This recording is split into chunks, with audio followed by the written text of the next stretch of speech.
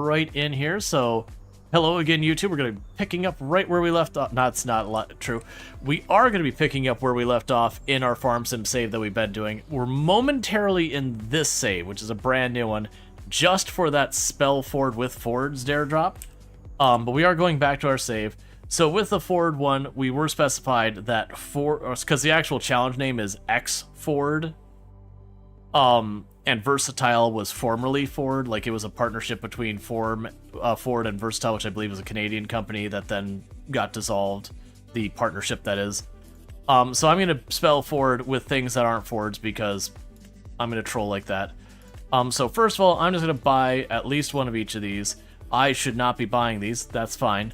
I should be leasing one of each of these. And we need to spell the word Ford.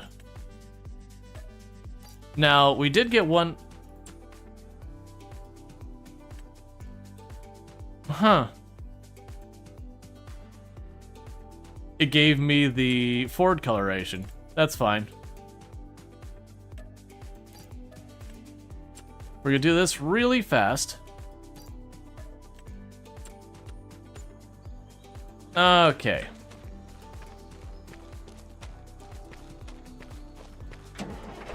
So, like I said, we just need to spell the word Ford.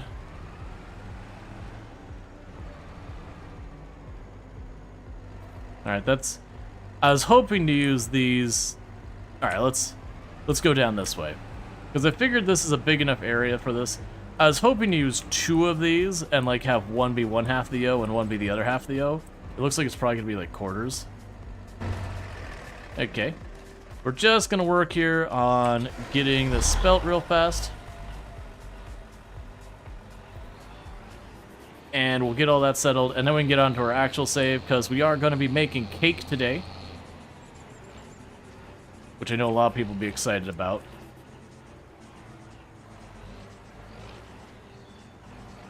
Yeah, grossly overestimated the way this is going to go. But this is why I'm doing this on like a quick dirty save, is I did double check, and the only two of my objectives remaining I have to have that save we set up, is I have to have it set up with the, I have to have it for the playground, and I have to have it for the cake. Yeah, it's fine.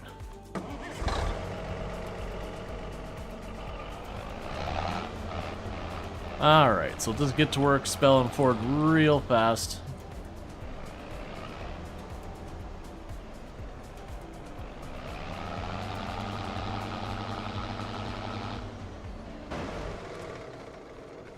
But, like, one of the things that the original documentation on it said we could only use each vehicle once.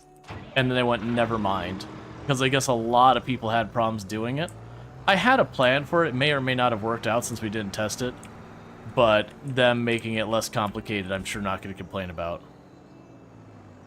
Alright. So there's the F, and you are too close.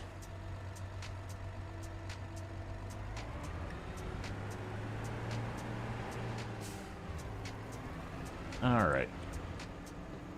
With a super stressful, weird situation, normally you only need to buy the unit, but this condo requires you to buy the plot as well.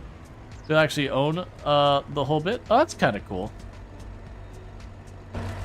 Yeah, no, you're not wrong that that is unusual. Not in, like, you know, the hair standing on end. It's like, what's this about? Alright, so. Let's look at this one. Let's get 4 of that same one. It's a Versatile. I don't really know which one it is. I'm guessing it's... Yeah, this is the tread one. So I need 3 more.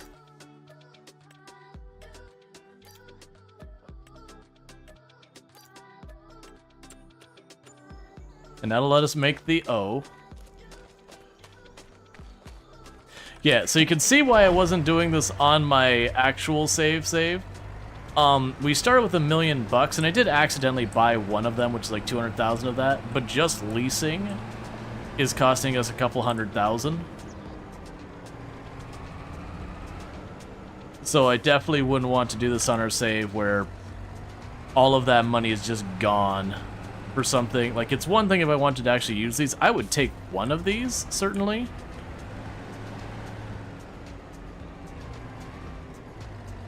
It's gonna be really hard to make this work the way I want to.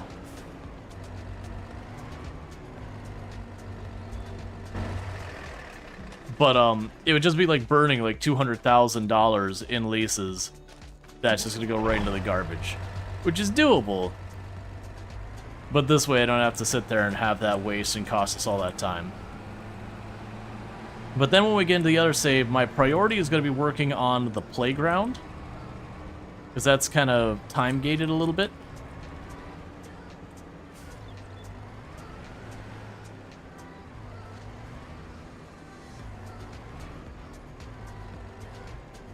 That'll do.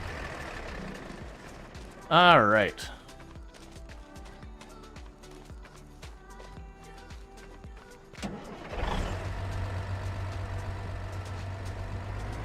So then we'll get the big boy and whatever that blue one is to start the R.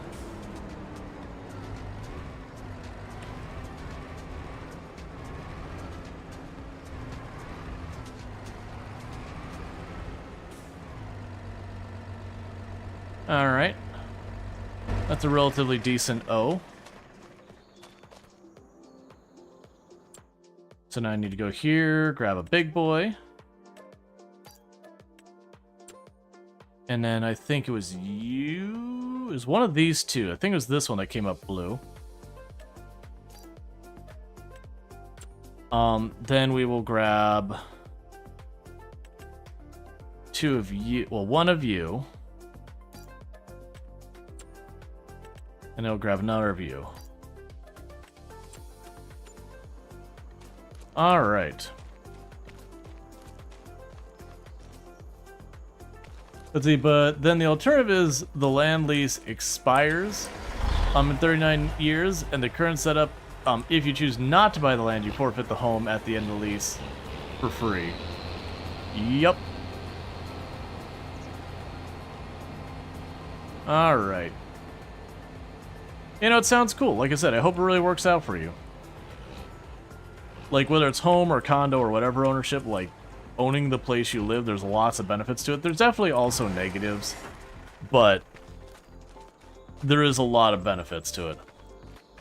I think the condo, depending on the rules, is the nice way to kind of, like, split the difference between home ownership and renting, in the fact that you do own it, but also there is effectively someone else beholden to a number of the stuff needed to deal with it.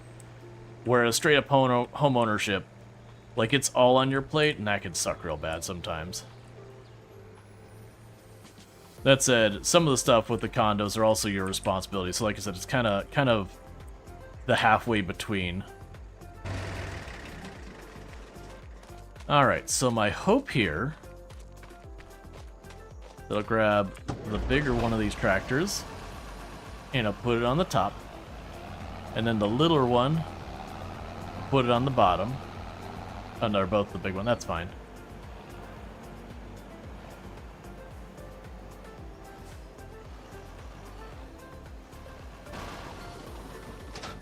This is so much waste. I am glad I decided to pop this into our save. This is just destroying money for no reason. And for those who recognize this map, this is the map when Farm Sim 25 first came out that, you know, we were doing our Survivor Man challenge on. It's the same map. I just chose it because it has this giant pad, so you can go ahead and get this dare drop knocked out real fast on it. It's got a nice open space to do it where you don't have to sweat too much about it.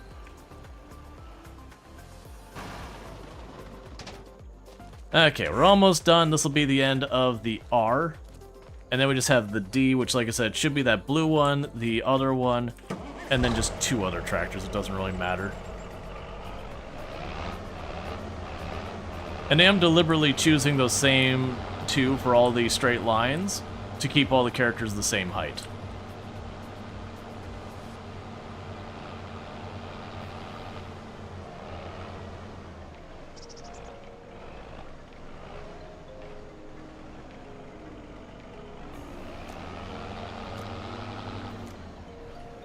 I was dissatisfied with that R. That's better. Okay. So, let's go to our buying again. So, we need the blue one. We need the big boy, because that'll be our straight line. I apparently just got an achievement for buying enough vehicles, so that's cool. I guess leasing counts. And that should be what I need to make the D. And I'm deliberately not trying to tab through it because there's entirely too much junk here now.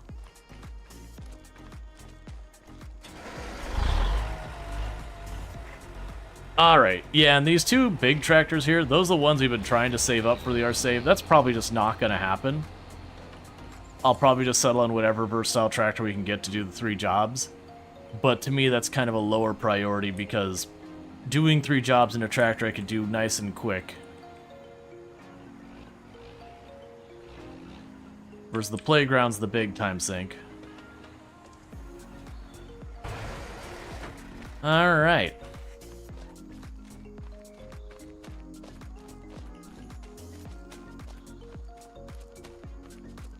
And we're gonna have this thing knocked down in less than 20 minutes from the stream start, which is pretty solid. And that'll be a dare drop off the list.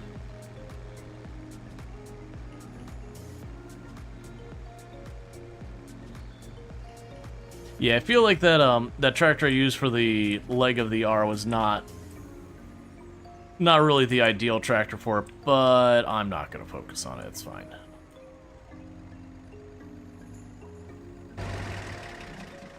Okay. Is your wife and you are not people who want a big yard or anything? So you thought of buying a large home plot and stuff in the yard? It's not my idea of fun. Yeah, no, and for like me and Toon when we were shopping, that was actually one of the things, is like any house had a big yard, is like, nope. So we have a little bit of a yard, but it's really small, which is perfect. Because even that I don't really want to put the effort into maintaining, but you know, you got to. Otherwise, it ends up looking like a dump. Let's see how that goes. I feel like that's going to be a little too narrowing at just the angle. Not that it really matters, but that's fine. Alright. Let's get the last little bit of this D on here.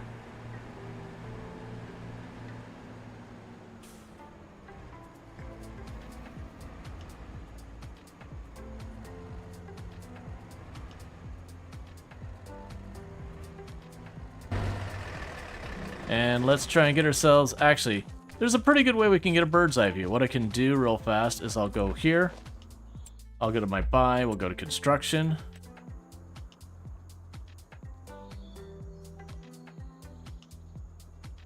And then if I can have someone clip that where we have spelt Ford using nothing but the Fords and the versatile, which is X Ford and all that. But if someone can clip that for me real fast, I'd really appreciate that. Because then what we're going to do is immediately hop back over to our actual save, and we'll get it. Alright, I'm assuming by context that means you're on it, Enoch. And if not, that's fine too. Yep, so we spelled Ford with Ford. So that is the first of the list of the dare drops I need to get done, which is the only one I was going to go do in another save because I did not want to burn like $200,000 worth of leases for crap I didn't want or need. So, there we go. So now we're going to get onto our actual save. Yes, that one did survive. That would be the Plains and Prairies Dare Drops. And for those who didn't see, I posted on the Discord about it. The autoloader mod has been added to the official mod hub of Farming Simulator 25. So you don't have to go through like the GitHub and all that if you want it now. So, that's cool. Because I'm probably going to abuse that for building the playground. Because this approach to the playground is going to be, I'm going to buy all the crap I need, and I'm going to throw it in there, and it's just going to happen. Which does mean I'll be doing so at a loss, where I'll buy it, and I'll lose probably 10-20% of the value, but we'll get it done. Now, the first thing we've got is, let's even check where we were at. So you were... Oh, were we in the middle of doing the fields? I think we're in the middle of doing the fields. Okay, so let's check field 84. Yeah, so that is growing barley already. So meanwhile, I'm just gonna go ahead and say, hey, get to work.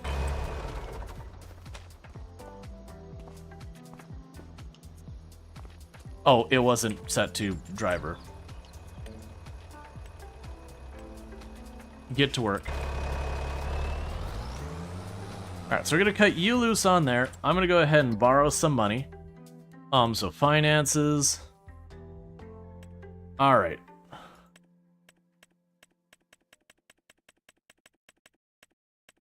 We'll start there and see what we can get done. Okay. So, for the playground, we need what? For the playground, I need 12,000 liters of rope. Okay. Now, to do the whole thing with the 12,000 liters of rope, I do believe we have a semi. Yes. So I can drop that off. I will need a trailer. And I'm going to approach it in this way. I'm going to go to autoloader, grab you. We'll make it orange. Extension. I don't care about that. Alright, so we're going to buy the trailer. So we can load stuff up on it, nice and easy.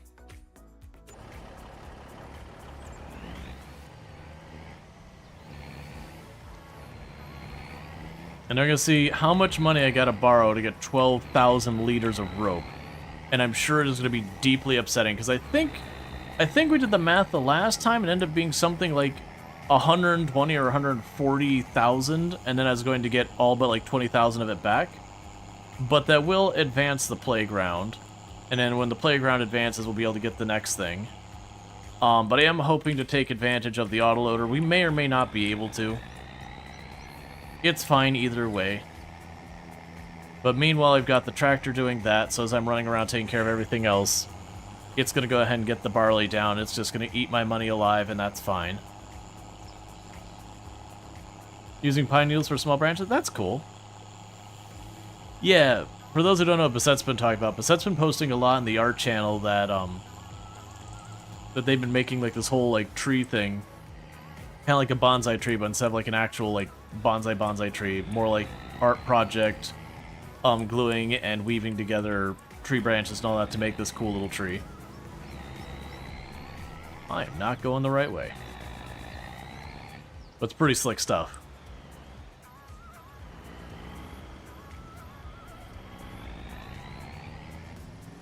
Okay.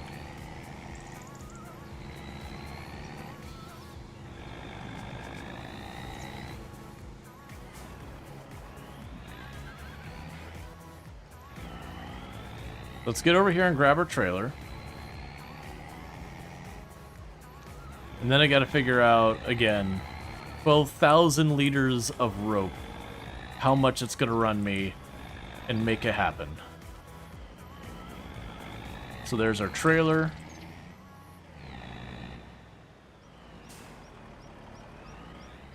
It'll get most of the money back, but not all the money back. We're going to lose about 10% on this. Okay, so the next thing we got to figure out is where I can even buy rope. So if we check here, we can go to prices, and we can figure out where the rope is for sale. It's probably going to be the warehouse, because that's where most of this comes from. So for buying, it's the warehouse. We'll tag that place. Okay, so the price between top and bottom is not significant. And the warehouse is right here, which is perfect.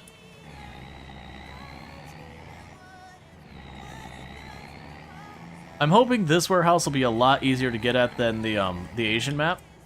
The East Asian map, when we were doing the temple and we had to utilize the warehouse, it was like this whole building you had to kind of go up and in. It had ramps, there was a train on the side of it and all that. And it made it really, really difficult to get stuff out of the building without using a little forklift. If we have to, we have to. I'm hoping we can avoid that. Alright, so if I were to go to rope,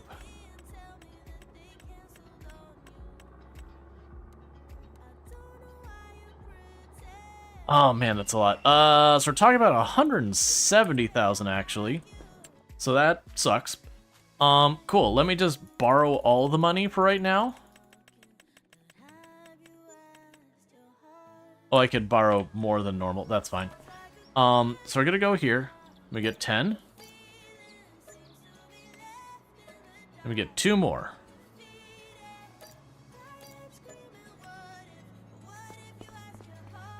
So just like that, 150,000 gone. Oh, the good news is with that, I might be able to back that trailer in there. If I can back that trailer in there, I might get lucky and not even need to bring the forklift over here. It's going to be a little dicey because this is a really long trailer. And then I'm also turning the wheels the wrong way.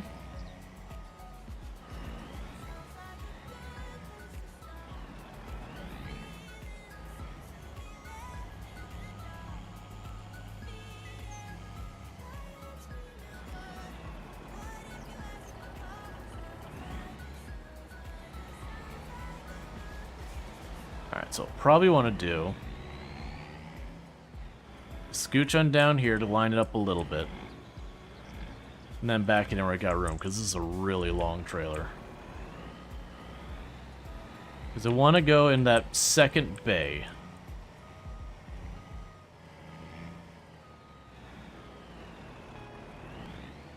But to the left a little bit.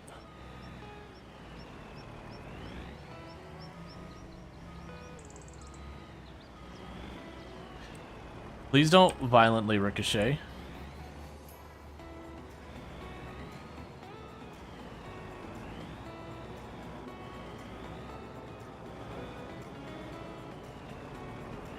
Okay, that's apparently close enough. So now I just need to squeeze it right on in between there.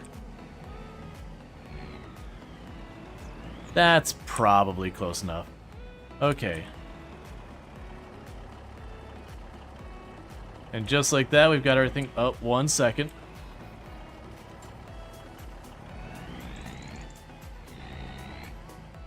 Okay, so now I just need to take this to the playground. That's all the rope we need.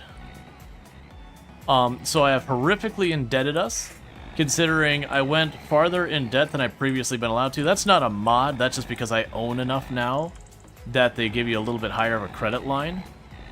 It's just the way the game works. If you have, like, you start with the maximum being, I believe, 500,000, and then once you own enough stuff, they'll start increasing it little by little. And so we are playing a dangerous game with just taking on unreasonable amounts of debt. The good news is I will get a pretty good chunk of this back.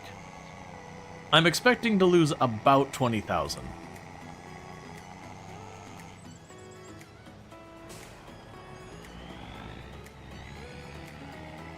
All right.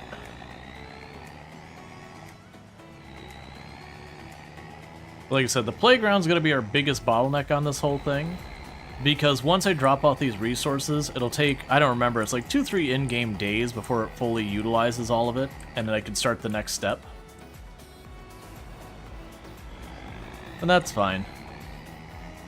In the meantime, we've got the tractor zipping around up on the upper part of the map, doing its thing.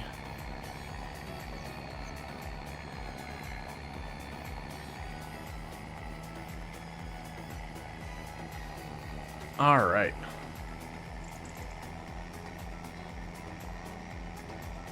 Which I debated if I was going to just straight up skip the farming. I think I want to keep the farming going because it feels like it'd be a little bit of just kind of not fun to watch if literally all I was doing was buy pallets, load pallets, drive, fast forward. That'd probably feel not great. All right. Yep, and there's 140 back, so yeah, we lost around 30,000, somewhere in that ballpark.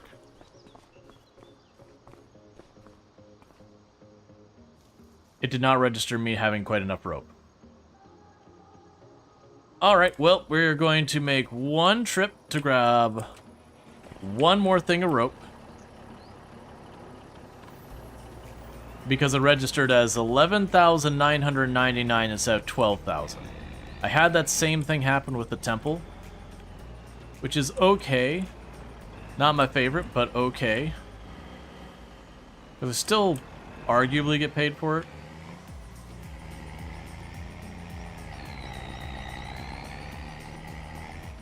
Alright. Where are you stuck? You stuck in the back or the front?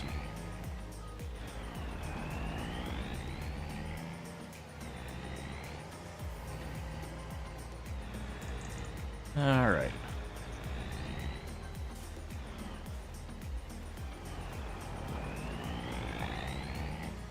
I mean, in the meantime, the tractor's just doing what it needs to do to get that field done. Rest of the big trailer? Yeah, no, we took on a bunch of debt just to knock it out real fast. We're trying to rush the playground and the other stuff. My goal is to try and get the dare drops done. I can't see crap. My goal is to get the dare drops done today, and if we come up short one dare drop, that's fine. We already got one knocked out.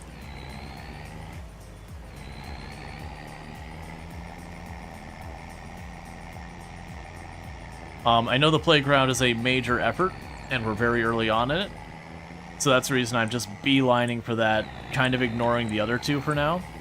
What I'll probably do is after we get this next thing of rope and drop it off down there, I'll probably get, I believe it's eggs, milk, sugar, and strawberries. I'll just buy the pallets of that and load that up real fast for the bakery. So that we can get a pallet of the cake going.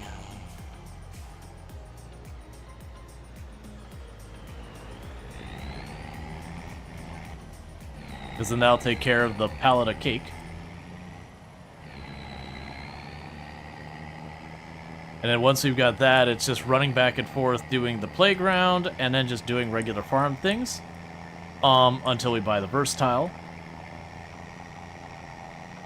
And once we buy the versatile, like, then we just got to do 3 things in the field, which would be straightforward. One, we'll probably do, like, the seeding, cultivating, whatever, that nonsense. I'll probably have where we move the trailer once with it.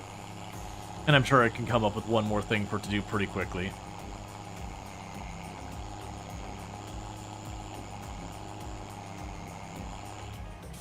Alright. So there's the warehouse.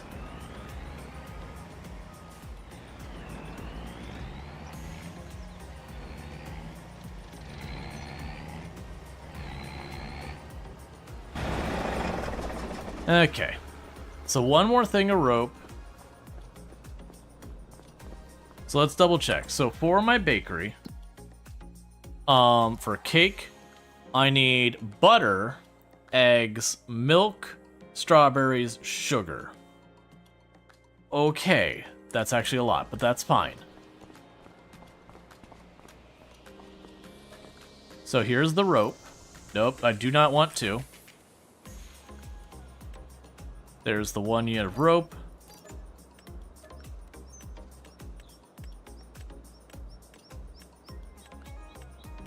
Let's see here. There's the 1 thing of strawberries.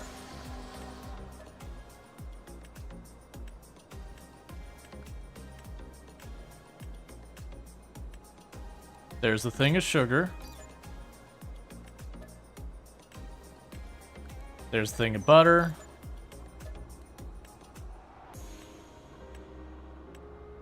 We already have flour, we're making that. There's the thing of eggs.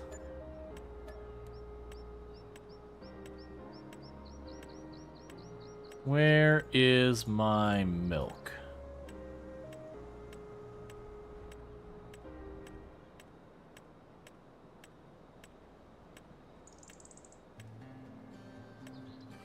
Bottled milk. Okay, so let's check our inventory on this. So, I need butter, eggs, milk, strawberries, sugar. So we've got butter. Got butter, eggs, milk, sugar, strawberries, and there's our rope. Cool.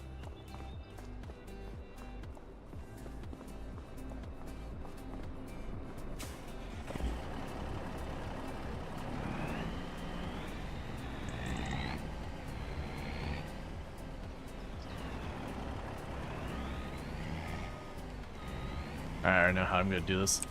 Okay, so let's pull in here real fast. I wonder if I can actually just pull in straight, and if it'll be close enough for the autoloader to catch. I don't think it will. I'm pretty sure it won't. We can always test.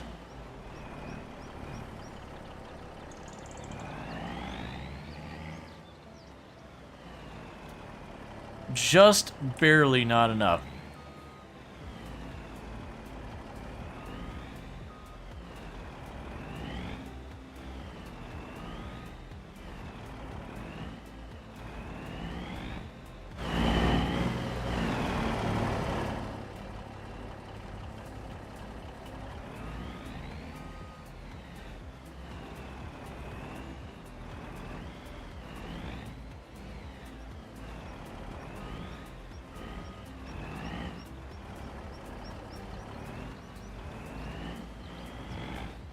If you don't know what I'm doing, I'm trying to wedge this just a little farther.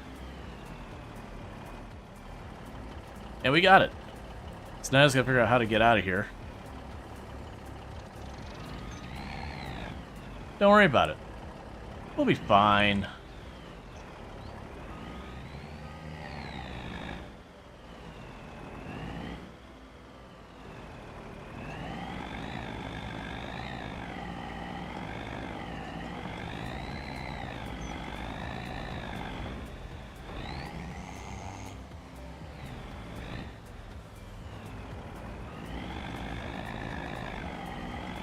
We're almost there. And we're good. Okay, so I've got a bakery right over here somewhere. Actually, where was... Oh, no, my bakery's outside. Yeah, that's fine. So the rope and the bakery are in relatively the same direction. Just one's to the north end and one's farther south. Alright, so my hope is, first, before we make a mistake, let's go to the bakery. I will activate this. We are going to store it because I need to sell it. And just having it sell from the UI might not be as obvious for whoever's watching the clip and less satisfactory. So I'd rather get a pallet of the strawberries and take it to wherever the sell point is and just sell it. So it's very clear that we are selling the cake. Now, if I'm not mistaken, I think it's just out of town here on the left is my bakery. I know I had my forklift at it previously. I feel like it was right out here. Maybe that blue icon on the left there. It was somewhere around there. Yeah, that looks right, because I remember the driveway was utterly cursed.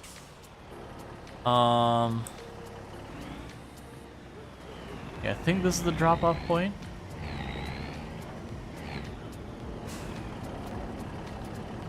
Okay, so let's check.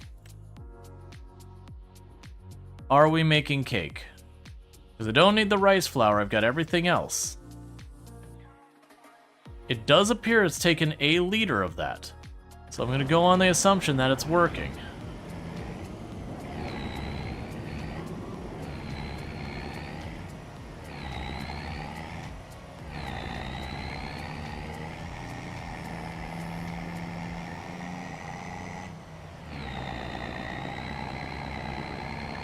We're definitely not taking the best route to go down here. All right.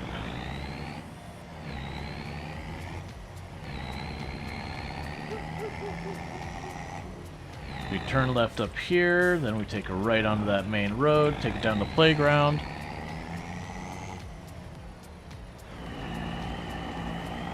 And they'll do a quick check to see how our water is going on our greenhouse, because I don't remember where we left off with any of that. That should be the playground secured and the cake in production. So that'll be good.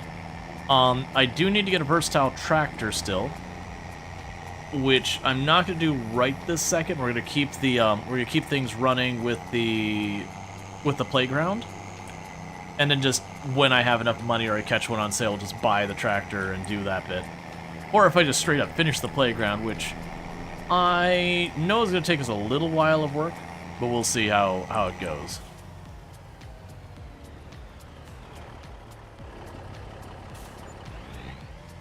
Alright. So with that, to save us money, let's repay all but like 20,000 that loan or whatever. Knock it down.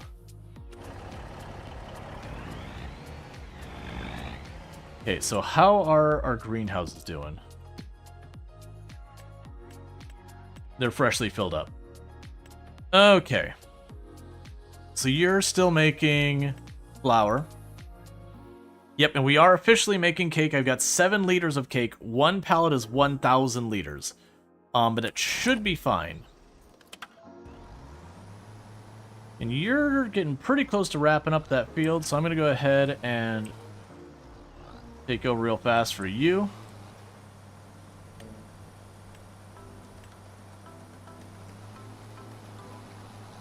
So I don't have to keep paying them for work I might as well be doing myself anyways. But yeah, that puts us in really good shape. So the strawberries, literally it's just a matter of advancing time. And then I sell the pallet. So I've got that knocked out. First phase of the playground is started. I don't know how many phases are for the playground. Let's get that monstrosity off my screen. I do know when it came to the temple that sucker was like 20-something phases. Or more, I can't remember. It was a lot, whatever it was. But that one was a bit of an outlier.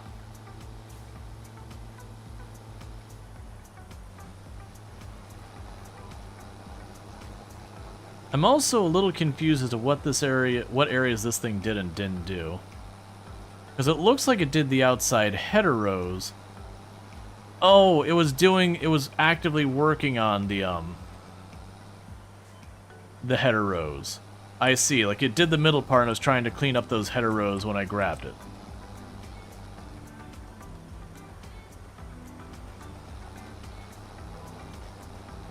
Okay, that'll be fine. It is interesting that when the AI did it, we didn't get these, we didn't get the, head lanes done. Hey! How's it going, Jonathan Ong? I hope you had yourself a good stream and all that. For those who don't know, Jonathan Ong, if I can get a shout out, absolutely fantastic content creator. Definitely recommend checking out. Does like lots of music streams, lots of good stuff. Really good people there. I see a lot of names going by really fast that I cannot possibly keep up with. But welcome in, Raiders. Also, possibly the greatest pony ambassador on the internet. So, you know, that is what it is. And thank you for the Gigantify. I do appreciate it. But welcome in, Raiders. But again, don't forget to check out Jonathan Ong, and we'll have to get a shout out for Spoopy. I think I saw Sim in there, and there's Drongo. Like, there's a lot of cool people in here. But yeah, so definitely check out every last one of them. Lots of good people. But we'll start with Jonathan Ong. Absolutely fantastic.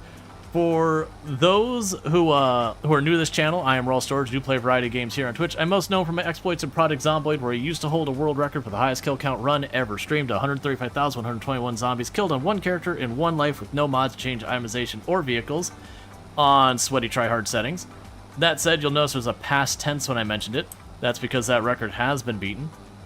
But with all that said, I am a variety streamer. I do play a whole range of games, including like Colony Builder, Settlement Builder, Simulation, Tycoon, and a whole big range of stuff. So I've been playing a lot of RimWorld recently. We did some Parcel Simulator yesterday. Today we're doing some Farm Sim that I got some dare drops I'm working on, trying to get the last couple of done to get a bunch of keys to give out to my community later. And we're doing pretty good on that front. I had 4 on the list when I started, and we got the first one knocked out in under 20 minutes. And we are actively making cake, so it is not a lie. And we even have Dream. We have everybody here. So that's just going to take a minute to welcome to give all those shout outs to everybody. But thank you again for everyone popping in here. If you have any questions, by all means, feel free to ask. I have played entirely too much Farming Simulator. But some of the games you'll see a lot on the channel is you'll see a lot of RimWorld. That's one I most played. I have played a large amount of Product Zomboid. Don't play quite as much of that nowadays. I played a decent amount of Farming Simulator. Oxygen Not Included has been played a whole bunch of times. A lot of stuff like Stardew Valley and Coral Island and all that. And for those who don't know Spoopy, absolutely another fantastic hunter. Thank goodness you're here. Oh yeah, is that the British humor like click adventure one? I might be mixing it up. If that is the one, because I remember that was unhinged and amazing if I think about that. But Spoopy's another fantastic creator, definitely someone I would recommend checking out as well. Yeah, no, absolutely fever dream, 100%. And thank you for all those follows. Welcome to the stream. But yeah, no, absolutely 100% fever dream is thank goodness you're here.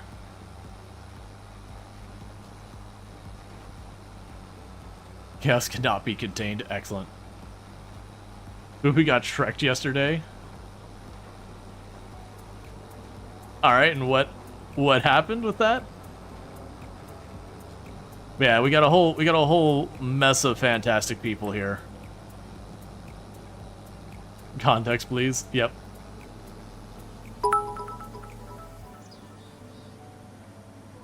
And thank you for the 200 or the 20 biddies and the Gigantify and all that. Oh, it is a Gigantify. I am being a little overwhelmed in a good way. Like, I am genuinely falling behind chat, so I do apologize for that.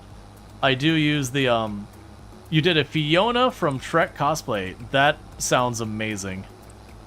I will have to go look at the VOD of that. Who basically kissed Shrek and absorbed his green skin, turning into a cosplay of Fiona? Yeah, it sounds fair. But yeah, we got, like, a bunch of other people, like, we got Soever Dream, we got Drongo. I think I saw Sim in there, but chat is moving pretty fast, and I am learning one of the negatives of the projector, is that the screen is not very big, so I can't really look back at chat very easily, terribly far. It's one of these things I've gone back and forth with moving chat onto my left screen, which is fine, but then I'm looking like this whenever I'm talking to you, versus with the projector I'm looking at you when I'm reading chat. And for those who don't know, Soever Dream, absolutely fantastic content creator as well. Plays a lot of similar games here as well. Pretty much everyone we've been mentioning here plays similar games to what I play. So, like, kind of if you like one of our channels, you'll probably like all of them. Just saying. But, Soever Dream's absolutely fantastic. I missed what game it said you were playing last. But, I know it's been playing stuff like, Conan Exiles, and a whole bunch of good stuff like that. Did Hotel Architect and a whole bunch of other good stuff over there. Like-minded people? Yes. Missed a bit? Wouldn't surprise me at all. Chat chaos is increasing. It does that. Hey, I'd rather have a chat that's hard to keep up with. Oh, yeah! Yeah. I saw you playing Date Everything yesterday. Because I was making comments about the fact that you kept hitting on the trap door and that he was basically just flexing and then ending the conversation on you. To be fair, the dude had looks. You're not wrong. The dude knew how to flex, but maybe he had a deeper character you need to reach out to. Maybe he was more than a slab of meat to be drooled upon. I regret saying that immediately. For the record, that game also looks fun and ridiculously unhinged. You're very happy with your girlfriend now, right now, but Trap Dorian was something else. The man could flex. The man could flex. You have strong Date Everything FOMO. I mean, it is available for purchase. Wait, Drongo was also playing Date Everything? I missed that. I caught Dream playing a bit of it. I did not realize Drongo also played that. How dare you stream while I'm sleeping? It's not fair. I miss all the good stuff. I'm gonna have to check that VOD. If you want a dating sim that isn't just gooner stuff, Date Everything is genuinely good. Yeah, that's what I kind of heard. So for the record, we actually technically have played 2 dating sims on the channel, but they're not the what you think of with dating sims. We played Doki Doki Literature Club. If you're looking for a dating sim, that is not what you're playing that game for. You're playing that game to feel raw emotions and to lose sleep and to question a lot of life decisions. It is a good game. My big recommendation, though, is it's got a warning not for people who are easily disturbed. Take that warning to, like, the 1000th level of serious. Because that game does not hold its punches. Let's see, is being the best supported friend out there, and we're just all getting displayed the most unhinged games. It happens. And the other one is I played I Love You, Colonel Sanders, a finger-licking good dating simulator. And that is a game I highly, highly, highly, highly recommend everyone should play. Because 1, it's free. And 2, it is, like, genuinely really, really fun and ridiculous and over the top. And no matter how unhinged you think that game is, you're wrong. It's more unhinged than that. Because it is ridiculous. And if you're missing what it is, very genuinely, you are trying to date Colonel Sanders from Kentucky Fried Chicken. And yes, it was actually paid for by Kentucky Fried Chicken to be made. And it is incredibly unhinged. With egregious product placement in the best way. Granted, they made it a young, hot Colonel Sanders. And also it's a game that will 100% make you feel bad. If you don't get the good ending. I actually don't even know what the good ending is. I got the okay ending. And Sanders broke my heart.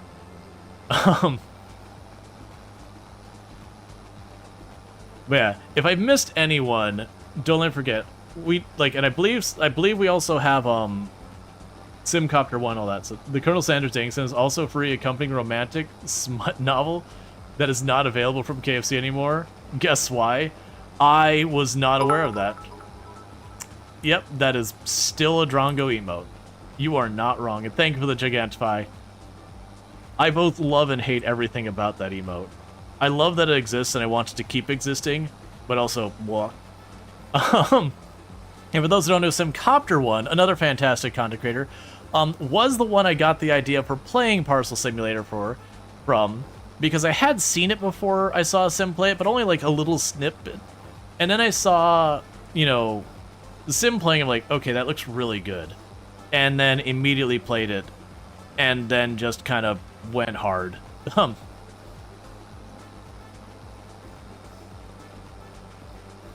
But yeah, no, absolutely great stuff. But yeah, so we got like so many fantastic creators hanging out tonight. Tim has Twitch's best motorboat.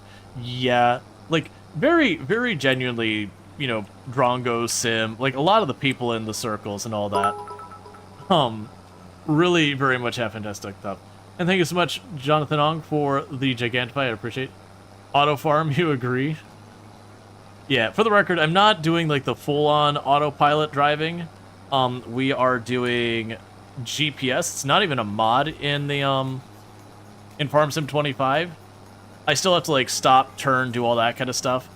But when it comes to like I turn on my cruise control and then just it holds the straight line kind of thing. It's fantastic. One of the best features they added to Farm Sim 25. You used to be able to do it in 22, but you had to get mods to do it. And some of them were good, some of them were a little bit of a chore.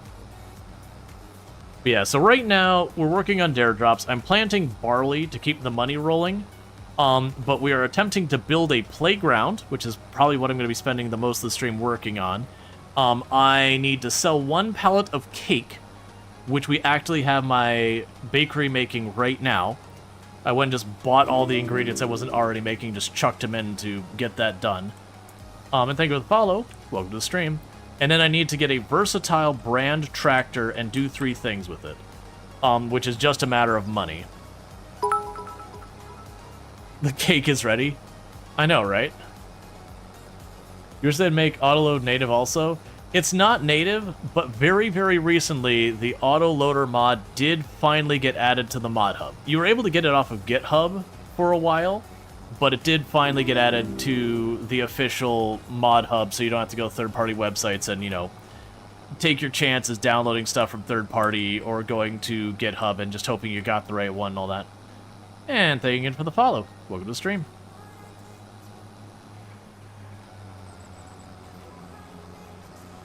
The mod isn't on console, unfortunately. Yeah.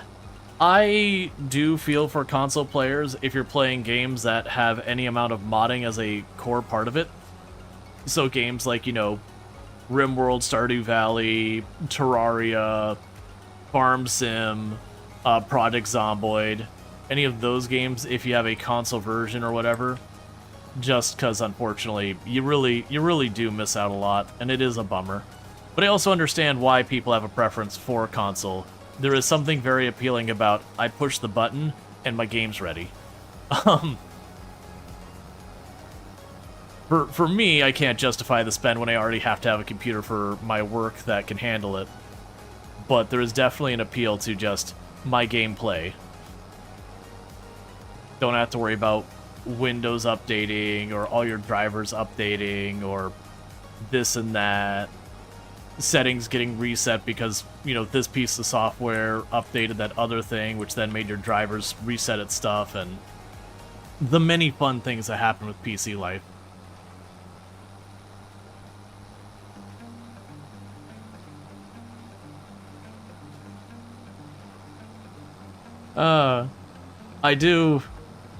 I do love that Twitch has such a wonderful ambassador for ponies in Jonathan Ong.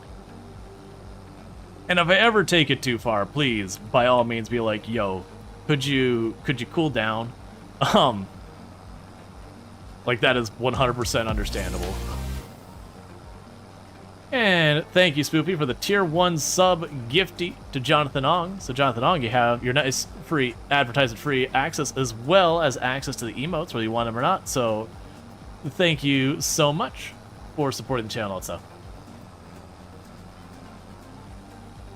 There's nothing too far with referring to ponies and Ong. There's definitely too far. I'm not going to go to there. I am sure I could find too far if I wanted to. I'm not going to, because then we have to go and, you know, talk about TOS and all that, and then my channel gets suspended. And that's not fun for anyone. Probably not for Jonathan Ong either. Probably not comfortable. And also check out the Mad Hatter playing some GeoGuessr, which is a good time. Definitely recommend. GeoGuessr is like perfect for, you know, a nice like relaxing time. It is a game that I get blown away by how on top of things people get, where it's like, I see the moss at this angle. Clearly we're in the northern hemisphere, probably around this latitude. And I'm going, that building's made of brick. It looks old. So we're someplace that has old buildings. I've narrowed that down to pretty much the entire world. So, improvement, question mark? Maybe not like Dubai or something might rule off the list, but that's about it. As long as it's your channel. Yeah, I'd rather not be my channel. But yeah. But definitely go check them out as well. Good times. You found some ultra degen ones, John can attest. Yeah, I'm not risking my channel. The people are good at GeoGuessr is amazing. Even, like, Sim is really good at GeoGuessr. Like, just watching that, even then, he'll, like, plop down, he'll be on a street, it's like, okay, clearly we're in, you know, clearly we're not just, like, not we're just in Ireland. Oh, clearly we're in, like, northeastern Ireland, probably in one of these 2 cities or counties or whatever. And you're just kind of going, how does he know that? And he explains it, but I still don't understand. Um,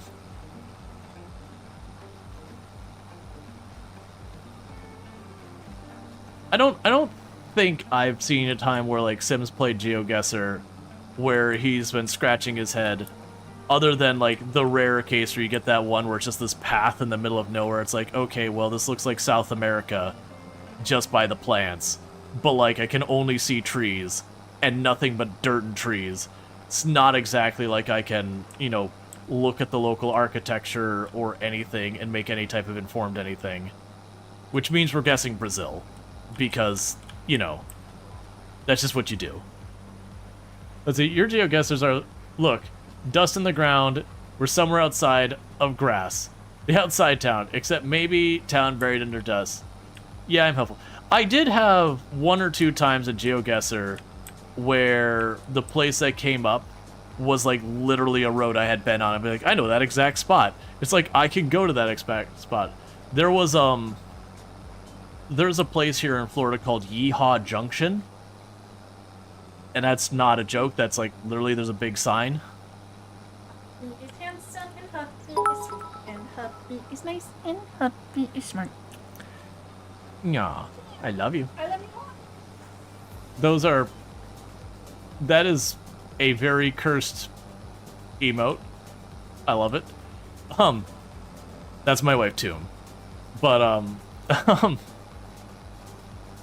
but yeah, so it was so there's this place called Yeehaw Junction, and there's this big sign that even says like Yeehaw Junction right there. There's nothing there. It's like a T intersection with this big sign at it. But it was just one of those things. I'm like, I know where that spot is. I know exactly where that spot is. It's nowhere near where I live before everyone's like, we can triangulate. It's someplace you go when you're going out to like nature places. And thank you for all the Gigantifies with Froggo's licking feet and a Wicked Witch dancing, which I love. Very, very genuinely, Tomb would get a big crack out of the dancing witch.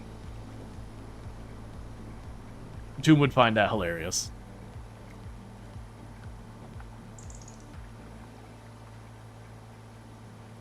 No, the witch is fantastic.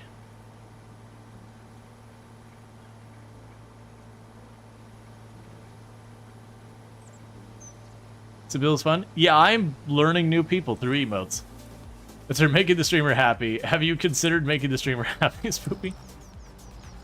Quietly wondering what happened to chat, questioning life choices. Oh no, I have been through way worse. Believe me, when it comes to questioning life choices, this doesn't even blip on the radar. I have certainly found myself in places in life where I'm like, how did I get here? What point did I make those decisions that led to this moment? Is there a way to go back to those points and maybe change those decisions?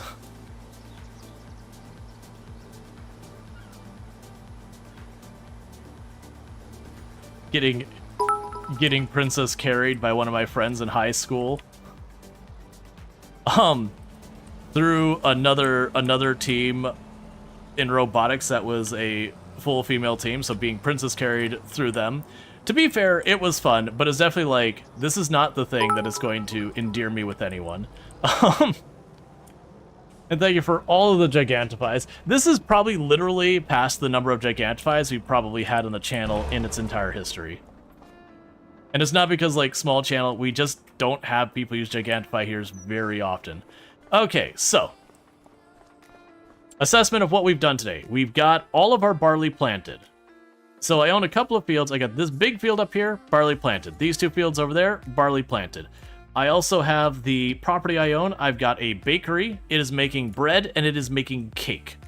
I've got a grain mill. It's making flour. That's what grain mills do. Who has Kermit Stop? I don't know that person, but that is excellent. And the baby Yoda no is also good. I've seen the Curly know you and all that.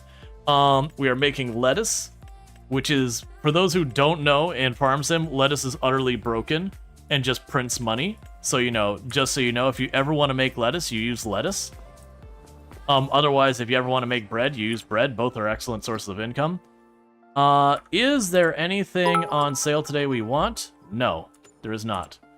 Okay. So you teleport down here. This is the farmhouse, and we're gonna go sleep so that we hit tomorrow.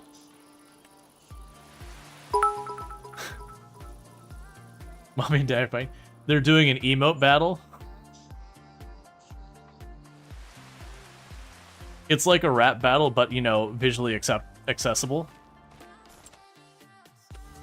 Okay, so nothing on sale we care about in October. For the barley, we harvest our barley in June, so we don't have to worry about anything about that.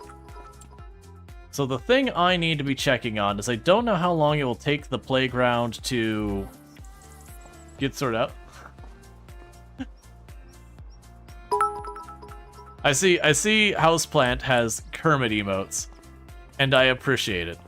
I do really appreciate it's oh man. It was way back in the day that Sesame Street did did Indiana Jones, where they basically did like the entire movie of Indiana Jones, but it was the Muppets. And I very much appreciated the scene where it was Kermit as Indiana Jones, pulling out his gun to shoot at the truck as it drove away, and just Kermit like, I'm normally very very against violence, but bang bang. And I love that it's become its own meme. Doesn't get used as much anymore.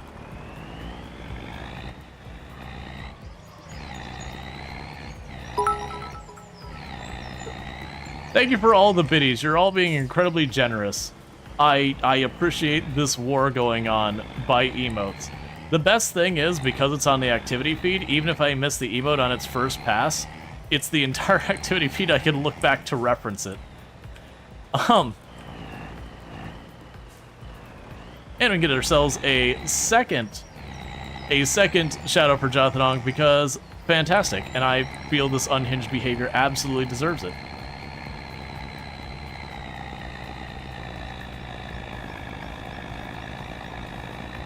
Like rap battle, more like butts and feet licking. I would not be surprised if there was a rap band who was quite literally called Butts and Feet Licking. Probably not a popular one, but it's probably there. Was this from scratch? Yes, on hard economy, and we did. Wait, was this? No, this was on normal economy. Normally, I play on hard economy with $0. This one was on normal economy because we're doing dare drops, and they specified I had to do it on normal economy. Normally when I play Farm Sim, I start with $0, hard economy, basically nothing but a chainsaw and a dream, and go from there. But with dare drops, they do specify settings for some of them. But yeah, I enjoy the Survivor Man challenge, which is what that one is. Alright, so we're gonna just zip on over here real fast. And I'm going to ditch the trailer near the warehouse, because that's where we're going to need to get whatever materials I need for the next phase. That is a very cursed nose. Okay, that's the warehouse that I'm blasting past right now. Thank you for all the Gigantifies. You're all ridiculous.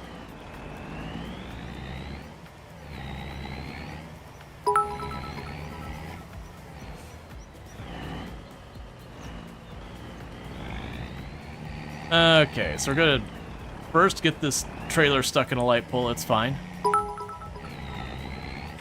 I've seen that one. That was the sim like curse face. That was live streaming having like internet connection issues, right? Or maybe not even live stream, but just internet connection issues.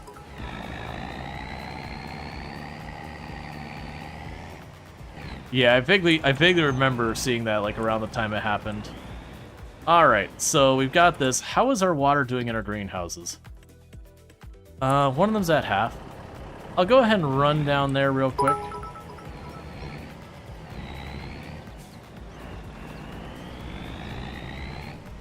All the fun people. There are many cursed emotes out there. I'm fortunate or unfortunate that I don't have that many. Oh, that's what Silver Dream was playing. Lens Island. Yeah. Silver Dream's another fantastic creator. We already did a shout out earlier, but was playing Lens Island earlier, which is fantastic.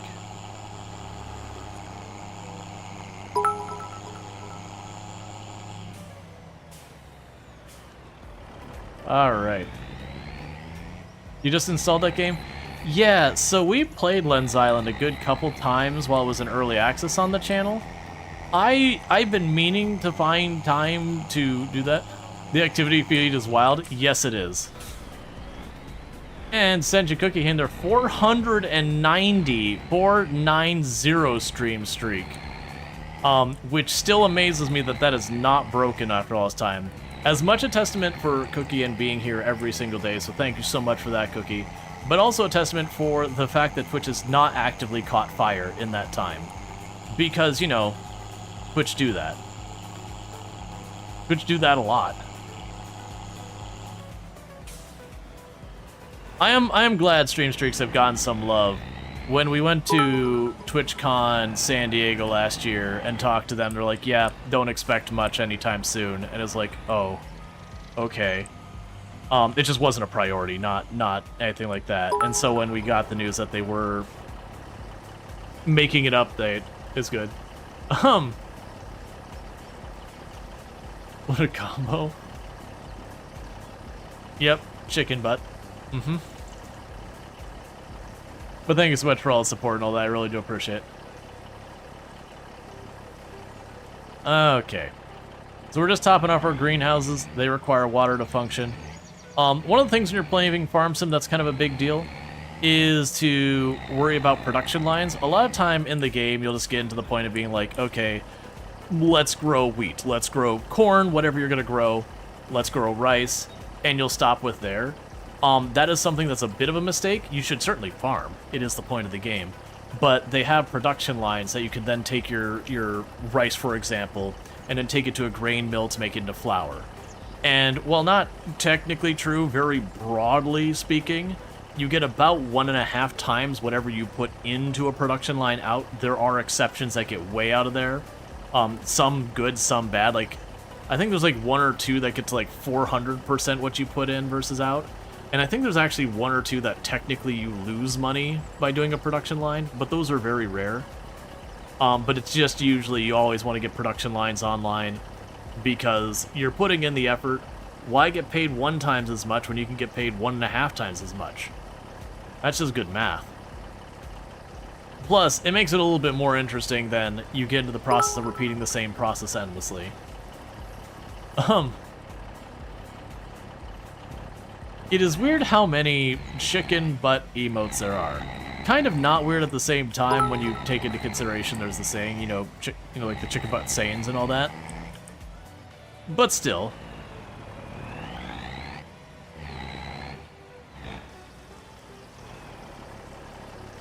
That fish needs help.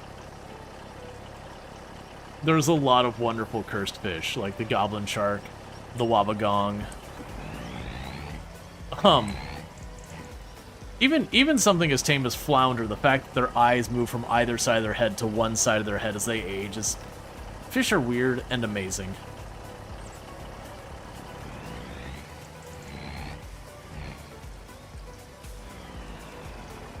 Okay.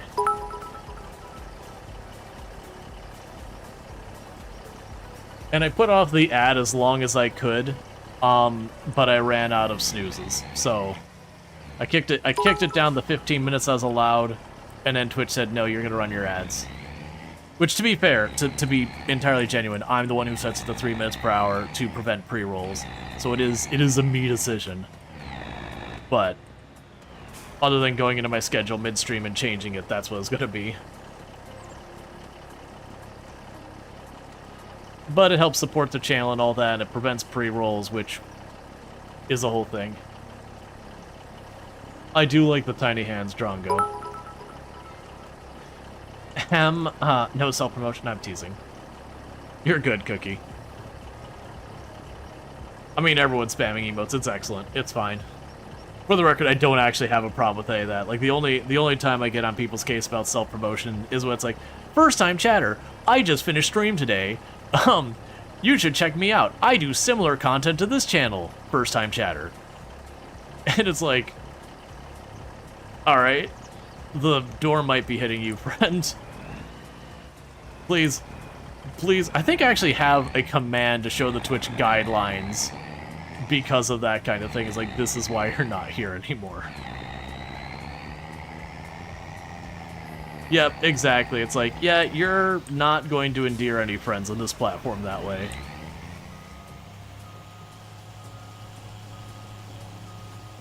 Okay, so we got our greenhouses maxed out. So let's pop over here because we're ready to advance the day. Because we already planted our crops, so we basically gotta wait for them to grow. In the meantime, I'm just topping off the water in my greenhouses to keep those running because I get a lot of money from that. I'm also going over to the playground just to keep an eye on it for when it hits the next phase so that I know what the heck next I need to give it, because we gotta get that done. I should also check to see if we have cake yet. I'm also checking for sales because that. Alright, so we officially ran out of stuff for making flour here. I am going to deactivate my wheat line. We went with nothing but barley this time. We, in theory, have made a bunch of cake. I should have enough ingredients for a full pallet of cake, I think. Let's go check on that real fast. I think this is where my... Do we have cake? There it is, chat. Glorious, glorious cake. That's a really well done Wario emote. Alright, well, where is my sad little forklift? Okay. Because this will be the next dare drop, is I have to sell that cake. So we're going to take our glorious, glorious electric forklift that is like the saddest, tiniest little forklift. Not because it's electric, it's just a tiny little forklift. We're gonna get cake and we're gonna sell it.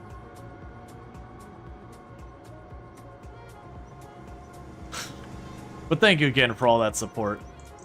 I really do appreciate it. The little forklift that probably could. The worst thing is this bakery we're going over to. So I got the bakery, like I didn't build that one, I just bought it. And its parking lot is a pretty standard southeastern US parking lot, and that, I mean, it's not flat, it's like all lumpy and all that. You know, for any place that's not like new. You go into more of the rural areas in the US, and that parking lot, if it's not a new building, gets pretty dodgy after 5-10 years, where it settles into place and gets all uneven. And that parking lot has it, and it makes picking up pallets really suck sometimes. It's getting dangerously close to 2:30. You still need to get ready to bed. Just stop your unhingedness. No problem. I really do appreciate you hanging out and all that. You sleep well and all that stuff. So thank you so much. It is a real shame that between the two of us, we have to keep going back and forth and not catching much of each other because time zones are evil. Because like I've only gotten to catch a couple of your streams, and that's usually when I'm like, I am staying up entirely too late. But, you know, seeing like your in real life stream and all that at TwitchCon, Rotterdam and all that was really nice and all that. Even though that was way too late. But it was cool. I liked the building. It was a neat building. I wish I could watch everyone that I found has good content on here, but time zones are evil. It's 10:30 now there? Ah, every one of their degen hours. Because I know, I stream what I consider the third shift because I live in Florida. And I stream till about 4 a.m. my time. So we go with that. This is the little forklift that's trying real hard. But you know what? If it's gonna try a reward of cake, couldn't be better. But yeah, as you can see, this is a real lumpy parking lot.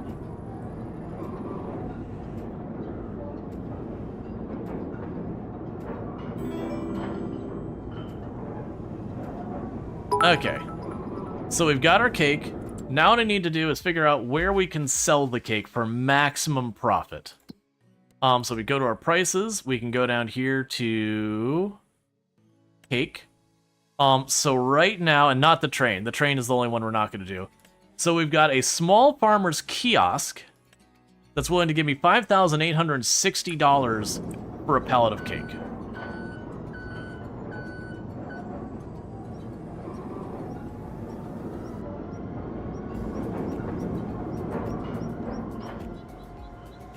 Not entirely sure where it is. Where? Okay, so you are to the south. Okay.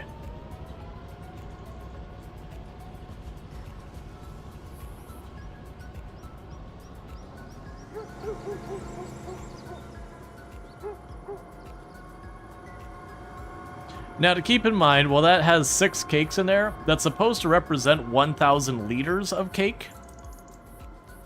How much cake is 1,000 liters? I don't know. Someone's going to have to do the conversion rate for chocolate cake, which is interesting. We've made what's clearly chocolate cake, and I did not put chocolate into it. Don't think about that too much.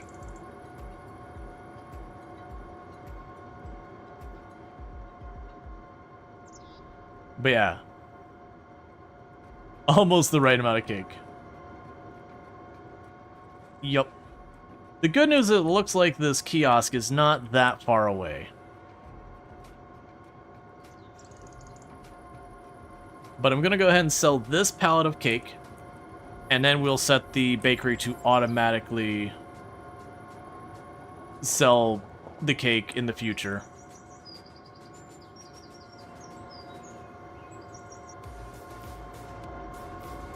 Where am I selling this cake? Am I going to, like, the back of someone's house and selling this? I mean, that's probably fair. Does anyone here create mods? I have created mods in the past, not for farms and bar stuff. Okay. So my big ask, if I can have someone clip this when we sell the cake, because I need it for the dare drop. If you say so in chat, that'll also help so I don't get a billion clips, but that's still, as long as I get one person, it'll make my life easier. So there is the cake. And we got 7,000. Oh, we got the environmental score. Apparently we got an environmental bonus because we're using precision farming. So because we're environmentally sound in our cake production, they gave us an extra like 10-15%. So meanwhile, I'm gonna go here to where it says storing cake, and we're going to change your output to just selling the cake straight up. And let's hop back up to our bakery to make sure we don't have cake sitting on the ground here. Cool. Alright, so I should sell the cake from there on. And that's good. Yeah, it's so weirdly it's in liters. They don't do it by kilogram. Everything is in like L's. So someone would have to do the math for a chocolate cake. What is 1,000 liters of chocolate cake? Because that sounds like a lot of cake. That sounds like hospitalization levels of cake. Okay, so let's check on everything else. So the bakery is running fine. It'll just go until we run out. All of those are going. And we're basically in the clear till June. I will go to my objectives because we have sold a pallet of cake. So the only things left on my list is to work on the playground and to get a versatile brand tractor and do 3 jobs.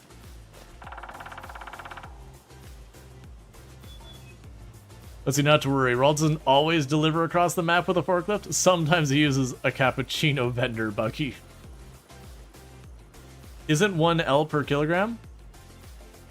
Well, it's lowercase L. So that's what I don't know. Yeah. Wait, how did I get a ridiculous amount of money? Where did that come from? I missed something. I just looked up, it's like, wait, when did I get like $140,000? So we can pay down our debts a little bit. Full sheet cake, 18 by 24 inches, is approximately 6.75 liters. There's 2 liters depending on depth. So you're talking somewhere in the area of what? Like,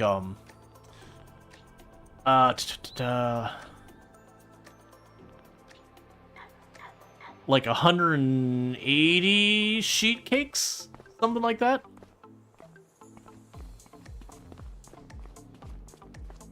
Need to tweak a slate, tweak with GPS. You can't find where the best to find willing creator. That'll also depend on how easy it is to get access to that. Unfortunately, some of that stuff like that, it's not that they couldn't mod it. It ends up being tricky to get there. Okay, so the good news is I already have all of the wood planks long I need there. I do not have the wood beams I need. So what we're going to go ahead and do is I'm going to ditch this. We can go to the warehouse. Oh, then my math is horribly wrong. So we're talking closer to 160 full sheet cakes. That's honestly not as much cake as I thought it would be, but also an alarming amount of cake.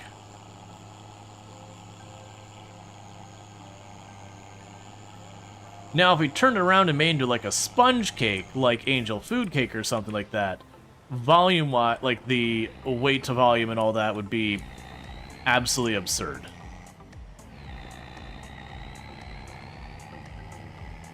You gotta maximize our cake consumption. Granted, what they were showing looked like a really fudgy chocolate cake, which would be probably delicious and beyond rich. 180 full sheet cakes would be nearly enough for a month. Okay. So, I believe I needed 10 pallets of wood beams.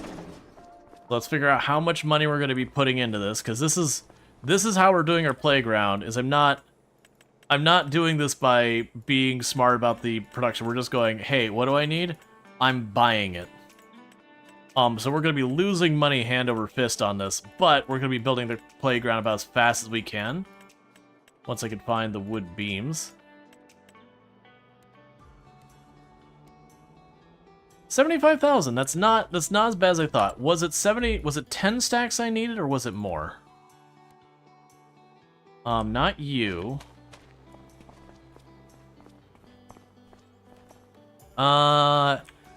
Technically 11 stacks. Yeah, and there's also this place over here. I don't believe I'm required to do this one. It's, I believe, just this playground here. Where we're building a pirate ship kind of thing. So let's plan to get like 11 or 12 of those. So in that case, let's go here, let's borrow more money. And we'll just make it 12. So there's 10. And 2 more. Alright. So this is going to be a curiosity. We are running the autoloader mod. I don't normally run it, but because we are trying to speed run this objective, because this is kind of my last chance to get these objectives done for the dare drops, I don't really have the time to, you know, fumble around with things that aren't as efficient. So we're kind of pushing our luck on all of it.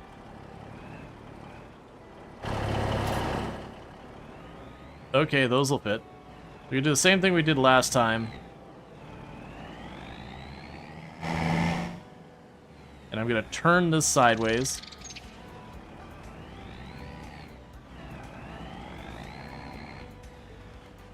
So I can fetch that without having to grab my forklift.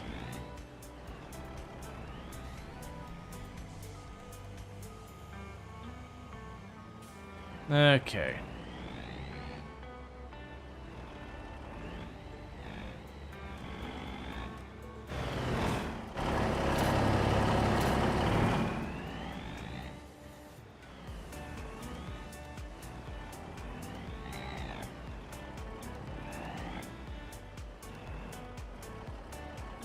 Too far, and got it.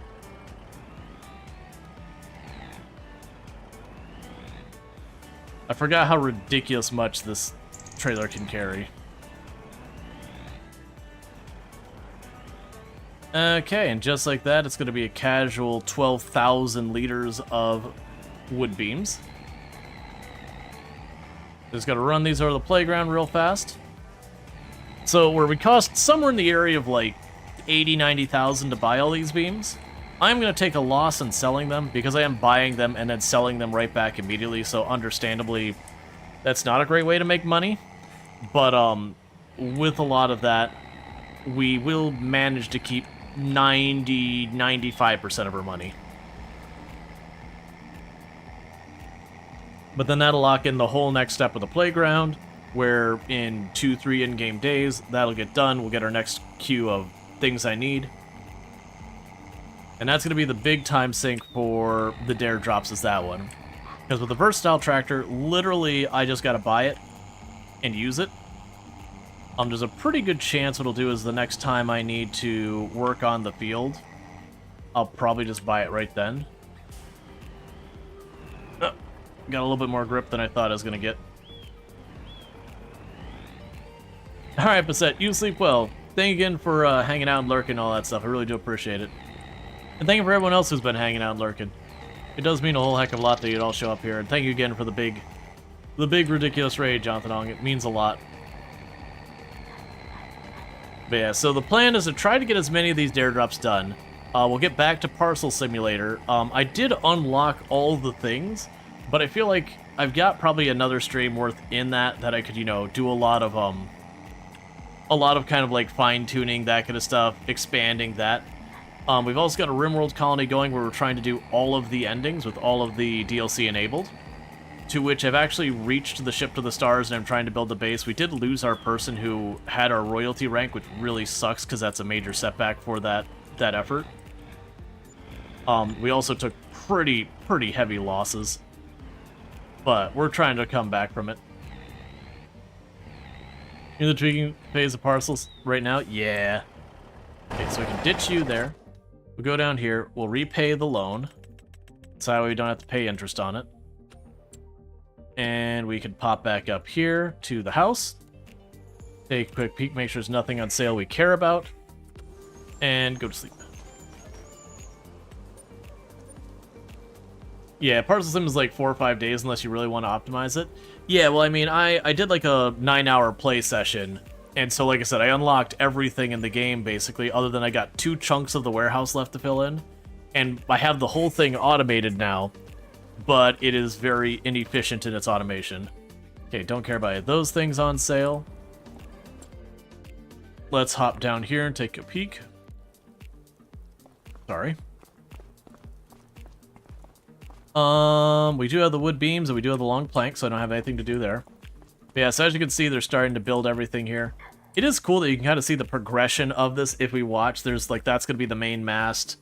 We will see, I'm assuming it's a pirate ship slowly get built. But it'll be kind of cool. Man, these things go through water like nothing else. I think we can go one more day before dealing with the water again, though. And the bakery has run out of flour. That's fine. We'll go ahead and deactivate the cake output because I don't have all the other ingredients for it. So we're literally just down to the bread. Yeah, so we gotta wait till harvest, and that is in June. Okay. So we're gonna be doing a little bit of fast forwarding here, because we're trying to get to harvest time. And like I said, I'm gonna have to kind of ping pong back and forth between the playground and my greenhouses, which is fine. My hope is that they'll line up about the same, so I can go over here, deal with one, go over there, deal with the other. Kind of knock it all out in one day. Let's see, what are the ratios for a cake? Where did that go? You're trying to figure out how much would be lethal? I have no idea. I imagine it wouldn't even be like you get, you know, some kind of like sugar poisoning or anything like that. Genuinely, I think the actual danger would be from just sheer volume. Just eating too much.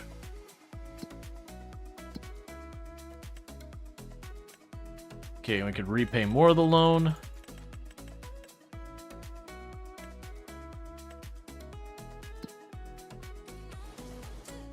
Okay, so let's take a peek down here. Alright. Okay, so it is doing the last of the planks. And how is our water? Alright, I gotta fill up the water. I was kinda hoping I could do this in one go.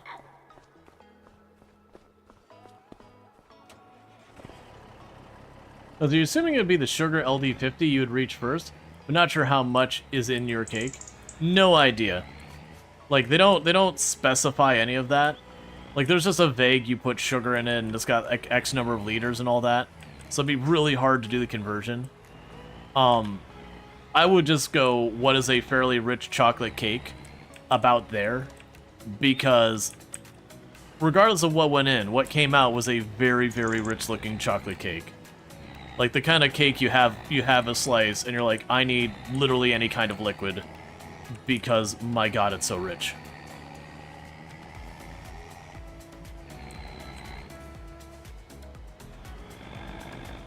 Just absorbs the moisture out of your face.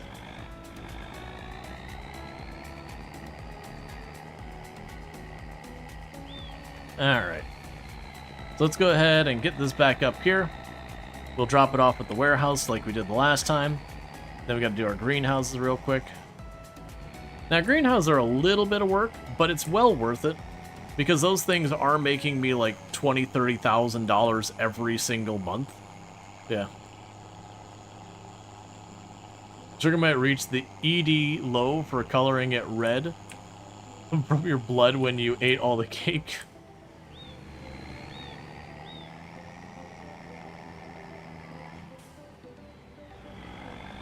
Yeah, no, like that amount of cake, it's like, I don't know how it'll kill you, but it'll definitely kill you in that volume. If you eat it before it goes bad.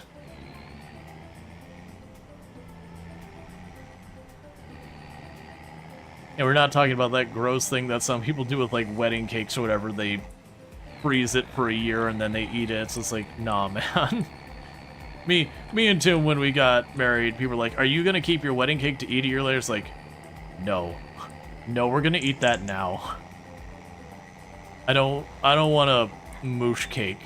That sounds terrible. No judgment if you did it yourselves.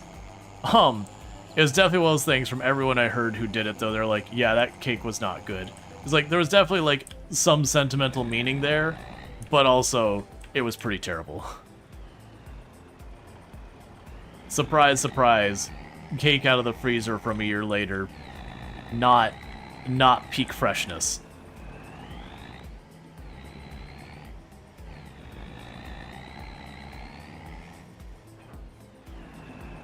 Okay, so you leave the trailer there, because that's where I'm gonna need it.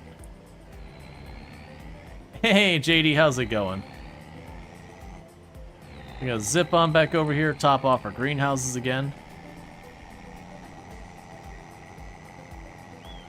Then pretty soon, like once I get like the next step where I buy all the materials, I'll probably be good to buy a versatile tractor.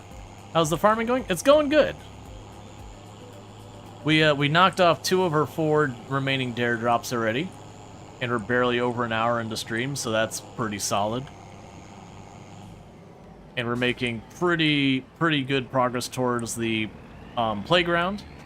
And then honestly, at pretty much any time, I could probably get the versatile one done.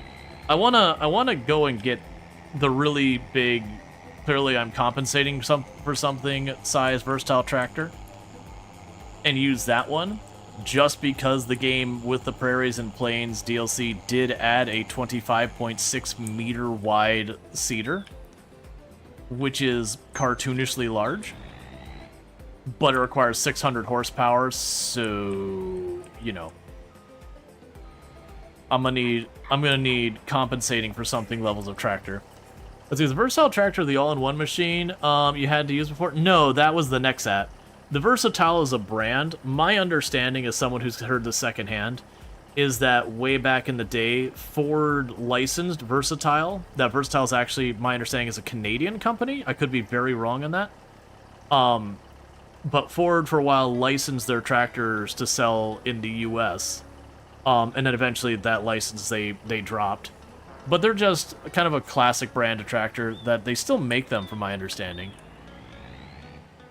So buy Big Red with treads? Exactly. Let's see, you saved your wedding cake. You're confused as to why.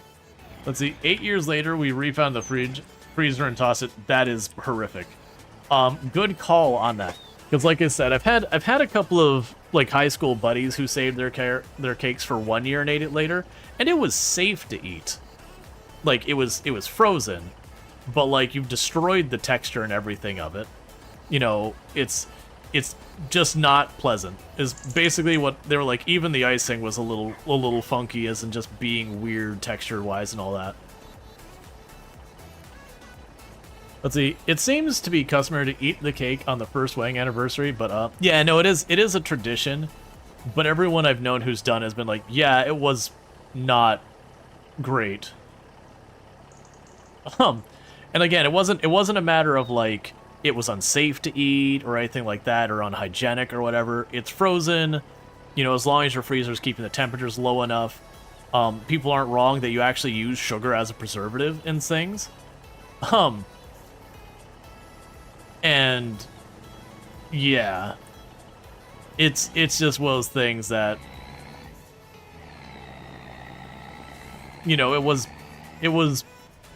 like, this is sentimental. Also, do we want to just get a normal cake? Because sentiment aside, this is pretty bad, is what I've heard.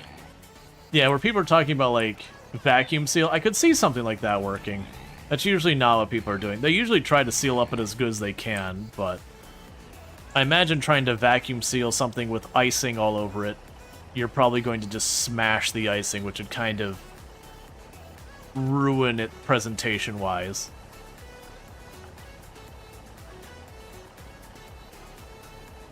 Yeah, it's one of those traditions that, again, to each their own. It's not like it's unsafe. Just order a simpler cake for the same vendor 1 year later. Well, that's what I was thinking. Like, we didn't do that, but if we wanted to do like a wedding cake a year later, I could see going to the vendor and being like, hey, can we get like just like the cake, like a cake topper, like a remake of that top little piece of the cake and not the entire rest of it?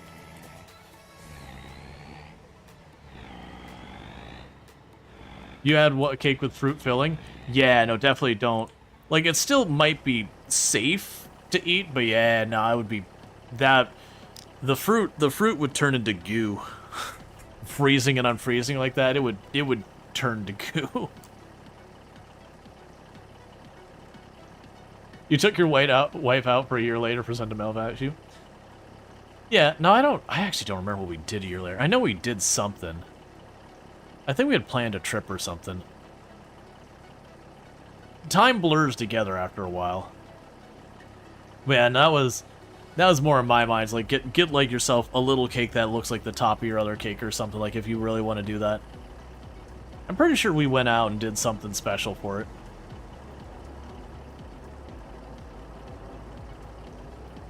There's been a lot of things that we've done, and it's like, why did we do each one? Man, I don't remember. We just did the thing. We went to New Zealand. What was that for? I don't know. Was that the 10 or the 11? Like, what was that? It was for something.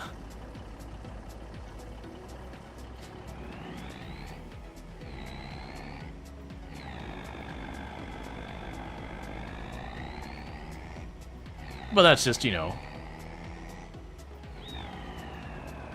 to spend time in general. Don't need an excuse for it. I say as we're quite literally planning on going a cruise this year for anniversary, so, you know, I guess I'm slightly hypocritical there. But that's fine. Let's see, now you wonder if some biotech company out there is investing in the vitrification freezing method in liquid helium or something during the big biotech boom. They sure would. For cake, vitrification method for cake? I have no idea. Let's see, your wedding bakery prepared you a new small cake 1 year anniversary as part of their wedding package. See, that sounds awesome. I like that. Because that to me makes sense. Like, you can see the bakery being like, we're very proud of our cake. Please don't eat it a year after we make it. We will make you a smaller cake. So that way you can remember how good it was and not what it became sitting in your freezer for a year. I think that's a great way to, like, honor the tradition without, like, taking the not great parts of it. Where you take a tradition and you modernize it, being like, yeah, let's be more practical, or you recognize, like, you know, there's some traditions you look back and go, oh yeah, this is super unhealthy.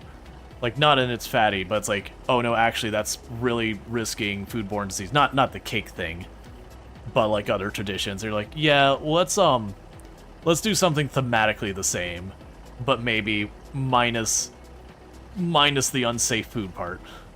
Food poisoning is not your friend and not a great way to celebrate. Only did proper food poisoning once.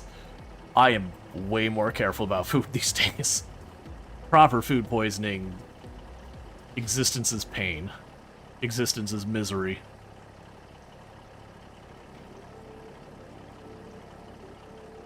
Let's see, we will cryogenically store an identical cake for 1 year later. Meanwhile, they actually just make a new cake the next year. Hey. If both the customer and the company are happy, it's not like it's a thing that has, like, dire health importance or anything. Now, granted, don't do deceitful business. But still. Alright, now fill up the last of the greenhouses.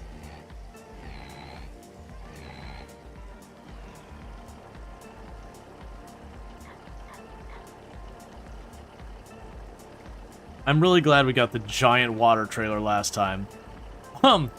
Because filling these up with a little 8,000 liter water tank versus this 27,000 liter one. Filling up one of these is like 3 laps with the other tank versus this one. I can get just about fill up 1 per tank. Yeah, so if I top off again, I'll just barely hit the last little bit of the tank. And they'll need to run over, grab our pallets, take them to the playground. And we're getting pretty close to harvest season for the barley.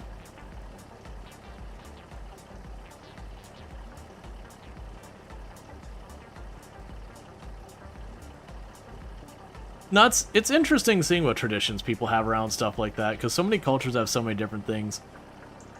And that's definitely one of the things I've seen over the years, is like you'll see another culture that has a tradition, you're like, that's a great tradition. Why don't we do that?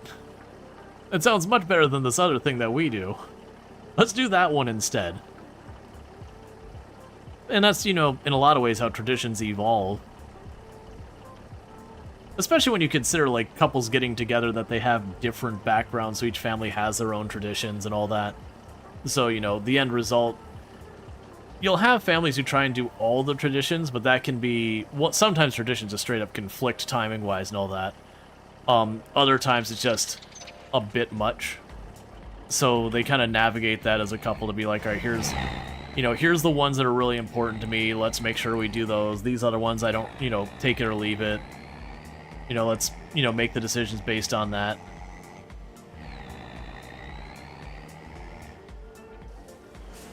Alright.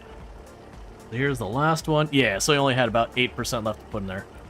Okay, so with that, we can hop up here real fast. We've got all these filled. Those aren't going to be doing anything else this in-game year until it's harvest time. So we can go ahead and pop down here. Let's see, according to some very rough calculations and relying on Google's AI search a lot, your shipment of cake could have killed 123 people. Excellent. It is a lot of cake.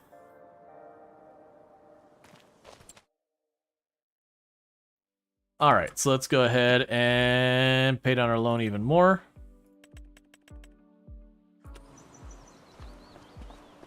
And then we need to hop down here to check in the playground. It was almost certainly going to need me to do the next step. Nope, not yet. So we got the next in-game day will be ready for the next step of the playground. So you can see that we're getting more and more of the scaffolding built up. We're seeing more with these, like, whatever those are going to be. Supports, maybe. So we're seeing a lot of that. We didn't see a tractor I want to buy or anything right now. So I'll pop up here, and I know the greenhouses are good because we literally just filled them up with water. So we go advance here. Because June is harvest, so I don't have anything to do in my fields until then. Now, with Farm Sim, it is one of those things that as you play the game, most of the time, you'll start going, oh, these fields are barley, and these fields are wheat, and these fields are canola, and these fields are carrots, or whatever you're doing. And it does spread your harvest and planting days out a little bit, which keeps things a lot fresher. In this particular case, because we are doing this thing for like challenges, I am kind of monoculturing pretty bad. Now granted, I don't have that many fields, so it's not that big a deal. Alright, so those are still good for a while. Okay, so let's take a look at what I'm going to need at the playground now. Okay, so for the playground, I'm going to need another 11 stacks of wood beams.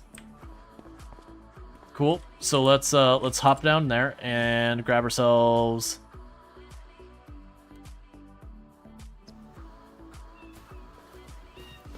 We can top off the water real fast while we're here. That way I don't have to drive back and forth as much, because it should only be a partial fill up. And then we'll drive up, we'll grab the 11 stacks of wood beams, bring those down there. How did you get here? Jonathan Ong raided me. Who, again, is absolutely fantastic, and thank you again for that. Yep, that'll do it. Yeah, no, it's fun. There's a whole group of us who are kind of, you know, JB, remember? Yeah. There's a whole lot of us who chit-chat. Fantastic creators and all that. You find people have, like, similar styles of content or similar personalities and, you know, get to know each other. You end up sharing a bunch of your audiences just by happenstance of, like, the content you make or personalities or vibe or whatever you want to go with. So, you know, it's like, you know, Drongo, myself, all that stuff. Here's one of Ong's chat gremlins. Nice to meet you as well. It's good to have you. We do play some farm sim. This isn't like my mainstay on the channel. Actually, as far as playtime, I'd say the biggest game I've had lately so far as playtime has been like RimWorld has been kind of the always there game we go back to. But I am a variety streamer, so I do bounce around quite a bit. We also did like Planet Crafter recently. That's a really fun game. For anyone who likes Subnautica, it's similar. Not exactly the same kind of vibe, but it's very, very similar feeling. Hi. Hi, you're the husband I love. You're the wifey I love. But, so the Planet Crafter, it's kind of, they dump you on a planet. It's like Mars. It's red, and there's no atmosphere, and it's no oxygen. It's awful. And so the entire idea of the game is you just go little by little, building up an atmosphere, getting the planet to being a survivable temperature, you know, bringing life to it. And it does have a very, very strong Subnautica vibe, and, like, just the aesthetics of the game really feel like Subnautica. The fact that you're, like, dropped alone on this unknown planet, you gotta explore and figure it out.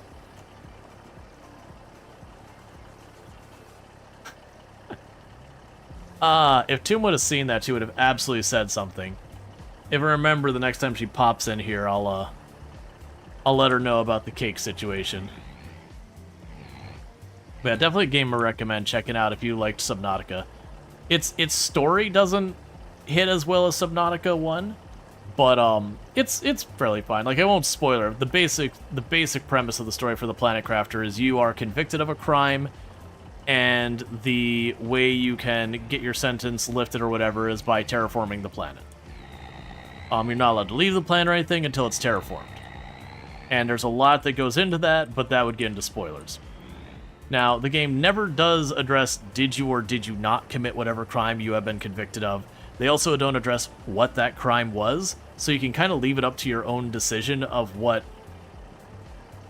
it is. So you can be like, oh yeah, we were a serial killer who is 100% guilty, so actually being forced to terraform these planets is kind of a mild sentence. Or you can be like, I was, you know, convicted of loitering, and I didn't even do it, and my sentence, you know, is to terraform planets. This is a little heavy-handed. The crime cake murder, exactly. But you can kind of, like, make your character's backstory what you want, which is kind of fun.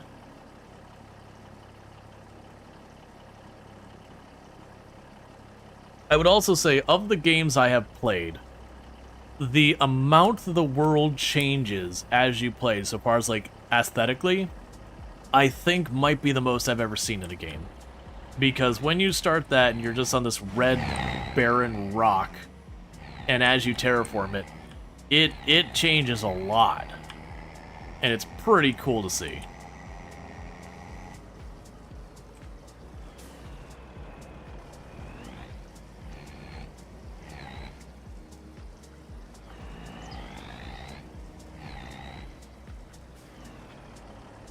Alright, so let's double check. That should be all of those filled up. Boom, boom, boom, boom. So we can ditch that real fast.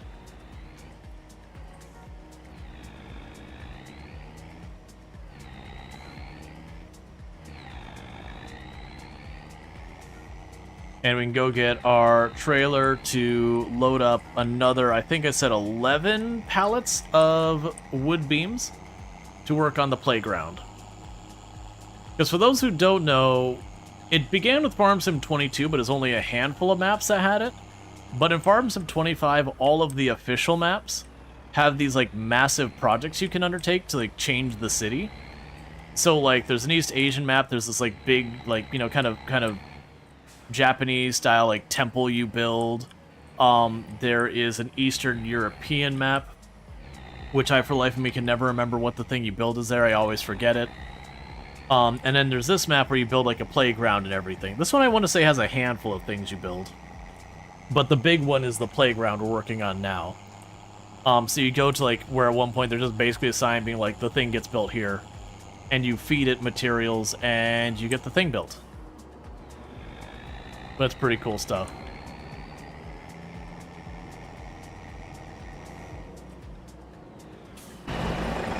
Alright, so we need 11 things of wood beams. I'm just gonna go like this. There's a stack. I'm going to borrow money because we keep paying down our loan a lot, which is good. It's good. It's good to pay off your debts. But if we just do this twice at 6, that's close enough because we're gonna need more anyways. All right.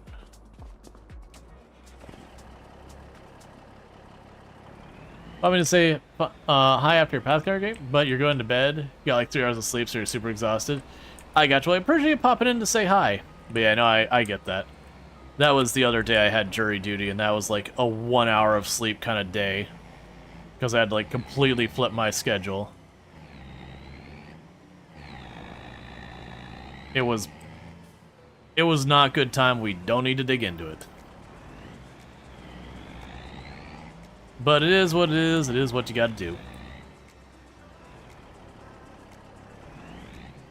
And I don't know much of Pathfinder myself. But no problem if people want to chat about it. We don't restrict conversation to like just what the immediate game is or anything.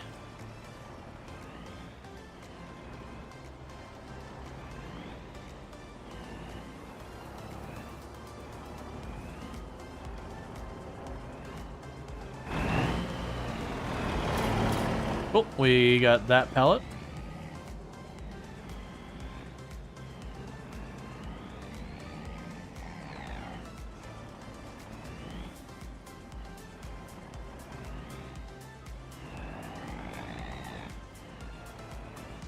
Can't. I'm assuming getting stuck at that support. I just don't see what physically is the thing getting stuck on the support.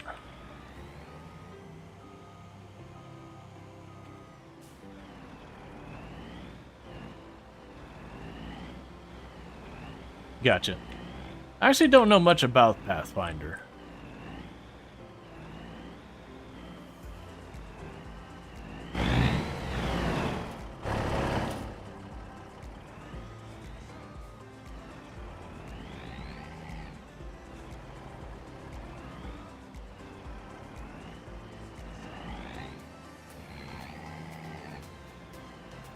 Okay, and now I just gotta get back out.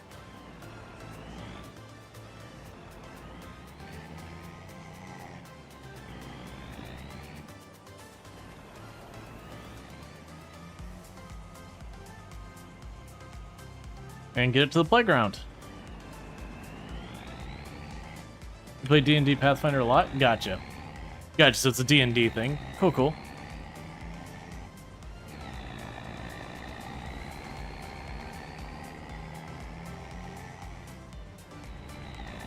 I never did, like, I got into the D&D computer games and other stuff based off D&D rules. I never did get into, like, D&D in-person tabletop kind of stuff. But I've kind of mentioned it before when people bring it up, that usually with me, I think I just had a bad DM kind of thing. That just, you know, didn't really resonate with, whatever you want to say. And pretty much everyone I talked to was like, oh yeah, having the wrong DM will ruin the experience. Like, yeah, no, I gotcha. It was never a thing I end up getting into it, probably because of that.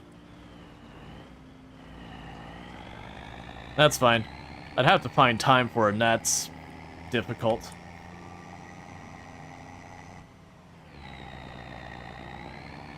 I don't think that's where I wanted to turn.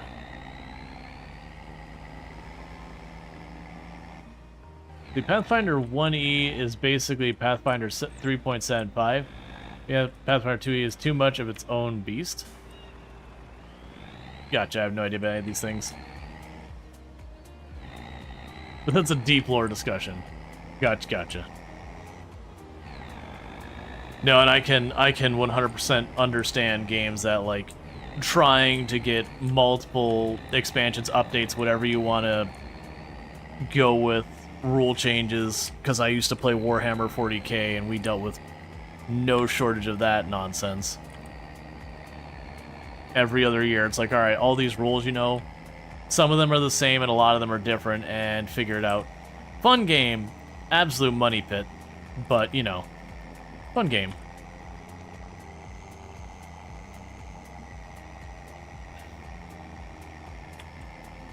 As you got into tabletop in high school, like many, your DM's mother adored you because the one time you showed up for the game to find that it had been canceled due to the family's water heater exploding, and I'm having a huge mess to clean up. So you volunteered to stay and help. So she fed it as much as she could after that. Yeah, I can understand that.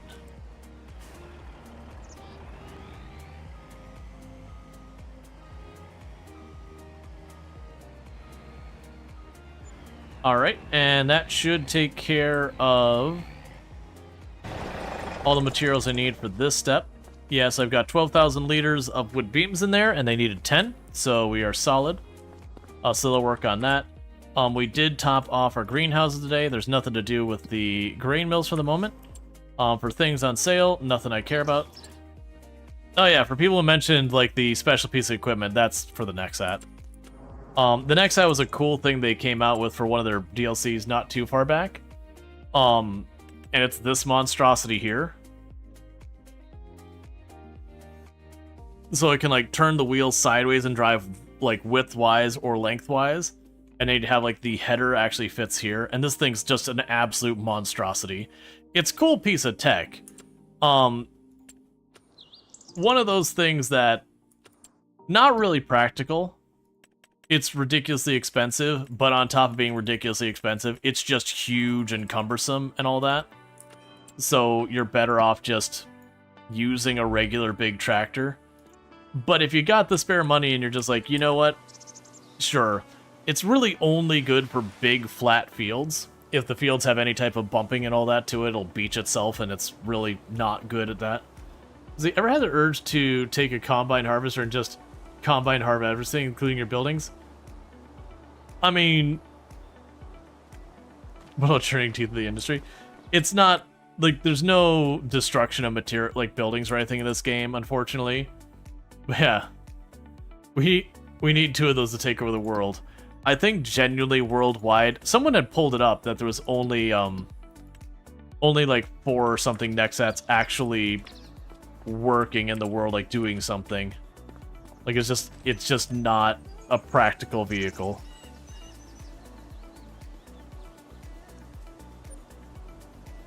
I mean, it's probably for the best. Otherwise, it's come to the occasion, call the void. Yeah, there's a bunch of decisions around that. Like, you can do grapes in the game. People are like, oh, you can make wine? It's like, no, sorry, it's got an E for everyone rating. So you make grape juice. To which we go, it's grape juice.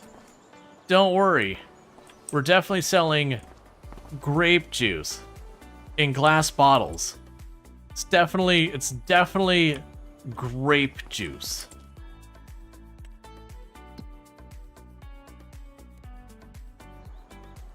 Alright.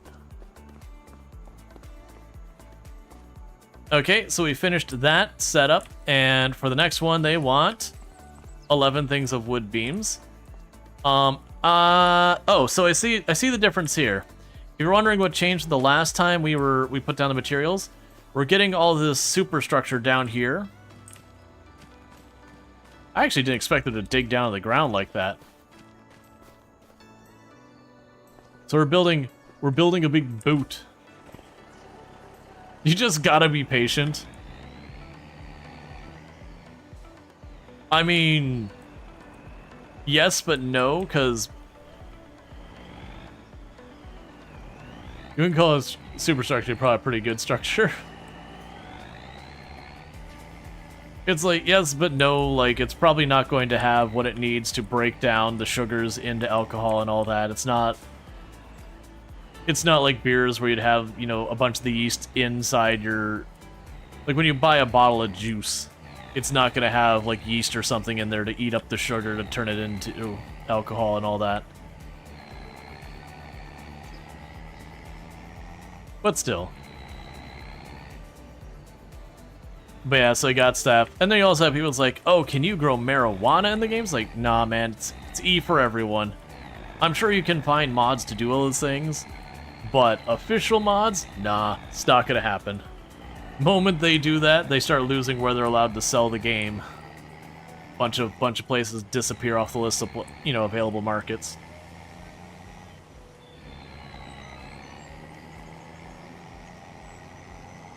But because of that, like, if you hit an animal with a vehicle, it just doesn't even register that it happened. If you hit people, you just pass right through them.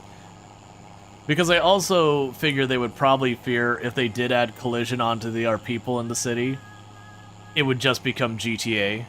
People would just grab, like, the combines and start running people over or whatever. Which, don't get me wrong, there's a market for that game. It's called Grand Theft Auto, it already exists.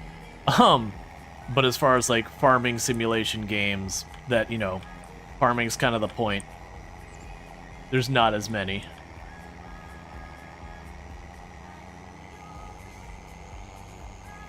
Let's see, you'll be honest, you don't really get the obsession with growing weed in games. You think every survival Magic Craft we played includes farming, and some weed mod? There are just people who are really into weed. There's really not, I mean, it's the same thing where, like, every other game has a gun mod, too. Even games where it has no function or makes sense in any way, they'll be like, yep, this game, all the guns. Why? Oh.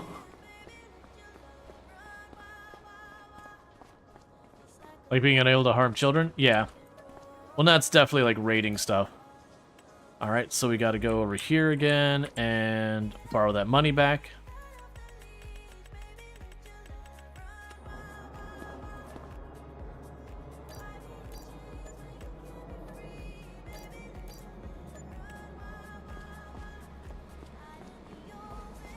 Okay. There's a lot of stuff like that.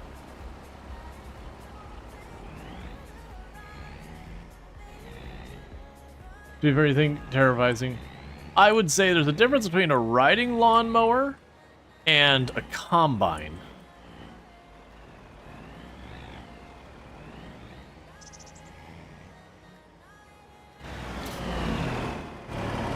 Oh, hey, that time I managed to...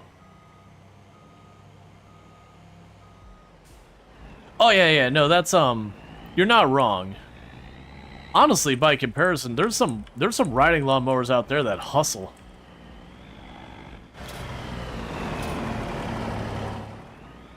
Not all of them, but you can get some that get some pretty over-the-top speeds.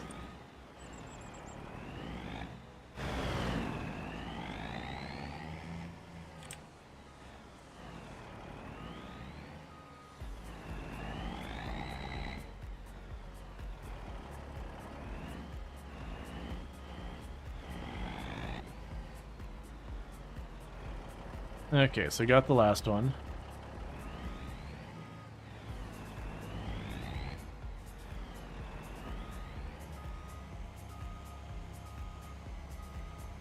Let's see, yeah, you broke your arm in 3 places jousting a debladed lawnmower teenager. Yeah, I used to sell mowers, including riding mowers, and there was some of those that can get proper zippy.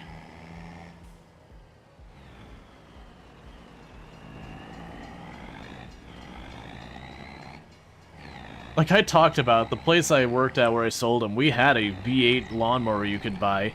It was 100% a you just wanted to throw money at something that had like zero practicality behind it, because it's taking a V8 and putting a fan blade on is effectively what it's doing.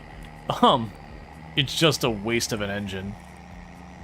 Like genuinely a decent sized 2-banger is all you need to run a lawnmower for most use cases.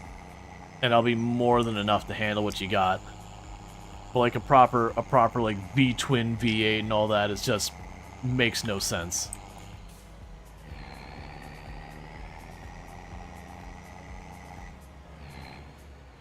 As it turns out that 10 to 20 miles per hour is a lot of force when concentrating the metal broom pole.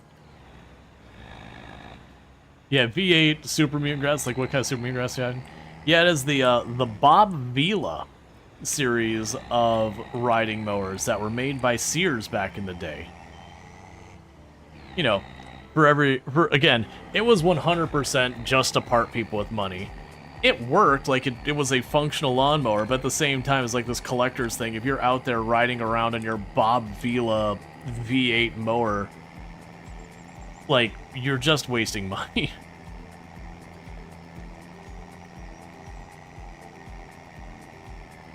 There's problem Bob Scam. I actually have no opinions on Bob Vila. I don't know hardly anything about him. Sounds like the perfect mower to put a supercharger on? Maybe. I know I only ever sold 2 of those the entire time I worked at the company, because most of the time when someone came in and was asking about it, I would immediately recommend them not buy it. Because I always figured it was going to get returned when they had, you know, buyer's remorse. And I'd rather convince them to buy something they actually would want and use. But hey, if they're adamant, I'm not going to say no. Okay, so we got over here. The greenhouses still have a decent amount in them. We are in June. I missed that we were in June. I should have had you working this whole time. So we can go ahead and get our harvester. Let's actually first, before we do, let's do a quick patch up so we get maximum yield. In Farm Sim, any vehicle can get damage to it, and they all have a pretty significant penalty.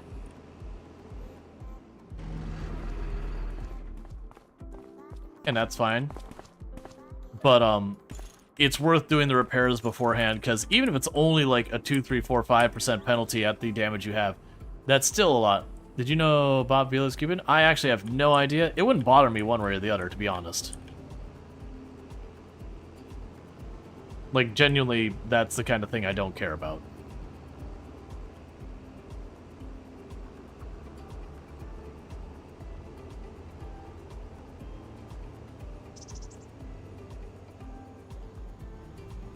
Just saying it's interesting.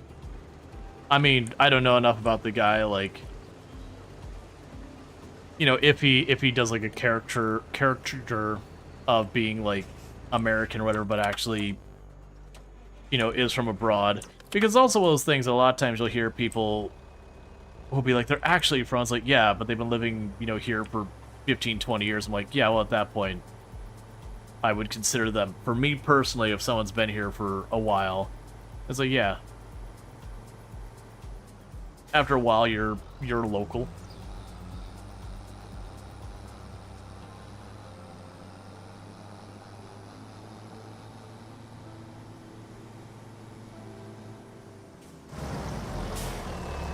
Okay, top up our gas, do our repairs.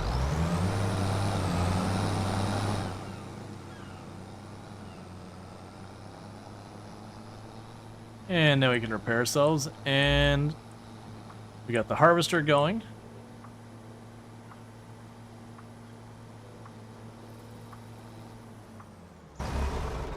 So I'll probably end up moving the... Well, actually, I'll avoid moving the semi. I was debating with like what we're doing with the semi. I need to get the semi also to the point of doing this stuff. How are we doing on the... So I've got $400,000 at least I can borrow. We are getting to the point where I want to get the tractor, and 400,000 is more than enough to make it happen, because we are looking at going down here, and I was looking at getting the big boy, because if you look at these two and what their hookups are, so it's got no front hookup, and it's got a single point back hookup. Normally I'd want a 3-point, but this is for doing the dare drop. Then there's also this one over here. That same deal. It's got a single point hookup on the back. Still don't know what those are about, but single point hookup on the back, no hookup on the front. I don't have a strong opinion on that.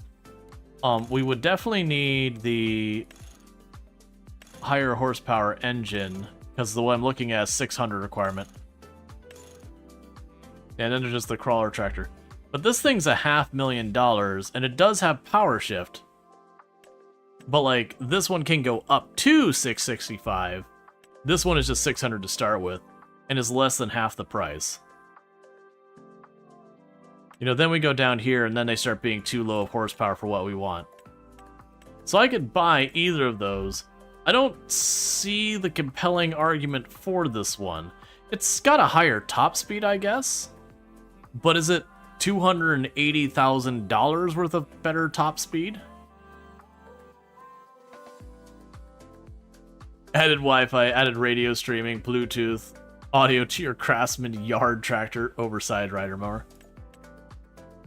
Now this one I fully expect to be pretty annoying to drive because it is a big chunker. But let's detach you for right now, because I do think I am going to go ahead and make that happen. So let's borrow all the money we can. And I might go for the big one, depending on how much we can borrow, which is completely not something I should be doing. But this is a save we're doing for dare drops, and that'll probably be a retired save. Okay, so I can get up to 454,000. I don't want to get rid of my existing tractor, because if I get rid of my existing tractor, then I run into the problem. Let's just double check to make sure nothing showed up here. Then I run into the problem there. So I technically can't afford this one. I can get the big boy, and what I'm planning on using that with, if we get the money, and that'll be a big if, is if we go into the seeders, we have this new seeder here, which requires 550 horsepower, but is a 25.6 meter wide seeder, versus the old largest is 15. So almost twice the size of what we had before. But yeah. So let's go ahead and we'll pop in here and make irresponsible decisions. I guess we're just gonna get the big boy. Or Big Roy, I guess? Sure.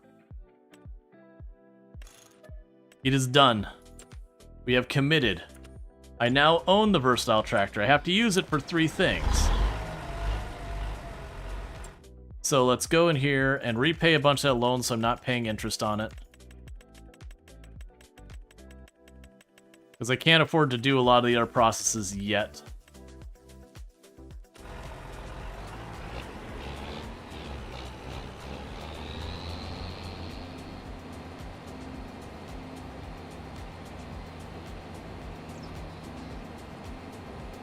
Yeah, so the big downside with this one between the versus the $500,000-ish one is the $500,000-ish one can do a bigger equipment. So we're going to immediately use this for something it was necessary for, which is to have it drag this trailer. Because clearly our 280 horsepower was not sufficient for hauling a little trailer.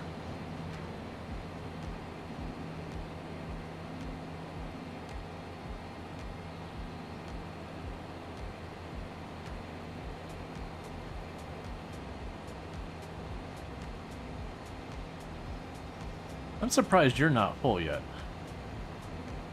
It was worth it because it wiggles. It does wiggle. It does a little dance. I usually don't ever get this style tractor in the game. I don't really care for the tractors that pivot in the middle. But I mean, if we're doing this for the memes, let's get the big one. And are you about to fill up? Yes, you are.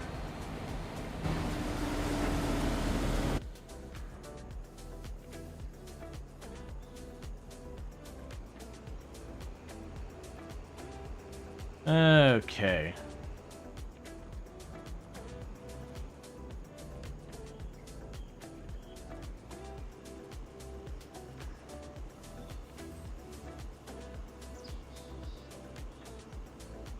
But yeah, so the next thing we'd end up doing, if we were to keep building up equipment, is I would want to get that giant seeder, because it does seeding, or it does cultivating, seeding, and fertilizing. And then it has little trailers that can actually carry the seeds behind it and the fertilizer. So that'd be putting in almost in our 600,000 or whatever. Then after that, I would need some kind of sprayer for dealing with the weeds, which will be much more cost effective. It'll be much cheaper than the seeder will.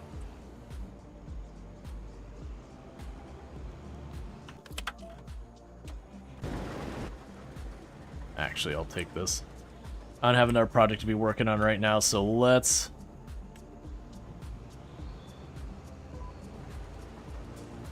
get this dealt with, and I can just stop by and drop it off in the trailer myself.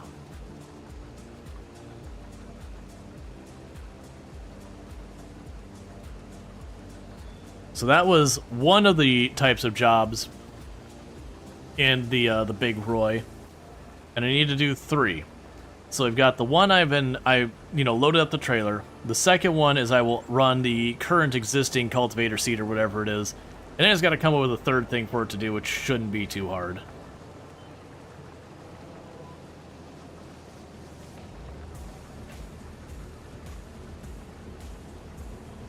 I'd also be curious doing the whole process of driving around, how that'll impact everything so far as like using that monstrosity of a tractor.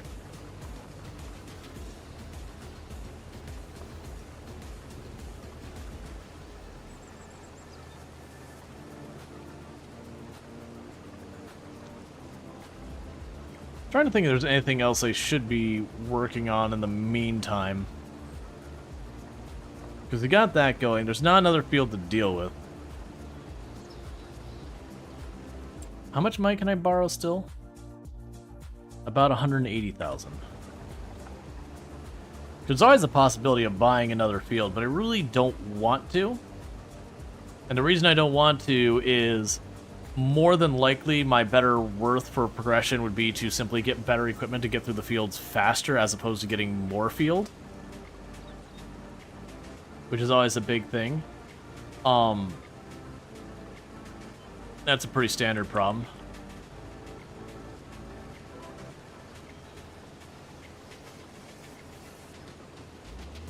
Yeah, we're just getting all our barley right now, which is always satisfying to harvest. Yeah, so you can do the trailer. We can do the seeding, cultivating nonsense. Oh, I can put down the lime. That's the third one. Yep, so I already have 3 vehicles there. I also wouldn't be surprised if we're coming up due for liming anyways.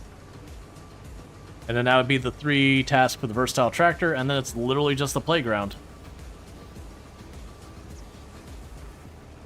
Which then the question mark is, when it comes to the playground, do I choose to just ignore the field and just try and run through the playground as fast as possible, just advancing the day, letting the greenhouses carry the money to at least afford the buildings or the materials, because I'm only losing 20 or 30,000 per cycle or whatever. You know, I'll make that money back at the time it takes to get to the next cycle.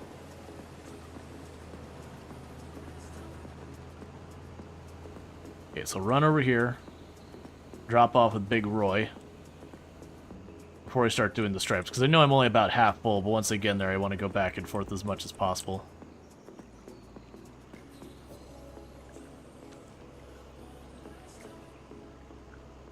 But yeah, because the things we would need to upgrade to really speed ourselves up is get the bigger seeder. That tractor was the first step in that process.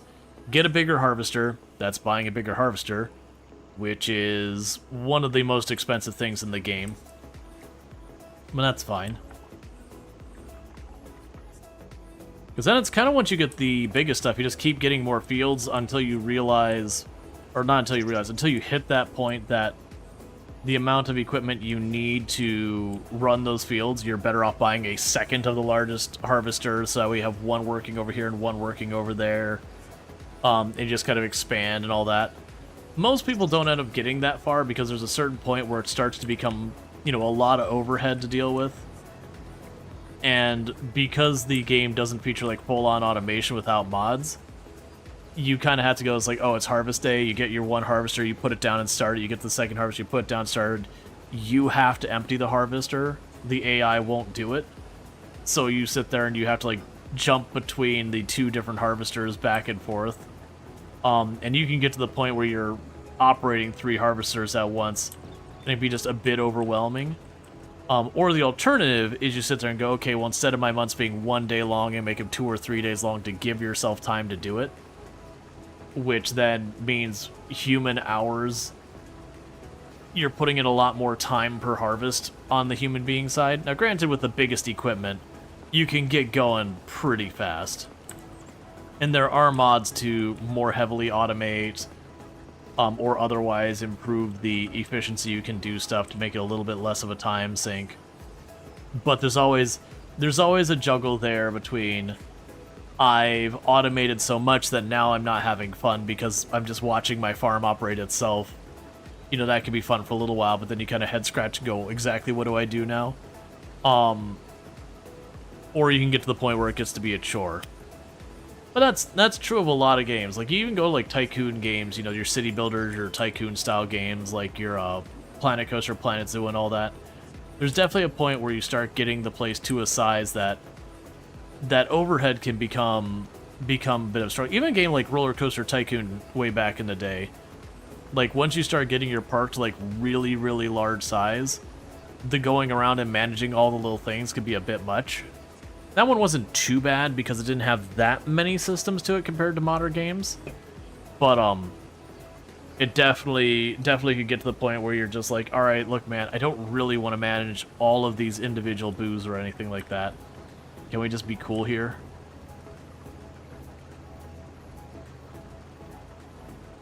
Alright, Roller Coaster Tycoon didn't have zoning, did it? I'm trying to remember. You couldn't see, like, this staff member stays over here. Because I remember running into problems with it where you would have, you know, over a dozen janitors running around, and you'd still have entire areas just covered in sick because the janitors happened to be on the other side of the park, all in one big clump over there.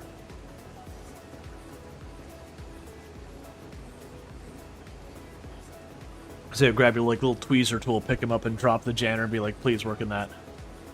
Managing the vomit all around the park. Yeah, and so, like, the more modern games, what you do is you'd have, like, zoning, where you'd be like, okay, janitor, this is your zone.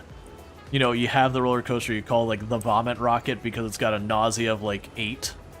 So everyone getting on the roller coaster is just begging to be ill. You could sit there and do that. Maybe there was in JD. I'm trying to remember. I do remember it was a pain to deal with.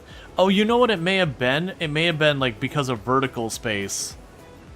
It may have been that the game couldn't differentiate on vertical space, so the moment you start building up, you got into these weird things where, you know, they would deal with, like, the whole area kind of thing. So we'd keep having them go up and down versus if you needed one in the downstairs and one in the upstairs. Versus there's ways to work on that in some of the other games nowadays. And this isn't me, like, trying to badmouth Roller Coaster Tycoon or anything. But you get the idea. The park would get to a size that it can be a bit much. Now, the good news is a lot of those old Tycoon games, even a lot of the modern ones, once you stabilized things, you could just let the game run, and it would be mostly fine. Granted, there's been more and more Tycoon games trying to have a more active playstyle, which is fine. I think that's good. but it can be the point that one of the big draws to Tycoon games is the fact you can do a little thing where you like poke the game for a little while, you get it set up, you kind of watch it percolate for a little bit, see how your decisions and actions, you know, pan out, and then go and do the next thing. And some of the ones have been leaning more and more into like a very active play style. It doesn't really leave you a lot of room to sit there and kind of watch it do. Yeah, idle game go burr.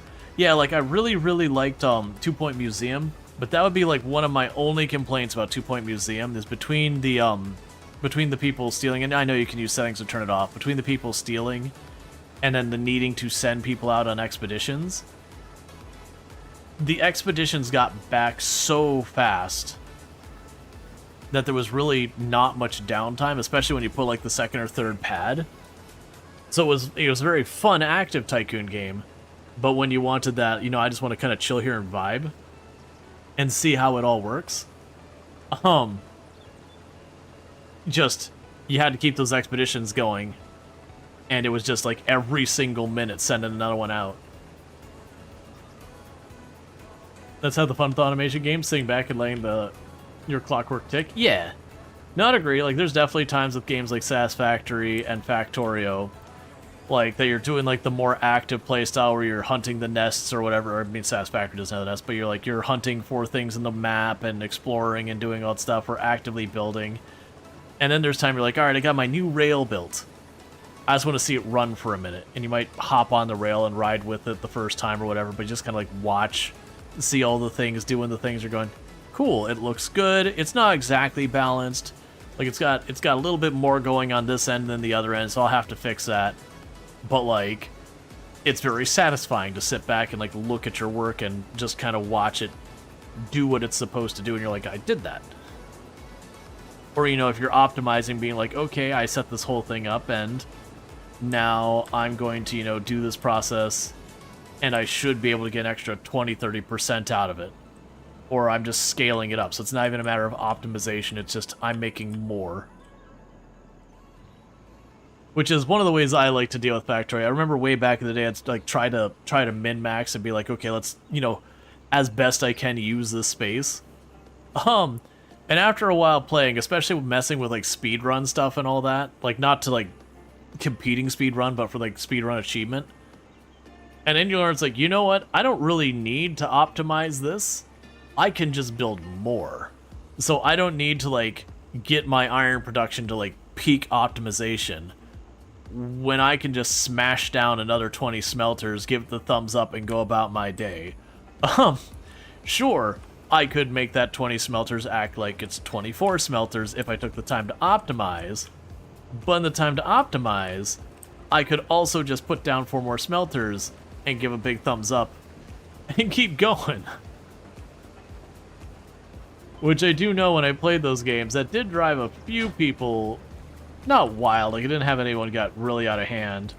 There was definitely some people who were probably fidgeting in their chair, watching the things I was doing in that game, being like, I need more of this. Smash it in the side from another conveyor belt. And it's just like, that's suboptimal. It's like, yes it is, and we're going to do it anyways. But it can be fun. You can get some, there's a lot of fun to come from, you know, a big mess. Quantity is its own type of quality. This is not wrong. You're hunting efficiency. For the record, we actually do have 2 tags on the channel, anti-realism, anti-min-max. I don't have a problem with realism. It's just one of these things that you'll always have people pop in. It's like, well, if this game was realistic, it would do this. And like, hey man, it's a video game. Like, also, that would be incredibly not fun. Like, the classics we would get is like, well, in Project Zomboid, if you got a crowbar is made out of hardened steel. Whacking some zombies, you wouldn't break it nearly as fast. It's like, you right? You're not wrong. Also, it wouldn't really be fun if you got your crowbar and you went, well, no need to loot garages anymore. I got my crowbar. I got my weapon for the rest of the game. So what do I do now? Versus if your crowbar breaks, then you go, well, that was a lot of fun. I had that for a while. Now I gotta go find the next one. And so that's a big part of why and it's not only Product Zombie, it's a lot of, you look at almost all the survival games and you look at the durability of their weapons in those games, it's always really pathetic. Yeah. Now, chat wanted me to let you know that I made chocolate cake and I didn't share it with anyone. Not even me? No, it was in the video game. It was only 1,000 liters. I want the chocolate cake.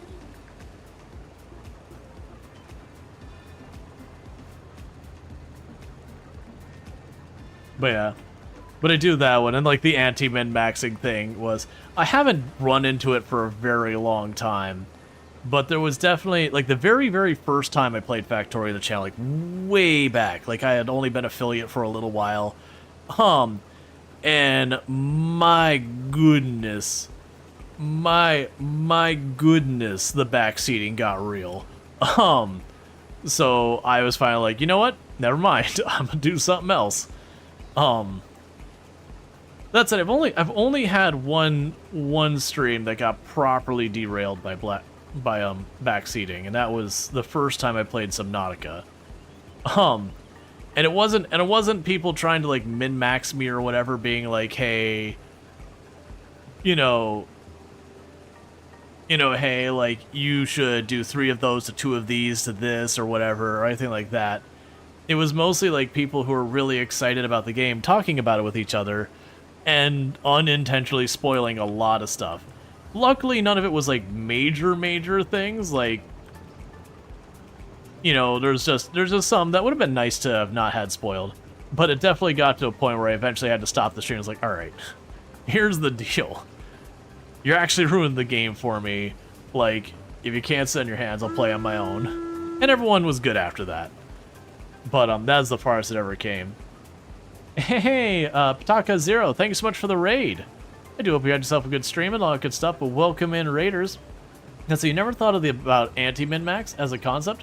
Thanks for bringing your attention that as a distinct philosophical viewpoint. Yeah, to be clear, when I say anti-min-max, it's not like I am deliberately trying to not min-max. It's just I'm not deliberately pursuing min-max. So when people come in being like, you need 3 to 4 ratio on those, like, cool, I'm not going to do it though. I'm gonna tinker and figure out. And thank you for the follow. Welcome to the stream. Playing some Crosswind. I actually don't know what Crosswind is. So if you want to tell me a little bit about your stream and all that stuff, and let me know what Crosswind is, I'd be curious. Hey, Streamlab, how's it going? Good to have you popping in here.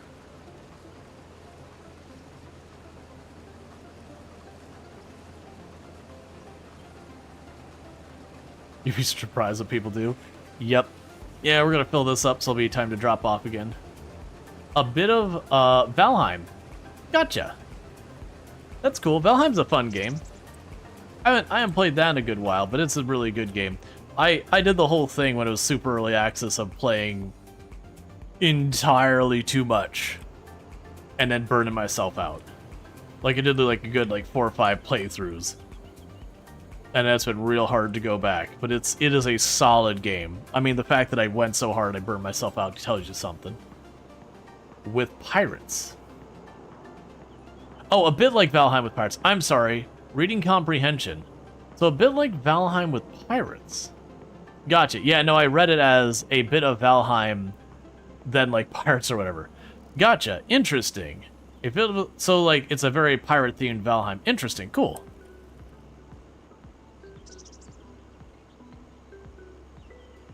Is it one you'd recommend, or was it just something you're checking out and you're like, it's interesting? Because there's definitely, like, especially if you're doing variety, you'll hit those games like, yeah, it was cool, but like,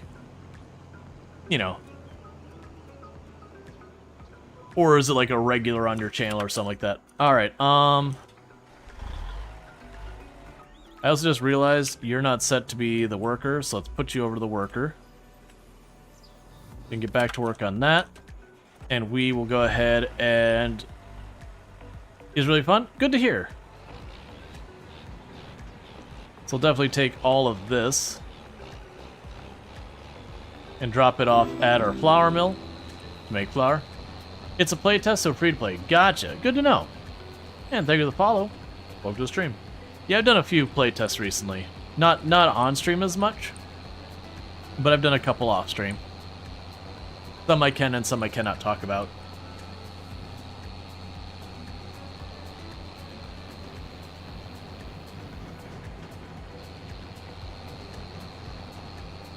Yeah, so Big Roy is not very fast, but it is 600 horsepower. So you know, there is that. Definitely not the right thing for moving this trailer. I have a semi that I would actually have move this trailer, but right now, I don't, like, this trailer's not set up for the semi. I'd get a bigger trailer for the semi. I'd rather spend the money on other things. The game is really good for playtest? Gotcha, that's good to hear. I've honestly been mostly impressed. The games I've had that have shown up with playtests, I've been mostly impressed by the ones I've checked out. Alright, gotcha, Pitaka. You have yourself a good sleep, and thank you again for that raid. And again, welcome in, Raiders. It's good to have you. I am Rual, Storge, do play a variety of games here on Twitch. I'm most known for my exploits in Project Zomboid, where I used to have a world record. That said, I'm a variety streamer, so I play lots of, like, simulation, tycoon, simulator, city builders, settlement builders, a whole range of games, survival crafters, all that good stuff.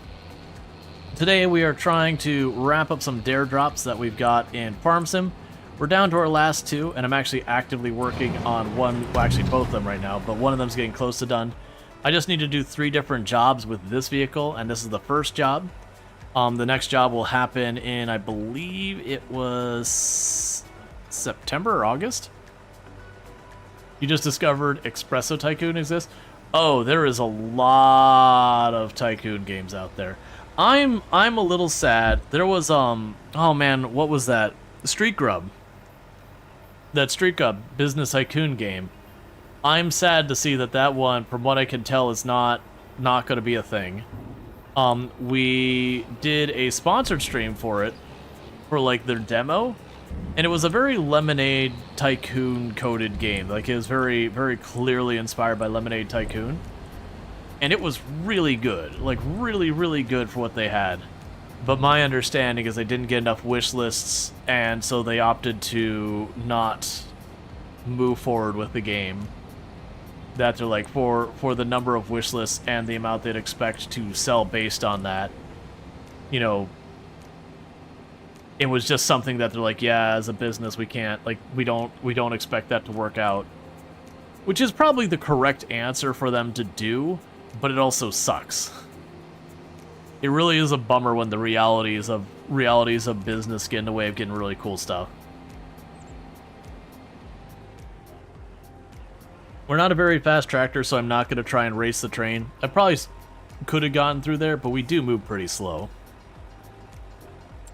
How are we doing on our water in our greenhouse, by the way? About halfway. That's fine. I'm also not in a huge rush because I still have to wait on the harvester to actually do the harvesting.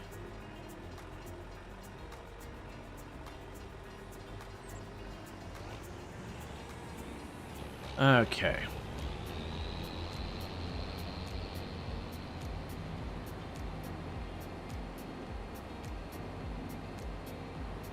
And I do own 3 fields. This is my largest by a fair margin. Where this is like 7.48 acres or something like that. My next biggest field is like 2.69 or something like that. So genuinely, both my other fields combined are about 2/3 the size of this one. So we got 3 fields to do. This is the one that takes the longest. Alright, so I'm going to go ahead and I'm going to slide right next to the harvester on this next pass. So I can empty out. Then we can go from there. It's making good progress towards wrapping up. Sadly, it did waste a bunch of time that it didn't finish the row I was working on. It went all the way to the south one. That's fine. The AI has its process. It doesn't matter what is and isn't the most efficient. It is just going to do the process as it knows how to do it. And there is no convincing it otherwise.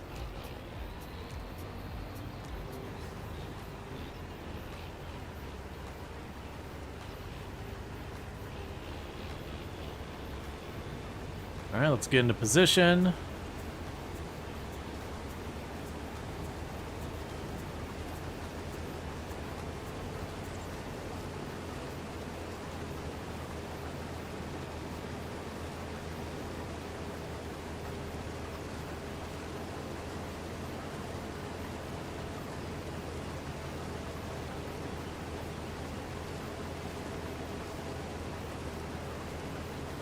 Now we can just have them dump directly into the trailer.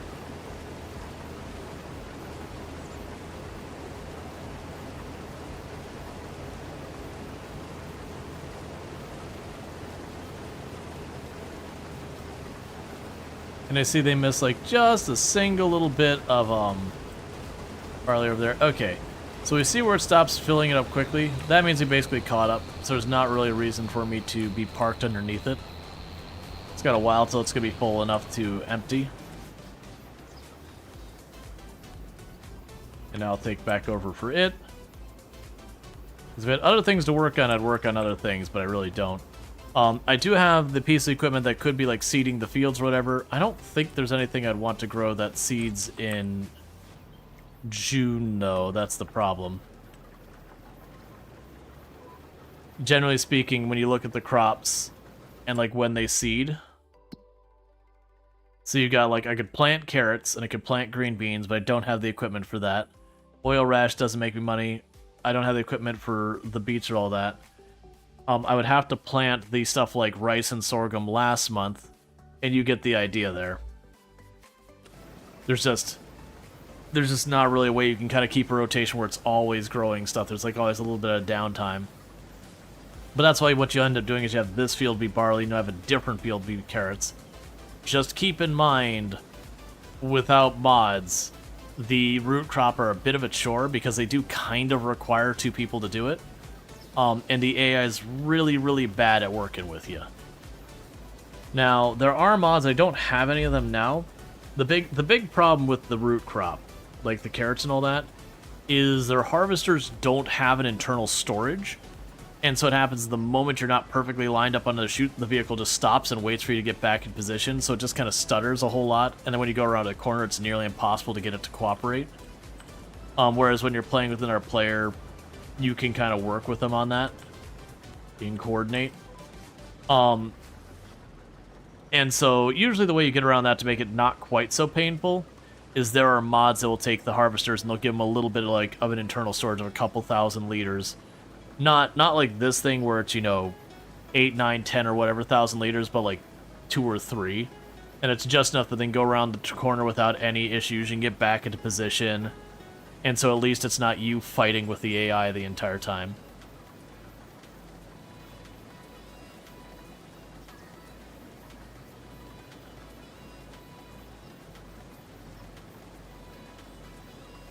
Yeah, the other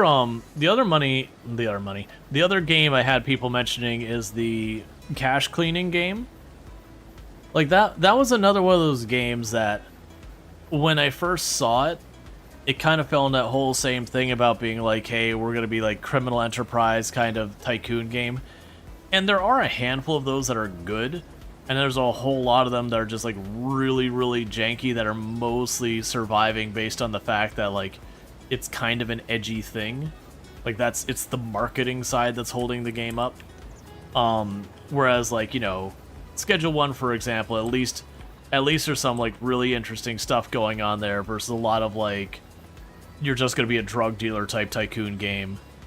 A lot of times like tee-hee-hee, we're the baddies is really what's carrying the entire game, that objectively when you step away it's like, oh, this is just a not well implemented tycoon game. But so at a glance, the cache cleaning game I thought was one of those ones that was, just not really a good game that's kind of going for that edge factor. But then when I got into it, like then I haven't got into playing it, but then when I got into seeing what the game is from our perspective, I was like, oh, okay, like it's got a little bit of that going on, but like genuinely this game looks interesting. Okay, maybe I'll check that out at some point. Because that was another one that I kind of slept on because, again, just the marketing around it was just like, oh, okay, Edge is what we're doing here. And to be fair, that was also true of Crime Scene Cleaner. I didn't sleep on that one though, because like I got like they had a demo, and so I was like, I don't know about this one, and I had a couple people speak highly of it, and I was like, all right, well, it's on Next Fest. Here's the demo. I got no reason not to play it, so sure, we'll check it out. And I ended up having a lot of fun. It was very, very like Viscera cleanup detail-esque, but a little less slapsticky about it. And then it was just kind of one of those, you know, things that like after the demo I was like, I cannot wait to play this game. And I really enjoyed it. It was one of those games I feel like was the right length and the right amount of content that you got through the whole game, and right around the point it started getting a little bit long to itself, they wrap it up. So I had like a really good pacing, and they knew when it was time to be like, okay, that's done. But also like, you know, you kind of want more. And it's always a catch with a lot of games that there are a lot of games that are really, really good, but they kind of have like only so much before you have too much and you kind of lose a lot. I do feel like that could be there unless they added a whole bunch of other equipment. That said, that one might be an exception, because like pressure washer cleaner or pressure wash simulator, power wash simulator, whatever.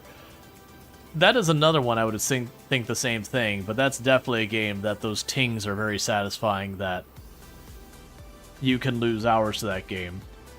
It just pushes all the happy dopamine buttons as you're just pressure washing everything, and you have very visible, measurable progress. You got little satisfying tings and things like highlight for a second when you finish it, and there's a nice progression to the game where you get better equipment and all that. Speaking of cake, you forgot you had cake from yesterday, so cake. Nice. Cake is good.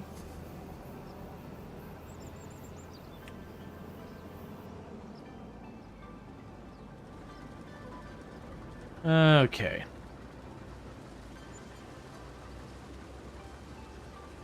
And just a couple more passes and we'll be done with the big field. Then we can send this on over to the smaller two fields we have. And that'll be the harvest for this in-game year. And then we'll get back to work on the playground and all that. I'm going to try to avoid needing to refill the water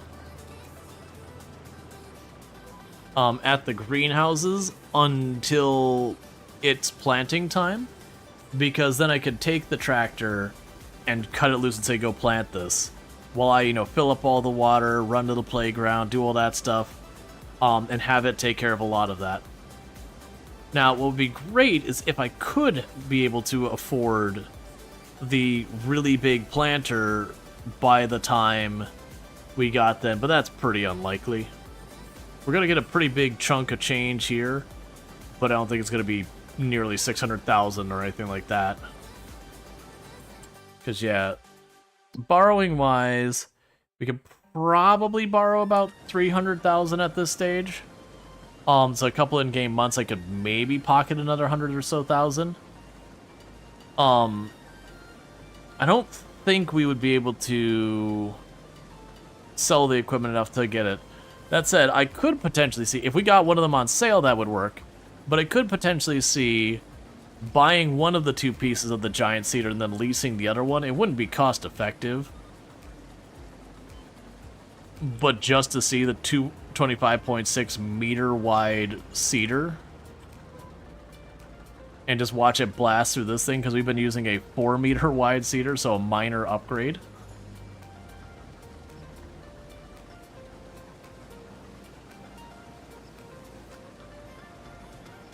And then the only thing we'd have as a problem when I do that is just the fact that I don't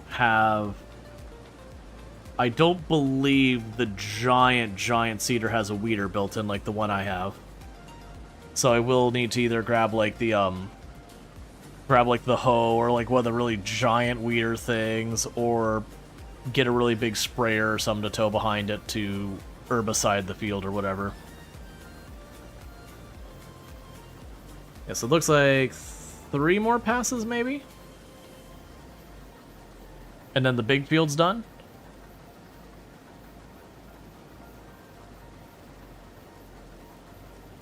And then what I'll probably do to do the dare drop is, even if I don't really need the lime, I'll spend just a minute putting down a little bit of lime to be like, hey, look, I've done a job.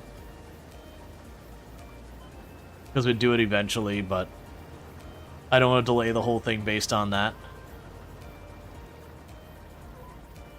Nor do I want to waste a bunch of lime if I just don't need it yet.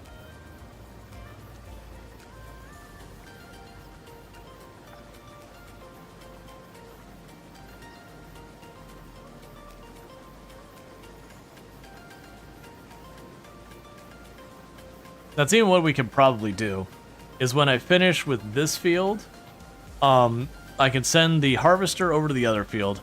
I can take 2 seconds, just toss down a little bit of lime, and that'll be the second of the 3 jobs done. And then when we advance, I believe it's August where we plant again, then we start planting, and that's the 3rd job, and that'll be that top dare drop done, and that's literally just going to be the playground. Then we can decide if I'm just going to absolutely beeline it and neglect the field and just ride on the greenhouses to just, you know, buy what I need to build the playground, advance next month, buy the materials, and go back and forth. Or if that's not what people want to see. Because if we do finish all the dare drops before stream's over, I will switch over to more Parcel Simulator. We'll see. It's gonna be a challenge. I don't know how many stages there are to the playground. I do know it's supposed to be less than the temple, but I also know it's supposed to be a lot. So I didn't look that up. Because remember, the temple was ridiculous how many stages. That took forever. We did do it though. We did build the entire temple. That did get done though. I'm probably going to have to do one more drop-off to finish up this field.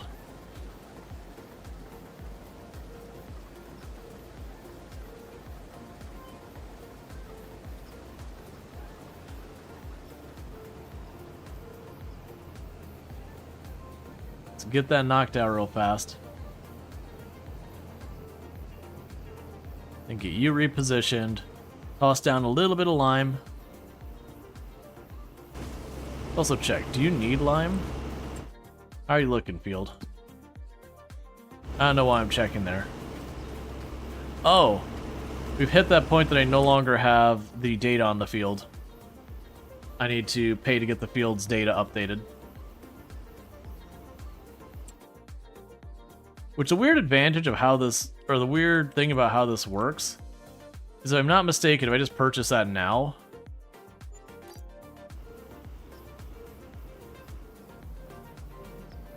like, even though I'm working on the field still, it will give me the updated information.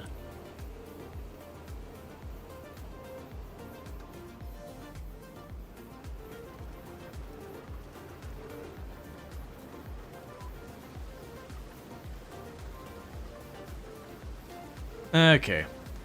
Get this last, like, 1 pass's worth. And then we get the harvester to the smaller fields, we get that squared away, put down some lime.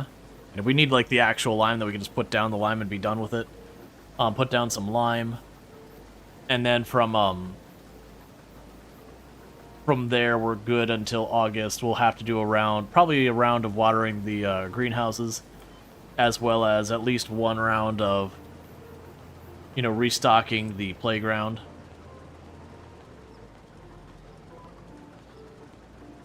And then we should be good for seeding.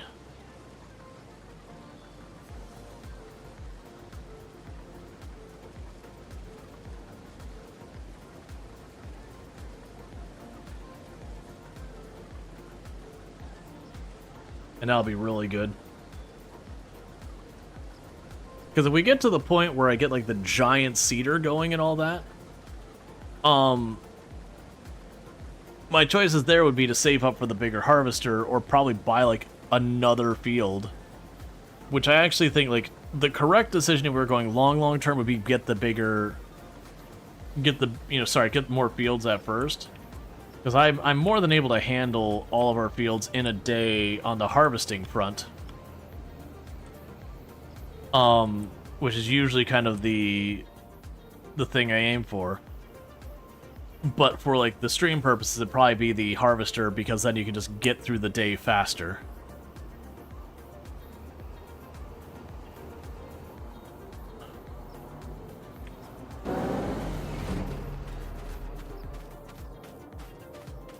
Yeah, so it looks like our pH is good.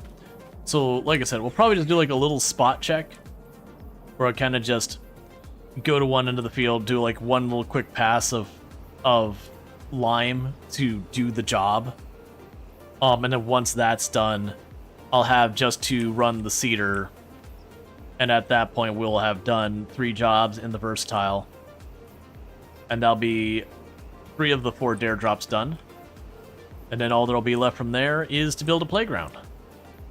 And if you're wondering why we're doing these, if you're not familiar with dare drops is a thing that I, as a content creator, can sign up for and say, here's this game, sometimes they'll give you a key or whatever, and they'll go, okay, you can agree to a handful of these dares, and each one you do will give you something to give to your community. So every one of these tasks I'm doing means in the future I'll have a copy of this game plus its DLC, or at least one of its DLC, to give away. So to give you an idea, we have the four dare drops today. Those 4 dare drops, upon completion and all that, I submit them, and then usually between 2 to 5 days in the future after that, I'll have a key for Farm Simulator 25 and the Plains and Prairie DLC to give out to the community. So where I signed up for 8 dare drops for this like month or whatever, I will have 8 keys to give out to my community for Farm Sim and its DLC. So it's a pretty cool thing. It's one of the reasons I put more time than I necessarily would into a game sometimes with those. Because it's nice when I play a game, people are like, oh man, this game looks great, but you know, it's a lot of money or whatever. I can toss some keys out to the community and they can get to enjoy them and all that. And we only ask if people do get keys that way is please don't gray market it. Developers figure out who gray markets keys, and that can sometimes really hurt me as a creator, because needless to say, if they're giving me keys and those keys are getting sold in gray market, that's really bad looking on my part. So my only ask is if you get a key, that you use it. Did you end up getting out the roadcraft keys? Yep, that I did. The only keys I have that I still need to give out from Dare Drop that I just haven't done is I still have the keys for Tinkerlands. I got a bunch of those keys. It just took a while to come in. And it's mostly just figuring out when I'm going to give those out. Because, like... I guess you have to buy it. Yeah, no, I did that the very last stream of Roadcraft. I gave out the keys we got for Roadcraft. Because we did all the dare drops. We literally did every dare drop they had. Because normally with dare drops, it'd be like, okay, you can only do 6, 7, or 8 of those kind of thing. And Roadcraft, they're like, go nuts, have them all. It's like, all right, I'll do all of them. Because that was a game I was super hyped about and very much enjoyed.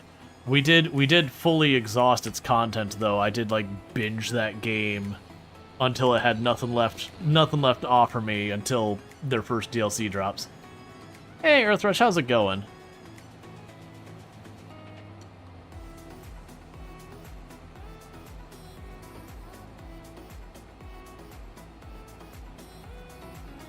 This is not a fast tractor. So yeah, this is definitely the justification between buying this one and spending the $500,000 for the big, like the other one, the treaded one. The treaded one does go about a third times faster. Like 27. No, actually, it's over double. Like twice as fast. Needless to say, I can definitely understand paying the money for it.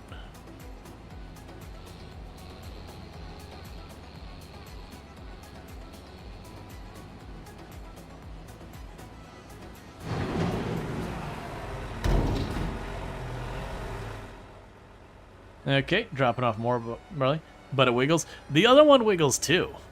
They both got the wiggle, wiggle, wiggle. Yeah.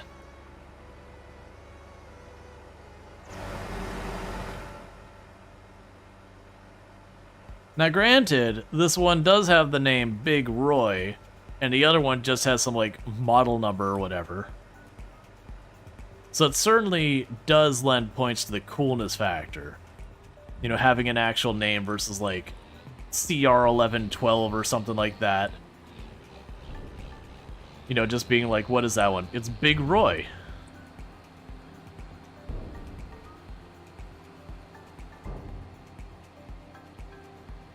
Alright, so let's zip over here. We're going to toss a little bit of lime on the ground, and we're just going to give it a thumbs up. Looks like a toy train on wheels. It does. It does look pretty weird. The entire tractor is what if horsepower. What else? Look, man, we do horsepower. That's what we do here. 600 horsepower. If you wanted something else, you came to the wrong place. Top speed, don't do it. 3-point connection, absolutely not.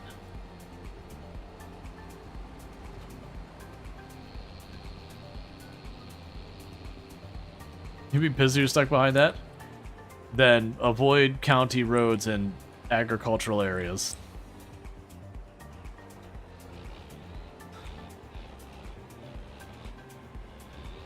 Because you get out there, you're going to get caught behind tractors.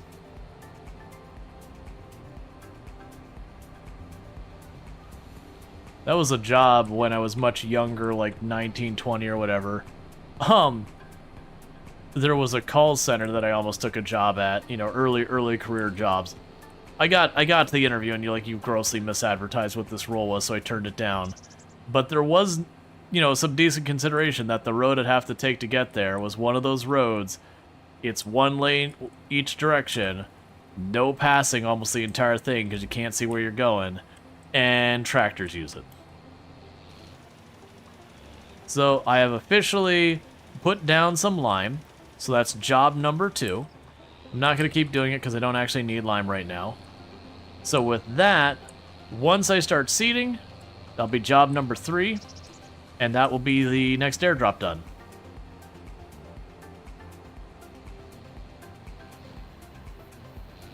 Engine needs its own section with 4 giant wheels. Yep.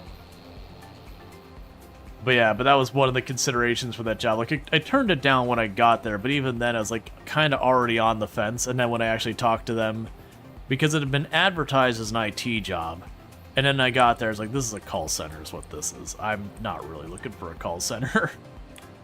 It's like I would argue the job I had at the time was better. Didn't pay quite as much, but you know, as far as title experience and everything else, it was better, so it'd be better for like a resume job or whatever. Versus that place is like, Okay, so that's 2 tasks done with the versatile. The playground is actively being built.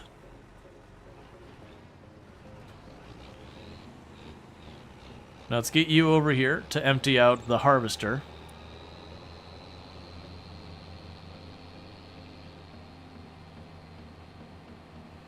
But yeah, like that whole way, because it's one of those things, it wasn't just like, because there's times you have like, you know, 2-lane road, no passing, where like one's going one and one's going the other, that the no passing are like, come on man, it's flat, it's not that fast, like there is more than enough time to get around here. But that entire road is just like winding back and forth in between, like you had these trees everywhere.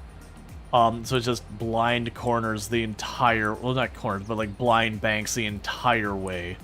And you're like, yeah, this is no passing for a good reason. Because you'd get frustrated and you'd really want to go for it because you're tired of being stuck behind this thing. And you definitely can't see but a couple car lengths in front of you. And if someone's coming the other way going 45, 50 miles an hour, you two are becoming one mass. And that's not medically sound. Two large vehicles made out of metal with squishy bodies internal of them should not be formed into a single piece of matter. It's very bad for the fleshy bits inside. I was like, man, I could see this being a dangerous job. That's also the same road that I had at a high school buddy that like is my best friend and everything at the time. And he had been out there and he had been drinking, no big deal. And So he stayed out there, and the next morning, his car didn't start. And so he ended up, calling in a favor on me, being like, hey, man, sorry to wake you up, but, like, I need to go there. So we're talking, like, 3 in the morning I'm driving out here on this nothing road. And we get stuck behind this semi. And again, there's no passing for, like, ever. And this semi's going off the side, coming back on, and going off the side, and coming back on, and going off the side, and coming back on. And I was like, I don't know where you needed to be, man, but I'm not trying to pass this thing. I am giving this semi like 10 car lengths of space. Because this man's gonna kill somebody. Eventually they did just pull off and park on the side of the road. But it was like, you are absolutely falling asleep at the wheel, my friend. And there is nothing I can do about this other than just try and not get caught up in it.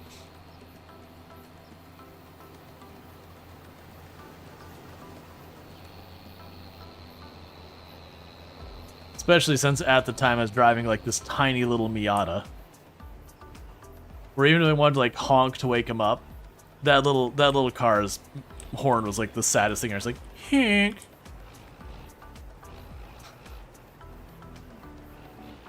I politely request that you pay attention.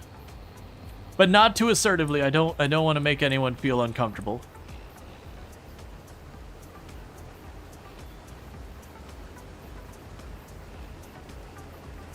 Alright, get you lined up here.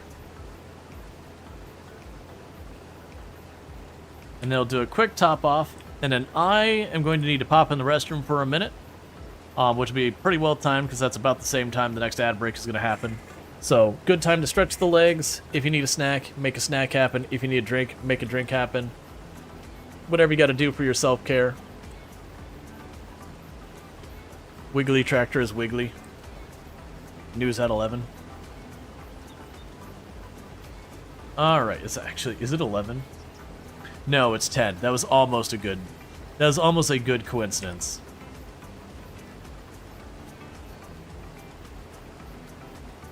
Alright.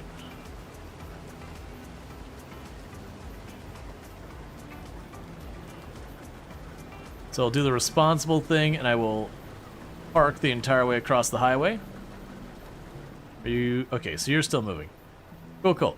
Alright, so with that, chat, I'm going to be back in just a couple of minutes, and thank you again for tuning in, and I'll be right back.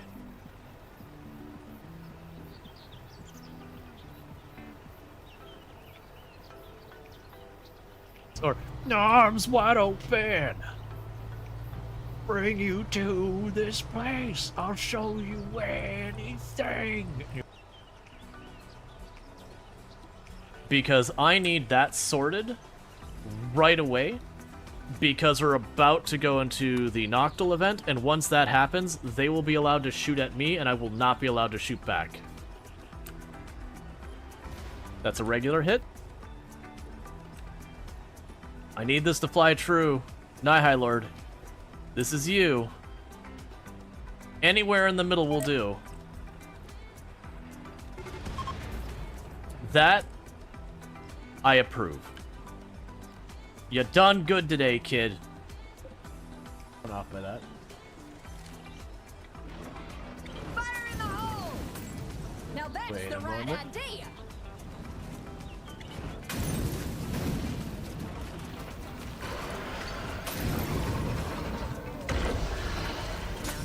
Why would you do this, Allison? They got me on the ropes.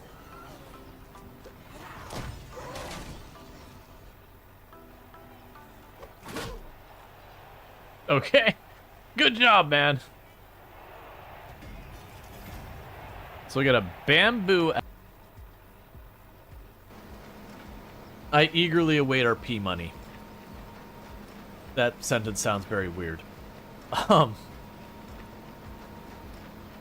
I can only imagine some of the jokes that happen in farming. You followed after that? I truly don't understand people. Thank you for the follow. Welcome to the stream.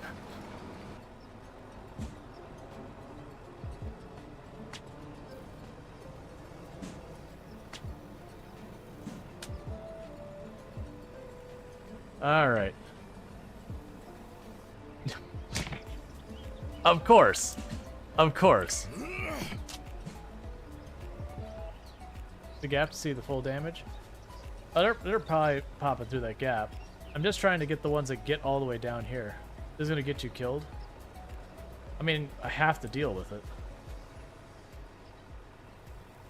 It's just a shame I can't shoot them through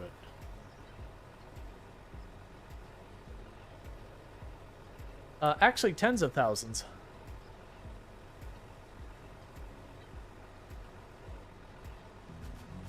Alright, and we are back.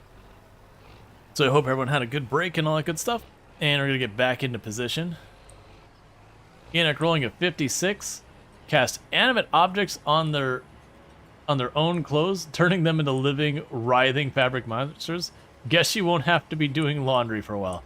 Excellent. That's only deeply upsetting. And everyone knows it'd be like passive-aggressive and judgy clothes. So you'd go to like eat a donut and they're like, do you really need that? You had one of those yesterday.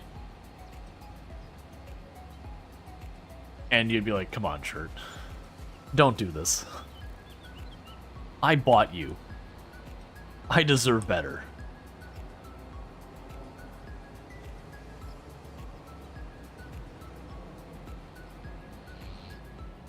Also, we're definitely eating the donut. That's non-negotiable.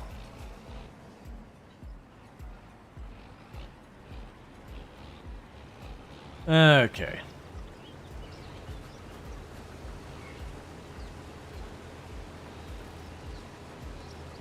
And get lined up again.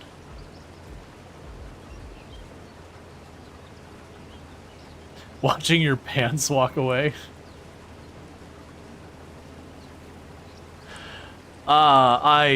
That's gotta be a bit in something. That's gotta be a bit in something where, like, the person is overindulging. The pants like, no, I worked too hard. I'm out. No. You know what you're doing, and I'm not carrying this extra weight.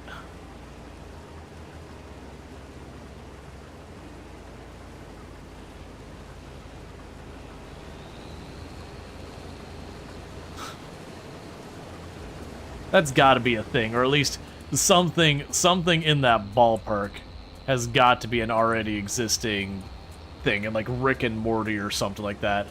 I'd see Rick and Morty doing it. I could see Futurama doing a bit like that. It'd be a little bit of a push for something like Family Guy, but definitely one of those ones that I could see being a thing. Probably as a complete non sequitur, like it wouldn't be relevant to literally anything else. Just randomly, like, a person selling sentient pants, and then, you know, a scene cutting way between them getting an argument with the pants. Alright, so let's go ahead and take over this. Oh, we missed a spot. There we go. I do enjoy a good non sequitur. Yeah, so as you can see, this field was nowhere near as big as that field we did up there. And I have just that other field down there, and that field's even smaller than this one. So that's part of the reason I did park the trailer over there in between. I want to say these fields combined is about 2/3, a little bit less than 2/3, a little over half the size of the big field we got. I am noticing this one does have some weeds in it, and it shouldn't. Because if I'm using my seeder, it does have a weeder built into it. And we've been using it this whole time, so it's not like something's changed on it. The only difference is I did hand over the keys to the AI to work on that for a while, and it did a little bit of a sloppy job. Because I think it was avoiding where we got those runs in there. So you can grow weed in this game after all? Yeah, but not the kind people are looking for. That was actually a thing that surprised me when I was spending time with my niece and nephew the other week. You know, we had been hanging out with them, and it's time for us to like head home while they had to head their way and everything. And we stopped by. It's like you know, beach town Florida area because we were over there doing the touristy stuff. And we ended up at this place that was like, it has advertised as a barbecue place. But we went there and it was unquestionably a bar, which nothing wrong with that. But they're like, you can get your alcoholic beverages or your THC beverages. And I was kind of going, is that legal here? Like, the whole recreational thing got shot down. We looked up and was like, oh, okay, like it actually is legal for like very small amounts and all that kind of stuff. But there's definitely that like awkward moment of, wait, are they allowed to sell that here? Am I secretly, we didn't end up getting it, but there's definitely a minute being like, this is a little out in the open if they're being kind of down low. Let's see. You've had various webcomics in the past about local pen and paper RPGs, and in one of them, an elf eye-rollingly berates a magician that this is why we don't teach the dwarf any magic. Meanwhile, the dwarf passes a weird 7-inch yellowish blob and says, "Follow me, my bear elemental." Or beer elemental? I see, yes. So you totally see like a fabric monster would go, yeah. That was, I've been enjoying a bunch of, like, lit RPG books, which, there are definitely lit RPGs all over the place. There's some of them that are really good, and there's a lot of them that really aren't. But I do remember there was one that they had a coffee elemental. That was just one of the things a person had, is he had his pocket coffee elemental that would just, give him a cup of coffee. And that in the world, coffee was recognized as a poison because of caffeine.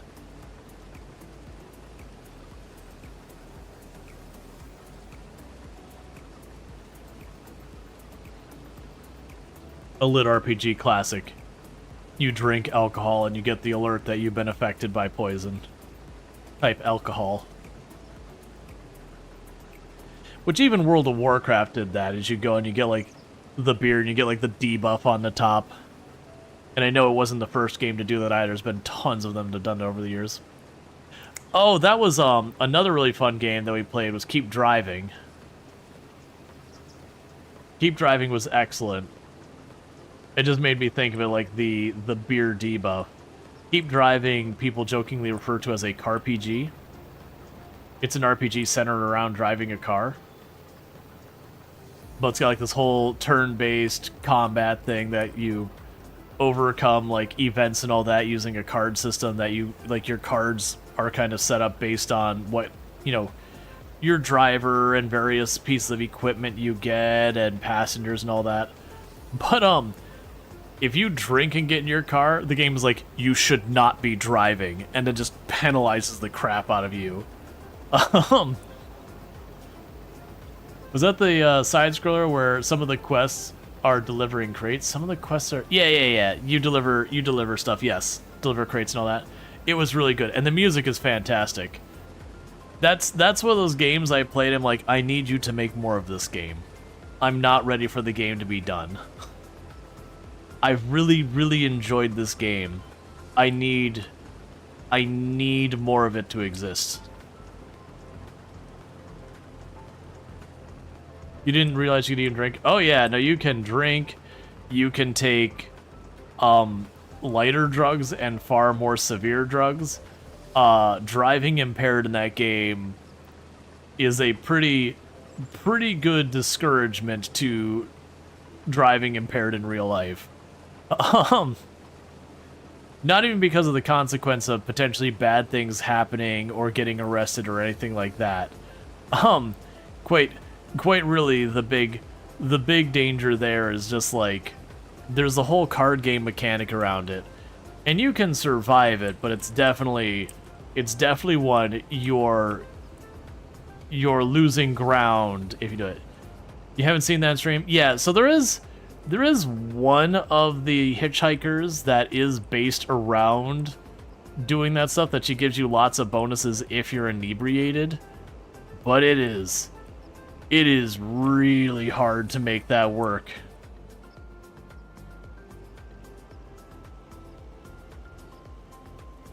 The Pandagats are great, like the Convict. Yep.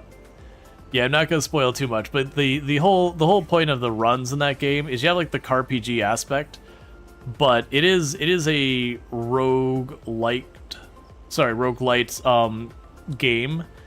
But the thing that really differentiates your runs more than anything is the passengers you get are a big differentiator.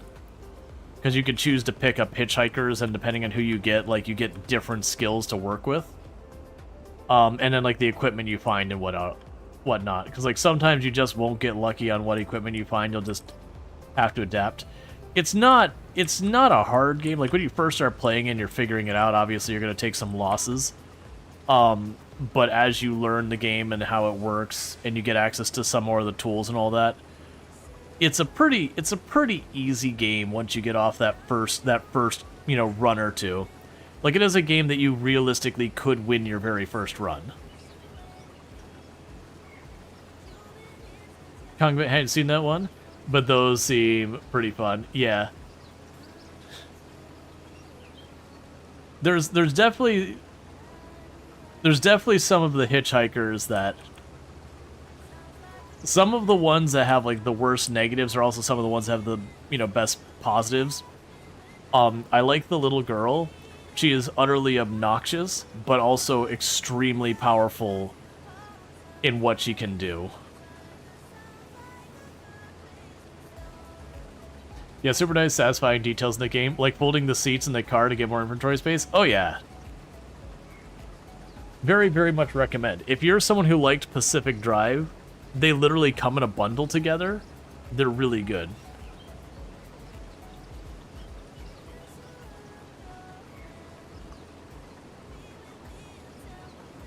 It's also a game that has a ton of different endings to find. That's the part I'm just like, I need more. I need you to give me more hitchhikers. I need you to give me more equipment variety to, like, have more variants of runs. And I need more endings. Those sound like Dustland Deliveries. Was Dustland Deliveries the one where you get, like, the big semi-truck, but it's another... I'm pretty sure I have that one. I'm pretty sure I think that was one that got gifted to me. And it looked really good. I haven't had the chance to really sit down and play it, because I talked to a couple other creators that actually streamed it, and they're like, this is a good game, probably not for stream. Is kind of the short of what I got.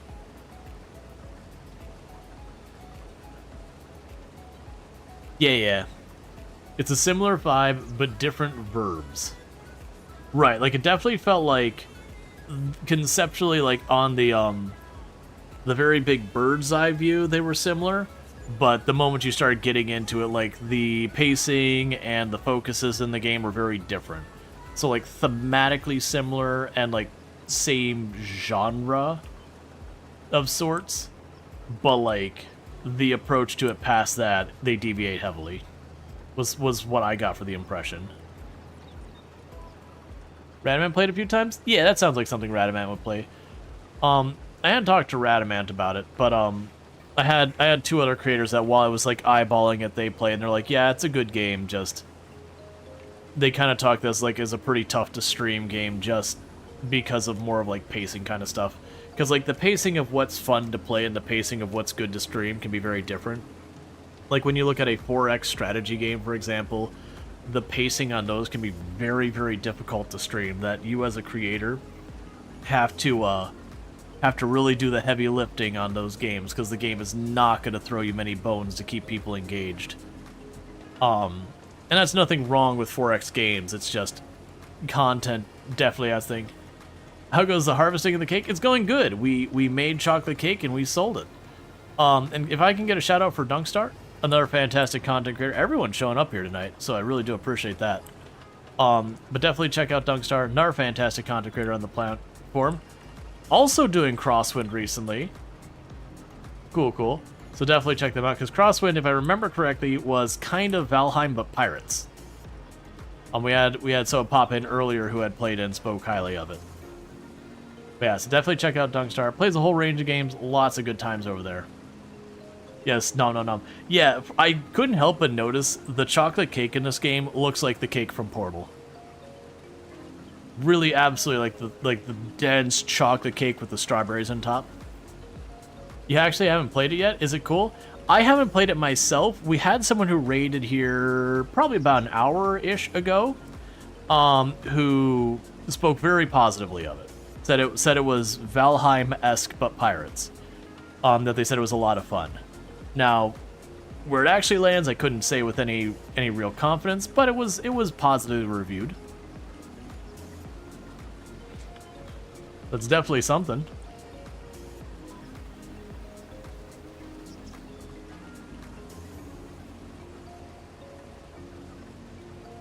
The games I think I'm looking forward to playing the most right now is one, in just under 2 weeks, RimWorld Odyssey. I still haven't decided. I think the more correct way for me to start Odyssey right when it drops for stream, I do think is to, jump on the new spaceship start. It does feel like it's going to give you quite a bit. For the start, they give you 3 pawns and like an existing spaceship to work with, and I guess you're on some platform or something.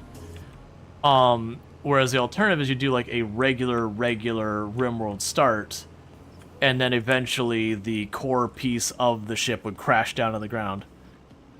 Is that a RimWorld DLC or sequel? It's a DLC. It's RimWorld, just they have the base game and they keep adding chunks onto it. And the nice thing about RimWorld is you don't have to get all the pieces. And so it's kind of nice there. You've done a regular RimWorld start like 500 times. You're not wrong, but I like slow burn starts.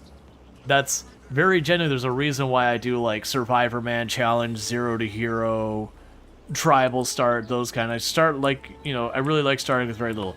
My only reason, and like I used to do, in RimWorld, I used to do Naked Brutality all the time before I started streaming. And I still do it once in a while. I don't do it as much nowadays. And mostly because with Naked Brutality, you either have to lead on traps or you have to, really worry about RNG a little bit. To deal with the people, you usually end up putting a couple traps around by wherever you're staying to like bait the enemy into traps, and that's just kind of what you got to do. Because otherwise you can just get killed by RNG where you've got your person and the other person, they show up and they're like nimble jogger, with 8 melee, and you're just like, well, rip me. You just have to hope you get them a solid leg hit or back hit before they get there.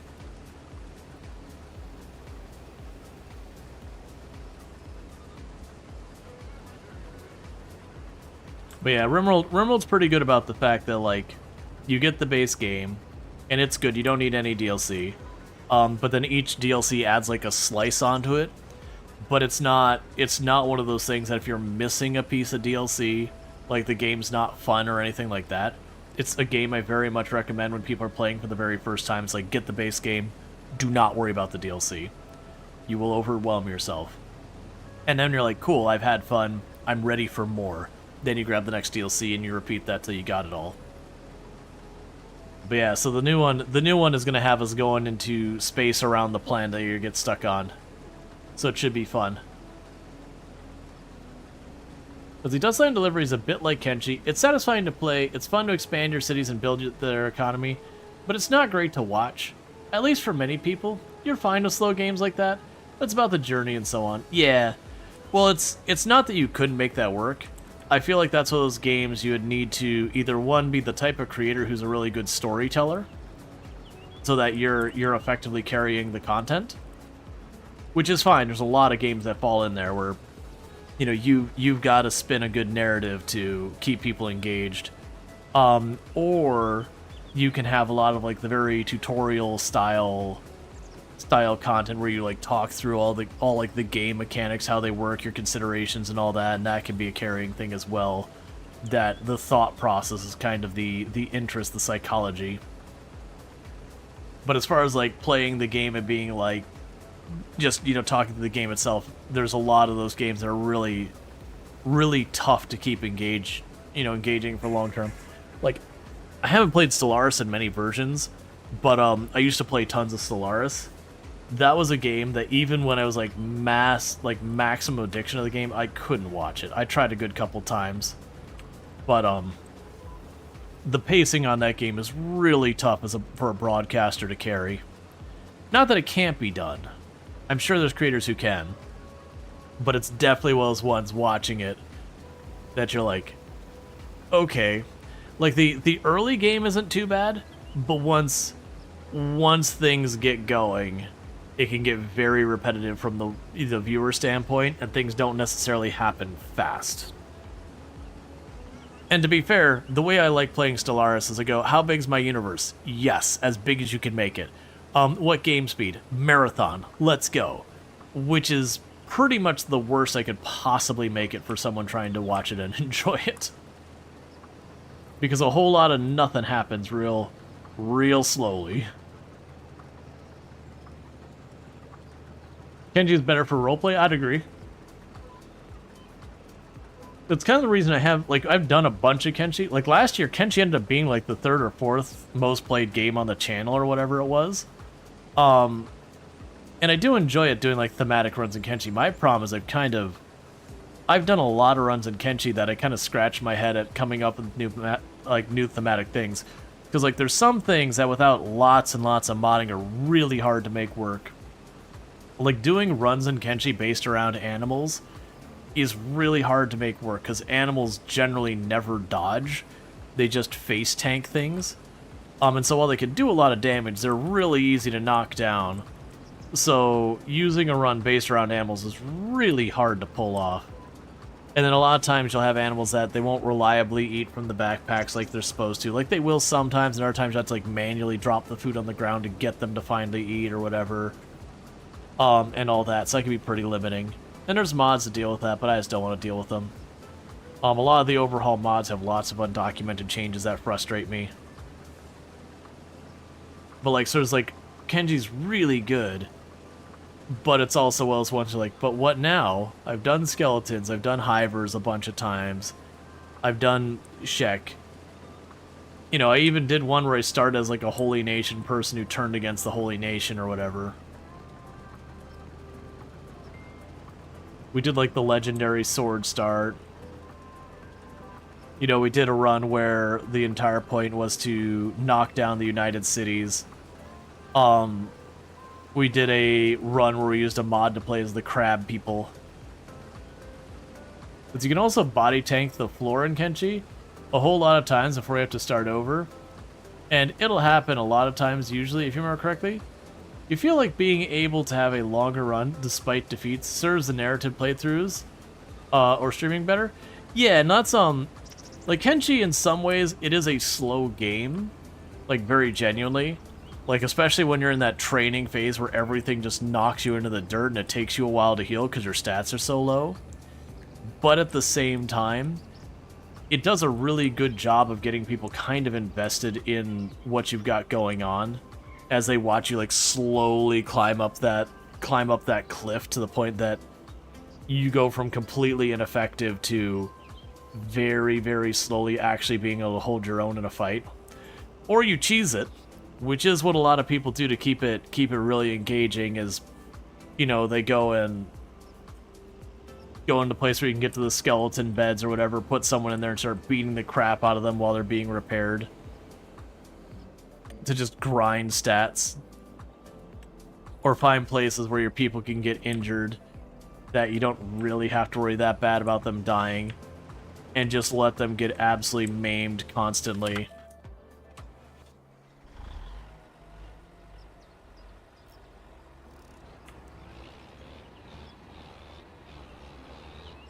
Okay. So this is supposedly gonna drop off.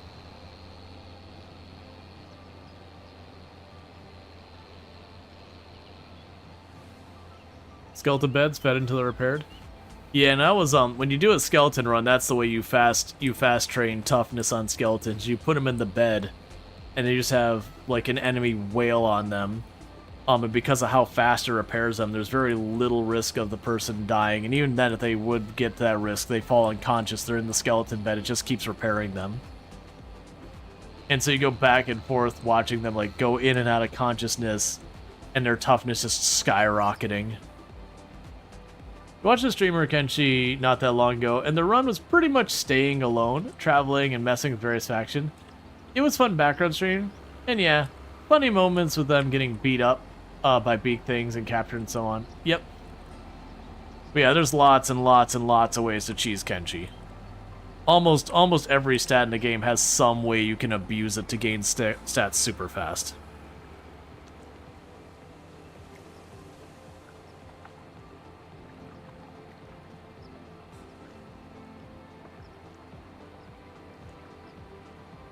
Like, I want to say you can kind of do the reverse with some people. You can take really tough enemies, kidnap them, put them in a skeleton bed, and just keep beating the crap out of them.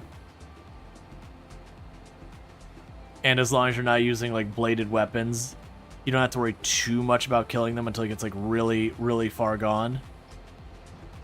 Then they go unconscious, and because they're in the skeleton bed, they just get repaired, and you just keep working on it. You watch Frankie Was Here every so often, and so often learn mechanics that you don't understand before from him.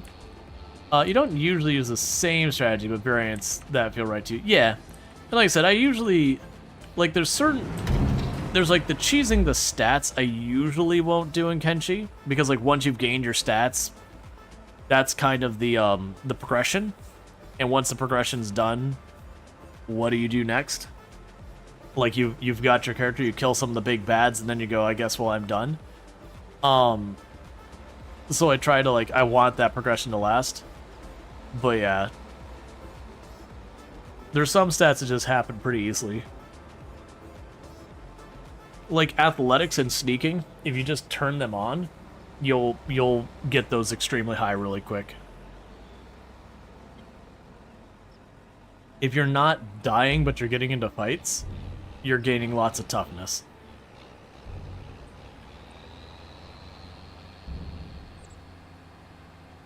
About the only mistake I think happens is if you're not playing like a permadeath style thing, people picking fights only with really weak enemies just to feel safer and all that.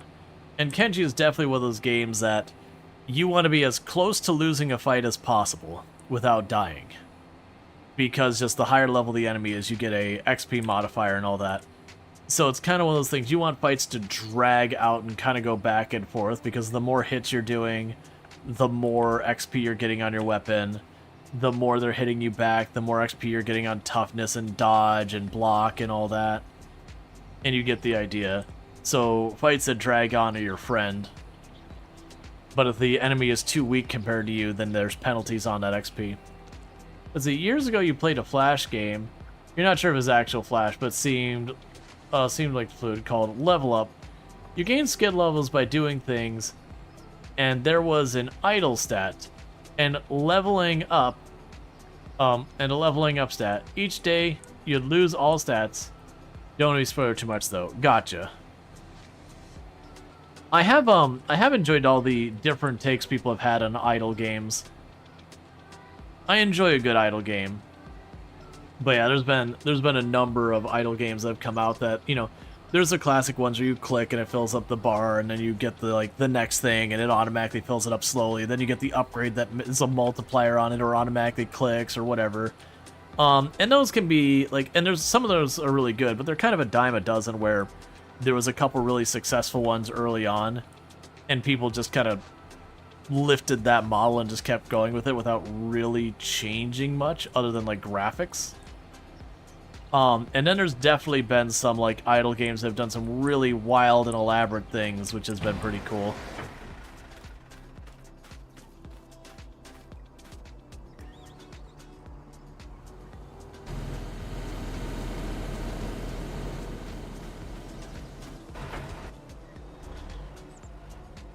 Okay.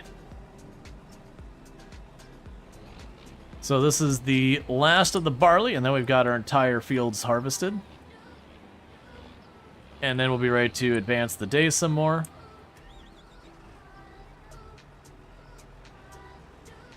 Let's see. Oh, is a 2D platform combat RPG thing? Not idle in any way. Just, if you leave your PC for a minute to go get a drink, you'll come back, and have some levels in idle? Not an idle game in any way. Gotcha. Interesting.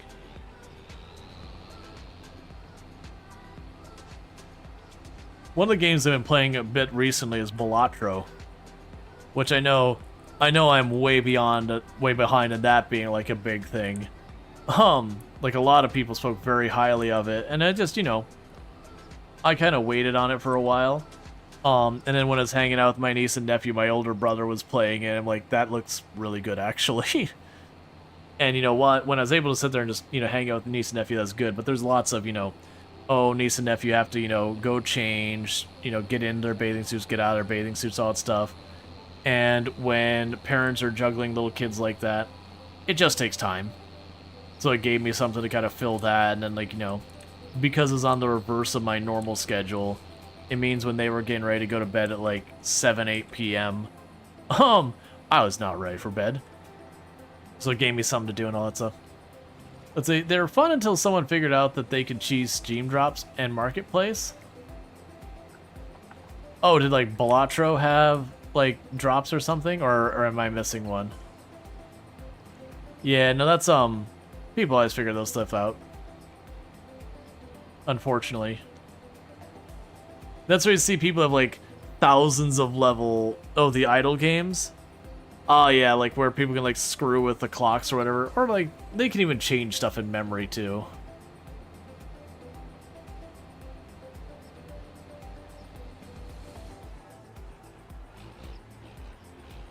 Yeah, I've always taken with stuff like that. It's like if people achieve, like, they're only cutting their enjoyment short themselves. That's whatever. That is one of the bummers when games like that add leaderboards or whatever. Because then you look at it's like, what is the highest kill rate? 9999999999999. It's like, all right, well, clearly someone's cheated here, considering without cheating, the maximum you can get is like 10,000.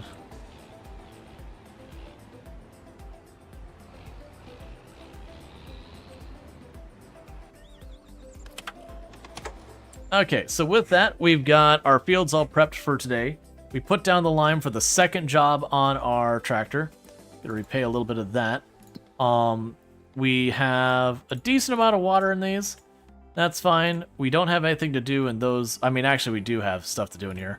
This is currently processing the barley to go into the bakery to make the bread, to sell the bread, to bring in the money, which is why we put all that effort in, so that'll bring us a pretty good income. But the point is, we'll check our sales. Nothing to do right now. We'll advance the month, and then we will check on the greenhouse, and we'll check on the playground and see if those are in good shape, because that's one of our big work days. It's just harvest and the planting are the big work days. Okay, so we got that. We can go here, repay a little bit more of what we owe. Those are holding up fine for right now. I could probably go another month before they're a problem. Let's see. Wood beams, I do have plenty here.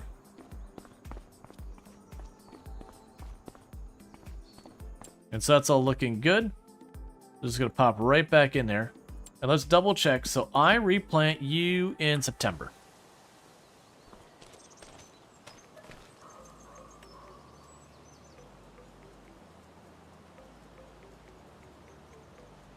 Yeah, no, that's, a lot of times when you put stuff that's supposed to be, like, time limited or whatever, it's very common that people end up cheating those. Which is a bummer.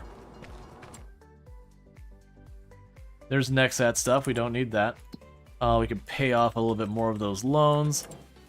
You're probably properly low. Technically, I think I get away with one more day before it actually runs out. Which would be great if we could.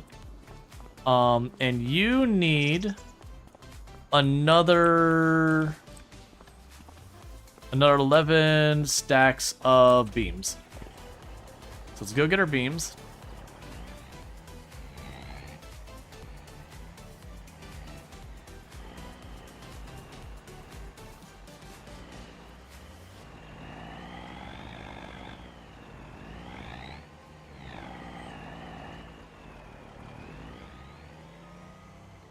It'd be nice if this wasn't up this big windy road. Where this trailer's a whole big thing to maneuver around.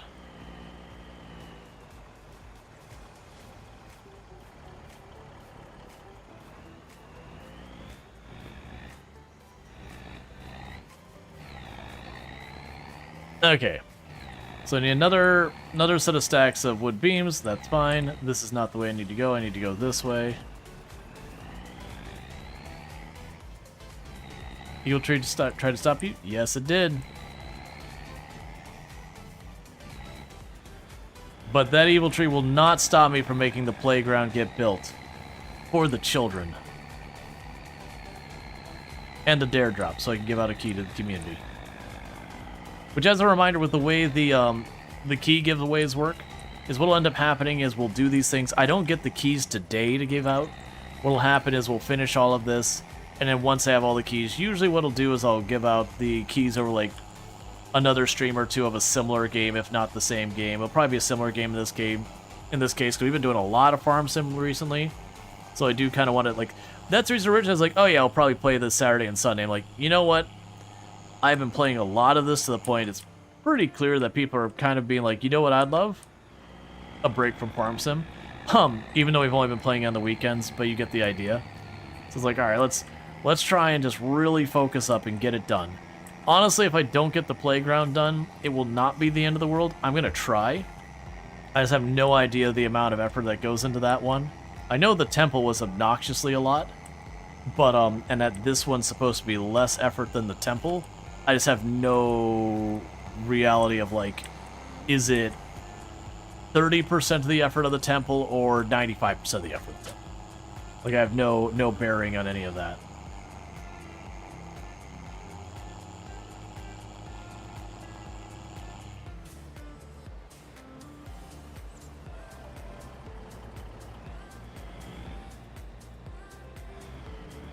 Okay.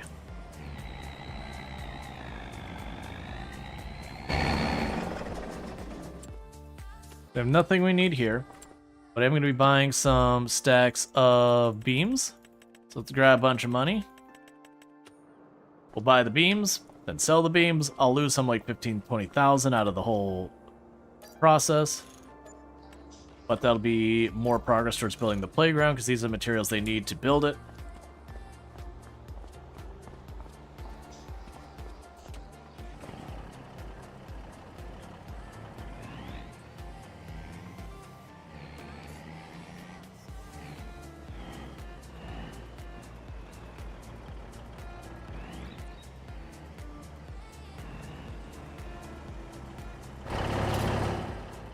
I just realized, if I were just pulling a diagonal like we did that, we don't have to do like the weird shimmy shuffle thing I was doing.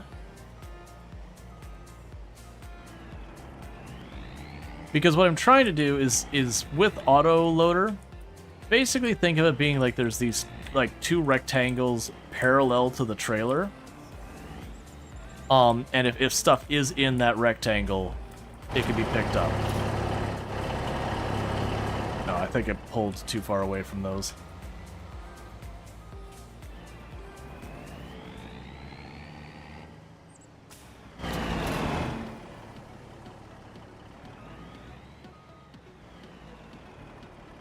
Alright, we got them all.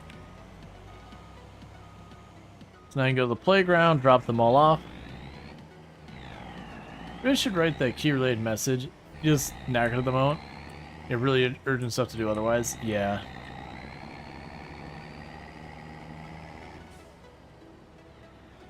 That's the other one that really annoyed me, is the number of, not games, but applications that are either quietly crypto mining in the background as best they can. So, like, not taking over your entire processor, but, you know, grabbing a thread to just churn away slowly at some crypto stuff.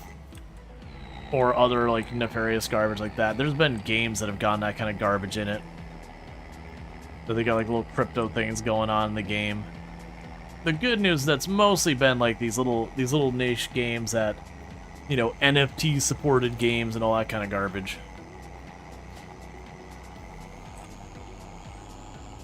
But I had more than once where people were like, my computer's running terribly. and you pull it up and you figure out they've got this browser extension that is just eating their CPU because it's crypto mining. You're like, but it helps me look for deals.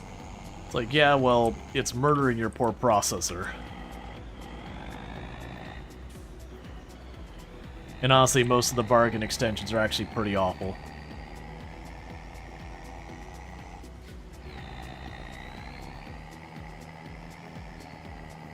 Like, there's a lot of scummy stuff that happens in the discount browser extension area.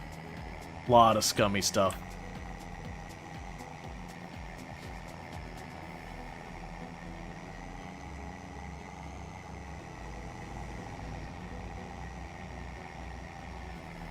Alright, so this will be...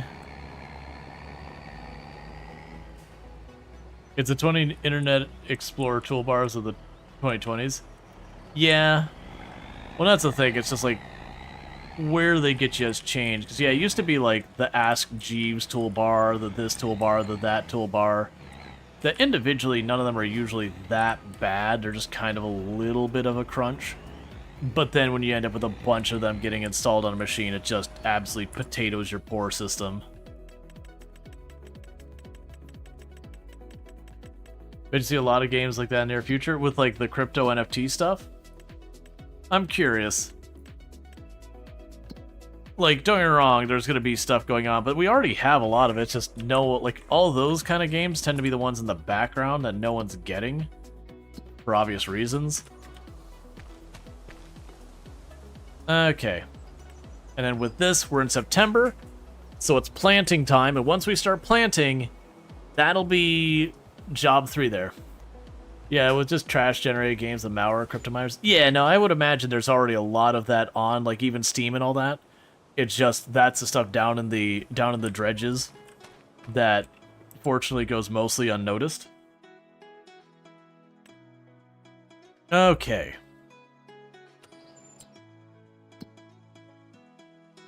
Because Runaway's about to release AI game generator to everyone. I fully expect those AI game generators to make like the worst of the janky game, like the janky simulator games, look like just pure gold. Because I've seen, if you go way back, there were even things for, you know, quote unquote making games like, what was it, Star Wars Stories or whatever? The Indiana Jones Star Wars Story stuff. That even those ones that are supposed to like automatically generate stuff were really bad. Oh wait, we're planting, so I don't need to worry about weather. It's just kind of one of those things that people don't realize how much of making a game involves an iterative process. You don't just sit there and go like, boom, give me the new Sonic. Like, there are phases and phases and phases in the design, and, you know, more and more iterations that go, okay, we tried this, well, this worked well, that didn't, kill that, and all that. In a lot of the AI generation stuff, it's the same thing like when you're getting AI generated art. There's a lot that comes from art iterations as well, where, you know, you have your first version of it, you're like, alright, well, we don't like this, we do like this could probably be changed, and then you do, like, another iteration, and there's just a lot that goes into that. Okay, I would like to be able to get the 25.6 meter cedar. I don't think we're going to pull that off, but I am going to see at how close we would be able to get. Okay, so let's take a quick look here. If I were to borrow as much as the game would allow me, how much can I have in the bank? It is not looking encouraging is what it's looking like. Alright, so I could get 320, that isn't even remotely enough. Because I was going to debate buying the cedar part and then leasing the back piece. I think if I lease both of them, that is just not going to make sense. Let's take a quick peek at what it would cost to lease those. Because what I'm looking at is these down here. If we go to our cedar, I'm looking at this cedar. So details. So leasing you is 15,000. Not actually as bad as I thought. Probably not a good deal. But then I also got to lease you, which is another 17,000. So we're talking about 32,000 bucks to lease the both of them. And that's not counting the seeds and everything that go inside. Now, granted, they are making me a decent amount of money, but it is those things that, can I make this make sense? So, you are 312,000. You are 340. I've already lost track of what I was able to borrow. Because if I can get like 312,000, I'm willing to buy the first one and lease the second one. And then I can get rid of the cedar I already have. We can make it work. It's not, for the record, this is not a good idea. This is me wanting to try the new shiny bauble. Right, and I also can't hook up to that one. Which is the difference. This one... Ooh. Let's wait just a second. Let's buy the first piece, because this might be a big problem. So details. We got our monstrosity here. We're gonna go ahead and buy it, because I don't make good decisions.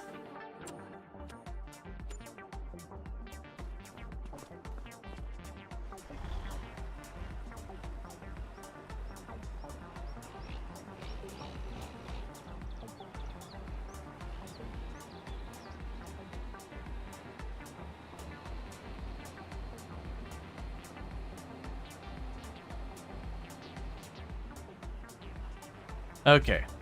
It's just making sure.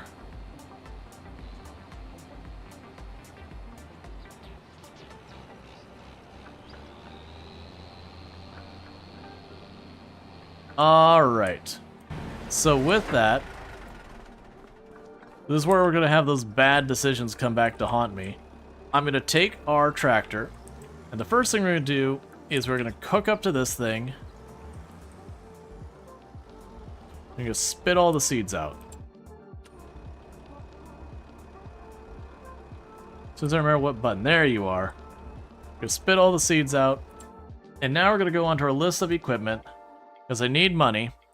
So we're going to go ahead and sell the old cedar, if services are no longer wanted or needed here. And we are going to need to sell that tractor. I would like to keep the tractor, but it's not going to happen. And so with that, we can now make this work. None of this is a good idea, by the way. Because what I'm going to need to do now is we're going to go to here, go to you, combinations, get this thing, and we're going to lease this part.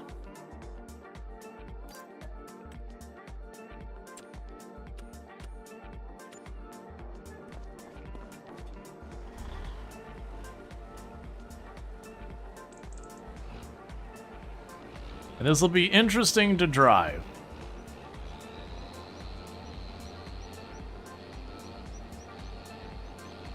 And let's hope this works out well, because I just parted with basically all my money.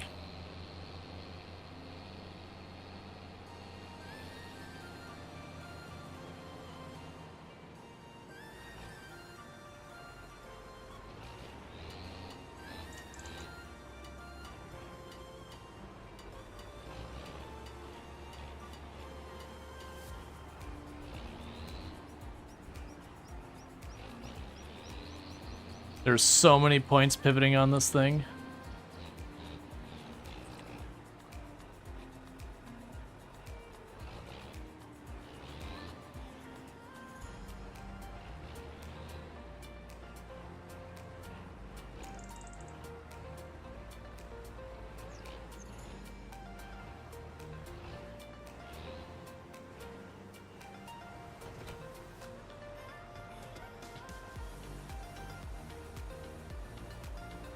Okay.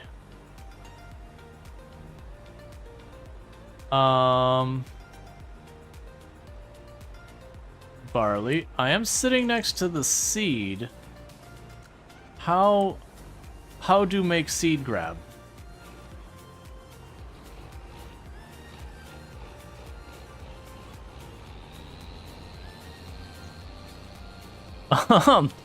There's a lot happening here. So I need this to grab the seed. But then the idea behind this is this thing should cover, like, the whole field down to, like, 3 passes to do an entire field. Okay, so we're pulling up here. Where is the sweet spot?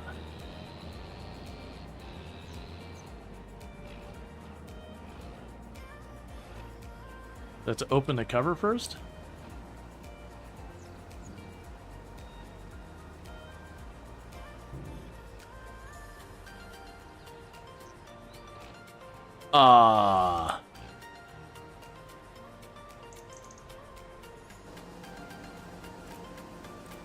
It showed for just a second, so I guess I gotta pull... I guess I gotta pull up enough that that, like, big scoop is nearby where it is, which is a little annoying, because that's gonna be really hard to maneuver that.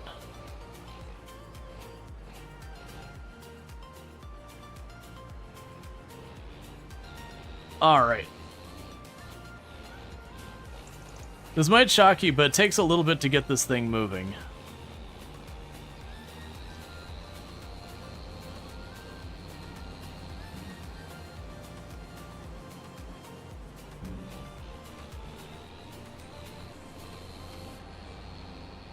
So, my guess is I need to get the giant chute thing over by where my seeds are and all that.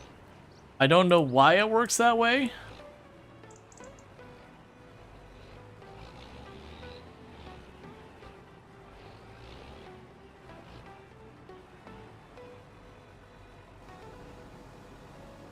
Oh, that's so weird. Oh, we can refill. You're guessing backing up is a no-no? I'm going to assume as such.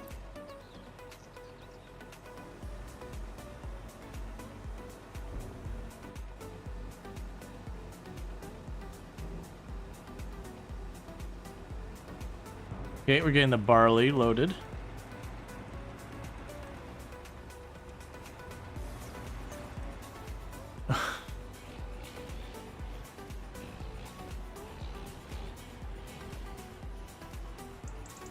Let's see.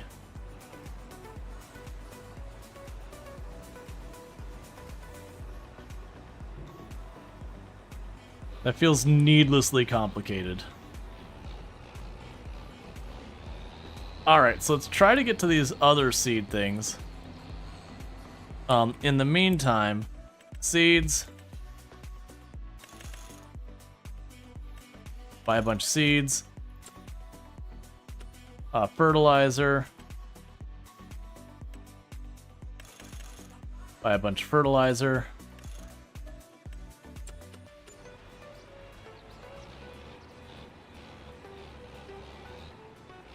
All these different shades of red.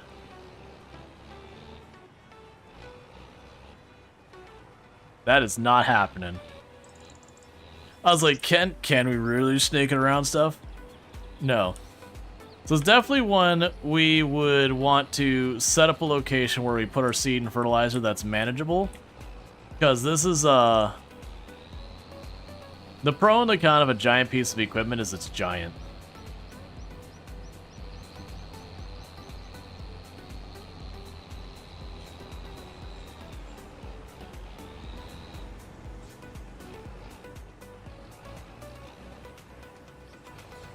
Do you fit between there?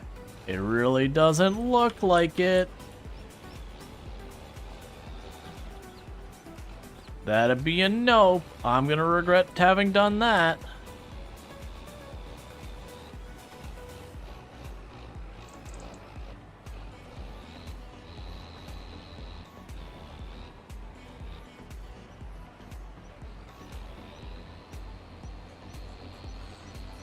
It's a giant Happy Meal toy. It's something.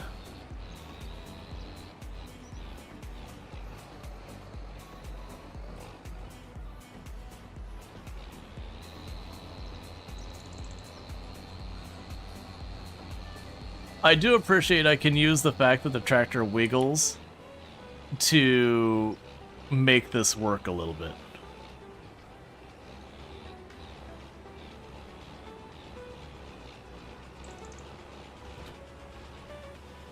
Oh, no, wait, not that one. Disconnect this one, then reposition. Because then I'll pull it straight around, and then we can try and pick up all that seeds and such.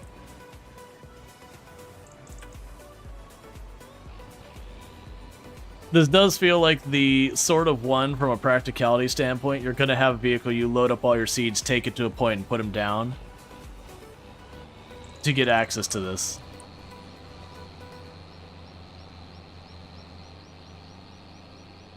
Is this going to ultimately save me time? Probably, once I get used to it. Was it really the good idea for today? No, it wasn't.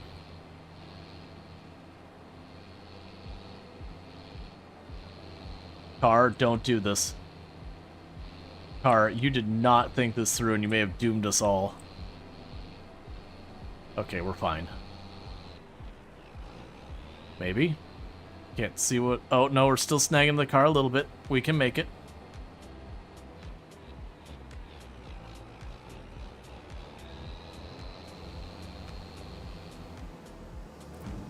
So the thing I'm not sure about how to handle is how the heck I'm getting that over there. I wanted to try and go around the back. I don't see a way we make that happen. I'm going to try to just hug this wall really hard and hope for the best.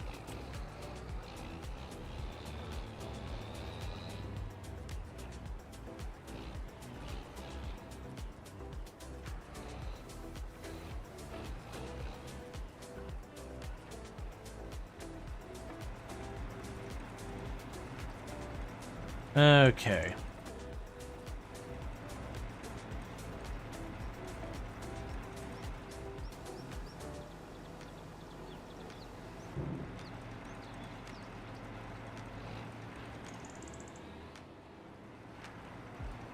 And we're just loading this up. To be fair, this thing carries enough stuff in it. I could probably do all of my fields in one go pretty easily.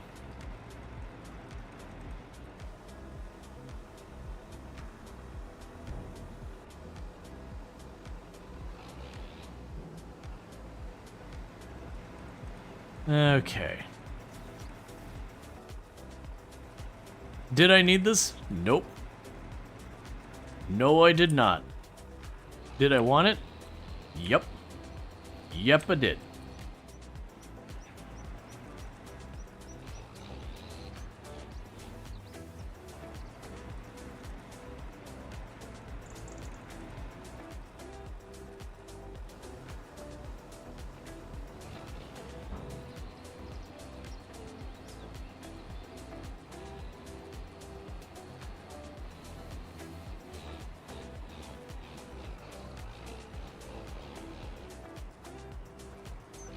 Okay. So just like that, we put about 6 pallets of seeds in there and about 5-ish. Not pallets. We put about 4 or 6 things of seeds in here and about 5-ish things of fertilizer in there, and we're only about 30% full. At least the collection rate is big. Yeah, no, I appreciate that. I'm gonna quickly turn around over here.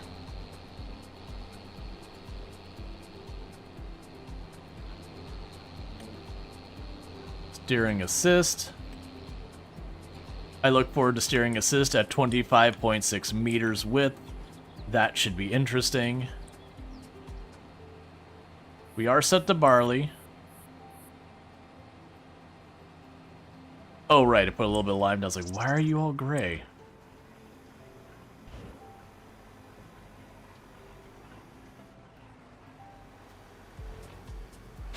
It just keeps unfolding. Mm-hmm.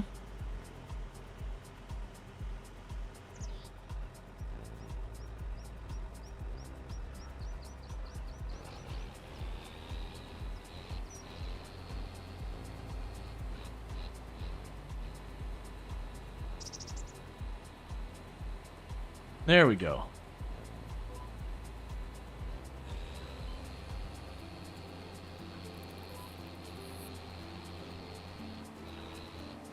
All right.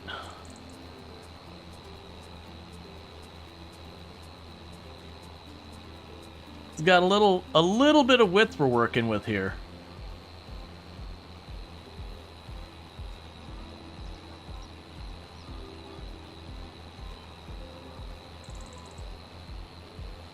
And this is fertilizing and seeding. Not enough power. There's only like one tractor with more power. It's actually running at its top speed. It's just big. The whole thing is just big. Oh, and that is our third job we're doing now. This is the third job in a list of jobs, so this would be the next clip for finishing our tear drops. We are using a versatile tractor. This is the third task we've got it's doing. This is definitely not big enough field for what we are doing, but you know, hey, sometimes you just have to compensate for things.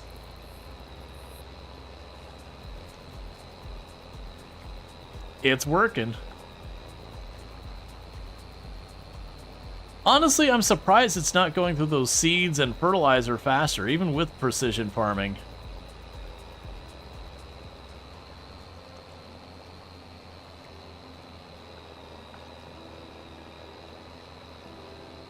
The size of this thing, though. Like, we're doing a fifth of this field in a single pass. This is 25.6 meters wide. The seeder we were using was 4 meters wide. That's not 14, 4. So we just jumped by a number of magnitudes in size.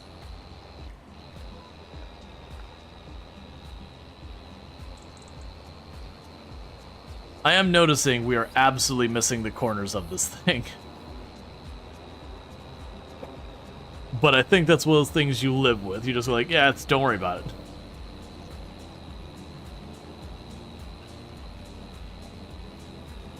I also noticed the number of hedgerows it was like. It's like 1. You just need 1 hedgerow. Your hedgerow is 25.6 meters wide. I'm sure you can make that work.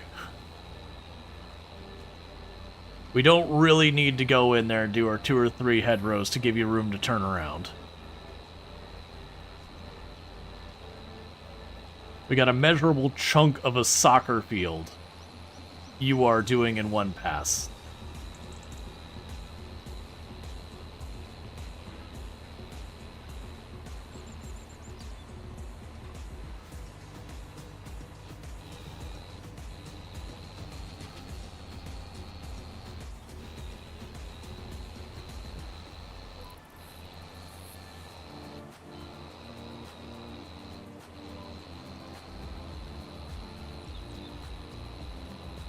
I have to clean that up.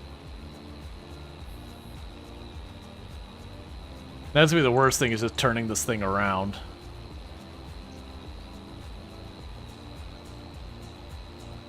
There's so many pivot points. I do think this is a piece of equipment that could actually be really good for doing large farms. I do think this, as well as ones that for smaller fields, especially if there's stuff around the edges, you're gonna have a real difficult time using it. It is just big. It's cool tech, though. It's definitely more usable than the Nexat was, which it's funny, because for size comparison, the amount I'm able to seed with this, the Nexat is almost 10 meters smaller.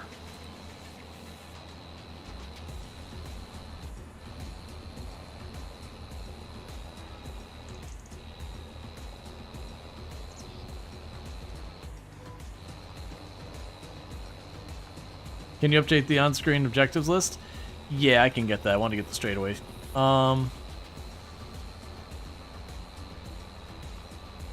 Boom. That's it. Just build a playground. Now the question is, after this harvest, do we ignore the harvesting the crops and just rush it? So that we can go way faster? Because the crops are definitely my biggest time sink. And I do believe the greenhouse will be more than sufficient to handle that. Hey, Lardine, how's it going? You like my my small little cedar we got rolling on here? Little itty bitty one.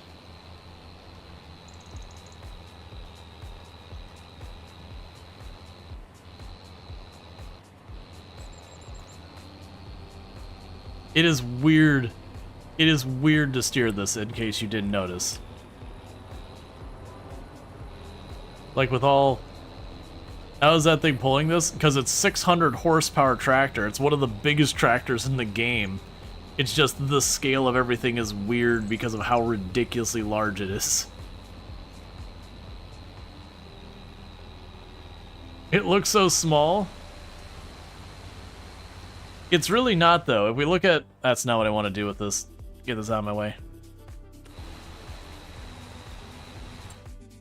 If we look at which tractor I'm rocking, it's that one.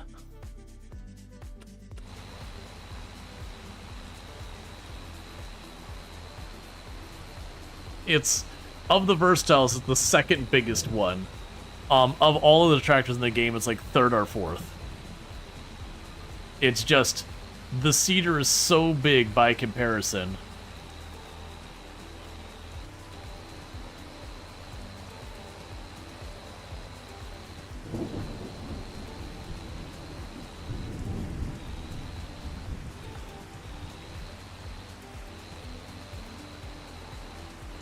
So it's what? 5.5 passes for the entire field?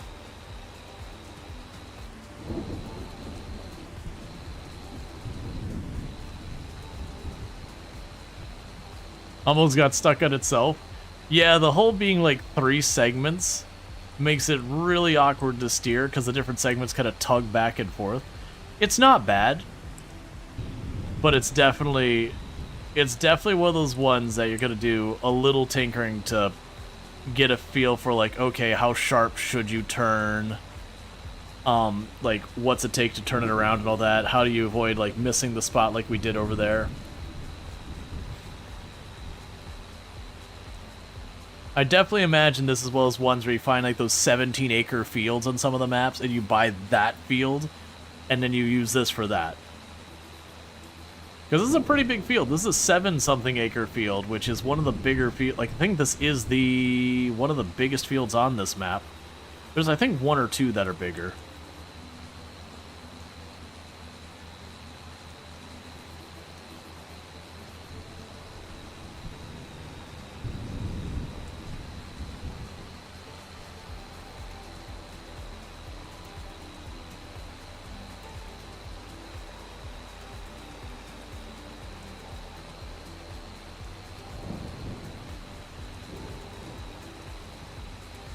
Okay.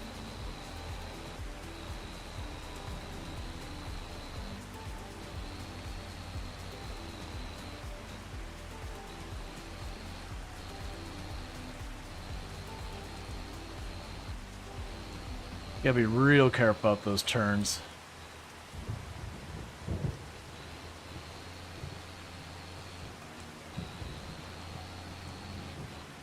Straighten it out. There you go.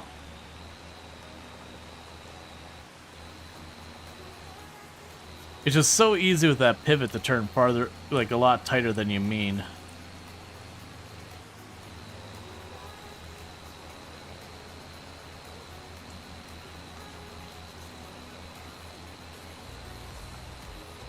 Okay.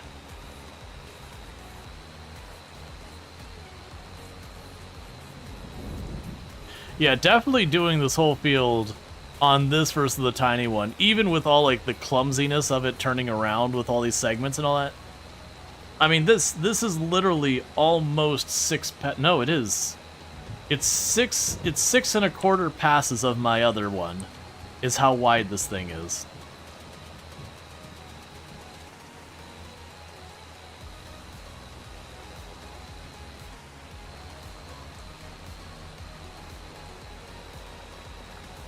So every pass I'm doing, I would have to do 6.25 passes. So like for the whole field, it'd probably be an extra 2 passes on top of that.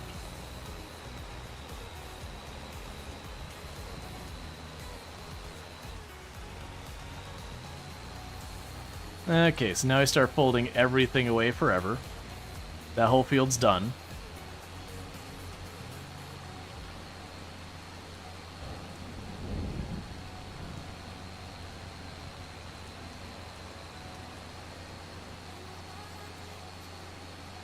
Okay.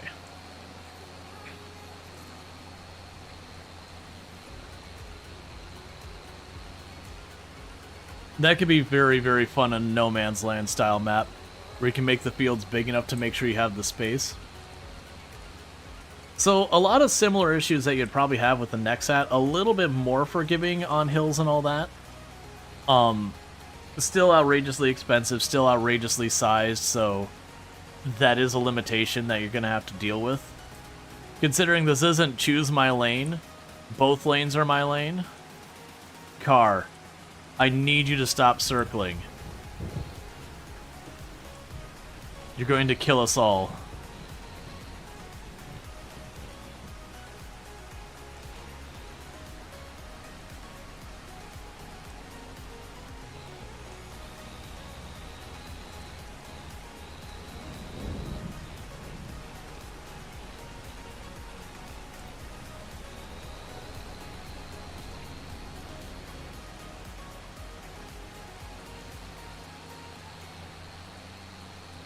I need a car ahead of him behind me with like the little hazard lights going.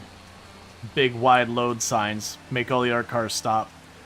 Amusingly enough, that is something you could probably do the equivalent of in multiplayer, is have one of the people in multiplayer deliberately block the road ahead and behind to try and give you room to maneuver.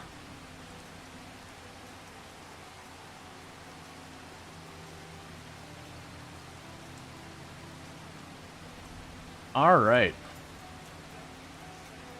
The school bus is like, nope. I mean, to be fair.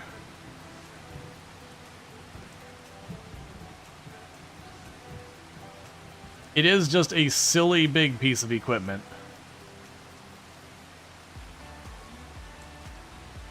The thing I gotta keep in mind is we are not weeding doing this. I got everything else done, but we have not weeded yet.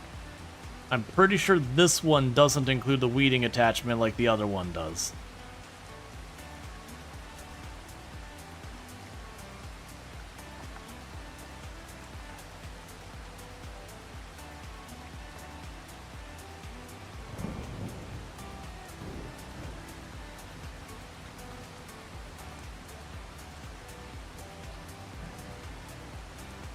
All right.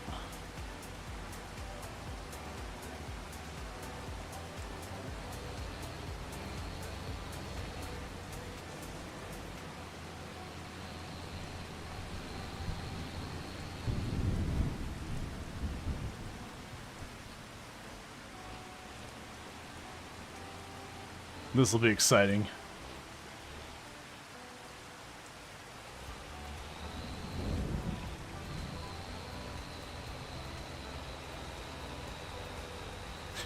Just snipes the end of their edge of their field real bad.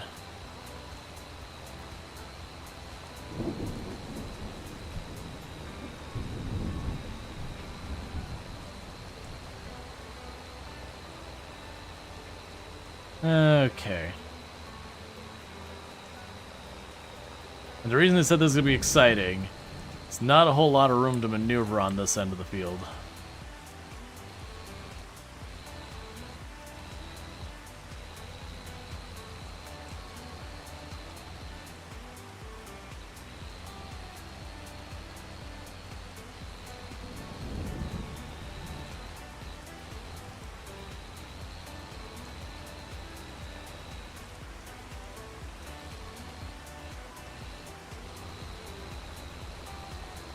It actually worked out pretty okay. Better than I thought it would.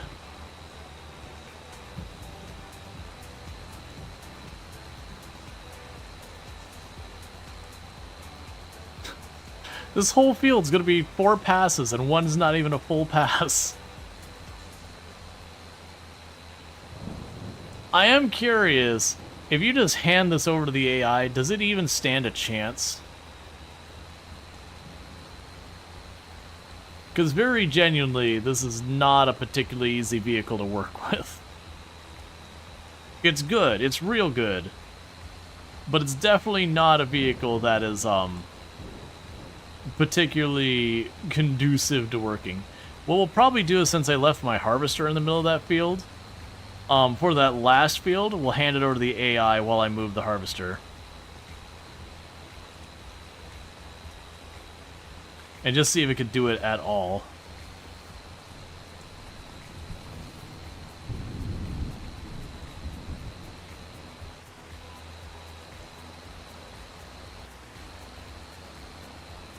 I may have misjudged. I said 4 passes. It might only be 3 passes. That's absurd. I appreciate it. This I wouldn't say go out of your way to buy the DLC for this thing. But this being in the DLC is pretty fun.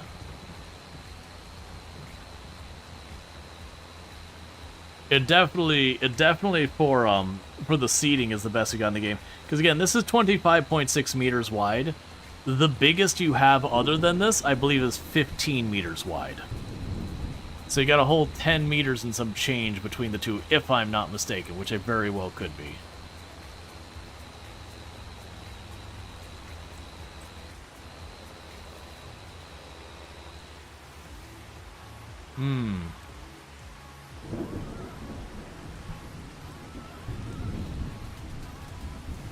Give me a moment.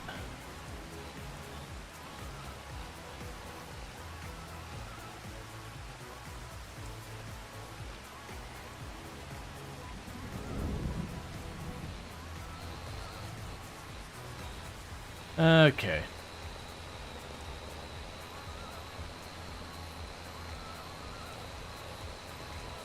Okay, ever so slightly more than 3 passes. It definitely doesn't have the weeder because we can see all those weeds still up in there.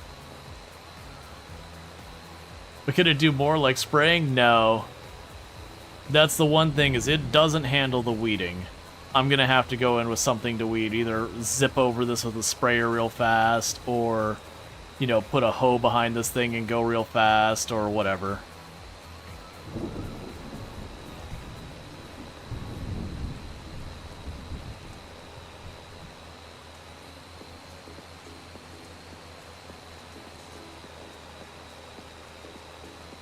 All right. We need more attachments? Yeah, it is interesting that the smaller power drillers did have the weeding functionality, but for how ridiculous this thing is, that they're just like, nah, you can do that separate. Which it's fine. I can get the sprayer and just zip around here and do this. Or again, grab like the hoe or whatever.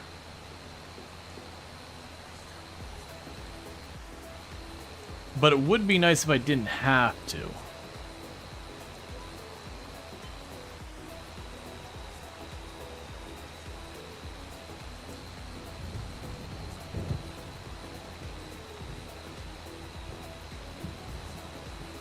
You need to attach all of them to one tractor like Infinity Stones? Yup. Well, that's, like, to a certain degree, that was the whole thing about the whole thing about the other power driller, like the drill seeder and all that, is it just like you're all in one, you didn't have to worry about it.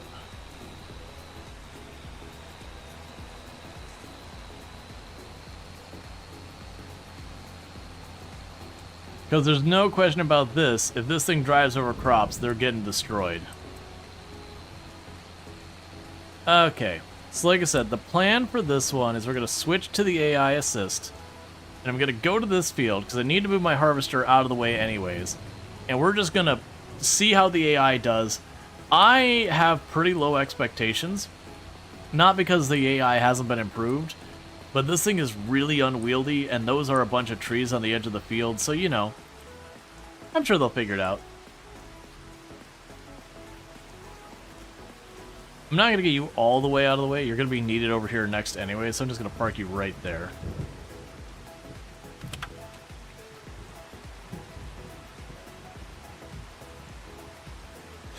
You missed a spot there, friend.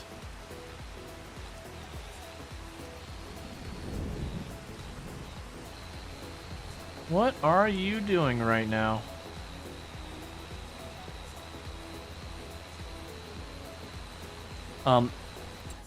Meanwhile, for the weeds. So sprayers are going to cost me quite a bit more, unfortunately. I can get weeders that are ridiculously large for this.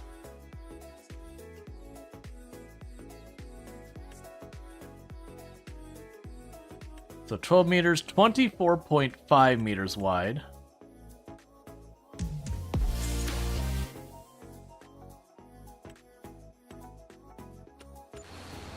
And thank you, Randall Thor, for the 5 gifty subs. I really do appreciate it. It means a heck of a lot. I do hope you've been enjoying the stream, and thank you so much for that support. It means a heck of a lot, so thank you so much for that. I don't really know what the AI is doing, other than I'm pretty sure it's wrong.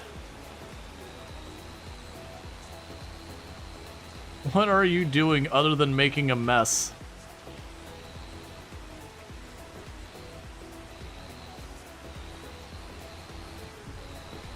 I don't know about you, but I don't think he's doing this right.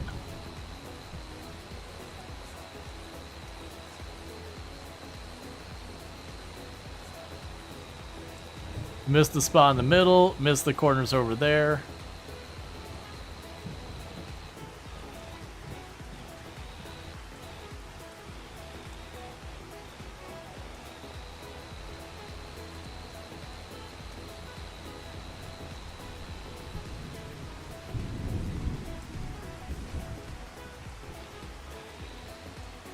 Hey, Randall Thor. We're doing good.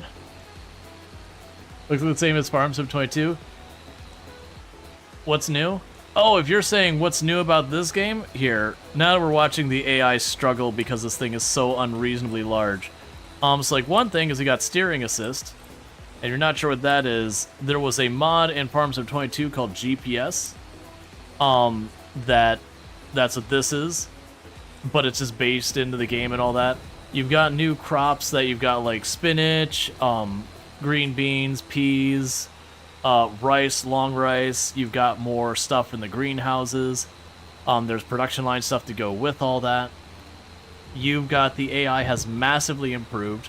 Now granted, this particular test case wasn't a great example because this thing's a monstrosity that we just got with this DLC. But as far as like the sheer scale of it, things are better. We have better optimization and all that going on. So there's also like volumetric lighting, volumetric fog, and all that. You have all of the official maps now have the projects like you'd see on Silver Run, for example. So there's been a lot added to it. I would definitely say between 22 and 25 does have a pretty considerable amount of improvements. Whereas I'm under the understanding that the jump between 19 and 22 was nowhere near as significant. I can't say for myself because I haven't played 19.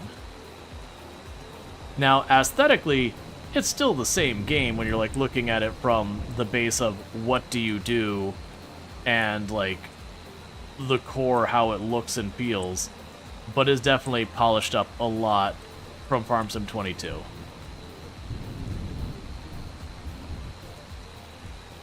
That's gonna be a sloppy turn on my part. Because this is a new seeder that came out with the Plains and Prairies DLC. And it's 25.6 meters wide, which is just cartoonishly big. And it is a little unwieldy.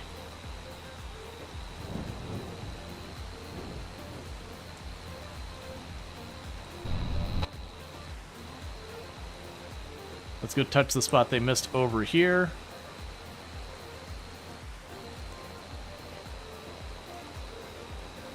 Us going for a 4 meter wide to this is just kind of funny. But yeah, the rice especially is a different crop. Like, the peas, the green beans, the spinach, all that, it's a field crop. They have their own harvesters and all that, but generally it mostly works like the crops you're familiar with. You know, you cultivate the seed field, you put the seeds down using your seeder or your planter or whatever. Then you come back later with the harvester after you've like fertilized and done all that junk. And so like for all that purpose, it works mostly the same. It just has their own harvesters.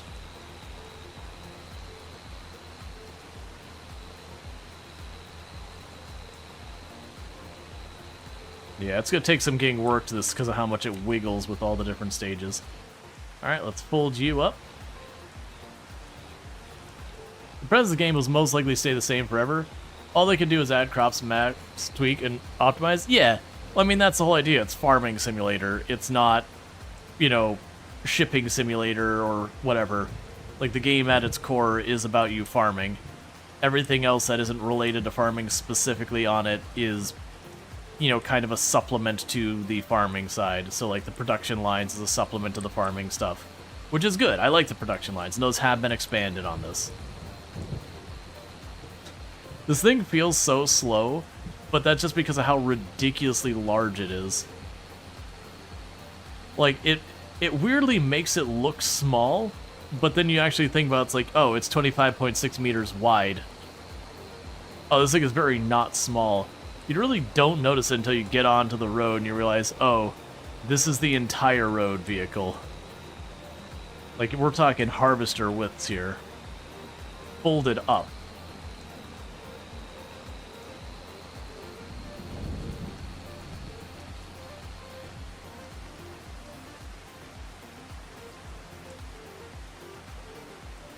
Okay.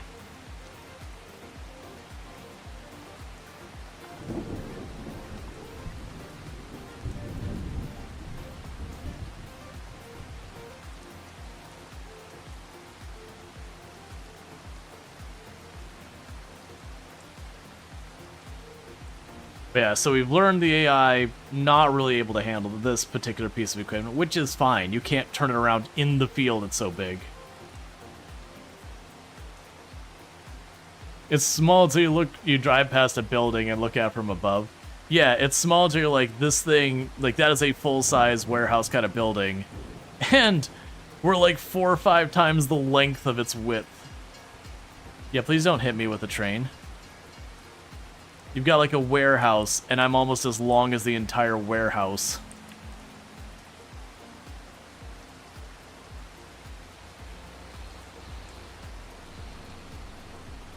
Scale gets real weird sometimes.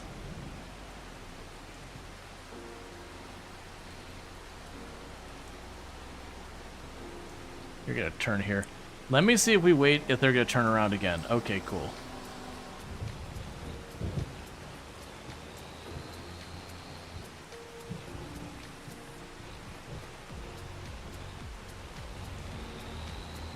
Okay. So, what we're gonna do now is gonna bring this over here.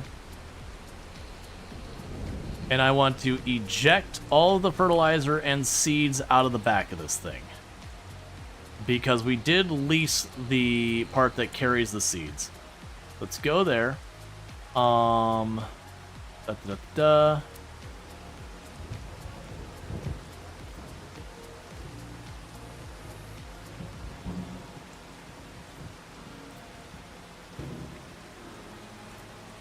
Where was the unload? Unload is C. There we go. So that will kick you off. There, we could drive over here. And kick you off, because I actually own that piece. So we go to our leases. And we will get rid of the lease on that.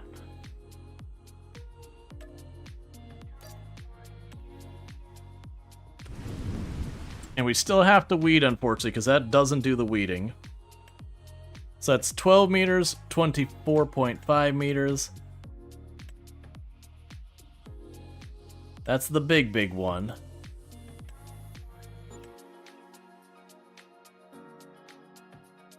So we could do that now, I believe. I'm actually not too worried, in all honesty, about the weeds. The weeds are going to eat into our funds, but in this particular case, I think I might just leave it alone and just not worry about it. Because we are trying to do the dare drops, we're just going to be beelining for the playground. So I might just let that harvest be what it is. You know, get our goodies out of it. Because I'm scared of leasing more, I might just bankrupt ourselves. That thing carries so much in there. There's only a third full, and that's still 4 things of fertilizer and 6 things of seeds. So I think what we'll actually do here is let's check on our greenhouses. They're at their last tiniest bit of water. And let's check on the playground, because that's our last objective, is to do playground. Okay, so you still have enough wood beams to finish this.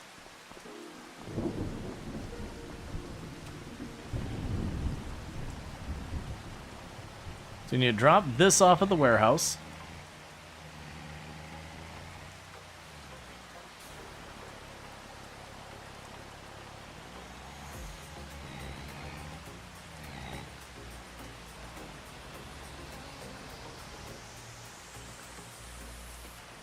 And we could top off our greenhouses, get them to remain online because they're just about to run out of water. Start paying down our loan. Are you telling me your $1 million investment was risky? Little bit.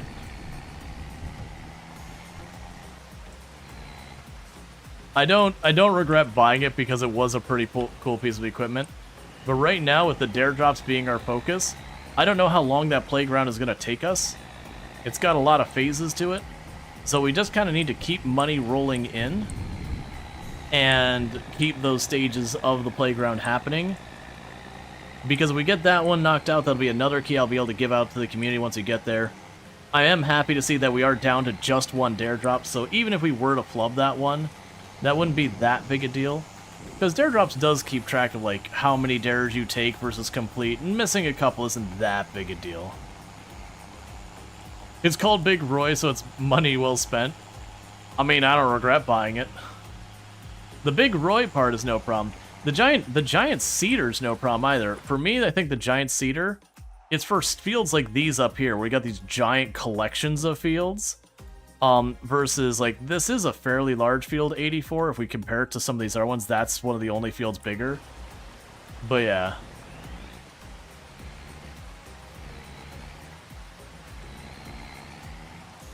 It would definitely be one of those ones that, is very well suited for just gargantuan fields. That's also a reason I didn't want to deal with the weeders. One, I can't remember if the regular weeder, if I use it now, if it even counts. That I don't honestly remember. And the sprayer, if I lease that, then I gotta buy the herbicide to also spray.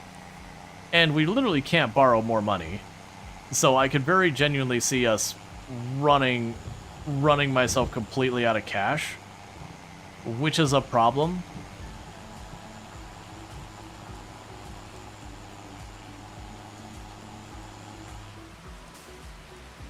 So I might just eat, I think it's like a 15% penalty if you let the weeds grow. It's pretty bad.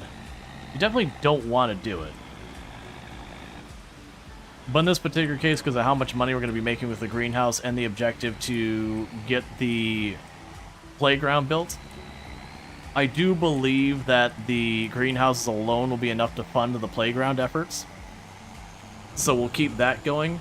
There's also a good chance I'll be able to cash enough money from the greenhouses after a cycle or two to get another truck front. So I can keep one by the greenhouses, one by the playground, and not go back and forth like we've been doing. And just save time. I don't think I want to sell the equipment we have. I debated that for much as like selling the equipment, buying what I need to speed the greenhouses, and I think it wouldn't be a bad idea for what we're working on. Because the big thing is I got to do another harvest, and our harvester's not that big, so that'll be a slow process.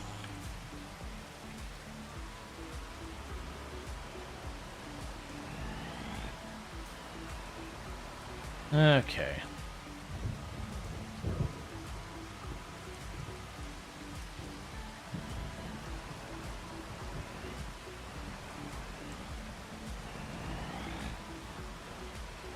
All right.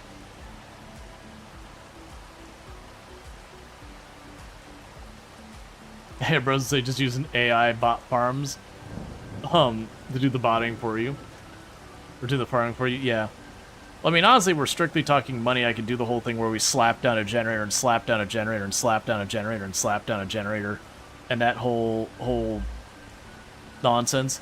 If I was strictly doing this to get like $1 million, like we've had that's usually when we're like, okay, well, we're kind of ready for this run to be over. Gonna play seeing a semi without a sleeper cab?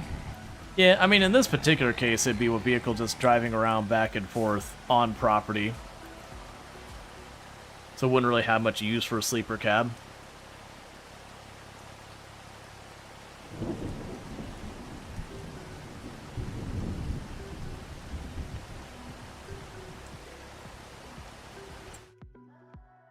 Okay.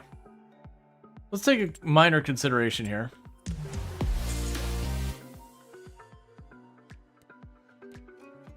And thank you, Randall Thor, for another gifty sub, giving a sub to JD2V0. So now, JD, you got yourself some nice advertisement-free viewing, whether you want it or not. So thank you again so much for that support. It means a heck of a lot. All right, let's repay some of that debt. All right, I wanted to go here. So we've got our vehicles we've got in hand.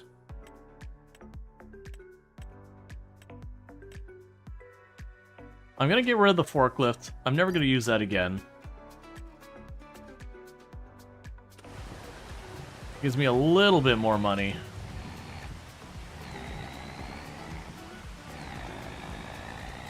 But thank you again for that sub. I really do appreciate all the support. It does mean a whole heck of a lot. Couldn't do it without you. It'll pay that down. All right.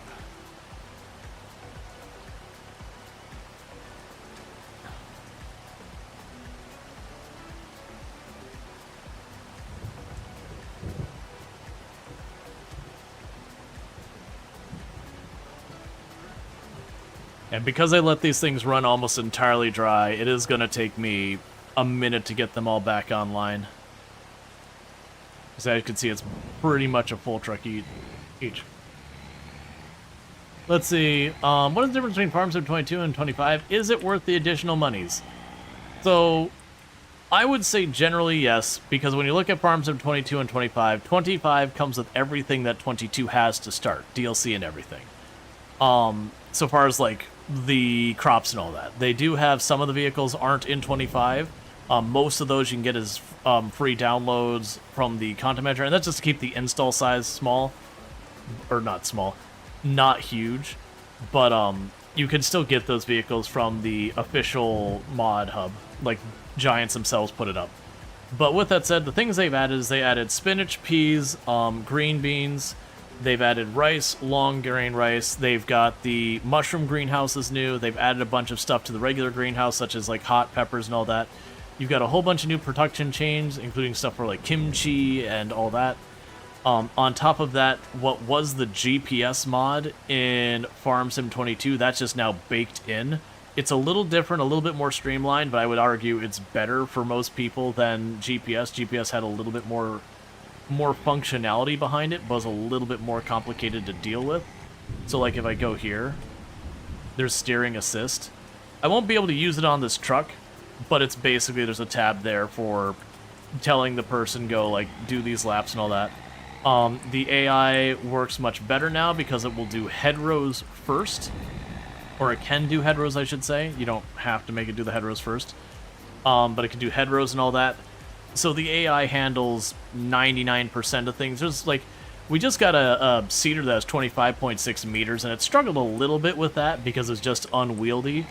And the AI is designed to try to be able to turn around inside of a field as opposed to going out, getting stuck and stuff like in 22. Or like 22 where you tell them, hey, go do it with the sprayer, they go 2 feet and they go, job's done, and don't finish it. This one they actually do. All of the official maps have major projects on them, like Silver Run in 22 has the roller coaster. This one, there's like an East Asian map that has a temple you build.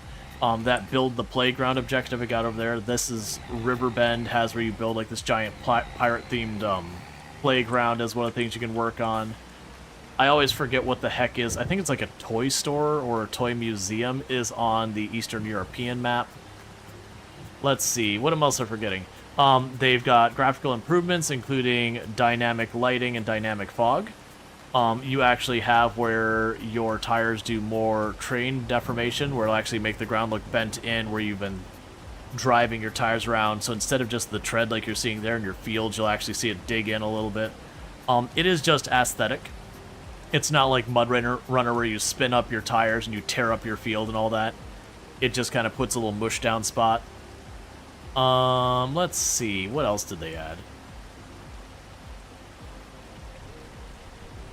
Someone else will have to fill in because I can't think of a whole lot off the top of my head.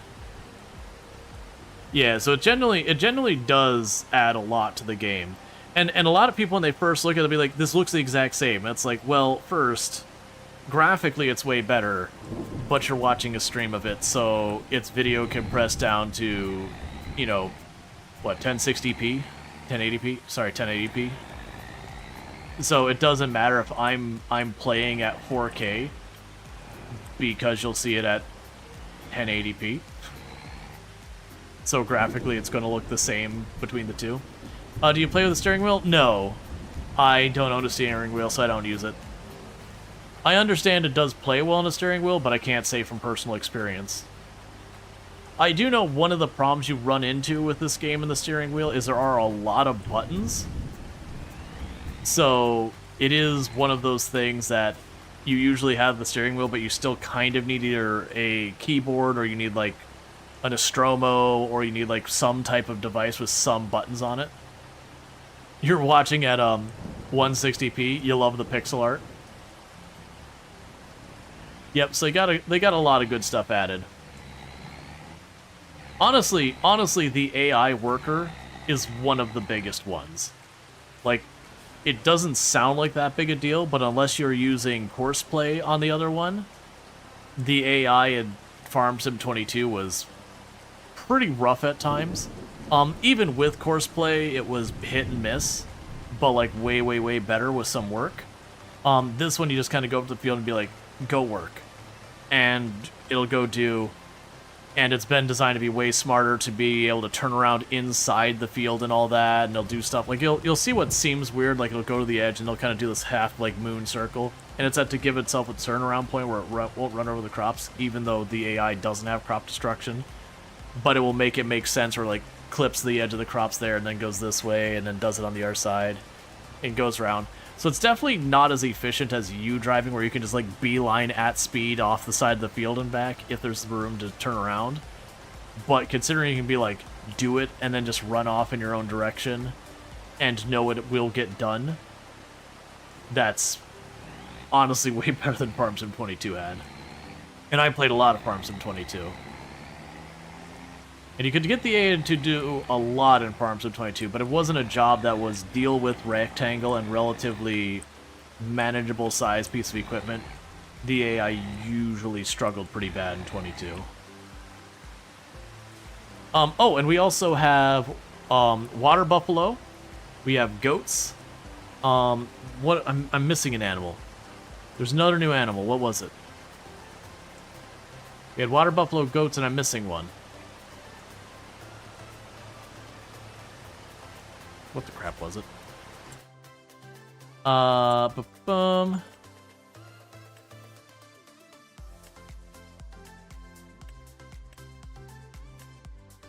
Yeah, so water buffalo was down here. I think maybe as... Yeah, there's the goats. No, maybe it was just the water buffalo and goats as for the new animals.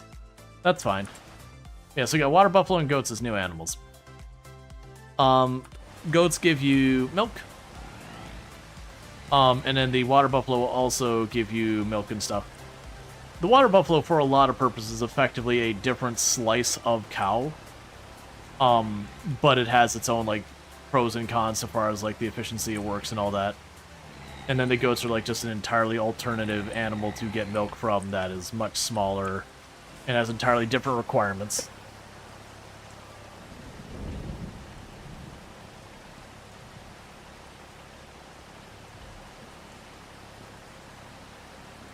But yeah, so there's a lot there. Now that said, usually when people are like, is it worth the, you know, $50 or whatever it is, you know, is it worth that price? Because everyone has their own price depending on region. You know, is it worth it? I can't answer that question for you. Because, like, if you're a multi-billionaire, $50 means literally nothing. So, yeah, sure. But if you're like, I'm not sure if I'm making rent this month, is it worth $50?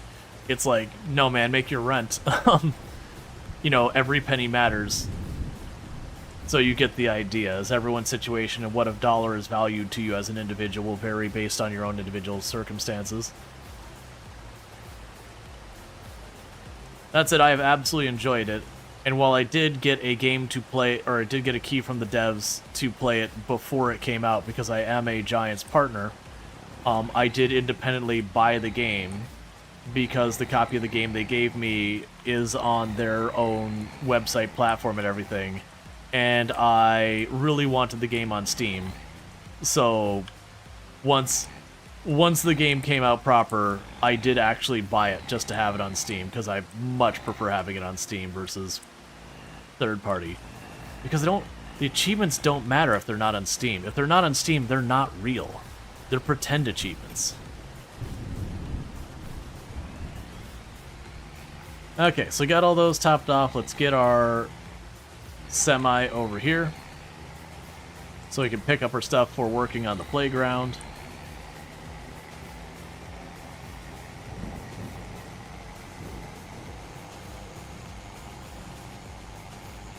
And then from there, like I said, we didn't bother doing the weeding on the fields this time because we are doing the dare drops, so I'm not really focused on taking care of the farm properly at this stage. We've done that for the last, like, 4 or 5 weeks we've been playing this, which, like I said, I don't stream this every day. It's only a couple times a week. But we've been doing it for, like, 4 or 5 weeks on this run for the dare drops. I got 4 days left of the dare drop, so we're just kind of... Farm is not the priority. Get the playground done, because if I don't get that done in time to submit the clip and for them to get back, then there's that thing. What do you need for the playground now you've powered through the rest of them? So what I end up needing to do is I buy a bunch of materials at this warehouse, and then I ship them over. So it's stuff like wood beams, that kind of thing. Are you? There you go. So stuff like wood beams and that kind of stuff, rope, concrete, whatever they ask for. And we've been just powering through real fast. And the downside is I am buying it and then basically selling it again. And that's not great for making any kind of money. I actually lose about 5-10% of whatever I put into it every single time I do it. But our goal here isn't about profit, it's about building a playground. So what we can go ahead and do here is hop out of that. We've got everything set up. We are just going to let the weeds grow because I'm broke. Giant saw blades, sharp spikes, rusty nails.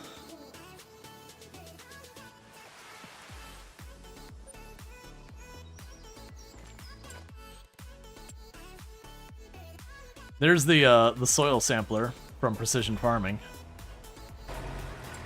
Okay, so let's check down here real fast. There's the playground. Alright. So as you can see, we're getting more of the ship built and all that. I need another 11,000 liters of wood beams. Okay, so let's go in here. And this will be fun because I don't have enough to get all of it in one trip because I didn't think about my actions. There's something else I could sell.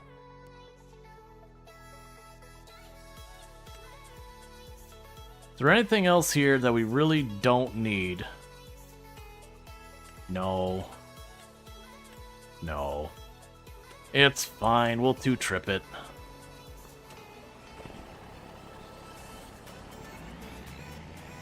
Have you used the crane controls again since Roadcraft? Yes. It took me a little bit to adjust to, but it wasn't too bad.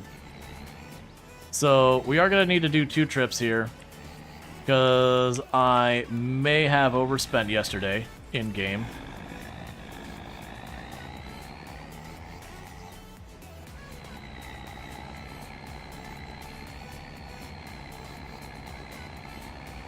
But that's fine.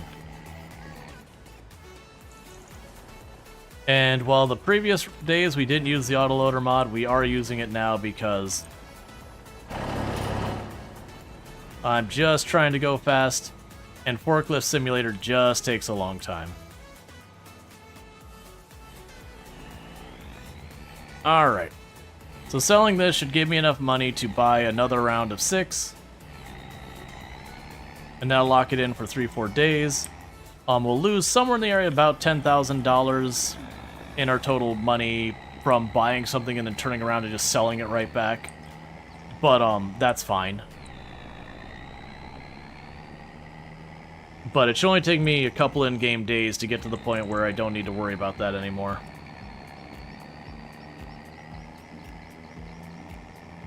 I also wonder if you even bother harvesting. Like, very genuinely, I'm kind of sitting there going, you know, do I even bother harvesting? Don't get me wrong, that's a lot more money in a year. But if we're just trying to beeline the playground, that is my big time sink, is, you know, planting and harvesting and all that. We got to check out the brand new seeder. There's not a whole lot to show off for, like, new harvesters that don't cost an astronomical amount of money, and even then there's not a bigger, brand newer harvester with this DLC. So it kind of showed off the thing I was excited to see from the DLC. So because my fear is if I don't get it done today, it's not happening. And that's another key I won't be able to give out to the community later. So I'd like to get that done, get that clip, get that posted, and then I don't have to worry about it. Then Farm Sim, we got all the dare drops done, and we will be ready for whenever the expansion comes out. Which I'd like that, because then that frees up the schedule where we can do some more Parcel Simulator either later today if we get that far, or tomorrow.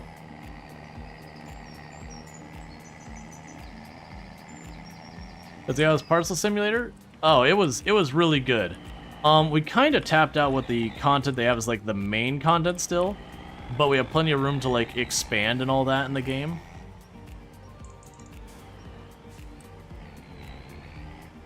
But it's like there's not new unlocks for us.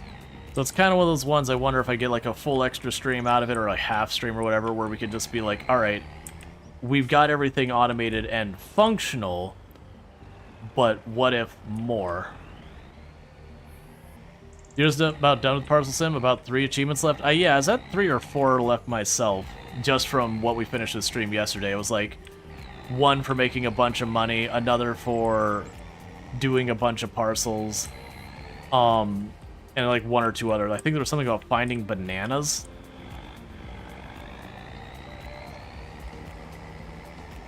Which oh yeah, and there was, actually I think it may have been 5, because there's 1 for completely unlocking the full warehouse, 1 for finding bananas, 1 for making enough money, 1 for processing enough packages. I think there was 1 other. But like 2 of those is just, well actually 3 of those is just working on stuff, like not a thing. And then like the bananas to look for them. Considering the space is just a giant open space other than like, you know, the dumpster and all that, I assume it would not be that hard to find the bananas. There's not a lot of places to hide them.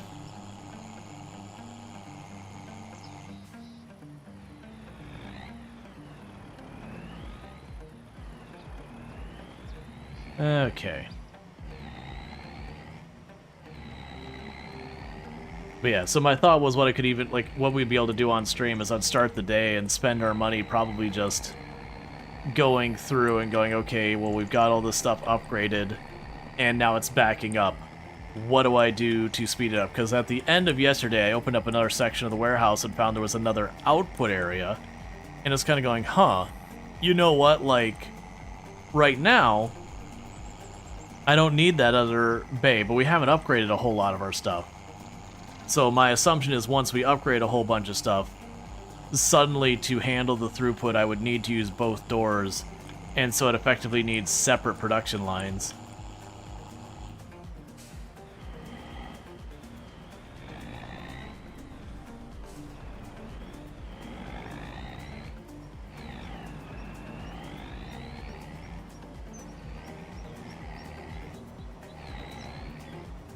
Okay. We hop out of here. And need to grab another thing of beams.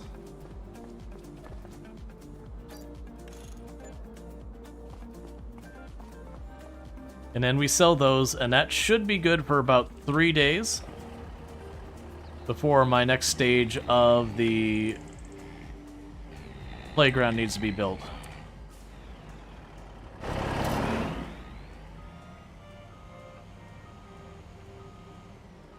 All right.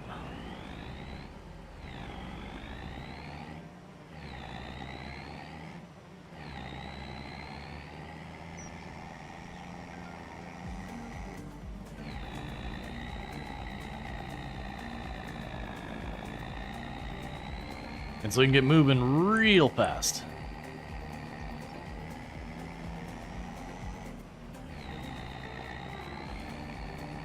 Honestly, what I could see even doing is parking my truck in that spot. And what we could potentially do is when we have extra money, buy 6 pallets, auto stack them, buy 6 pallets, auto stack them, buy 6 pallets, auto stack them. Like just go until the trailer can't really take more, and then just run one massive amount down, because it looks like we're going to be using a lot of beams. And so I don't see a reason not to just bring a bunch, because we're not worried about the long term, we're just trying to rush this real fast. That'll be fine.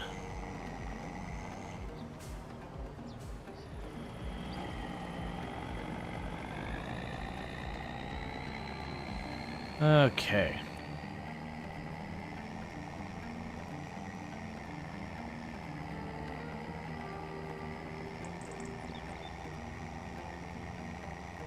But right now, this in-game day, we're just going up here, dropping off what it needs to get to the next phase. Because also, if I preload some of that stuff, you do have where it finishes what you need, and then, you know, starts eating up the next set of resources.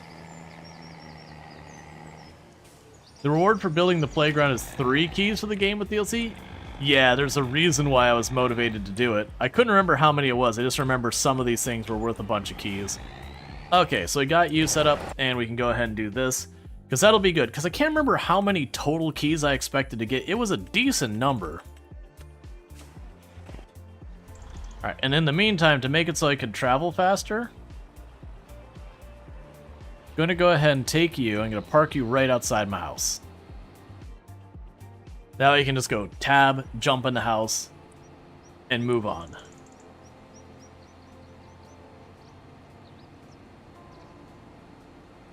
So we're neglecting our farm. We've learned this whole farming outdoors in the elements and all that. It's not worth the time.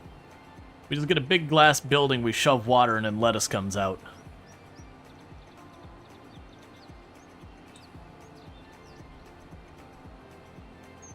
Alright, meanwhile, we're working our way over there. Yeah, so it's just down to the left.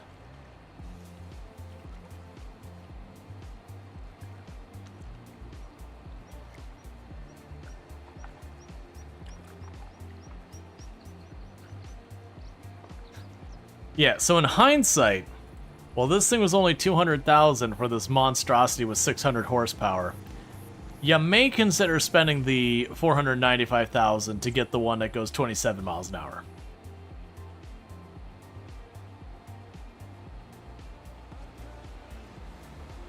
I'm a Tanya voice. First, you get the keys.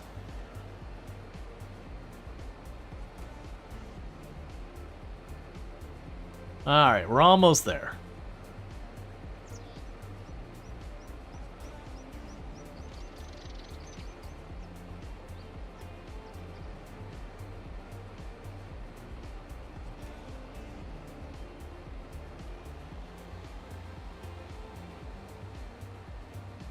And what I'll probably do is, once I get to the house and I fast forward, I gotta use a restroom. So while it's on that little load screen where the weather's running and all that, I'll just quickly use the restroom and all that during that sequence, and it'll hop back in and keep things going. Because it should be I have to advance like 3 days or something like that for the playground to finish. And then once we've done that, we get the next, you know, batch of things at once.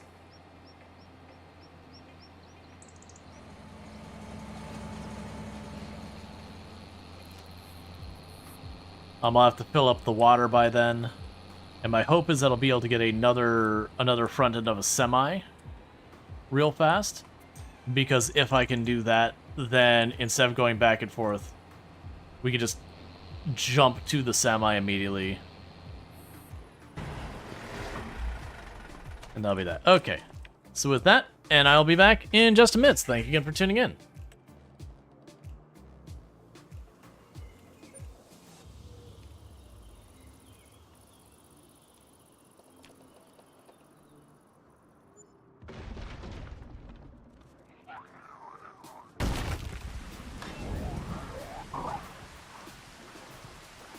What just happened that didn't wake us?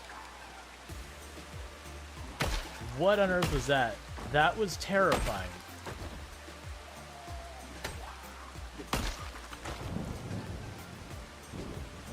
Huh. So, the moment I heard them smash it, man, I'm surprised. Ooh, fog! That's exactly what I wanted with my tropical storm helicopter. Fog! Excellent! This feels great! This is exactly what I want as we're going into nighttime and it's going to get super dark and I won't be able to see. This helicopter sucks. I'm glad we're not in a very high pop area because this is the kind of thing that would get you killed 100%.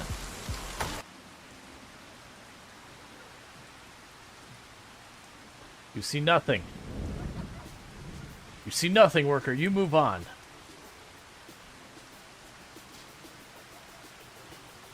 Killed 5 of my guards. No, get out of here, guard. There's nothing to see here.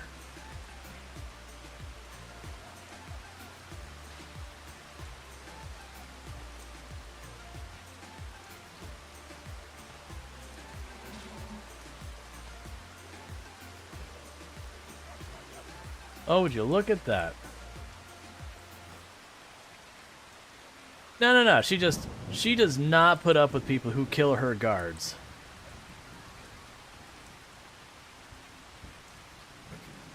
I guess I don't have a laceration? I am so confused. Unless I caused a laceration to the wolf.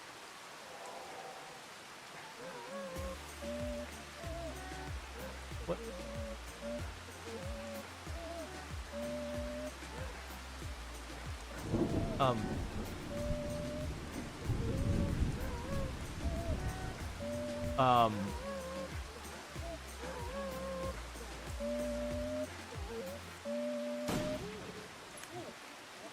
Thank you for being quiet, demon dog.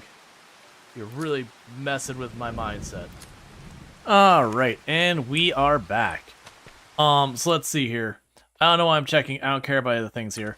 We need the money. And our environmental score seems to be going down for some reason. I couldn't imagine why. Perhaps not actually caring for my fields right now. So let's pop down here. And check on you. Alright, so you probably have one more in-game day till you run out.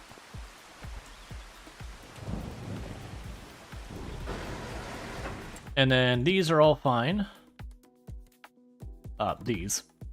Yep, you're all fine. Okay. So we'll just advance the day again. Sorry. My apologies. Environmental score go down? Yeah, no, because one of the things is you're weeding your crops. And because we're like, no, the playground, we just didn't even bother with weeding the crops. So we're kind of letting the crops just wither. I still don't know why I'm checking these. Okay, that's all fine. So let's go see how you are.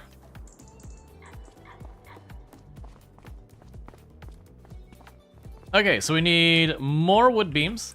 That'll be another 12 stacks.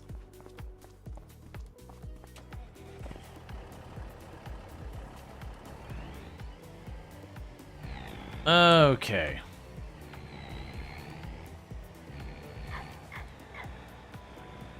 We didn't use chemicals? Correct.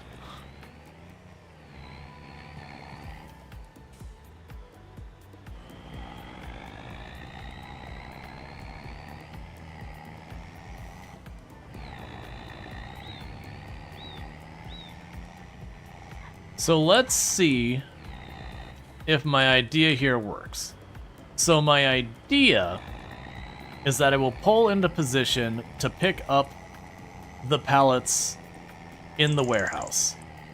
And I'll like angle myself, we'll buy the 6, instantly load them, buy the 6, instantly load them. So instead of buying like, you know, buying the 12 and then doing the wiggle back and forth, get myself in a position where I grab 6 of them and just keep doing it till I'm out of money. And then just drive all those down and sell them. So that way you can carry through for extra days and all that. We also should probably take a peek to see what got built. Because each one of these phases were happening, if you watch carefully, you will actually see the project advance. Thank you for the follow. Welcome to the stream. So you might sit there and look at the first time, and there might be a couple of supports there, and then maybe you got some cross beams show up, and then maybe they like fill out some of the deck. And some of the things are really subtle. Like I remember with the temple, there was one that we came to realize was just this thin trim piece on the edge of the roofs was one of the steps. And so you didn't really notice it unless you're watching really carefully, whereas other times it'd be like entire walls would go up. So it's kind of hard to assess one way or the other. And I'm hoping we have enough money this time to do all 12 in one go.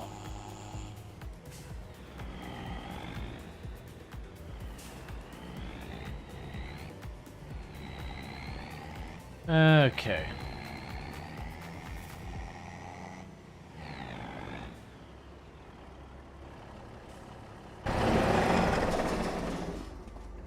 All right. So we can start by borrowing everything we can. Another loan, it's fine. Oh no, we're definitely taking the other loan. That is just what's happening. So we've got that. You can hop in, load them up, hop out.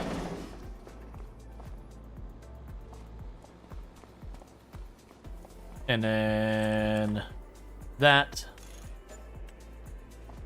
Run back over here, hop in, load them up, hop out, and I could do one more round. Because I have a feeling they're just going to keep asking for these beams.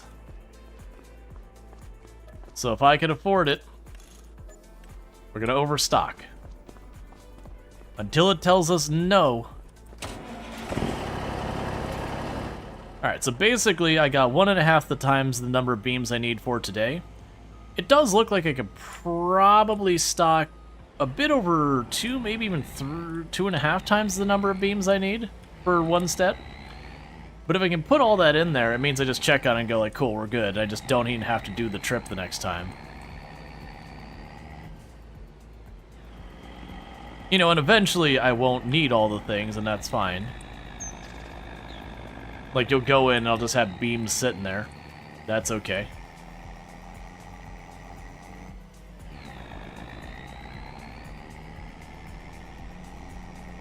But the good news is this should give me enough money back that I should be able to buy a semi-front for over by the greenhouses. And so I can just make it a point that each time I'm hopping over here to do the run to the playground, I can pop over there real fast, just top off the greenhouses so it's nice and quick, versus if I wait for them to fully deplete, it just takes quite a bit longer. Just a little time investment regularly versus really big time investments from time to time. Hey, school bus, coming through. Don't turn.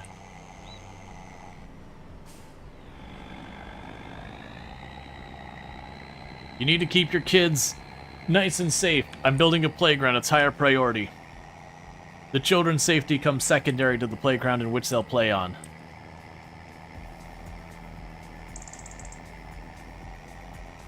No need to pay off that loan. What are they going to do? Seize the playground? Yeah, the playground we're building for the community.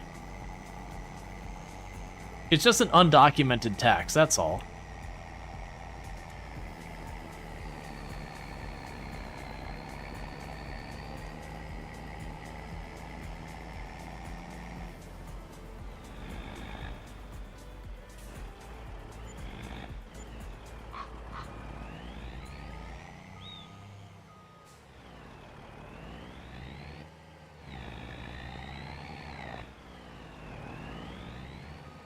You see more scaffolding. I really don't see what part is being built. Like, oh, I think they're actually getting the deck done on that part of the boat. Okay, that's fine. So let's hop over here. Let's actually hop in here real fast. So we're gonna go to you, trucks. Get the international, not a sleeper cab, no sunscreen, no horn, no nice designs.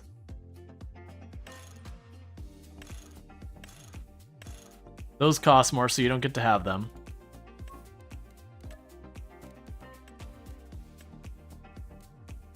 Okay. Oh, wait. Not tandem long, tandem short. No frills. Frills cost extra.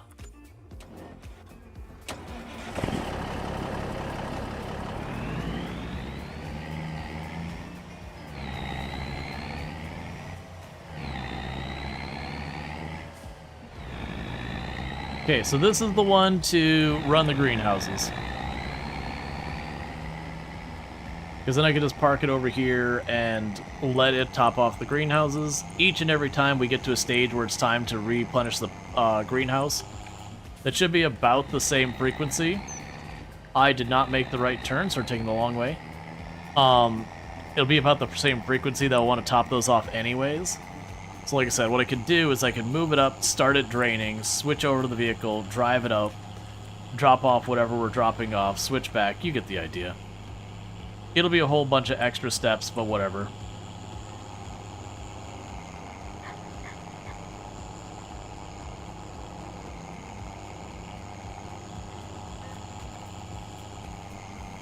But this means in the future I won't have to drive this whole length back and forth. Do you like Starbucks coffee? I'm not really a coffee person.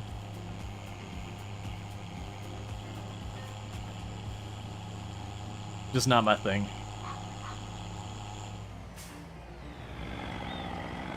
I never grew accustomed to the bitter bean juice.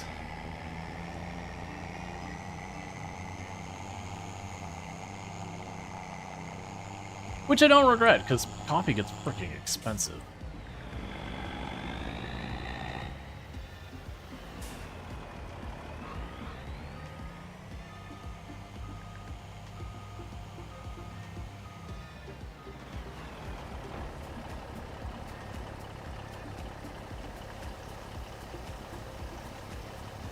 Like to add all the sugar and cream? Yeah, that's a lot of people I knew when it's working like in the office dev. A lot of people I knew who are heavy coffee drinkers. It's like, here's the coffee, let me drown it in everything to hide that bitter taste. It's like, fair enough.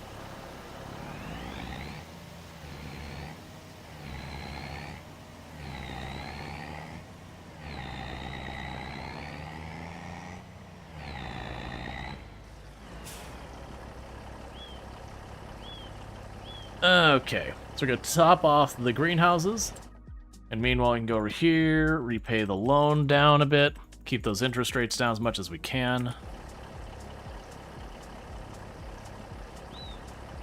You know, taking your coffee black the entire life? Yeah, I know a few people who drink that like that. I know just a handful of people who like drink, you know, just black coffee or whatever. The vast majority of them, they put in several things of creamer or sugar. Or they'll like go to, you know, Starbucks or whatever and get, you know, like caramel and vanilla and a whole bunch of stuff. Which is fine.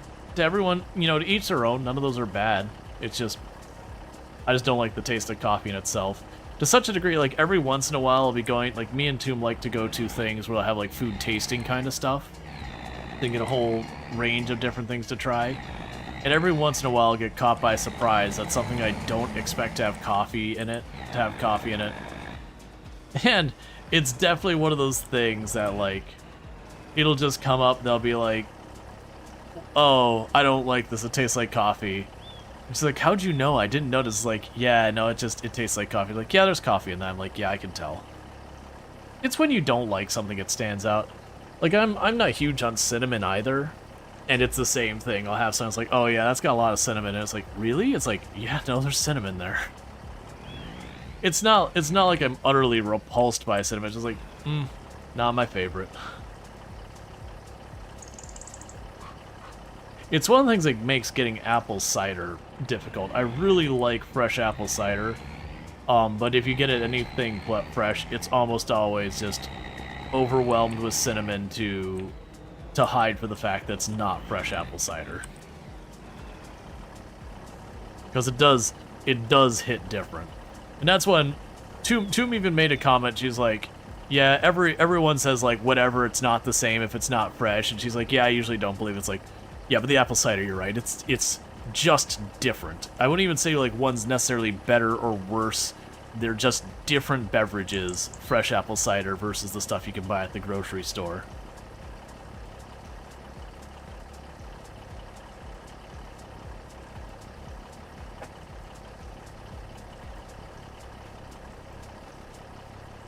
Like it's one of those things that are remarkably different versus like orange juice, fresh squeezed orange juice versus, you know, stuff you buy in the store. It's like, yeah, the fresh squeeze is a little nicer, but I wouldn't say it's like significantly different. It's got the same general taste. It's just a lot of times the liquid part of it's much thinner in the stuff from the store because it's usually from like concentrate and all that. So it's got, like, not a texture difference, maybe consistency difference, I might say. But, like, flavor-wise, it's mostly the same. And I prefer fresh squeezed. But it's not a significant difference.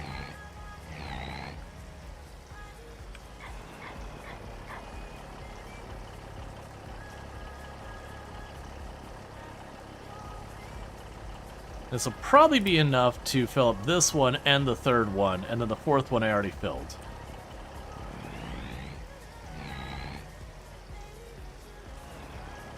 Which is why I wanted to do that, is if I set it up like this, then it's really easy for me to pop over, really quickly top stuff off.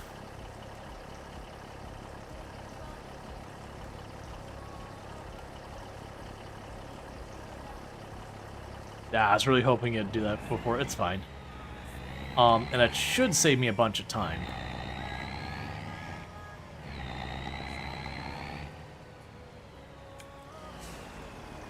Now, if we were full-on cheesing this, we would just slap down solar panels, and I wouldn't even need to run the water anymore. And that would be doable. I'm not going to do it, though. This is more than enough money for our purposes. I'll actually pay off my entire loan as we're doing this, most likely.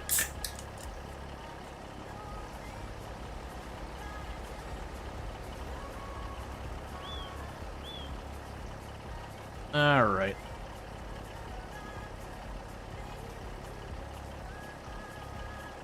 Now, if you really wanted to cheese this, there's a really kind of cool trick. I think it still works in Farm Sim 25. I'm 99% sure.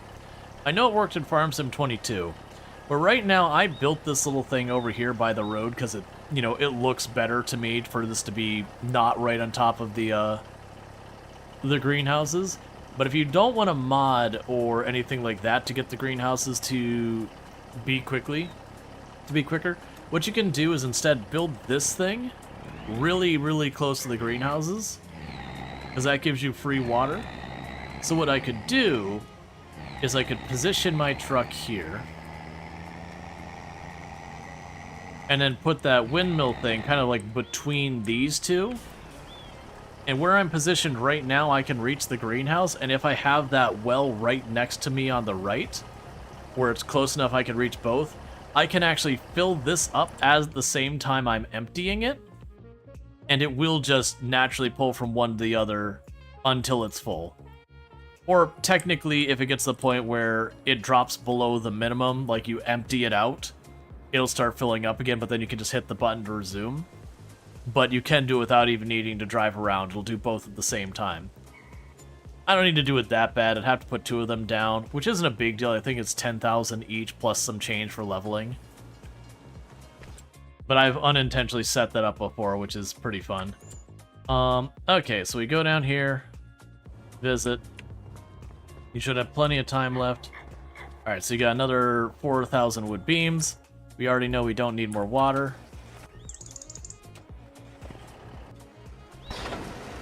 So I can hop back in here, advance the day. And we're just beelining the playground as fast as possible. So we're gonna try and get an eye on it. So the last update we saw on the playground was I'm assuming the front half of the ship. I actually don't know which way the ship's facing, but assuming the front half of the ship, we weren't getting the actual flooring, but the cross beams the flooring would be put on. So we're getting all that in. So we're gonna hop back down here.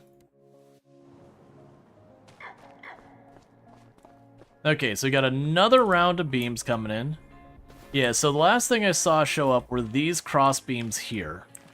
My guess is we're gonna go over here and see those same cross beams show up on this side for the next stage, and then it might give me something other than beams that I need to start putting, like, plank flooring down. So, like I said, what we're gonna do now is we got a bunch more money. I am gonna load up as many beams as I can fit on this thing before it tells me no. And we're gonna bring the whole thing, because that can help me skip trips. And trips take time, and we're just trying to make good time now.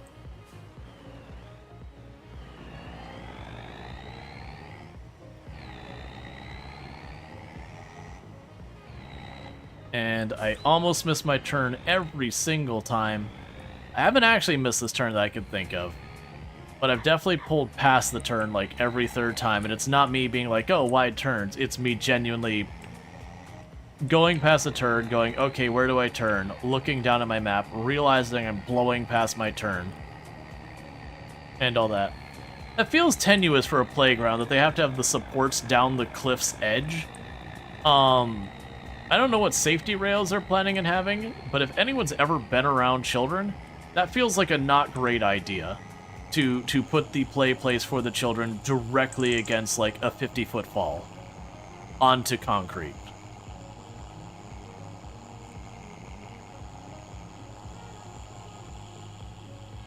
Like, don't get me wrong, I do sometimes feel like there are fun activities that we used to have on playgrounds that, because genuinely people could get hurt, which is very valid of a concern, that a lot of kids miss out.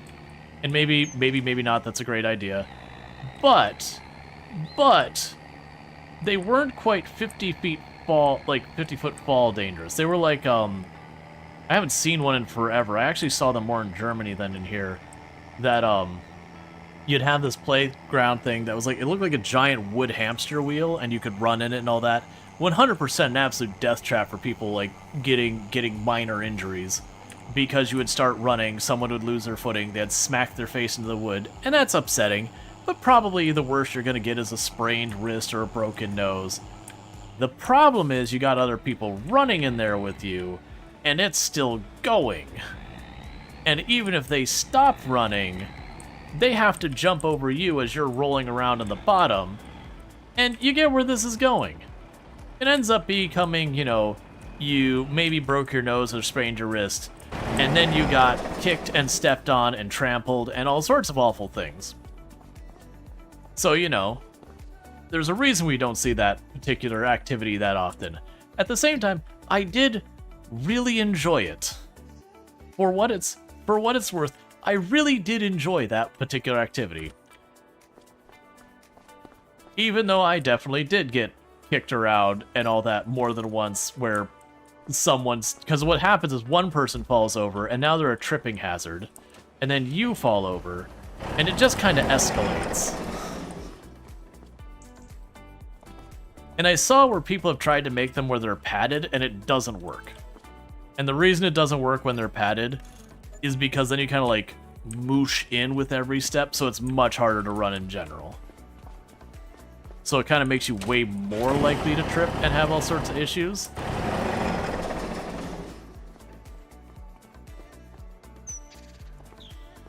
All right.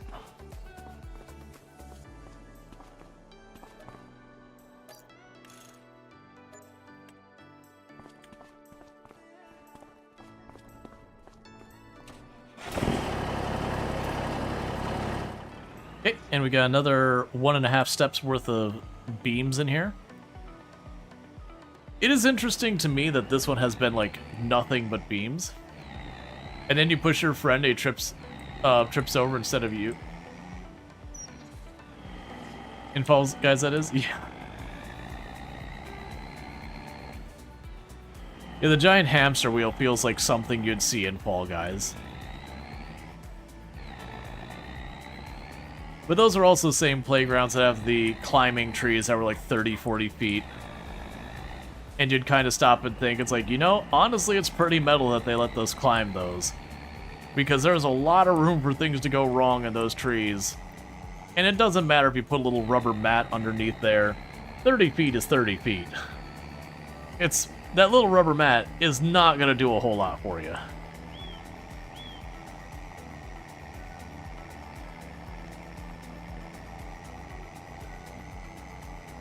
It might make a minor fall go from, like, a broken bone to a bad sprain. But any kind of bad fall, that's not doing anything.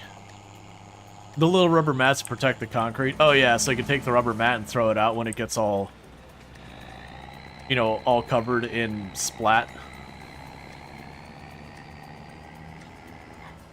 That said, it'd probably be in real life easier just to pressure wash the concrete than to clean a mat. Oh man. There's this place in the middle of nowhere, Florida called Fort Christmas. Which is a famous fort in that it, you know, everyone makes fun of it. They sell Christmas decorations because it's a fort that was never actually meaningfully used as a fort, but they built anyways. But it's like in the middle of nowhere swamp, Florida.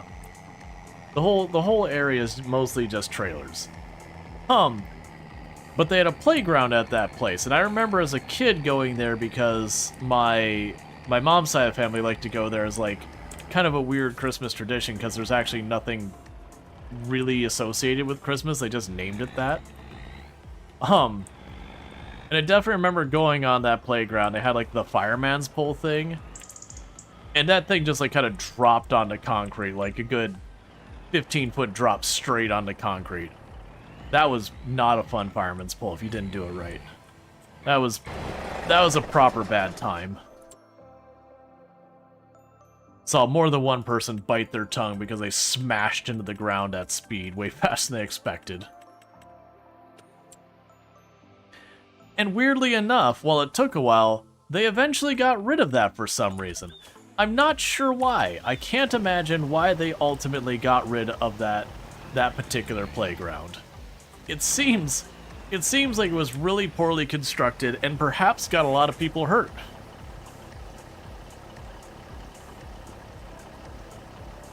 Which honestly really fits the vibe of Fort Christmas really well. That everything feels kind of half done.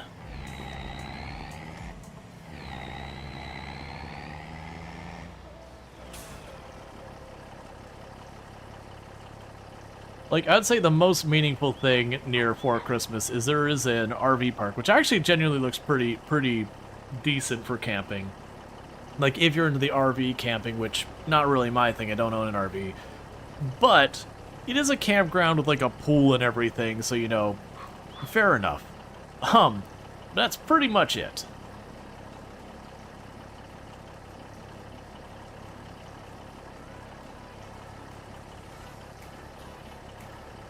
I used to drive by there very regularly when I was running, because, like, I used to live on the Space Coast, and I used to drive into, like, the larger Orlando metro area, because there was crap all for jobs outside of aerospace out in the Space Coast.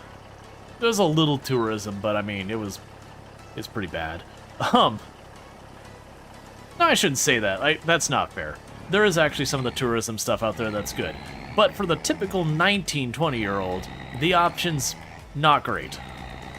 Someone who's actually got some experience and all that, different story. But for, like, good work opportunities, you drove into the city.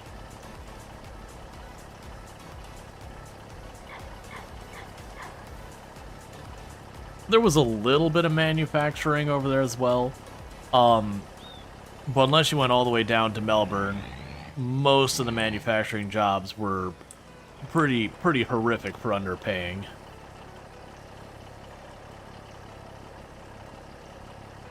It's a town that didn't have a lot of stuff for young people to do, and they knew it. And granted, most of the stuff going away for young people to do wasn't even like the usual, you know, oh, we need to get rid of the skate park because, you know, those kids and their skateboards causing all the trouble. It wasn't even that. Like, we had a roller skating ring, and it burned down. And so they rebuilt it. And it burned down a second time. And then they said, to heck with it. And we had 2 bowling alleys in such a tiny little town. And one got destroyed by a hurricane. And the other one just kind of went out of business. No, I'm sorry, there was 3 bowling alleys, because there is actually a 3rd bowling alley I think might still be there. But it's just kind of one of those things, like nothing's, like, it wasn't some, like, overarching thing, it was just each and every one of the things that kids would do, or, like, the arcades all went away, and that was just economics. 'Cause, like, outside of, like, Dave & Buster's, like, big arcades, there's not many arcades around anymore. They do still exist, but they're definitely a novelty versus back then, you know, every mall had, like, 1 or 2 arcades in it. Back in the days, the way the parents took you to the malls, they dumped you in the arcade with, like, 20 bucks, and they said, we'll be back in 30 minutes. Well, they were probably over there, like, shopping for, like, Christmas gifts for you or something. It kind of makes me wonder, because I just remember playing in the arcade as, like, you know, 10, 12, 13 years old. I'm like, what were my parents doing? Because, like, very clearly they were dealing with shopping. Arcades are definitely an endangered species. Oh, yeah. No, and it was just economics, like, you'd go to the arcade, and to play an hour of games, you're probably talking like 30, 40 bucks. You know, versus at home, you bought your game and you just owned it and you didn't have to worry about it. Your mom actually absolutely did that? Oh yeah, but I mean, it made sense. Like, people didn't worry about the same things we worry about now.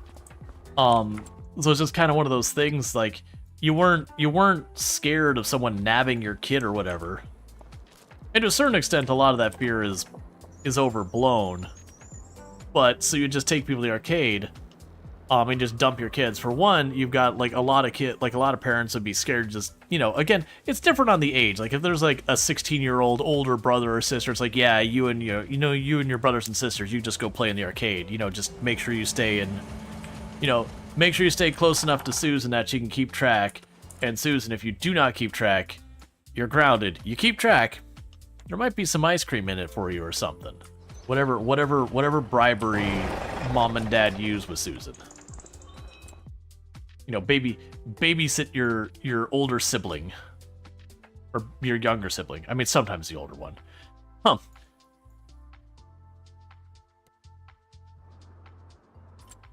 There's kind of a community security side effect often we don't have anymore. Yeah.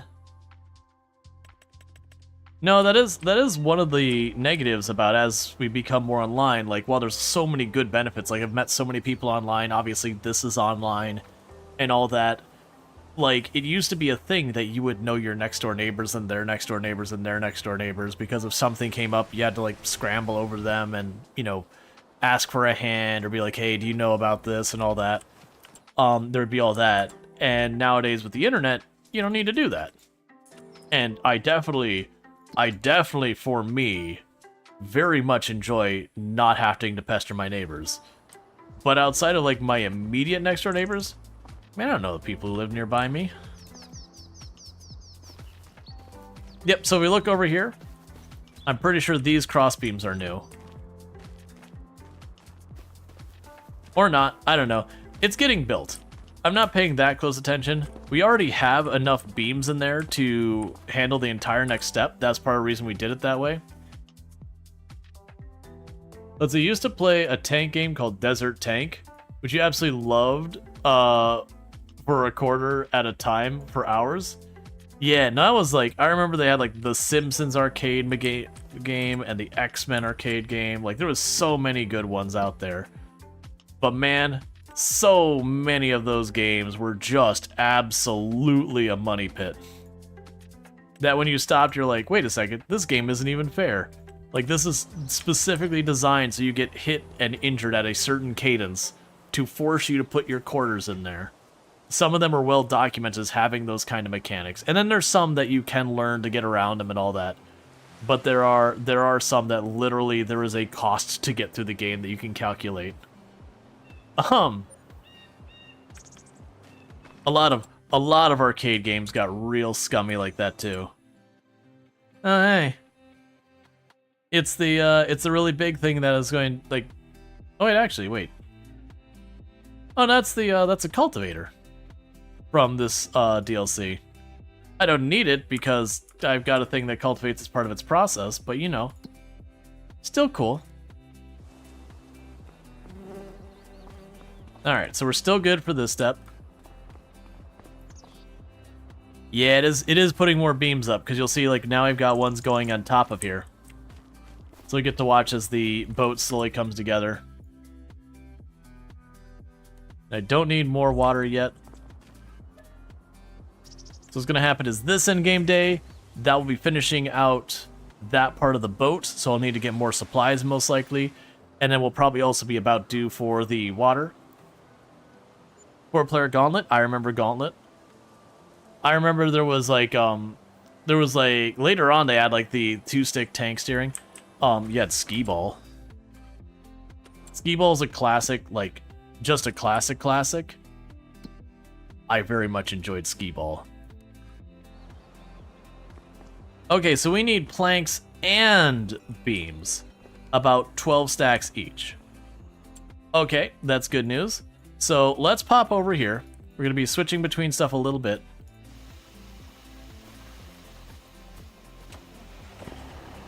We'll start dropping the water off in there. So I need 12 stacks of planks and 12 stacks of beams.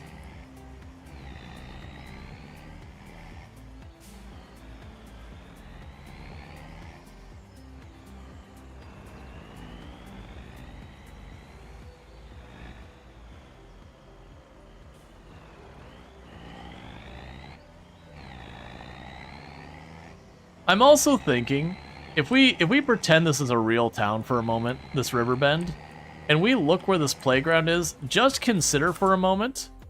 So here's like the main industrial hub. There's a little bit of a town, like residential up there, and there's like more industrial up here. The playground is like way down here across the river by like absolutely nothing out in the boonies. And don't get me wrong, that does happen. Like I do specifically know of a park that was pretty popular in my hometown that was like kind of out by itself, but there was still houses nearby it, like along its road and everything. So it is weird to be like, oh yeah, the children's playground is out in the distance. And because I've been posing and emoting and all that, slapping into things. As you and your partner enjoy Skee Ball, especially after Deadpool. I haven't seen Deadpool, but I've definitely enjoyed, like, because it's one of those things you go to arcades and you start to recognize some of those machines are just coin vampires, so you learn not to put your quarters in those machines because they're just, your money's going to disappear and you're going to be bored because you ran out of money and, you know, mom and dad aren't back yet. But Skee Ball, like, you actually got a decent amount of time out of Skee Ball, unless you, like, really, really rush it. You actually, you know, you at least get a good couple minutes at a minimum. And then plus, you usually got tickets for it, which means you could put, like, 20 bucks worth of money into the Skee Ball machine to get a $5 toy. But hey, you know what? You also got Skee Ball as part of it.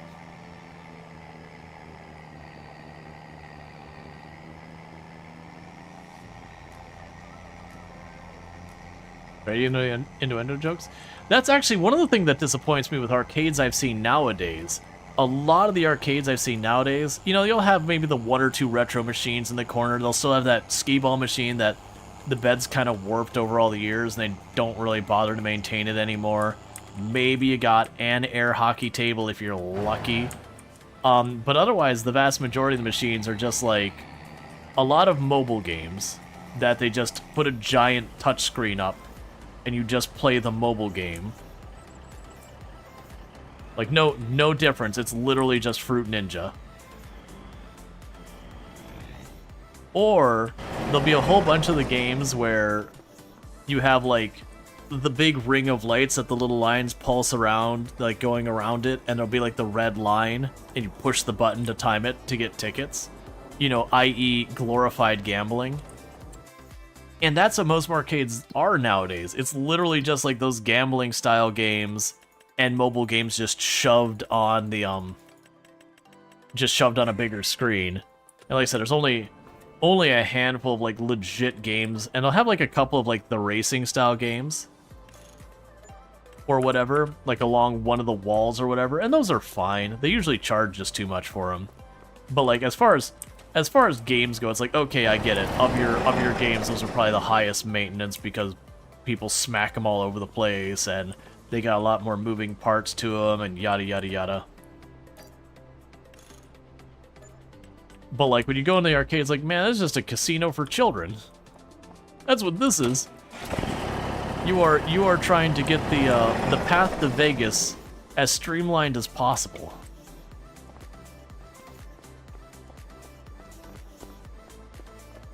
Okay, so we need long planks as well.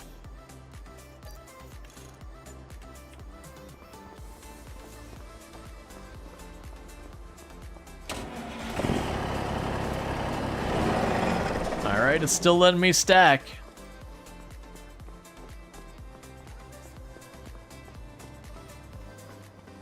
You're from an age where Sinistar was in the arcade? I don't remember Sinistar. I definitely remember, like...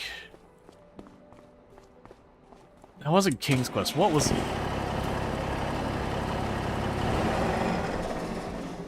Alright, so sadly, I cannot fit all of them in one trip. So this will be a two-tripper.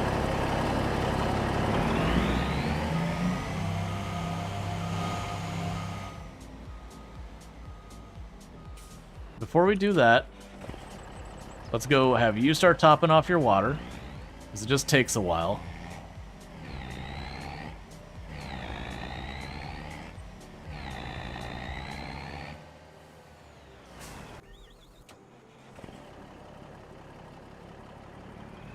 Yeah, so I've got about 22,000 liters of wood on here. I got the full requirement of beams and all but a tiny bit of the long planks. We will try to get that same amount on here again and do a second trip today to knock that out so I just don't even have to think about it. We are letting our crops go, by the way, so if that's going to upset you, there's not a second part. It's just you're going to be upset, I guess. Because we're just 100% focused on get playground done.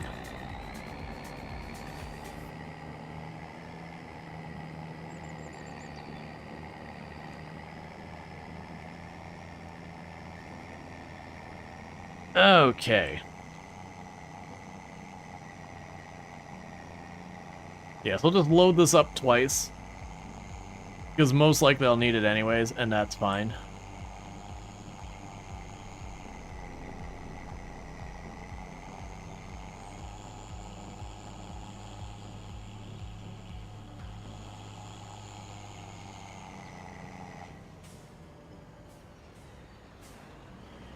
It's basically Meteor on steroids. Sinistar was basically the end game condition and was annoying.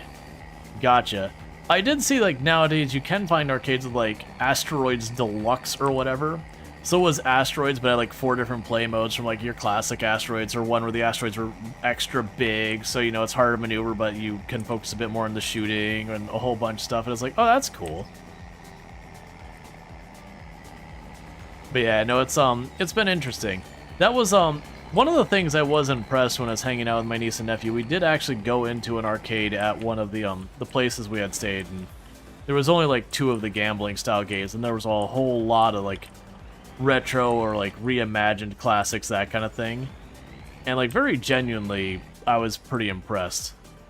And that's what made it kind of stand out, is me and Toom had gone to a couple of arcades, and just... You know, again, it was like glorified, like a bunch of gotcha machines and gambling stuff, and giant oversized mobile games and like one or two skee ball things in the corner and maybe a pinball or whatever ducked in the back that someone maintained sometime in the last 10 years, but it's been a while. And like that place had like a good 3-4 pinball machines, 2-3 skee ball machines, and a whole lot of stuff that was like, oh yeah, no, these are a bunch of like, not a lot of retro games, but a good like 4 or 5, which is better than a lot. Like had Dig Dug. Do you remember the 90s arcade in Myrtle Beach, South Carolina? You and your pop would take turns with Operation Wolf. Yeah, no, it was, my dad never usually went to the arcade with us that much. It was mostly Mom. When I was growing up, my dad was a consultant, so, you know, he'd be there for a month or two at a time and then be gone for a month or two at a time. And, like, he'd fly back and be there for the weekend. But you get the idea, like, he would end up spending a lot of time working on this contract or that abroad and then come back. And it wasn't like he was, like, completely not there. But it did keep him away for a lot of times. So for, like, the daily errands and all that, that was mostly Mom doing everything. And, you know, like, she would have to drag the kids with her. You know, until we were old enough to just stay on our own. And so there's all that kind of stuff. And especially 3 brothers, like, she did not want to leave us at home alone until we were a bit older because, you know, there'd be roughhousing and all that, and she'd always worry that we'd get hurt. With probably good reason. There's definitely no even watching us was a few times, like, 1 or 2 of us got banged up horsing around. She'd have to step away for just a minute, and that's all it took.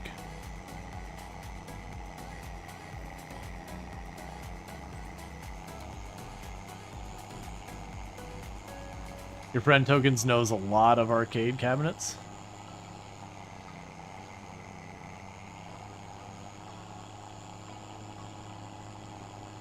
Okay. So let's grab 2. So I should be able to grab 3 sets out of this.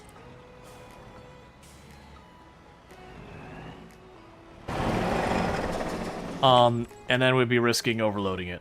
So let's go ahead and go over here. I'm going to grab another set of the planks. Another set of the beams. And then another set of the beams.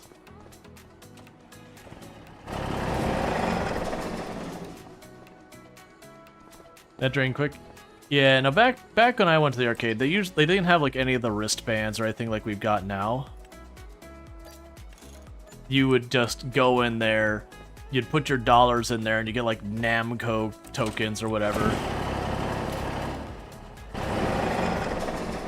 And you know, most of the machines cost a token. There was a couple that would cost 2 tokens. Then you'd have like the 1 or 2 like really fancy machines that would be like 4 or, you know, 6 tokens, which no one wanted to play because, you know, of your money, that stuff was just absurd. Do I have enough for more? It looks like there's a lot of space open. Well, no, the other one we only got about 2,000 liters more in here, so let's just assume that's full, even though it doesn't look very full. Because I don't want to have leftovers here and then ask me for concrete or something. I don't have room. You got cards now and then? Yeah, no, later on they introduced the cards. The earlier ones didn't have the card readers.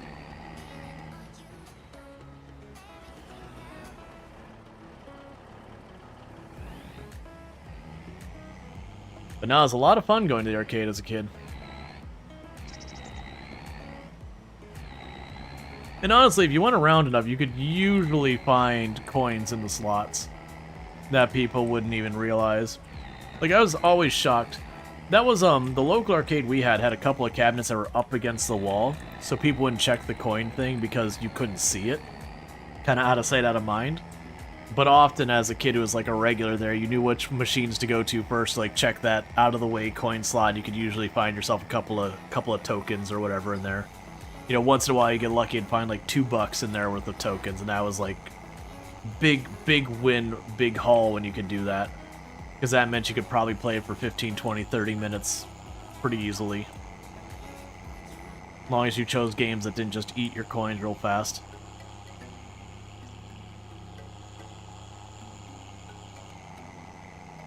You could also tell when you had just missed someone who had done the same because everything would be cleaned out. You're like, yep. Alright, someone's done the rounds. I understand. Alright, so this should be more than enough for this stage and probably a good chunk of the next stage, which is good. Because as you can see, our money is going up a lot here. Considering I've done 2 full loads of this and I still have like 85,000 in the bank. So it'll probably get to the point where we won't even worry about like the loan anymore. I'll just have enough money to not worry about it. And that's kind of the nature of like, if you're just trying to make a lot of money in Farm Sim, there are ways you can make money really, really fast in human time, and almost all of them it's don't farm. The farming takes time, and there's all that. Yeah, because that's 200,000. You can pay that all down, which will spare me 1,000-something bucks a month. Yeah, and you're still filling these up. That's fine. Anti-farm sim? Well, like, the old trick for making money the fastest in real life time was slap down solar panel, fast forward till you can afford solar panel, or wind turbine, just power generation is what I'm referring to. You know, slap down power generation, fast forward until you can afford power generation, slap down power generation, fast forward. So it'd be like, you build the first one, and it would take like 4 months to pay for itself. Or sorry, all the panels take 10 months to pay for themselves. It used to be in that one. So you'd slap it down, and assuming you wiped yourself out in 10 months, you'd slap down the second one. And so paying out, like getting a third one would be 5 months, and then getting a fourth one would be like 2.5 months, and then getting another one would be, you get the idea. It would just keep reducing the amount until you're getting multiple panels worth of money a day. And you just slap them down until like you would start the day and you could throw down like 5 of them. And you'd eventually hit the point where you stop caring because you're making like several $100,000 a day from just hitting next day. And so that's the reasons why when it comes to Farm Sim, you're like, is this game hard? It's like, well, no.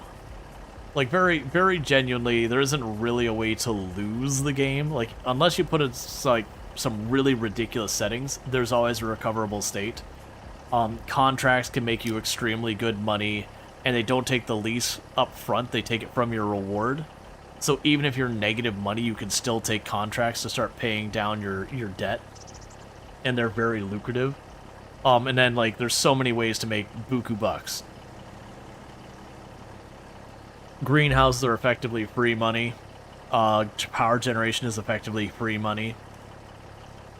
Now, granted, if you're a new player, you don't know about these things and whatever. But there's all that. And even farming, like, even farming bad crops, the crops that don't pay well, you can still make good money. It just means it'll take you longer to buy stuff. But even then, like, even on the hard economy settings, it's not particularly hard. But it's not meant to be. This isn't supposed to be some brutal, you stare at the game being like, I don't know if we can make it through next season, like, kind of stuff. Not like in real life where you can do everything right, and you just get bad weather, and you don't... Like, it's not only that you get a bad harvest, you basically lose your harvest because your crops are just left to rot in the wet. And you just kind of go like this. Because you just got unlucky. Or you have, like, this incredibly abnormal dry season that your crops just kind of wither. And, you know, you just can't do anything about it. You know, Farm Sim doesn't do that. It's not that brutal. I don't think the game would be fun if it was. Because, like, you could plan everything and just the game RNG kills you. Which is realistic. But we don't need the equivalent of, you know, Randy Random from RimWorld just showing up being like, no crops. Cold snap, all your crops frozen died.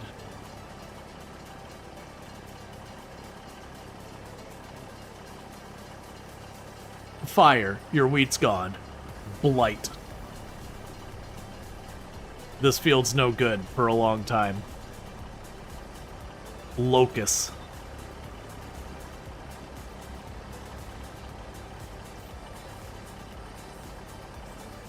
Now, granted, I was, before we got Farm Sim 25, people were saying, like, what would you like to see? I was like, you know what? I could actually go for like another thing of basically having pests. Whether it was like insects or like mildews or whatever, you know, various things. And mechanically the way in the game it would work is it'd be another thing you spray, and you could either proactively spray it, like pesticides kind of thing, or, you know, whatever, fungicides, and do that in advance to be proactive, and it'd be, you know, a little less efficient. You get a higher yield out of your crops if you took the time to do everything, like if you had the mechanic turned on. But on the other hand, if you took the time to do like the more environmentally friendly thing, you know, more of a reactive stuff, doing preventative as far as like, you know, introducing pests or whatever, or, you know, not pests, introducing things that would eat the things that mess with your crops or whatever, that you'd have some benefit. You get like higher yield percentages or whatever. But, you know, I definitely like what they did with the rice. I think that was a good addition. Now, did they fix the silage compacting front loader forks getting hung up on everything? I haven't done silage, so unfortunately I can't really answer that. I know they've done a lot of bug fixes and a lot of optimizations and improvements since Farm Sim 25 came out. Like, there's been a number of major like bug squash, cleanup improvements, optimization patches. So I would not be surprised if it's been fixed. But I haven't done silage, so I messed with it briefly, like right when the game came out, and I haven't really gone back since. Because I know for Farm Sim 22, silage was like where the money was at, and it's still pretty good. It's not as strong as it used to be, which I think was fair because it was kind of broken strong in 22. But it's still very lucrative in this. But even in 22, I'm like, yeah, I know this makes buku bucks, but I just don't want to sit here and do it. I say as I'm doing greenhouse, which is even worse, for being broken amounts of money. But still, that's because we're not doing a challenge right now. We're doing dare drops, versus my my challenge runs. Normally, it's like $0. You know, a hard economy. You start with a chainsaw. You know, in a dream. No loans, leases. I do allow myself to build stuff like greenhouses in that one, but it's usually, I may never build more than 2 of any building. So what we're doing right here, where I've got the 4 greenhouses, this would be against my rules on my normal challenge runs. And the reason I would still allow the greenhouse, even though they're a little bit cheesy, is because of all the production lines that depend on them kind of thing. You know, I'd like to still be able to make the variety of stuff. I wouldn't sit here and like this one where I'm like everything and lettuce for the extra money. I'd probably be like, okay, make a little bit of everything so we can make kimchi, that kind of thing.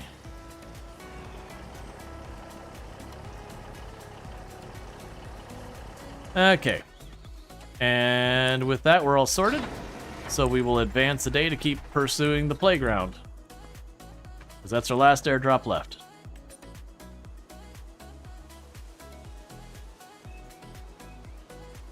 Basically, it's integrated with the challenge. Also, kimchi is delicious. Yes, exactly. Right. For this playground one, I was required to start with 100,000 on normal economy and a whole bunch of other stuff. No starting loan or anything. They like had specifically those stipulations. So granted, I'm willing to bet if I started harder, no one would make a stink about it. But you get the idea. Technically. Oh, hey, we're getting the outside of the ship. Look at that.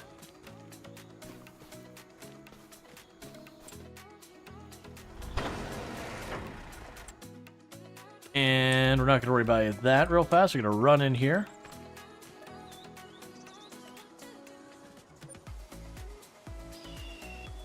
Because I think we get to go about 3 days before I got to top off the greenhouses again. And there's also mods that automatically fill up the greenhouses too. Some of them will even charge you for the water, so it's like, you know, it's fair-ish. Which is fine. Like, again, it's basically free money. So, getting that easy is neither here nor there. It's nothing worth making a stink over. Okay, so we need planks and long planks. I actually do... Oh, it's planks and long planks, not... So I actually do have enough planks, so I just need long planks. I totally forgot we made a ton of stuff there.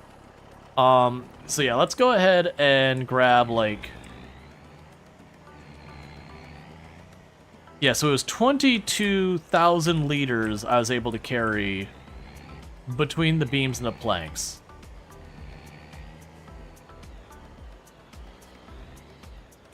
Planks and long planks, no runner moments. Yep.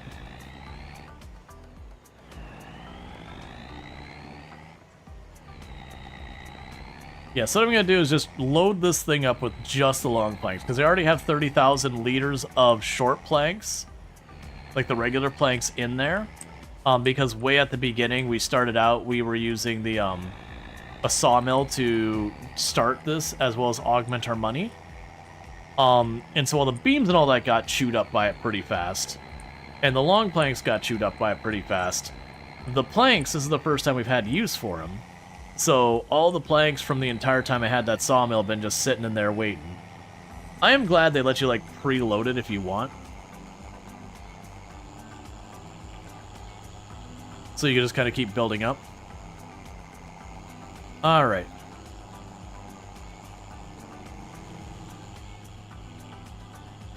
So like I said, we got to 22,000 liters of long planks before it complained, or sorry, of stuff last time. I'm thinking if we actually get them to stack right, I can put more, because I don't think it's a weight restriction or a volume restriction on this thing. I think it's a physical, can we fit it restriction, and by mixing stuff, it had to be a little bit harder to figure out.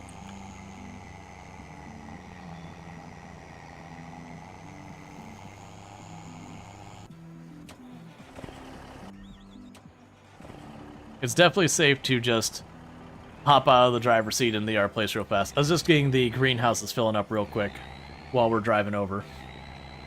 We're just going to do one load of long planks. That's the plan. Because I already got enough regular planks, so that should be good.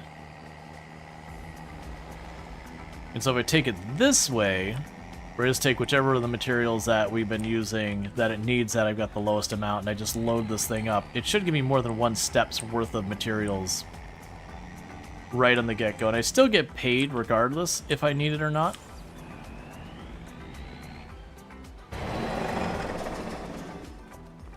Okay, let's go down here.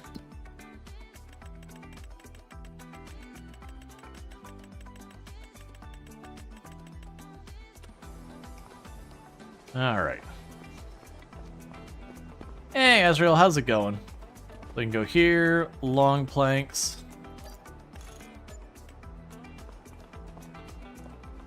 Can we get a shout out for Azrael, by the way? Not bad, how's the farm? We are doing our last airdrop now. We got everything else done. We made our cake, we did all the other stuff.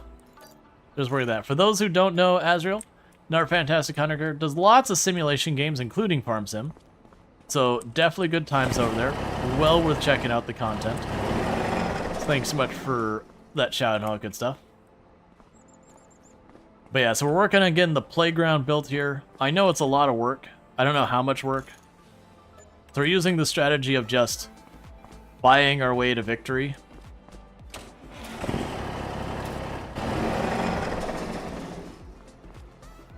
Okay.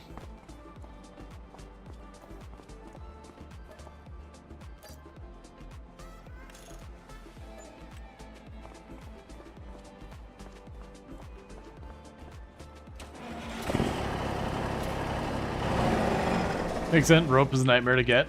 Yeah, and that rope was not cheap. The good news is we only had one step so far that's called for rope.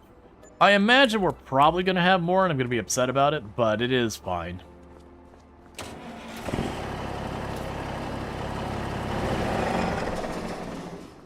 Yeah, so I would definitely say the limit is how it goes on there. So mixing your stuff makes it carry a lot less. We're probably going to be just straight up done with the long planks for this thing with how much I'm loading up on this. I'm actually curious if it's going to drive fine.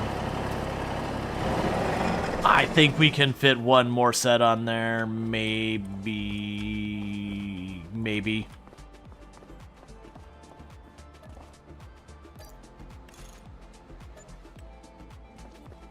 Alright, so this means I shouldn't have to worry about long planks at all.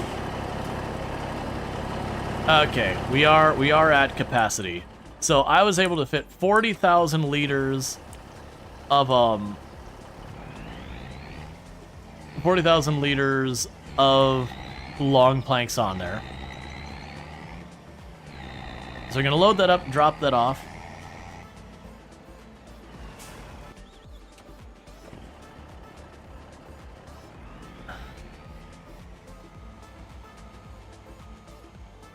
And that means it should be good for long planks for a good while. And like I said, what we'll do is when we get to the next step, and it's like, you need beams, we'll do a truck like this of beams. Is this efficient? No. I mean, it's efficient on wasting my money, but is it efficient for getting the job done? Not really. I mean, time-wise, yes, maybe. Money-wise, it's terrible. But, you know, we don't care about that part. Our goal right now is to build a heckin' playground, and they said they needed long planks. And while they did specify the amount, we're choosing to ignore that and just bringing a whole lot.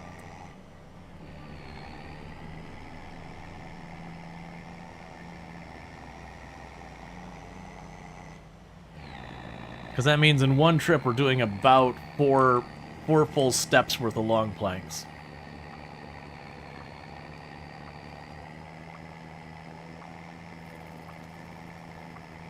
It seems to be taking a little bit more to get to top speed for some reason. That's fine, we would have caught that train if I was going too much faster.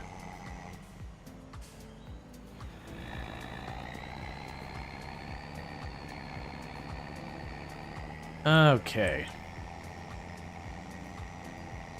And for those who didn't see, Autoloader did get added to the official mod hub.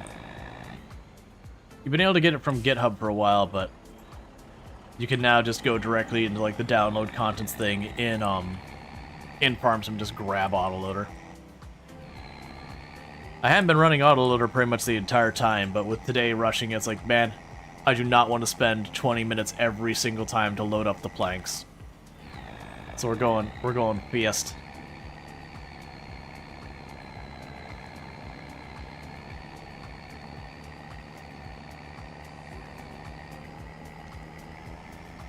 And all Autoloader does is where normally you'd take a forklift, you'd lift it up, you'd drop the thing on, you'd repeat that process till your fingers hurt. Instead, you can pull up your trailer next to the thing you want. And it's almost like there's two rectangles on either side of your trailer, and you can just hit a button and it just teleports it onto the back. It is a bit cheesy, but you'll find with Farm Sim, once you start really going on the production lines, it quickly becomes Forklift Simulator if you're not careful. Okay, so we got all that sorted. Yep, and they're starting to build the boat, so that's good. So I'll get you into position.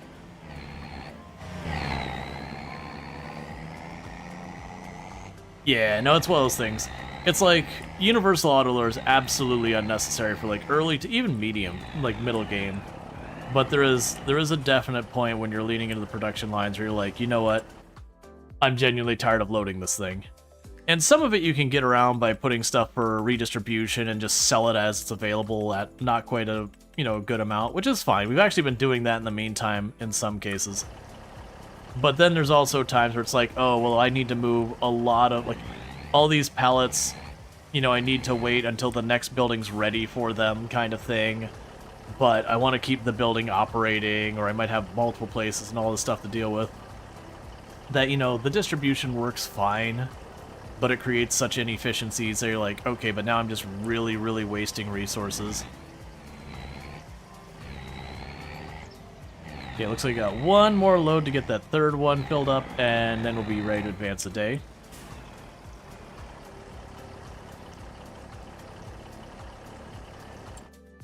And I keep checking here for who knows what reason.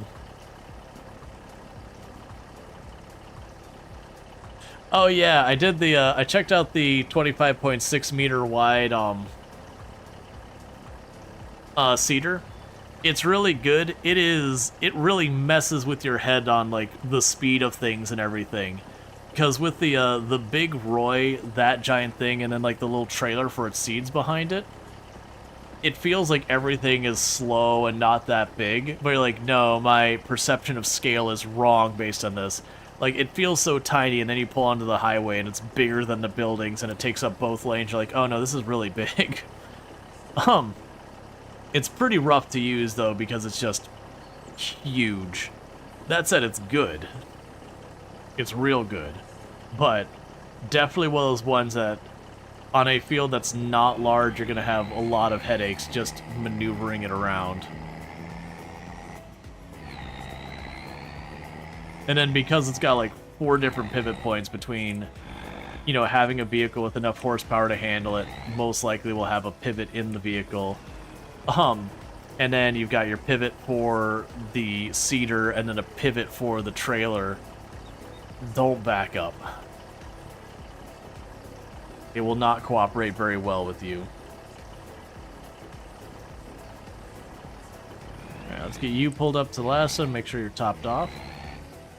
And we're good.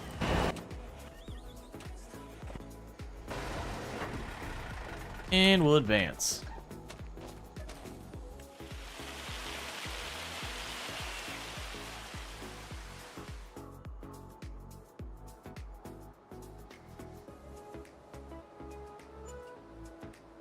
But yeah, when we finish this, we're going to get 3 keys to give out to the community. So it's not only just 1 key, it's a lot. But that's the reason why we're rushing it and not dealing with a lot of other stuff.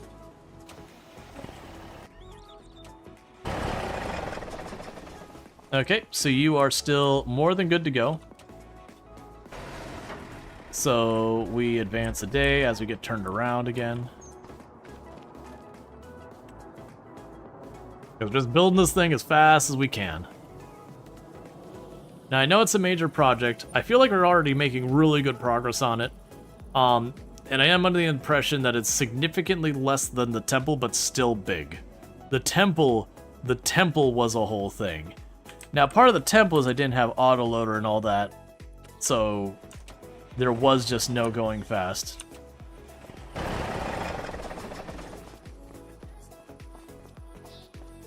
Okay, so looking at this, wood beams, planks, and long planks, I actually have all of what I need for all of those steps. So if we look at what's gotten done, we are getting the outer hull done for the entire front of the ship, and I have fallen down into this hole. We've got the entire outer hull is getting done on the front of the ship. There's, oh, that's cool, I didn't even see this. There's like a down below area is getting put in. So that's kind of snazzy.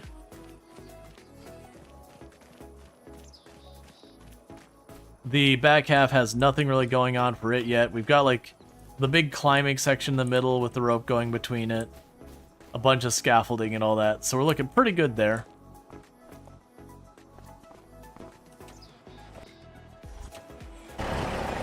And how are you doing? You're doing fine.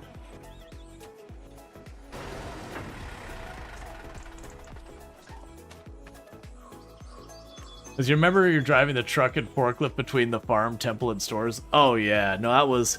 The temple is the biggest project they've ever added in the game. That was like... It was like 30 or 40 or 50 steps or some nonsense. It was such a big project. I'm glad we did it, but I definitely did not estimate it being nearly the scope it ended up being. So let's pop down here. You're fine. We can hop down to you. Okay, you're still good. You're seeing more and more of that front get built out to be more and more complete.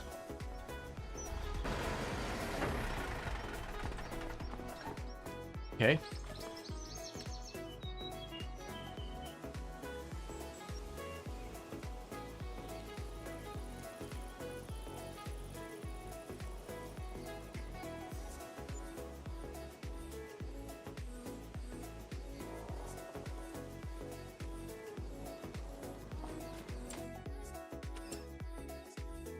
Hop down there.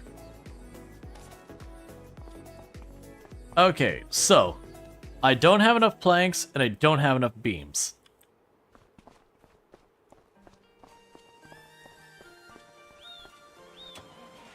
Meanwhile, we'll start you draining. And they're regular old planks, not long planks, regular old boring planks.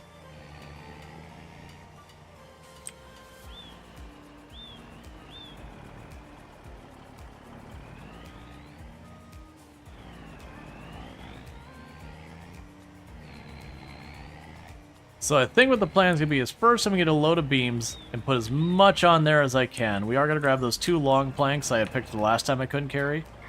And we're going to go until I can't put any more long planks on it. I'll come back down, grab all the grab all the beams. And then once I've got all that, we'll put as many planks on there.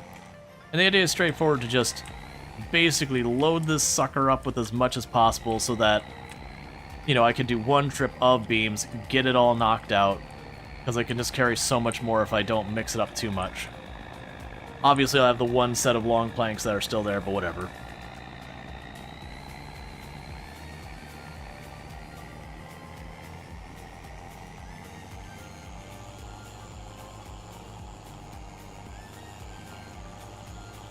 All right.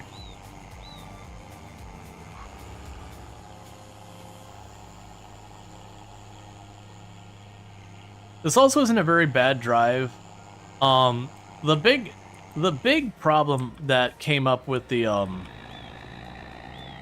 temple map is their warehouse. You got the goods on the second shelf on the inside where there's like 2 ramps for a forklift and like no turning room. And then there was a train around back, so you couldn't really pull around back either. So it really just wasn't a good way to maneuver, so you had to like kind of drive up. You'd pick up like 2, 3, 4, whatever you can manage to fit on the forklift, turn around, go down, and then put on the back of the truck.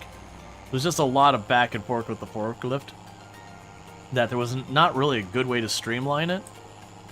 This, as you can see, I can just pull in at an angle and then just load it up. I can only do like 6 at a time that way, just because of the angle.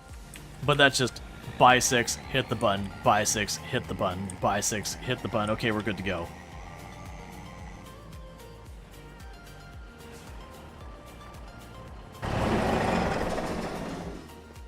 Okay, so let's quickly go in here, because I'm going to need a bunch of money today.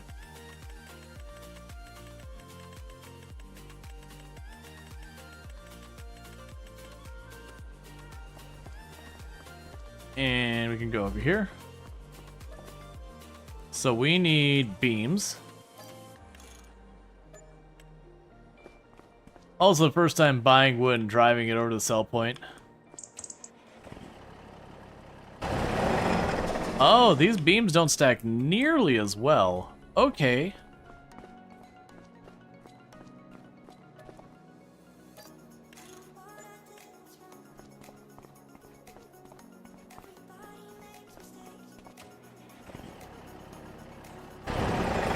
I think I'm only gonna be able to get one more stack of the beams on there.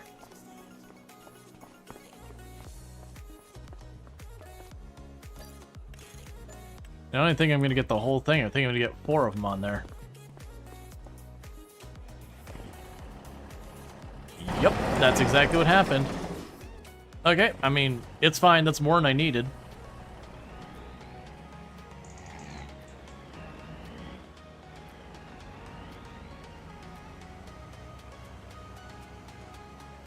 So I'll drop these off, and then we'll come back for the regular planks and those last 2 things of beams.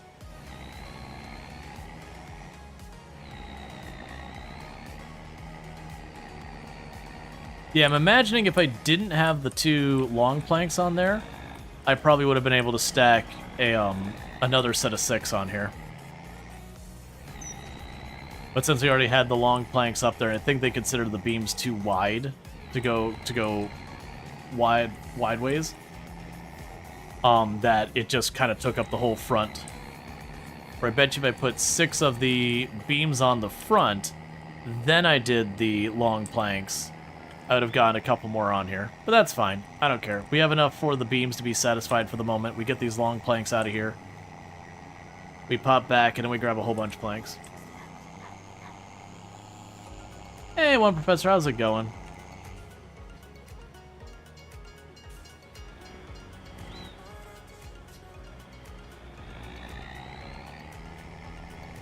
Okay, so we drop this off, we go back, we grab all, like, regular old planks till it's full. That should lock us in for a while. When we drop this off, we'll go check on the greenhouse topping off and get that sorted. Because that's kind of the good news is that as we're filling these up, I'm actually kind of getting 2 stages done at a time because we're overstocking. And it is a waste of money, but we don't care about the money right now. I'm doing good. Just trying to get this dare drop done. That way I get 3 more keys to give out to the community later. So we're hauling simulator right now in our farming sim. Driving fast in our truck.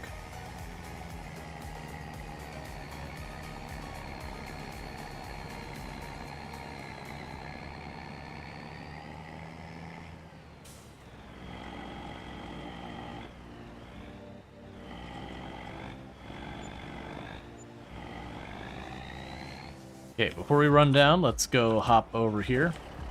Start you filling up on water again.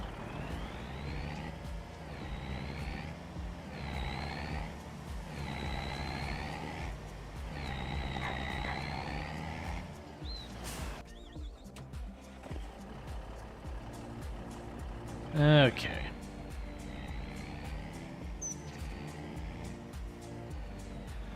And we'll do another lap real quick to grab as many planks as we can to dump in there.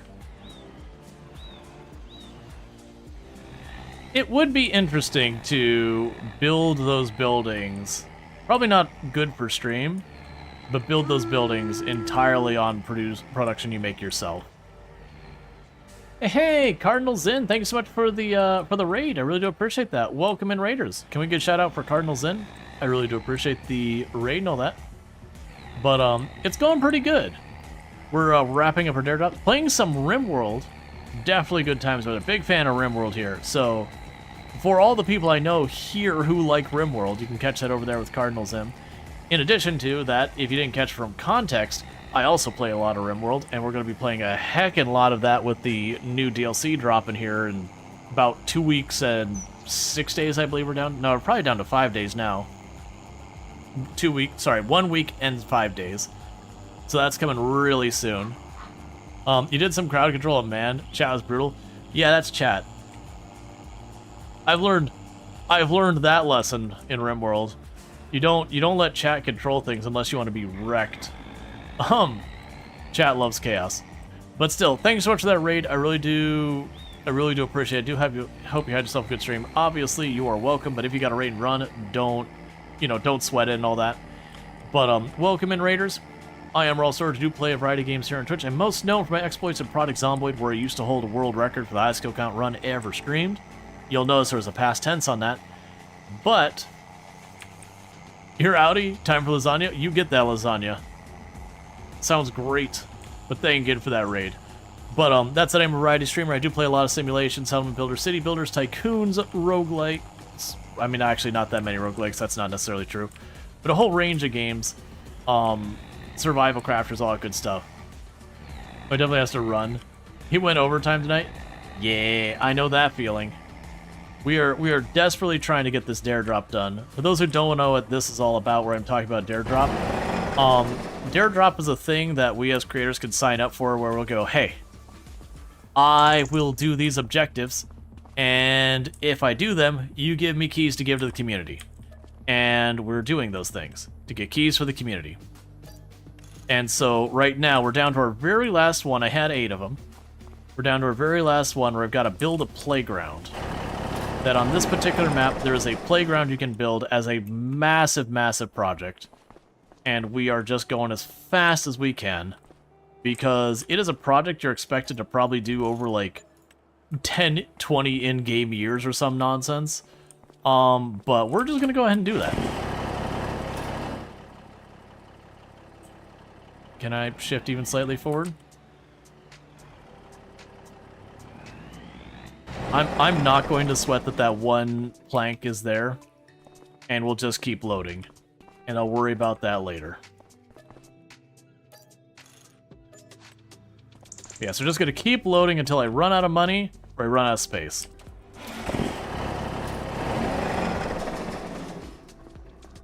Because then I don't have to worry about more trips later. But yeah, so we were playing this fairly for a long time.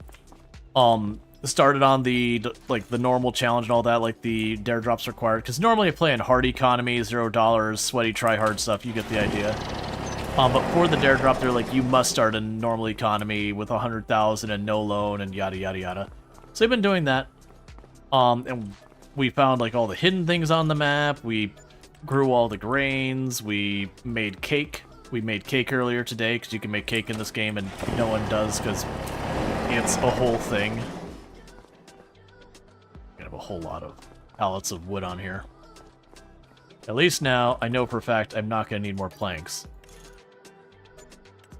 Because each time I'm doing that, I'm getting 6,000 liters of planks. And most of these steps only cost like 10, 12,000 for the step.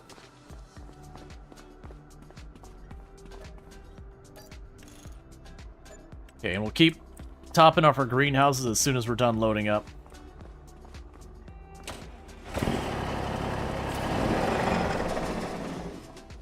Yes, I probably got 2-3 more rounds.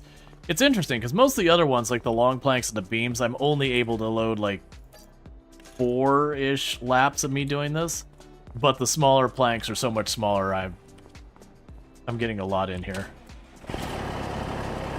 Yep, so that's about 48,000 liters of planks.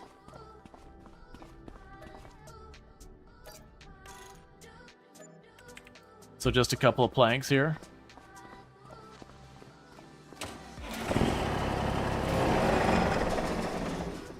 How heavy are you? 400 kilograms, so I can't pick it up. The player can only pick up 200 kilograms by default.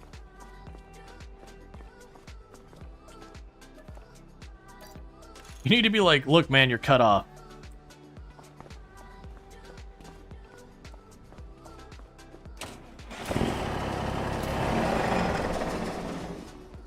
Yeah, we should be down to probably the last load. I'll probably be able to fit 4 more on.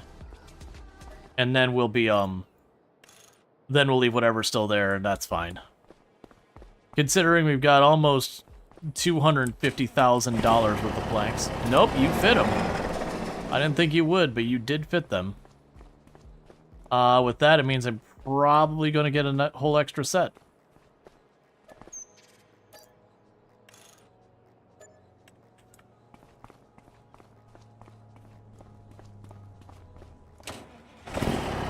But so you have a feeling that there's a little potential for improvement at this point in the game.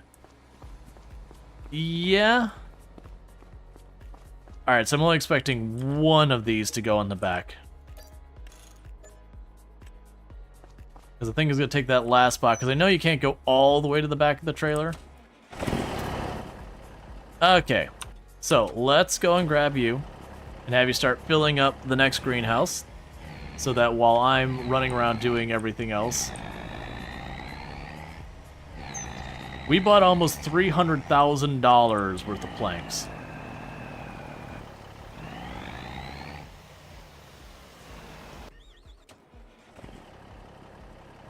I have 72,000 liters of planks on this thing.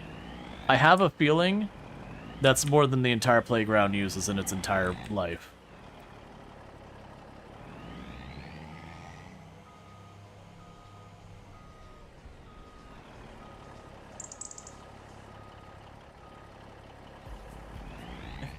You can do it. We might have overloaded a little bit. I am having my front tires lift slightly off the ground going up that hill, which means I cannot turn when that happens. It's probably okay.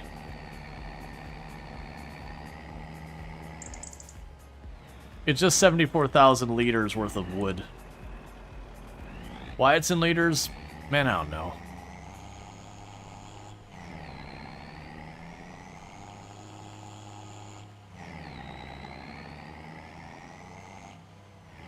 So that'll probably be the very last of the planks we gotta carry.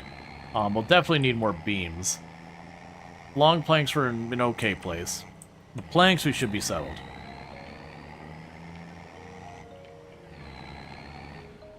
Why would you do this? There you go. Alright. It's taking considerably longer to accelerate now.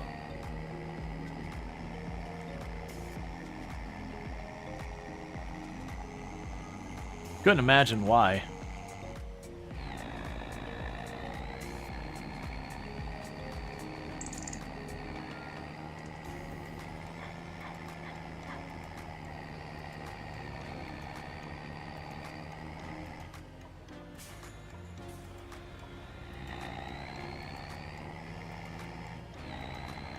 Okay, now I just got to go down the road over here. We got one more left, and that's straight on down to the playground. Which the playground we're making is a pirate-themed playground for the kiddos. It's just our dare drop objective. It's a major project they have on this map. All of the maps do have a major project for Farm Sim 25, the official maps. So you've got like this one, we build a playground, the East Asian one, we build a temple, and the East European one, I believe you build a toy store? I'm really not sure. I know you build something there, I just don't remember what it is. Or toy museum, I guess, not toy store. Let's see, would love for it to give you weight. Yeah, no, it'd be nice if it was in kilogram or ton or whatever. I understand they do liters so that everything's standardized, so you can compare what is 1,000 units of this versus 1,000 units of that. And you know, that's fair and all that. But it is weird going, how many liters of wood do you have?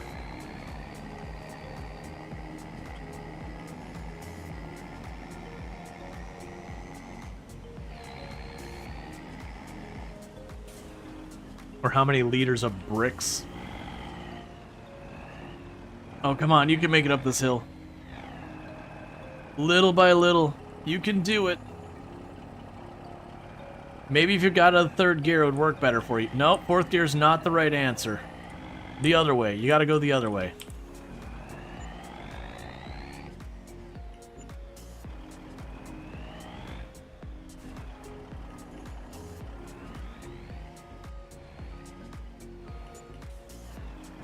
Okay.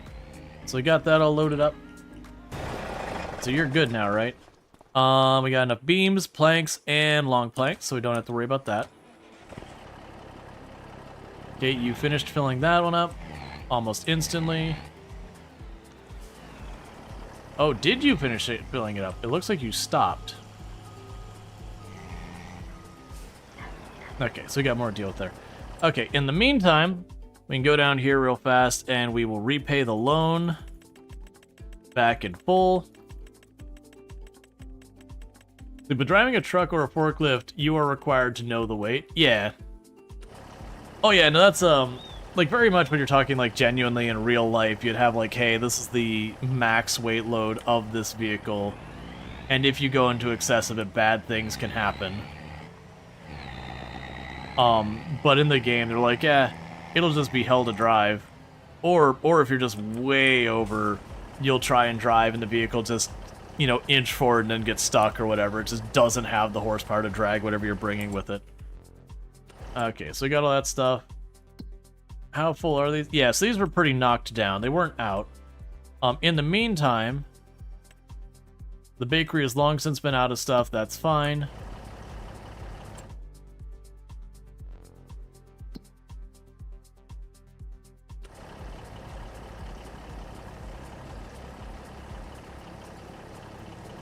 Alright. And it just takes a minute to load this up. And the reason we put so much focus on these greenhouses, they're making me like 25, 30,000 every single day. Which is what's funding our entire thing of just buying all that wood and all that. So we're going about as fast as we can. I did point out earlier, if I moved this to where it's like right up against the greenhouses, if I had built it there, I could just like load up and empty it in at the same time. Technically, if I did that and I got 2 semis with 2 trailers or whatever, I could probably just sit in one spot and just shift slightly forward and slightly back to fill up all the greenhouses, but eh.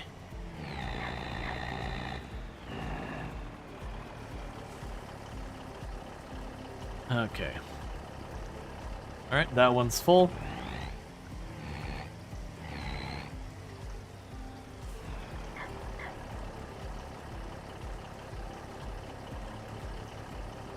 As long as these are going, we're good. Now, obviously, with where I've got these greenhouses set up, I have to sell or distribute out of them.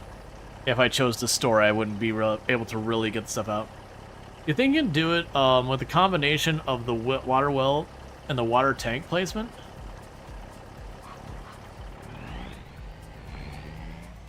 You mean like fill up the water tank or whatever? Yeah, because that's ultimately all you got to do is just have your water source near enough to where you need the water. Because if you're near enough between it, I can both empty and fill at the same time. So I'm kind of pulling the water through, and I believe the rate you fill is slightly slower than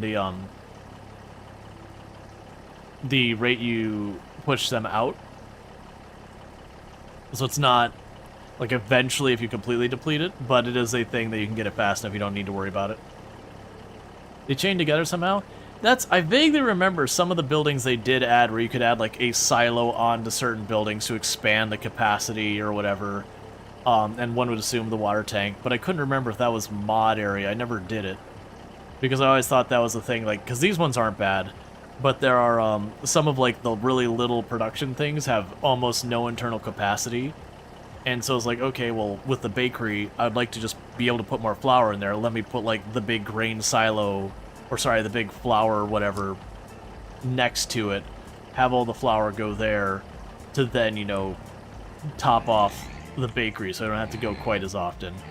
Granted, I did see that they did massively increase the amount of flour capacity the bakery had in this one versus Farm Sim 22, or at least they changed the ratios or something to make it not as bad. Because it was one of those things in Farm Sim 22 with the bakery especially, you had to kind of empty out the bread every single day or it would back up and stop producing. And that, like, you could actually load plenty of flour into it, but it was like it would backlog on the bread really fast. At which point it stops producing, and then you've got a building sitting there doing nothing for you.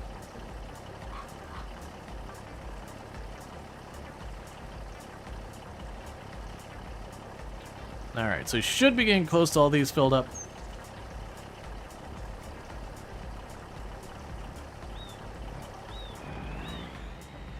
Hopefully this will be the last top off.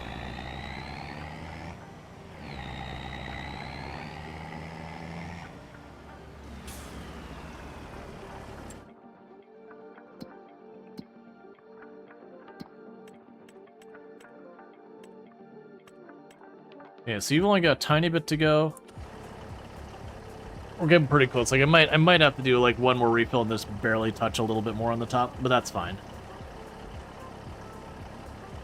It is also one of those things I always wondered, if I put two of these next to each other, would it fill up twice as fast or not? I don't think it would, but I've never tried.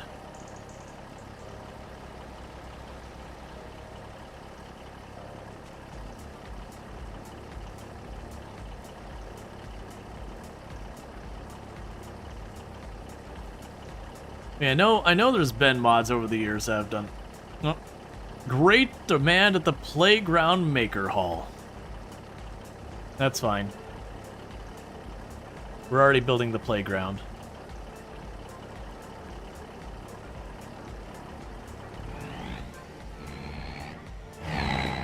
32,000. We could probably get both of those done in this load. It'll pretty much deplete the tank, so what it'll do is I'll park it, start it filling, and then fast forward the day.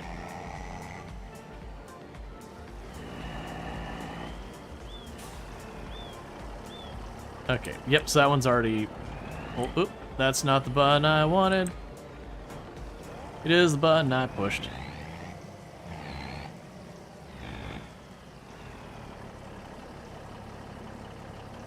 Yeah, that should be enough to top that one off. I'll just position it to start it refilling. We hop back over to home, fast forward, and then we can just, you know, fast forward until the next stage of the playground needs my attention. And repeat the process.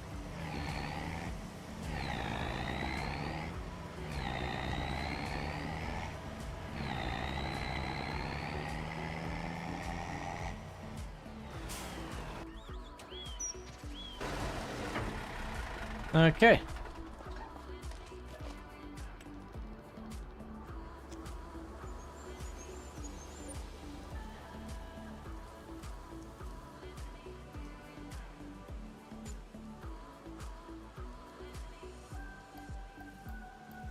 Come on.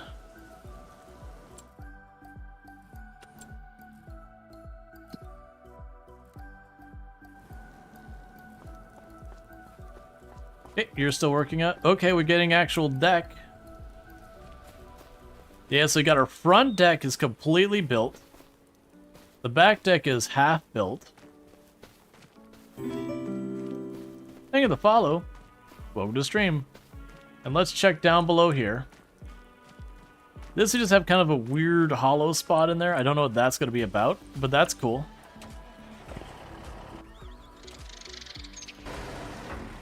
So not much to say with that. We can go ahead and pop in here. But yeah, like that's the thing. You can watch these things come together, and it's pretty cool to see what they come up with. I'm curious how elaborate it is, because if it's just a ship sitting there, that's going to be not interesting. But at the same time, if we like have to add like all the little slides or whatever, I could see that being a little bit of an obnoxious thing as well. Okay, so you need more wood beams, otherwise you're good on everything else. So we're looking at a load of wood beams. So yeah, so I got the whole back deck is done. Front deck is done. And it looks like it's going to build a stairwell that goes through the inside there.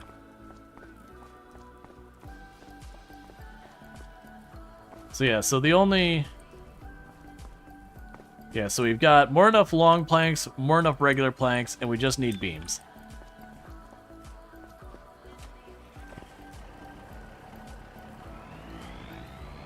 Alright.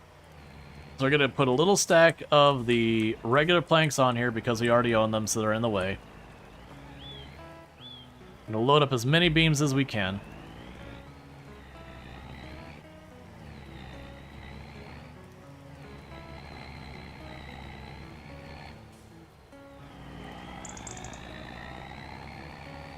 Okay.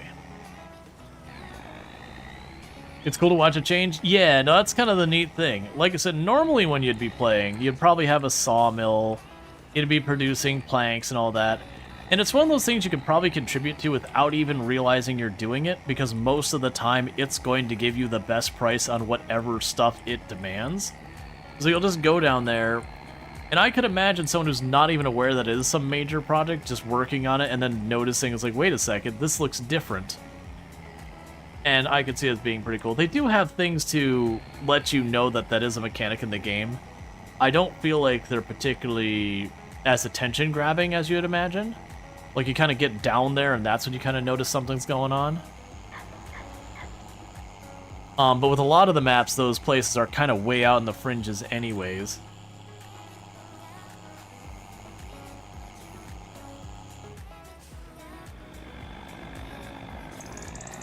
Okay, let's see how many wood beams we can get loaded on this thing. I also should check on the water. You need to get the autoloader mod? Yeah, no, it's pretty good. Like I said, they did add it to the mod hub, so you don't have to go out of your way and go to like GitHub or anything like that anymore. You just go to download content. I can't remember if it's under gameplay or what section it was under, but it's pretty good. You just got to get a trailer that works with it, and then plunk it down, just hit a shortcut key and it loads.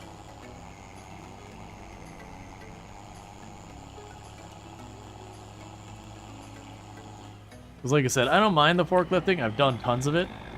But there's definitely a point in your production lines and all that where it starts to become more of a nuisance than really fun. You just kind of get over the whole thing. Cool, we did get the last of the planks on. Alright, so let's start getting our beams on here. I'm going to need to borrow money. I'm not going to go too ridiculous. I'll start with just the 200,000. And we'll buy what beams we can. And if I need to borrow more, that's fine. If not, that's also fine.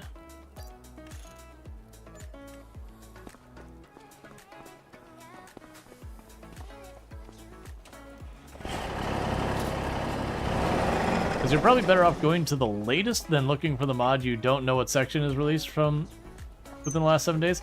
Yeah, I don't know exactly when it released, but yeah, no, it's like wherever you can find it. It's in there. You can also just search for it. Just search for auto load. At the moment you're doing contracts, contracts are good. I might be able to get one more stack in there.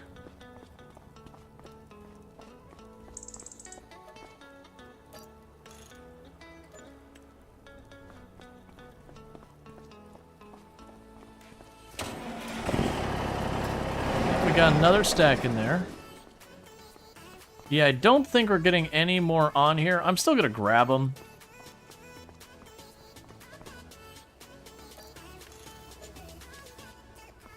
If they fit, they fit. If not, whatever. Yep.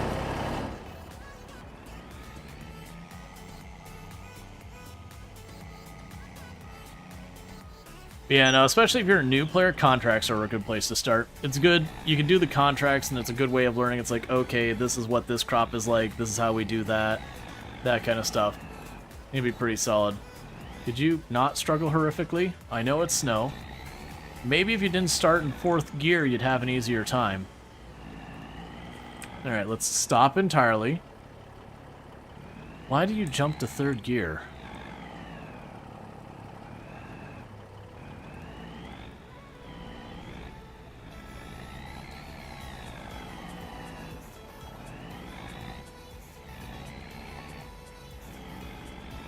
You can handle it. We've carried way more than this. You're trying to be in 4th gear at 6 miles an hour, and it's really not working.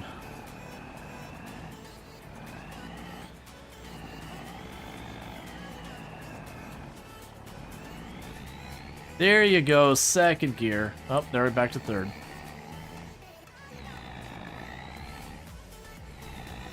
Okay.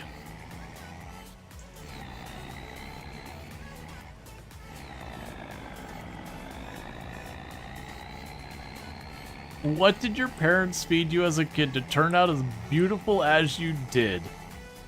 First, thank you. That's very flattering.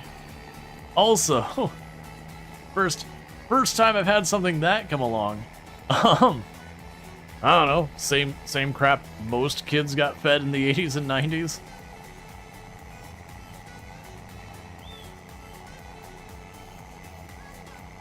Various cereals with entirely too many dyes in them. Oh, mailman, you're the worst. Hamburger helper.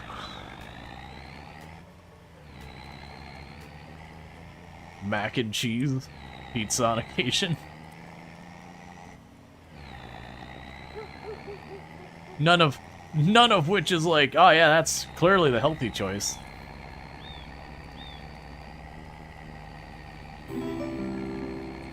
Thank you for the follow.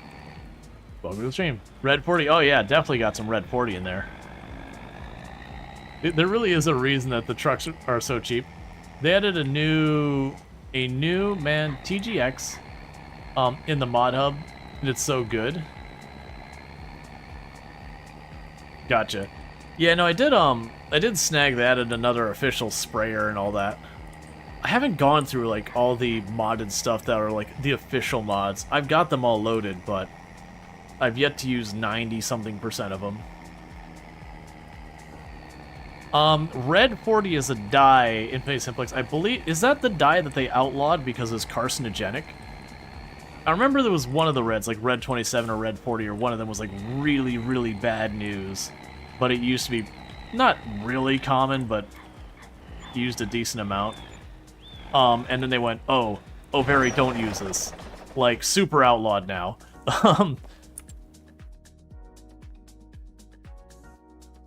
But it wasn't a lot of things way back.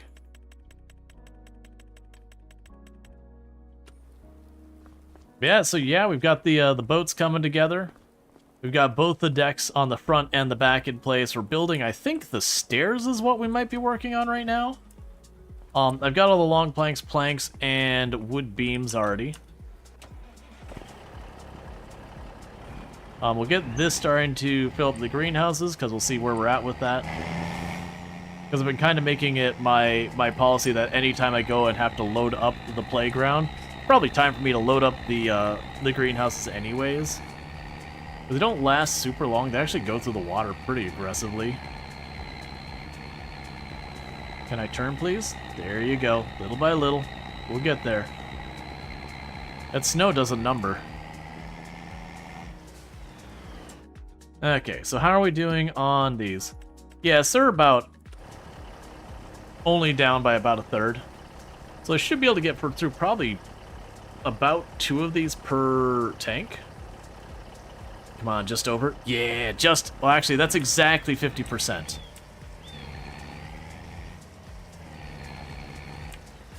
That'll be perfect.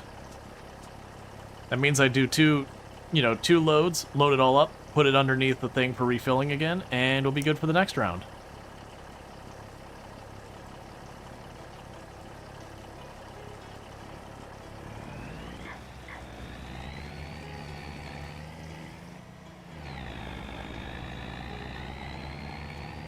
Man, there was lots of that.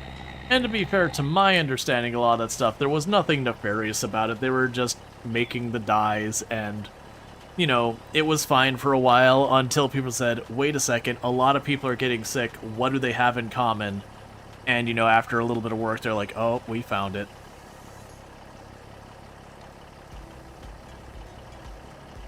But it has like 30 customization options with it, and up to 880 horsepower, and it's pretty. Yeah. We did get the big Roy tractor on this one. It's not the best. Its top speed is pretty bad, but I do like the ridiculous seeder. I wouldn't say it's worth buying a whole DLC for, but the seeder is pretty cool if you happen to have the DLC. And just being able to be like, crunch, I'm just gonna seed all of this field, don't mind me. The whole thing. Don't worry about it.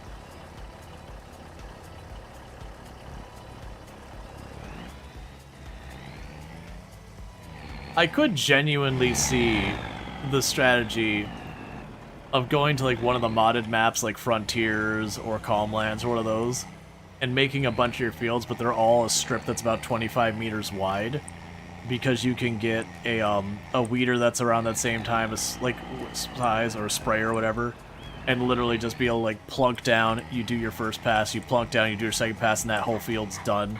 So you can have your blend of crops or whatever. Probably not worth the effort, but I think it'd be kind of cool just to go down one row, finish an entire field, then you go down the next field, then you go down the next field, and just one row each. Because 25.6 meters is not a small size. Like, you wouldn't be talking a particularly huge field unless it's like really long, but I could see that being kind of cool. And since it does fertilizer, you don't need to worry about doing the fertilizer wagon either.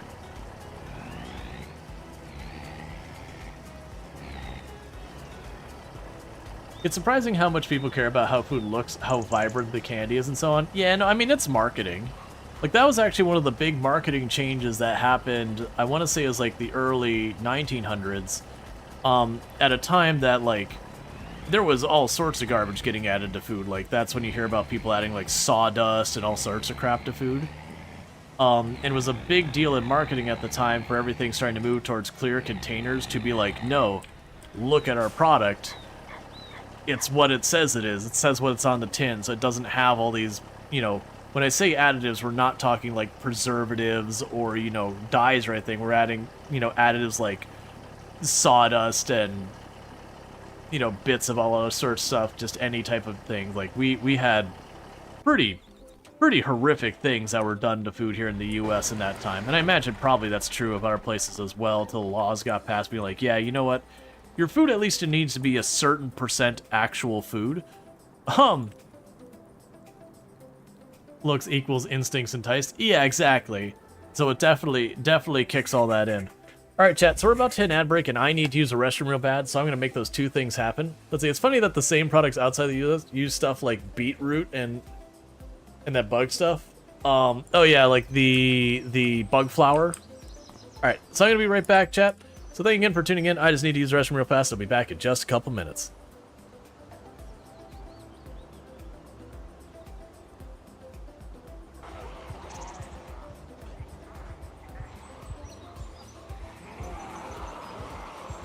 I hate all of this. This was a mistake.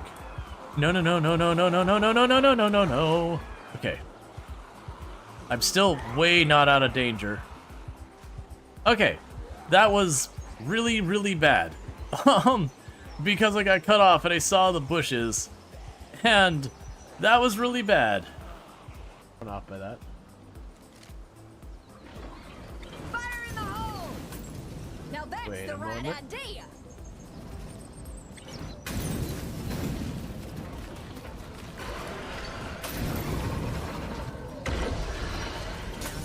Why would you do this, Allison? They got me on the ropes.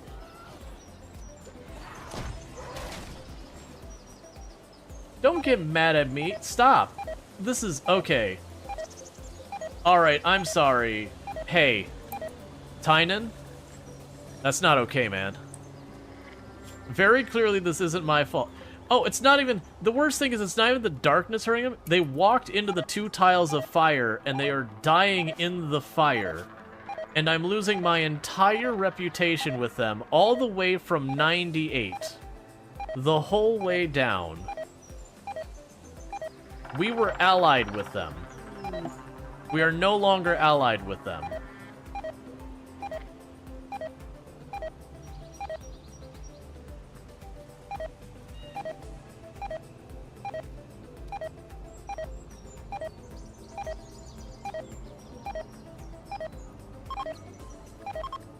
I want to clarify, murdering that person, just straight out murdering them, is not, like, are very not comfy.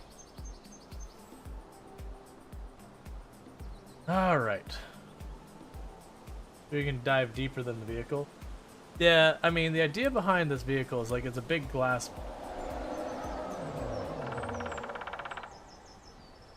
I feel like I should be leaving. Nope, it's time to leave. Nope, nope, nope, nope. Alright, and we are back. I do like that clip from RimWorld where it's like we had dropped, I can't remember what it was. We had started the fire. I think, oh yeah, no, that was right. It was, if you saw the clip that comes by every once in a while where it's like, oh, you know, I need to kill these before the Noctil event starts. Otherwise I'll be able to shoot at them and they won't be, or sorry, they'll be able to shoot at me and I won't be able to shoot at them, and we, you know, we anti-grain warhead them and all that. Oh yeah, that stair is getting built. But you know, I do that event, so that fire was left from after the anti-grain, and just some random trade person walked in, walked straight into the fire, caught fire, and just died. Like, just burned to death. And every single tick of damage, it dropped me the reputation from harming someone. And it just kind of stared at us like, okay, you know what? I can live with, like, if I took 1 penalty from injuring them and a 2nd penalty when they died. Fair enough. Is it fair? Not really. But at least that's okay. But it was the fact that every single tick of damage was like, minus 15, minus 15, minus 15, minus 15. I'm like, just die already. Please. Oh, I meant to actually hit the ad button, so I'm apologizing about going in the break and then the ad happening. My bad. I was deliberately taking that quick break to use the restroom because the ad was happening. I was going to hit the run the ad like 5 minutes early while that was going on and just forgot. Okay. So I need rope and I need plank long. Okay, so, alright, so for rope, I don't need a lot. I need like 6 stacks. Rope is small and very expensive. It was rope and long plank? Yes. Okay, yeah, so rope and long plank is what I need.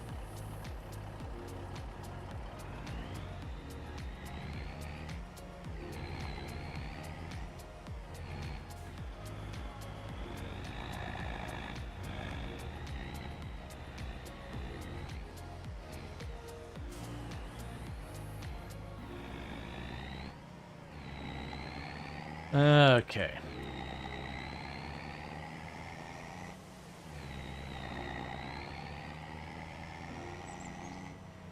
Because that was like 2-3 steps we went in while we were advancing those months.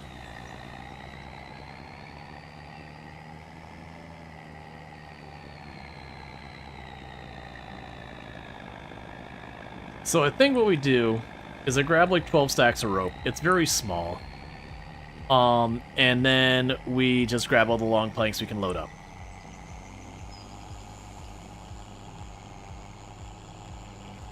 That should be enough to top everything off here.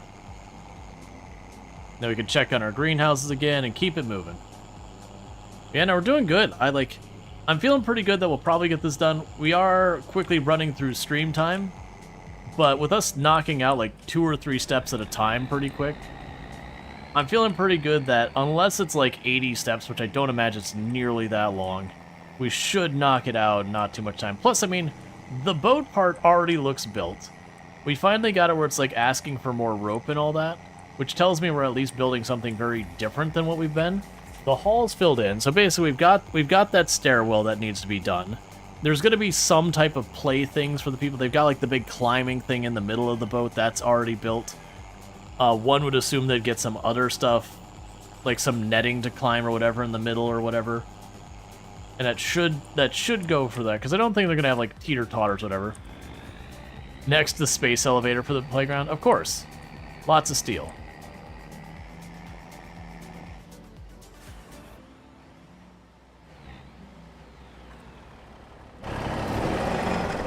Okay, so you've got those. And let's go over here and get 12 instances of the rope.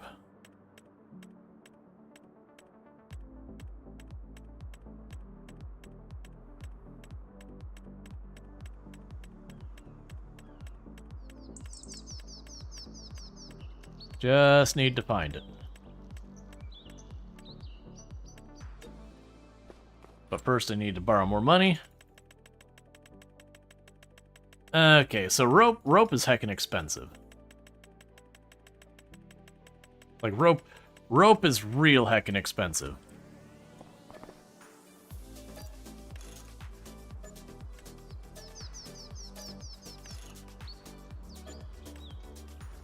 Okay, so that was just about $150,000 worth of rope there.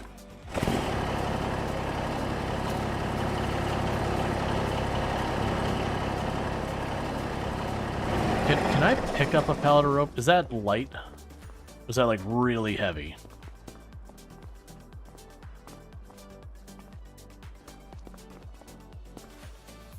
$400 kilograms. Okay. Well, I'm going to go on the assumption I'll be able to load that up. Let's get some long planks going.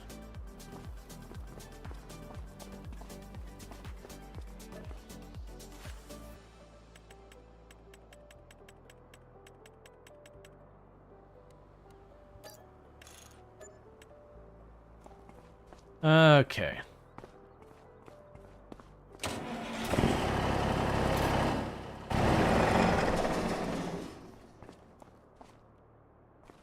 Because that's what I need to finish this phase. And I also grabbed extra rope just in case. Now, unlike the other ones where it's like, yeah, I'll just take a full load of stuff, I can't do that with the rope. It's too much money. It's just way too much money. Yeah, so the plan is to basically keep loading up the long planks until it won't let me, or I run out of money. And then I should be able to turn just a little bit to get that last unit of rope there.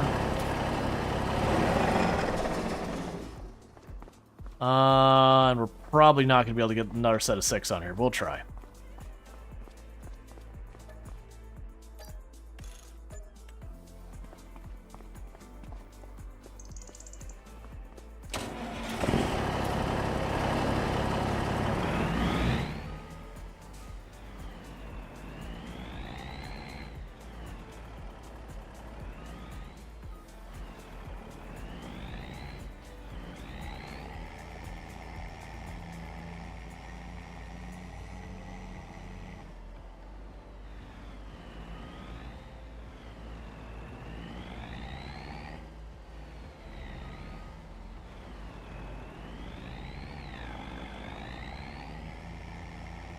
I just need you to scooch a little bit farther up.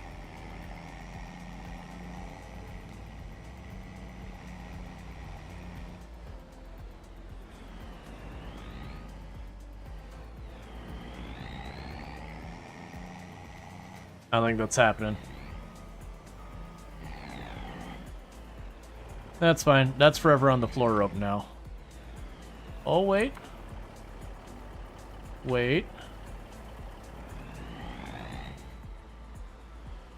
Come on, you're like right there, really?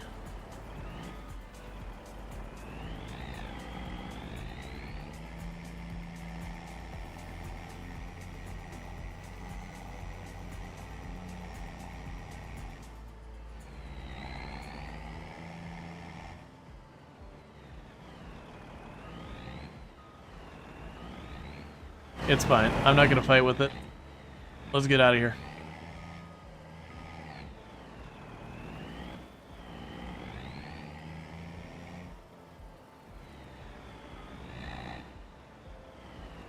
Spend 20 minutes trying to get it sorted out. I'm gonna get multiple steps done. Okay, because I can take a forklift. I think it might be just the way I stacked it. It's not gonna let me auto load it. It's fine. We got a bunch of beams on here. I've apparently snagged the planks on the roof. Didn't realize we were that tall.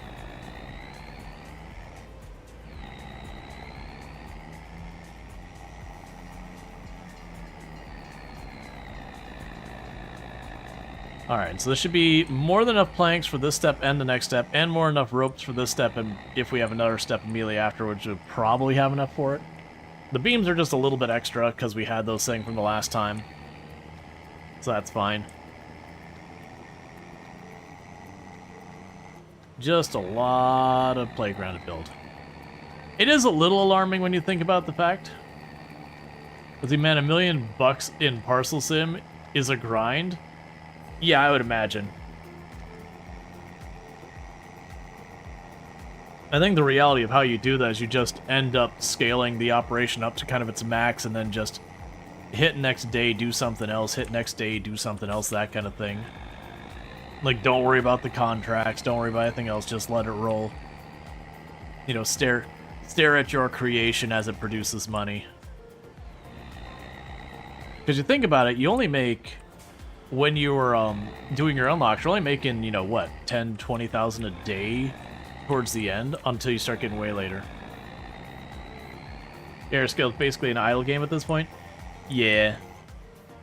I kind of hoped to have this done relatively quick so I could get a little bit of time in there. I'm not sure if I get a full stream in more of it, because we did unlock everything, so it's just a matter of like how interesting it'd be to watch me just take what's already there and just scale it up more and more. I could see people going for it or not, depending. As well as ones that don't have a clear yes, people love it, no, people won't. But yeah, because my hope is to get this wrapped tonight. Because I feel like we can.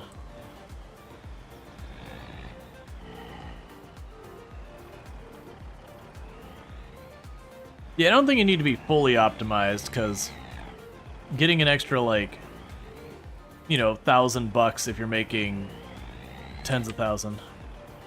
What are you struggling with now?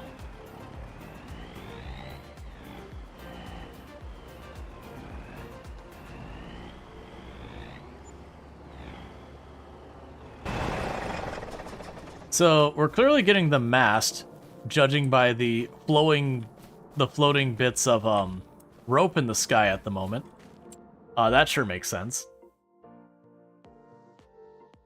So let's pay back the $300,000 of that loan.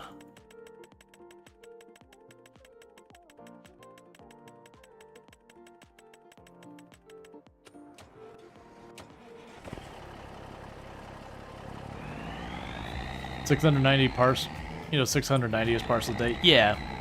Well, I think with some of that stuff, it's like you could take the time to min-max, and that can be fun if that's your thing.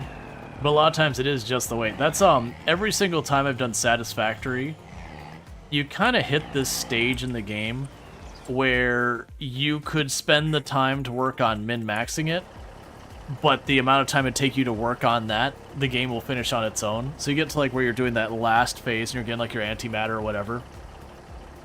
And you're like, okay, I could scale up my antimatter production, but to do that I need to scale my power production. So I could wait the 4-ish hours it takes for my antimatter to finish all I need, or go and work on upscaling my power enough to accommodate my antimatter, which by the time I do that, you know, I'll have to scale up the uranium and scale up this and scale up that. And you come to the realization, it's like, okay, but the time it would take me to scale this up is longer than 4 hours, which is the time I have to wait if I don't scale it up. So you kind of just scratch your head and go, I guess I'll wait. I mean, granted, in reality, you scale it up because you want to, but there's no, like, you've hit that point, there's no making it faster. Not like you had to go back to you from 10 hours ago to make it faster. Is it really just making sure there's enough output buffer for the cargo types that nothing gets stalled in the middle? Yeah, that's what I started to hit towards the end of yesterday, is as I was improving the efficiency of stuff coming in, I ran into the situation where it was actually like, okay, there's no planes today, and I just needed a bunch of shelves to buffer all the plane stuff, because there would be enough plane stuff that had come in before the next plane day to back up on the line. Which I think it'll be a curiosity in how a lot of that ends up working. Because imagine, we saw in the back there was that door that was a mixed stuff door. Imagine what it'll do is I'll have like this side here for this side there. And then you have like your two like pause belts, so you'll just unpause as that.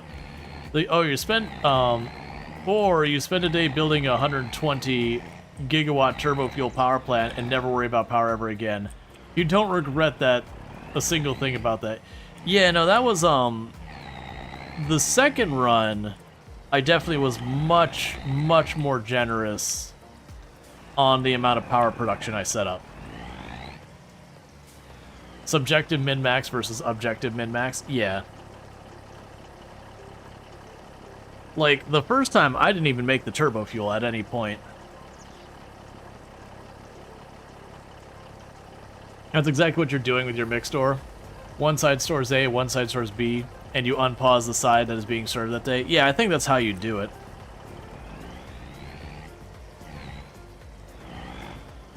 Yeah, you didn't touch nuclear in Satisfactory, just maxed out fuel generators, enough throughput for plastic and rubber. Yeah, no, I definitely did the nuclear. The nuclear is kind of cool because as you scale it up, you can't fully make it operate on its own stuff, but you can get it so like you reuse a lot of the material to get way more power. It's a very complicated setup that takes a lot of work, but it's also one of those things that can be extremely, extremely good. I do kind of like a lot of those systems more in Factorio.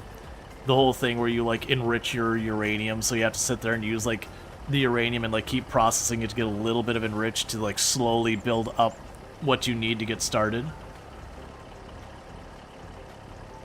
And then eventually you start producing enough of it that you're just like everything. Like you just keep a massive amount of the enriched stuff around.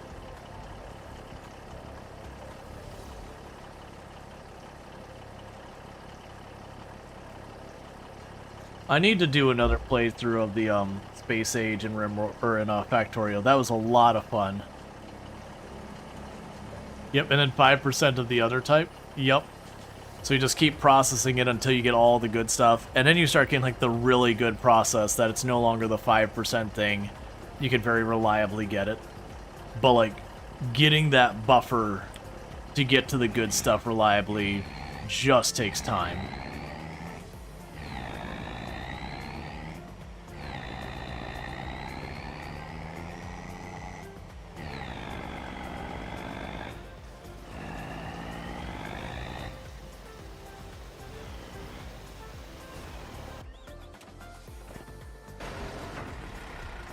Okay.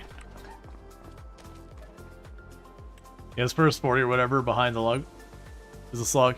Yeah, but it's one of those things, like, especially with Space Age, you can kind of, like, go over there, set it up, and just leave it alone while you're working on other stuff, and you just come back and be like, oh, good, 20's already done. you know, go back about what you're doing. Like, just when you're checking into it. Okay, so we got all that.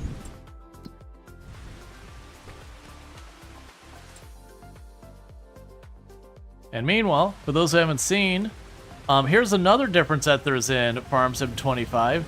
You got actual bad weather. So you've got hail, and this is a tornado. And you'll notice it is destroying the trees down there. If there were crops in this field, it would also shred up some of the crops.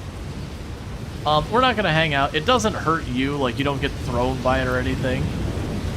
But yeah, it is an environmental hazard that does destroy stuff. So you just kind of live with it. But that is not what we're here for. I just noticed we had a tornado day, so I was like, yeah, let's check it out. Okay, so you still need to finish processing for this in-game day. Yep, so as you can see, the masts are all getting built. I wonder if they'll actually have, like, the fabric part of it. If I'll have to get a bunch of cloth. I probably will.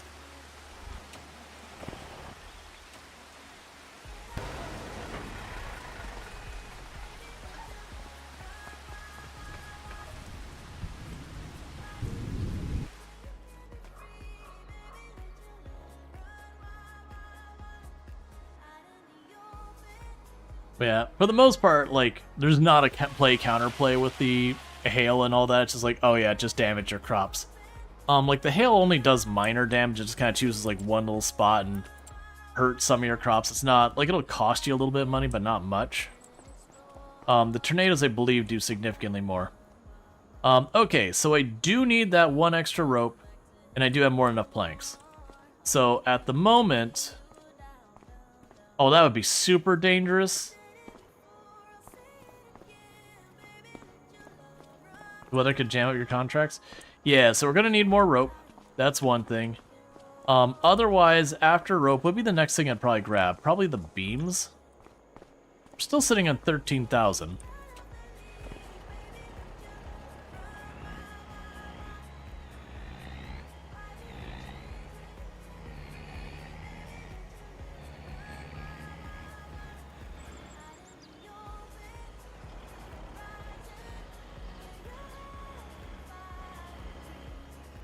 Okay. We've mildly beached the trailer.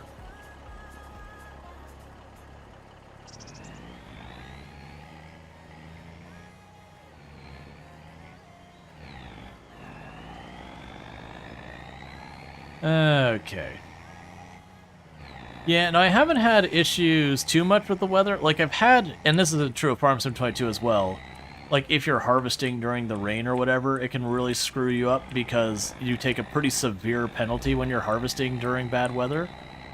I haven't run into a problem with contracts with hail or tornadoes going on, but I also haven't tried to do many contracts during hail or tornadoes because, you know, I would just assume that all the contracts are based on crops like harvesting. Hail massively penalizes your stuff the same way rain would. And then tornado, I just haven't had the opportunity where I was doing a contract that could be affected by it. But it makes sense, because you're expected to get a certain amount of yield, and if this tornado rips up the crops, you're going to get less than that, and you're going to fail the contract. It's kind of the same as always in Farm Sim. Weather bad, don't take harvest contracts, or, you know, the handful of other contracts that are impacted by weather.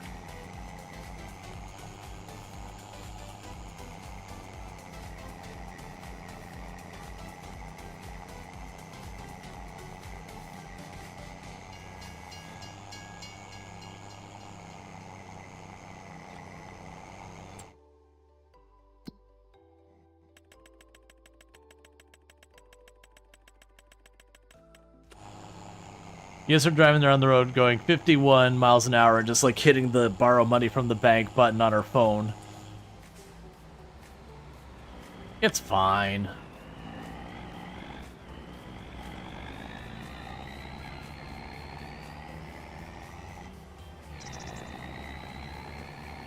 Let's see, first...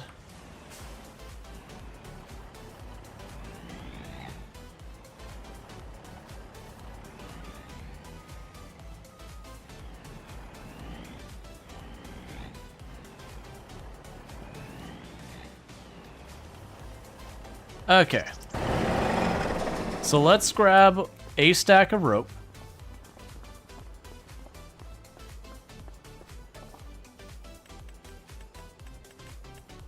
Because we need more rope.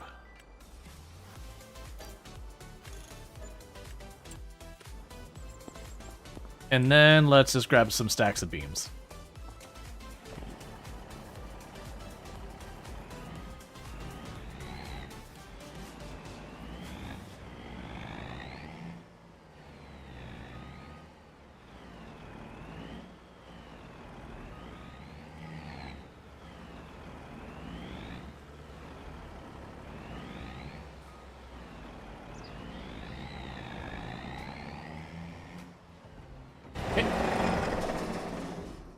Grab a couple stacks of beams, and that should do it. I'll probably need more rope, but, you know, it is what it is.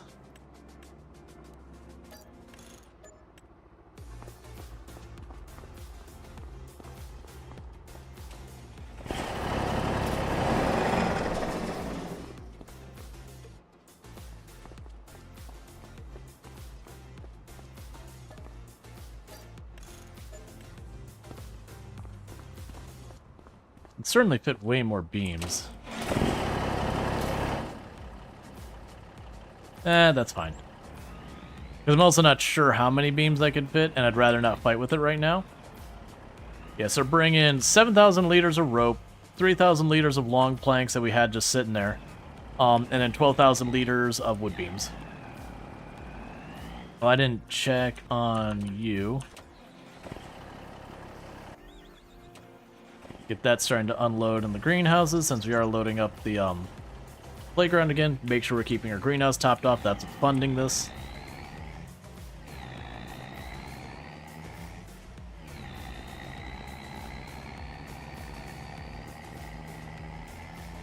I'm looking at this playground, and part of it's like, that's sick. And the other part of me like, you know what I don't like, if I was a parent, I'd be terrified of having this thing where, like, you can rope bridge over, like, 20-25 feet up in the air just on this, like, playground with nothing to catch down below it. Hopefully we're adding, like, a rope net underneath it, because, seriously?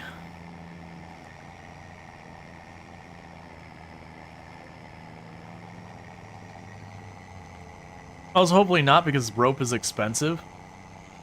So I'd rather not spend all that money, but you know.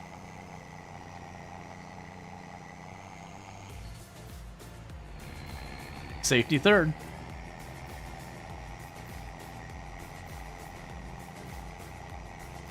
Kids gotta learn sometime. Hey, kids can learn by example of their peers. Because the kid that fell isn't learning anything. They're the example for the others.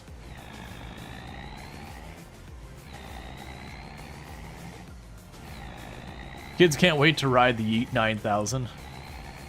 Yup.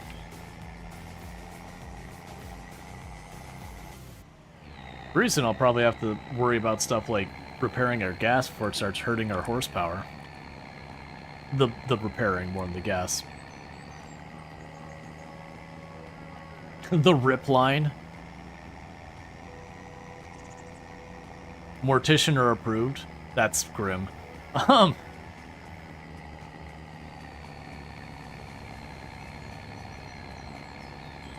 That's a pretty cool looking boat showing up over there.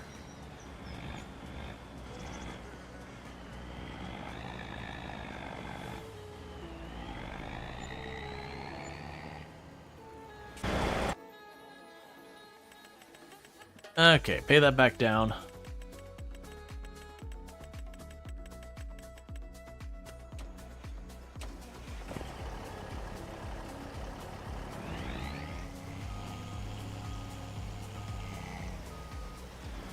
Lawyer's not allowed on the ride. But you can't say, you could say that's grim, but don't ask what happens when non-engineers try to build summer camp zip lines. Yeah. I haven't done a ton of zip lining, but I have done some zip lining. And there's definitely been once or twice where I've gone on zip lines that You just get going, you're like, you know, you're sitting there, you're bracing and you're like squeezing your hands are just getting to start to hurt because you're just like burning your hands kind of thing. You're like, this is not a good angle for this. I'm getting a lot too much momentum for this.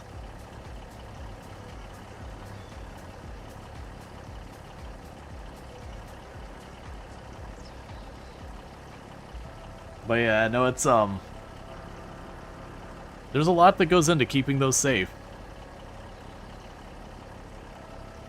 I will say, I like some of the zip lines I got to check out in, like, Europe, where it's just, like, a whole mile, just this zip line going across. It really sucked going the other way. Like, you go and you go flying down this thing, and it was a really good time, and you gotta walk the whole way back up. Because, like, the hand over hand you're not doing for that kind of distance. It's probably not a full mile, but it was, like, a ridiculously length time. You could, like, barely make out the other side. And it is so much fun to go down.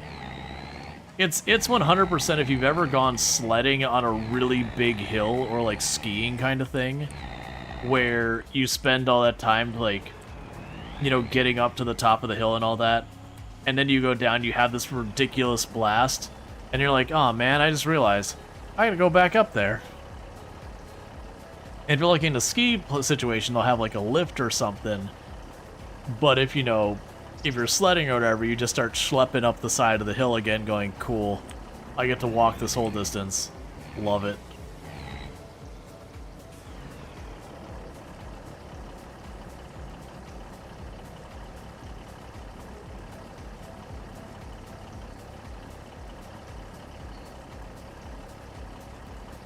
Alright, so we can go ahead and top it off one more time. That'll be all we need to get these all filled up.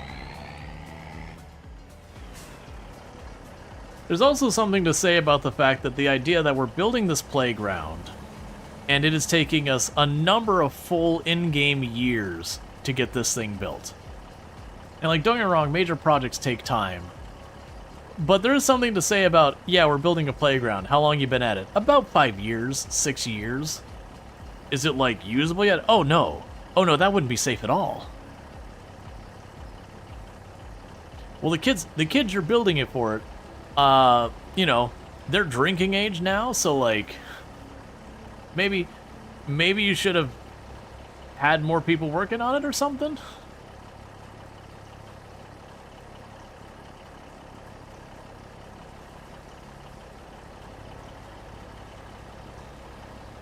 Okay.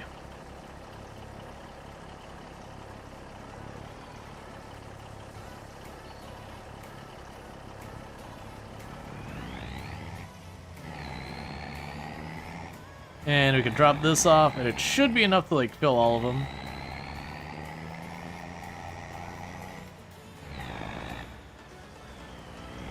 Because each one we drive by will automatically grab just a little bit of whatever needs to top off.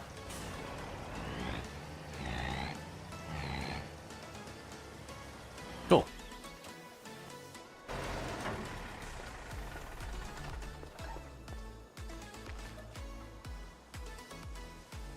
And we can go ahead and advance that.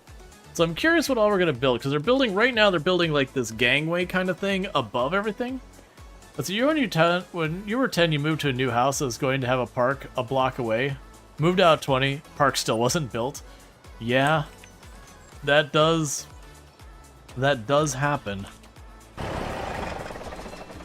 Okay, so we got the planks, we got the rope. Whoa, whoa, what is this? I didn't realize the Kraken was showing up here too. Oh, that's gonna be a slide? That's awesome. Man, we're in like this little nothing town and they're getting like the kind of playground that, you know, big money can't make happen.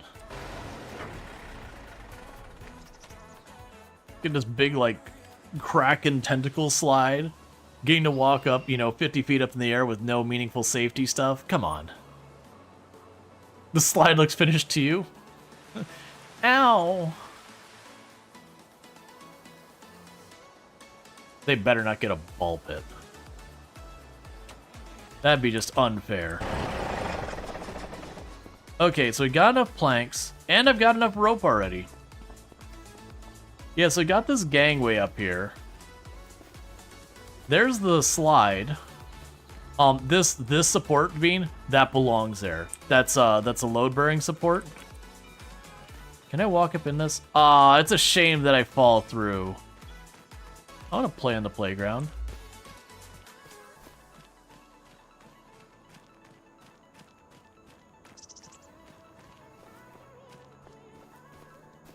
Yeah, because, like, just this rope climb thing I'd like. So what I don't see is how you go up there. Because we've got the slide down here. We've got that whole thing.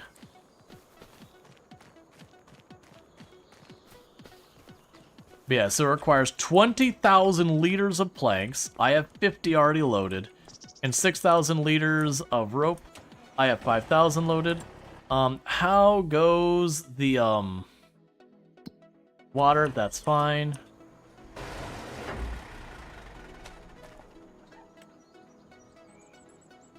Gotta climb the pole and slide down.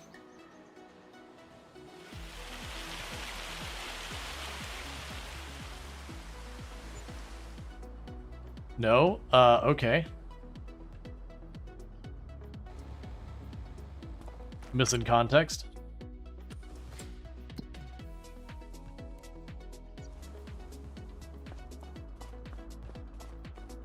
Okay. What? They get... Okay, that's not fair. Look at all these slides. So, it's gonna be a shipwreck with, like, the Kraken, like, grabbing everything. And all that. Man, that's not fair. I need this park to be less cool. Because it's making me jealous.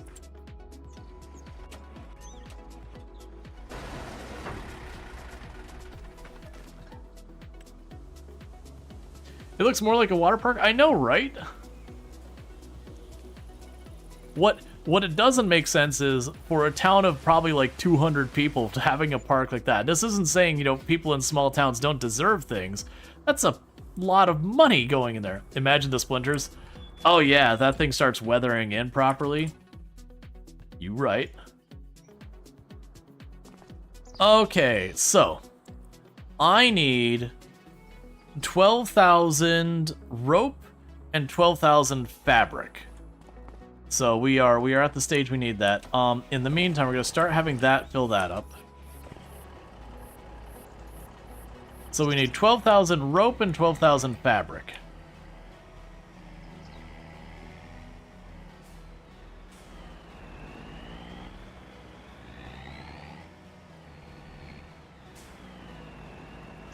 We're gonna have to explore this whole thing once it's done. I was just thinking it's gonna be some like boring water park that, you know, is well themed, where you just had like a pirate ship and there was, you know, some rope netting to climb, which don't get me wrong, young me would have absolutely loved, and adult me still thinks would be pretty cool. You know, maybe a slide. I wasn't expecting like painted on Kraken water slides and the whole thing to have where you could climb up, you know, 50 feet into the sky to go down. Like, I don't know what the expected age group of this park is. There is nothing there appropriate for like below 10 years old. Even like 10 and 12 would be pushing on the young side of what someone could manage any of that. Got the wrong blueprints, not bothering to hook up the water, cost too much. But yeah, so you look at this town and there's nothing wrong with it. But this is not a town that's going to be having, you know, like 200,000 people or anything in it. This is a town that, you know, you got a couple thousand people. Nothing wrong with that. Maybe if you really push it, maybe you could convince me to 10,000 people, assuming this is like representing a more compact thing. But you're talking a small town here. That is a lot of infrastructure in that playground for a town. The local community is putting up some serious cash to support that park. You know, and good on them if they're doing that. Because very genuinely, giving kids places to be is a really good use of funds. Helps so much in both the development of your community and children. Also helps with like education things by not having them deal with all that. Like all sorts of stuff. And then on top of it also will reduce crime, because bored people do dumb things. And do they?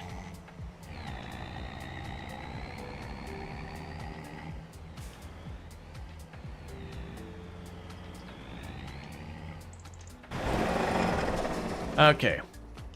So we need a lot of money. So what we're going to do here is we need to buy 12 stacks of rope. And at least 12 stacks of rope and at least 12 stacks of fabric. Now, usually it does bad rounding, and I always need one more stack than I think I do. So let's plan to have at least 13 stacks of each. So there's the rope. So there's the first stack of rope.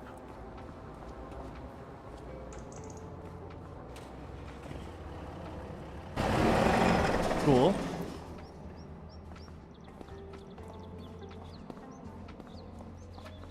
There's the second stack of rope.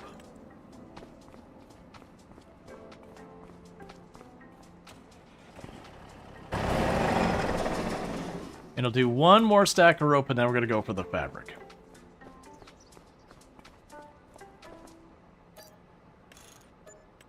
Because I figure I might as well overkill it.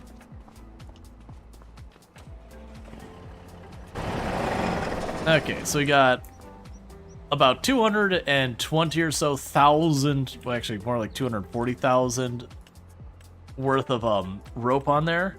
And now we're looking for fabric cloth, whatever it's called.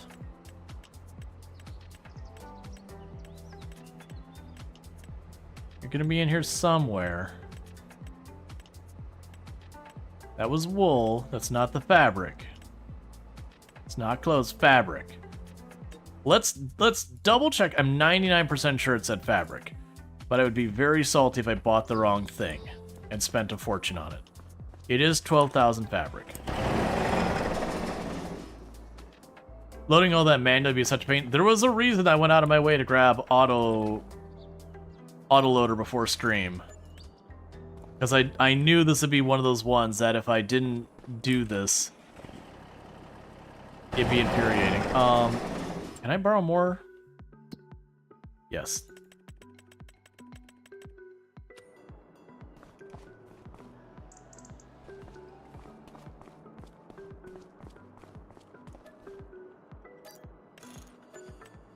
And I do know there's one more piece of fabric laying on the ground. I'm assuming it weighs more than I can carry. Yeah, they're 400 kilograms. I'll try to get to an angle I can grab that last thing of fabric. I'm not very confident in that. I mean, I shouldn't say it. I'm not very confident without having to turn around and try and back in.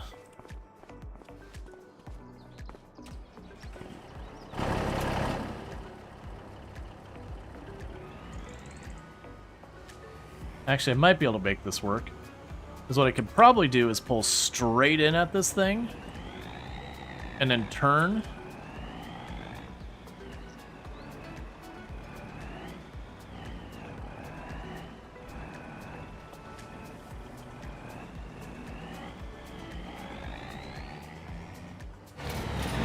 Got it.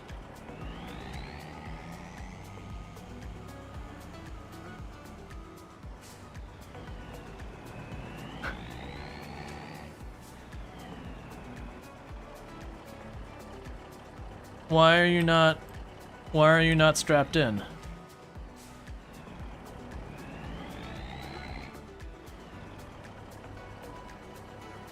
So I'm having weird difficulties turning.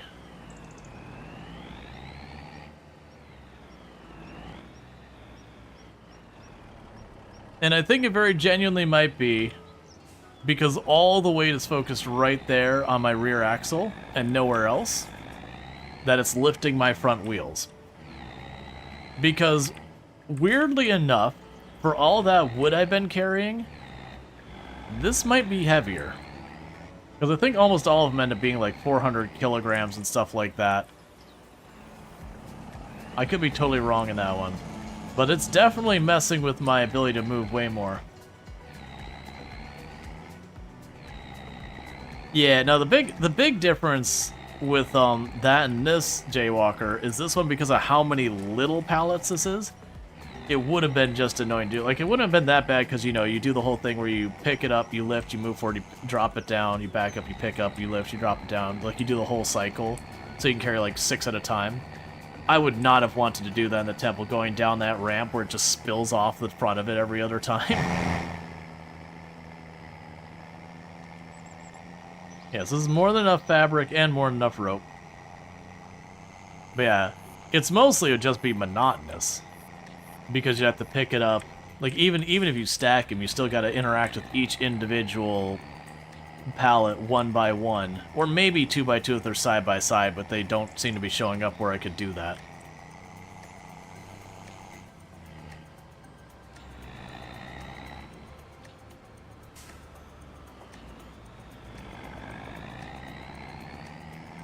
But yeah, and that was the whole thing. That temple took forever. But like, as you can see, we're getting an entire, what, like six or so phases done every hour, maybe 8 phases done every hour. Because it's, you know, spend one day doing, like, the stuff to maintain the greenhouses and all that, and that takes me about 10 minutes. And then we advance through, like, 2 or 3 phases and then repeat the process. I'm feeling pretty good that we're getting close to the end, because it definitely feels like putting up the sails is kind of fine finishing work, not like the major parts.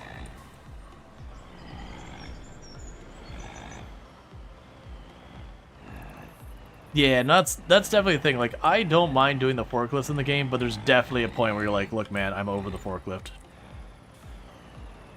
Did you...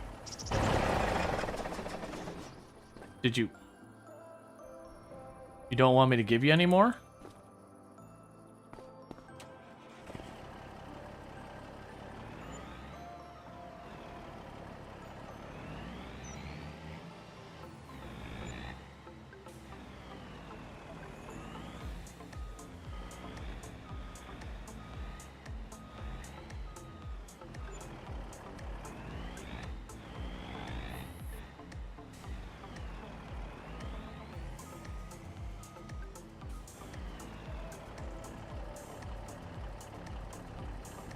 It's selling it. It's selling it at the tiniest little bit at a time. It does not want to let it hold over 12,000. Alright, whatever.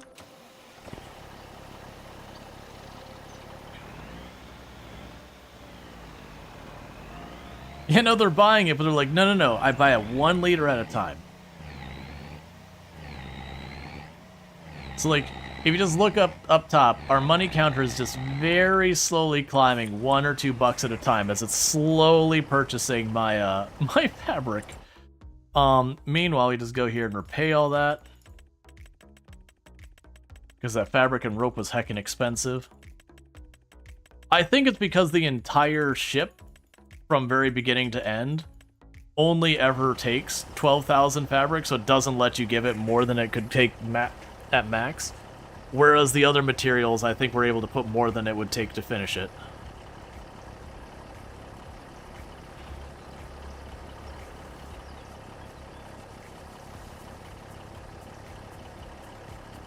At least we can kind of see the rate it's using the fabric up.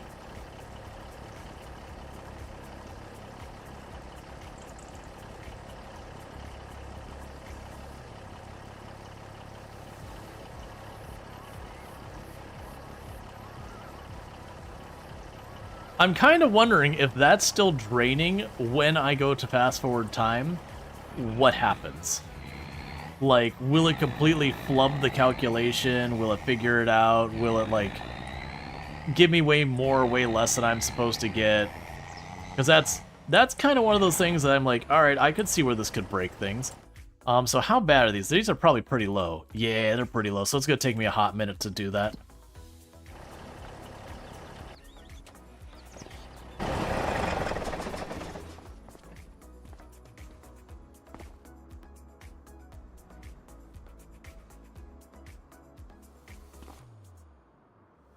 Yeah, so it seems to be taken from these pallets over here on the right. You can see them slowly ticking down 1 liter at a time. Let's pop over here. Get the next thing of water. And then we'll explore the playground while we're waiting for this to fill up.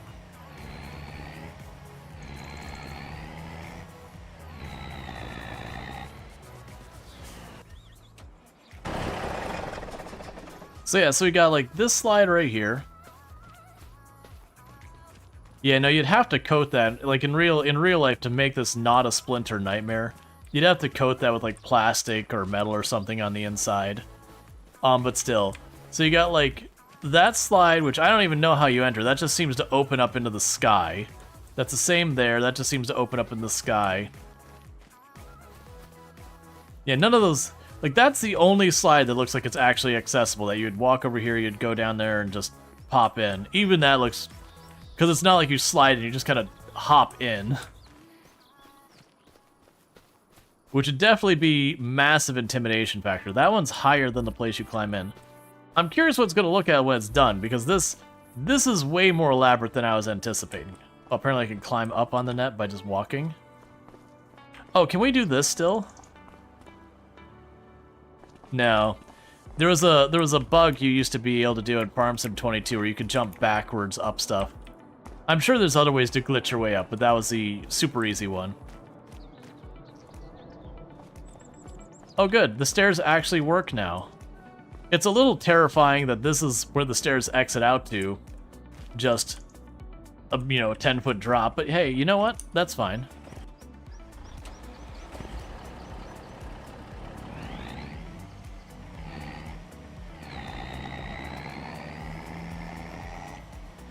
Or cover the bottom with acid. Yep.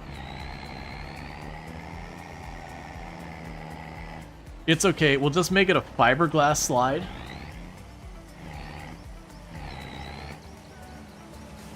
Because that's always an awful nightmare.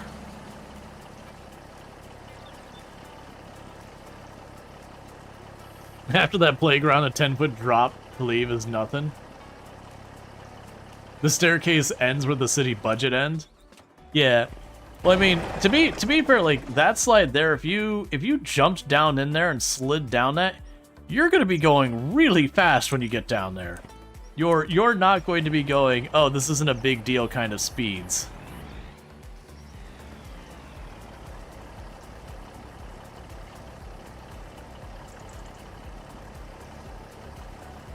You're gonna hit the ground and you're gonna get hurt real bad when you roll out of the bottom of that slide. It'll be real fun up until that point. And then the fun will take a significant turn.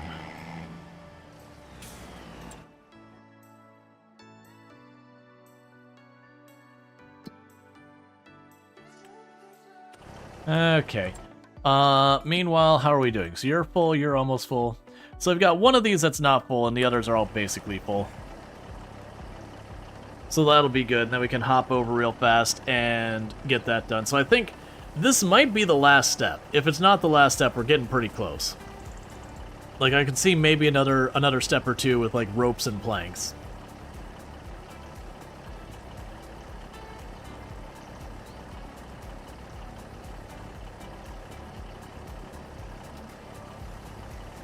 You just thought of a horrible pirate ride, but you don't know what it's called? It's not enough context. Pirates of the Caribbean. It's not really a horrible pirate ride. Unless you have it break down while you're on it. I did have when I was much younger, the Pirates of the Caribbean ride at Disney World. There was like, it's before they did the rework of the room where it's like Jack Sparrow and all that now. Where it was just, you know, they're singing A Pirate's Life for Me the whole time. If I remember correctly.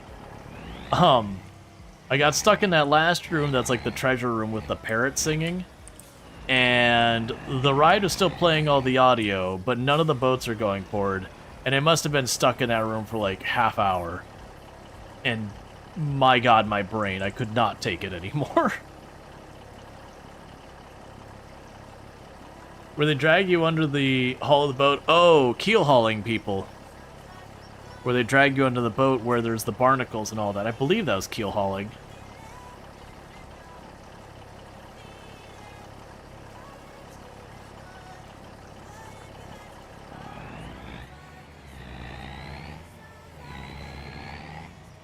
toss you over with a rope. There'd be the barnacles and all that on the bottom, and it would usually seriously hurt you and or kill you.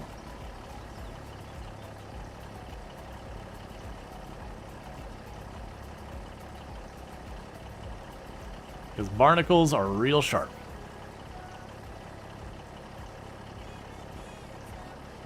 Yeah, we romanticize pirates, but you look at back at like the actual stuff pirates went through and what they did, and there's little fun or joy or good there.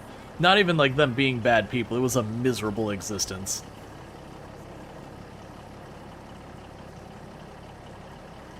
Poor food, sickness, just months and months at sea, just feeling miserable and gross. Getting scurvy and all sorts of problems.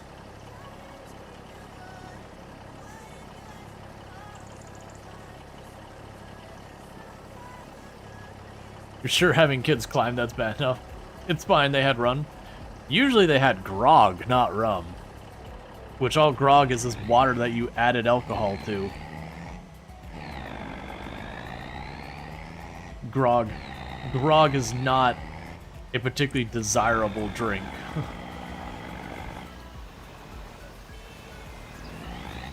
Now, don't get me wrong, if they got a hold of rum, they were pretty excited, probably.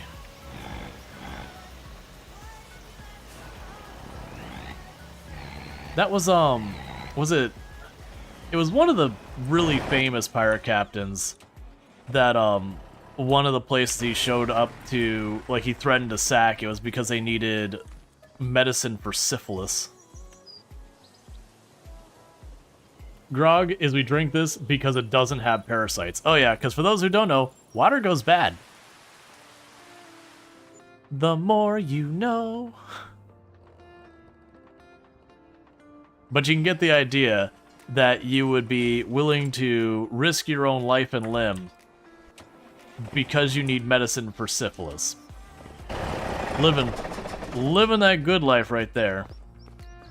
Okay, so I have everything I need here, and we are still very slowly selling fabric.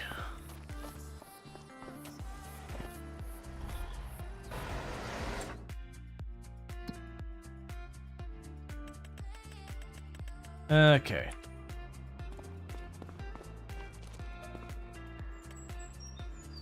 But gold? Yeah. But yeah, no, it's like we romanticize pirates, but pirates lived a really miserable life. There's a reason why there's only been a couple of times in history that, like, you had individual pirates who stood out beyond, oh, they plundered a bunch. That, like, they did something more meaningful. Okay. We're just waiting on the last little bit of fabric to get done. So we got our sails up there.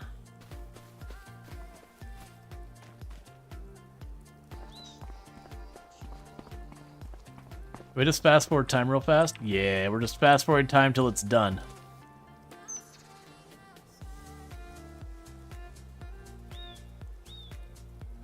Oh, it's done. Alright, so we need a clip. The playground is finished. Complete with weird spoons and forks, or shovels and forks as our flag, with apples on front of it that look angry or sad. I can't quite make it out. So can I play on the playground now? Because that's the most important part, right? You're solid? Oh, you are solid. I want to go down the slide. This is all I've ever wanted now. How do we hire? No. Come on, we can do this. Please. It's made for small children. Let me up. I will continue to glitch my way up until we get to take the slide. Okay. This is not quite as fun as I was hoping. Well, someone brought a cell phone, right? Because, I'm gonna need the firefighters. We are really stuck in here. I am jumping, crouching, moving frantically. Yup.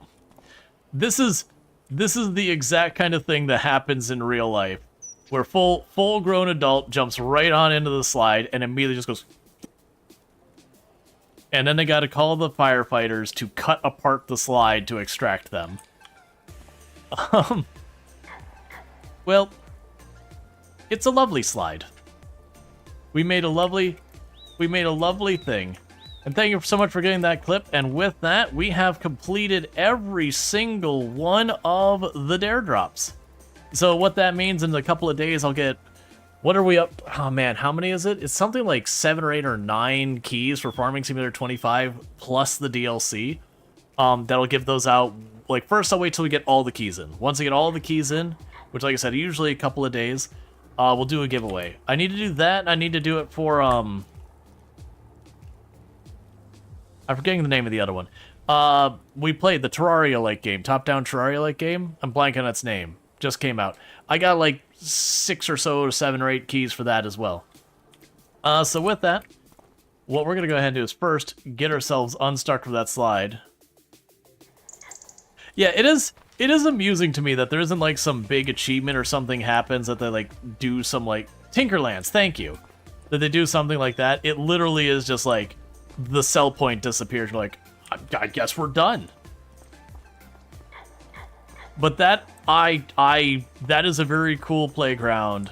100% is going to get shut down after a couple of kids kill themselves from dropping from that elevation straight onto hard ground. Like, it's not concrete bad, but I don't know about you, but falling from that elevation down here, it's gonna be a lot of lawsuits coming out of that. I love you. Going to bed? Yeah. I want a playground this nice. That is pretty cool. Terrifying. It's cool. Yeah, terrifying, because considering their no net ground. Yeah. There's ropes. There. Wait, is there only one rope on each? Yeah. Okay. That's basically, if you're lucky, you'll ricochet off the tentacle and maybe it'll break your fall. Hi, Eonex. Hi, Randolph Thor. Hi, Jay Walker. Yeah, we have a bench for the 2 adults watching. That's good. I'm sure no children will get injured on this. Hi, Bernenstein. Why did you make this, or what happened? You found it? You made it? We made it because it's a thing to do in the game. Hi, War Machine. I also noticed that's a Good very night, difficult to use Machine. stairs. Yeah, that's bad. Okay, I'm just gonna. Okay. Well, it looks cool. So It is really cool. yeah. Or the stairs that go immediately to a 10-foot That's drop. very dangerous. You made a dangerous playground. I hope no children ever play on this. It's my playground. Okay, well if you want to play on it, that's that boat looks nice. Yeah, this is the actual playground for the children. Yeah, that looks better. This looks like genuinely safe. It's better. I mean, all things considered, it's not. Is that wood treated? Are they gonna get splinters? Actually, the raindrops do appear to be like staying on the surface, so It's snow. oh well, there are raindrops on the surface of your wood. Melted snowdrops, maybe. And so I guess it is treated, so maybe it won't give the children splinters. Let's see, so you knew it was a death trap, but you built it anyway because you were paid? Yes. That is how business. All right. Capitalism. You sleep well. No. No. So the thing we're going to do now, chat, is rather, because we finished our objectives, and we're not going to end stream yet. Because I said what I might do is we might hop into a little bit of the parcel simulator. So I think we're actually going to go ahead and do that.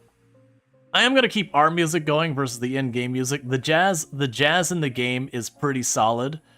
But it is one of those things that it's very repetitive because there's all of like 8 tracks or 6 tracks or something like that. So we're going to switch over. For those watching on YouTube, I am going to be just kind of ending the YouTube side. I'm not going to take the time to reset up a whole second thing just for, you know, an hour or two or whatever we're going to be doing in the other one. So, you know, don't forget to like and subscribe on the YouTube side. But over on the Twitch side, what we're going to go ahead and do is we're going to be switching games.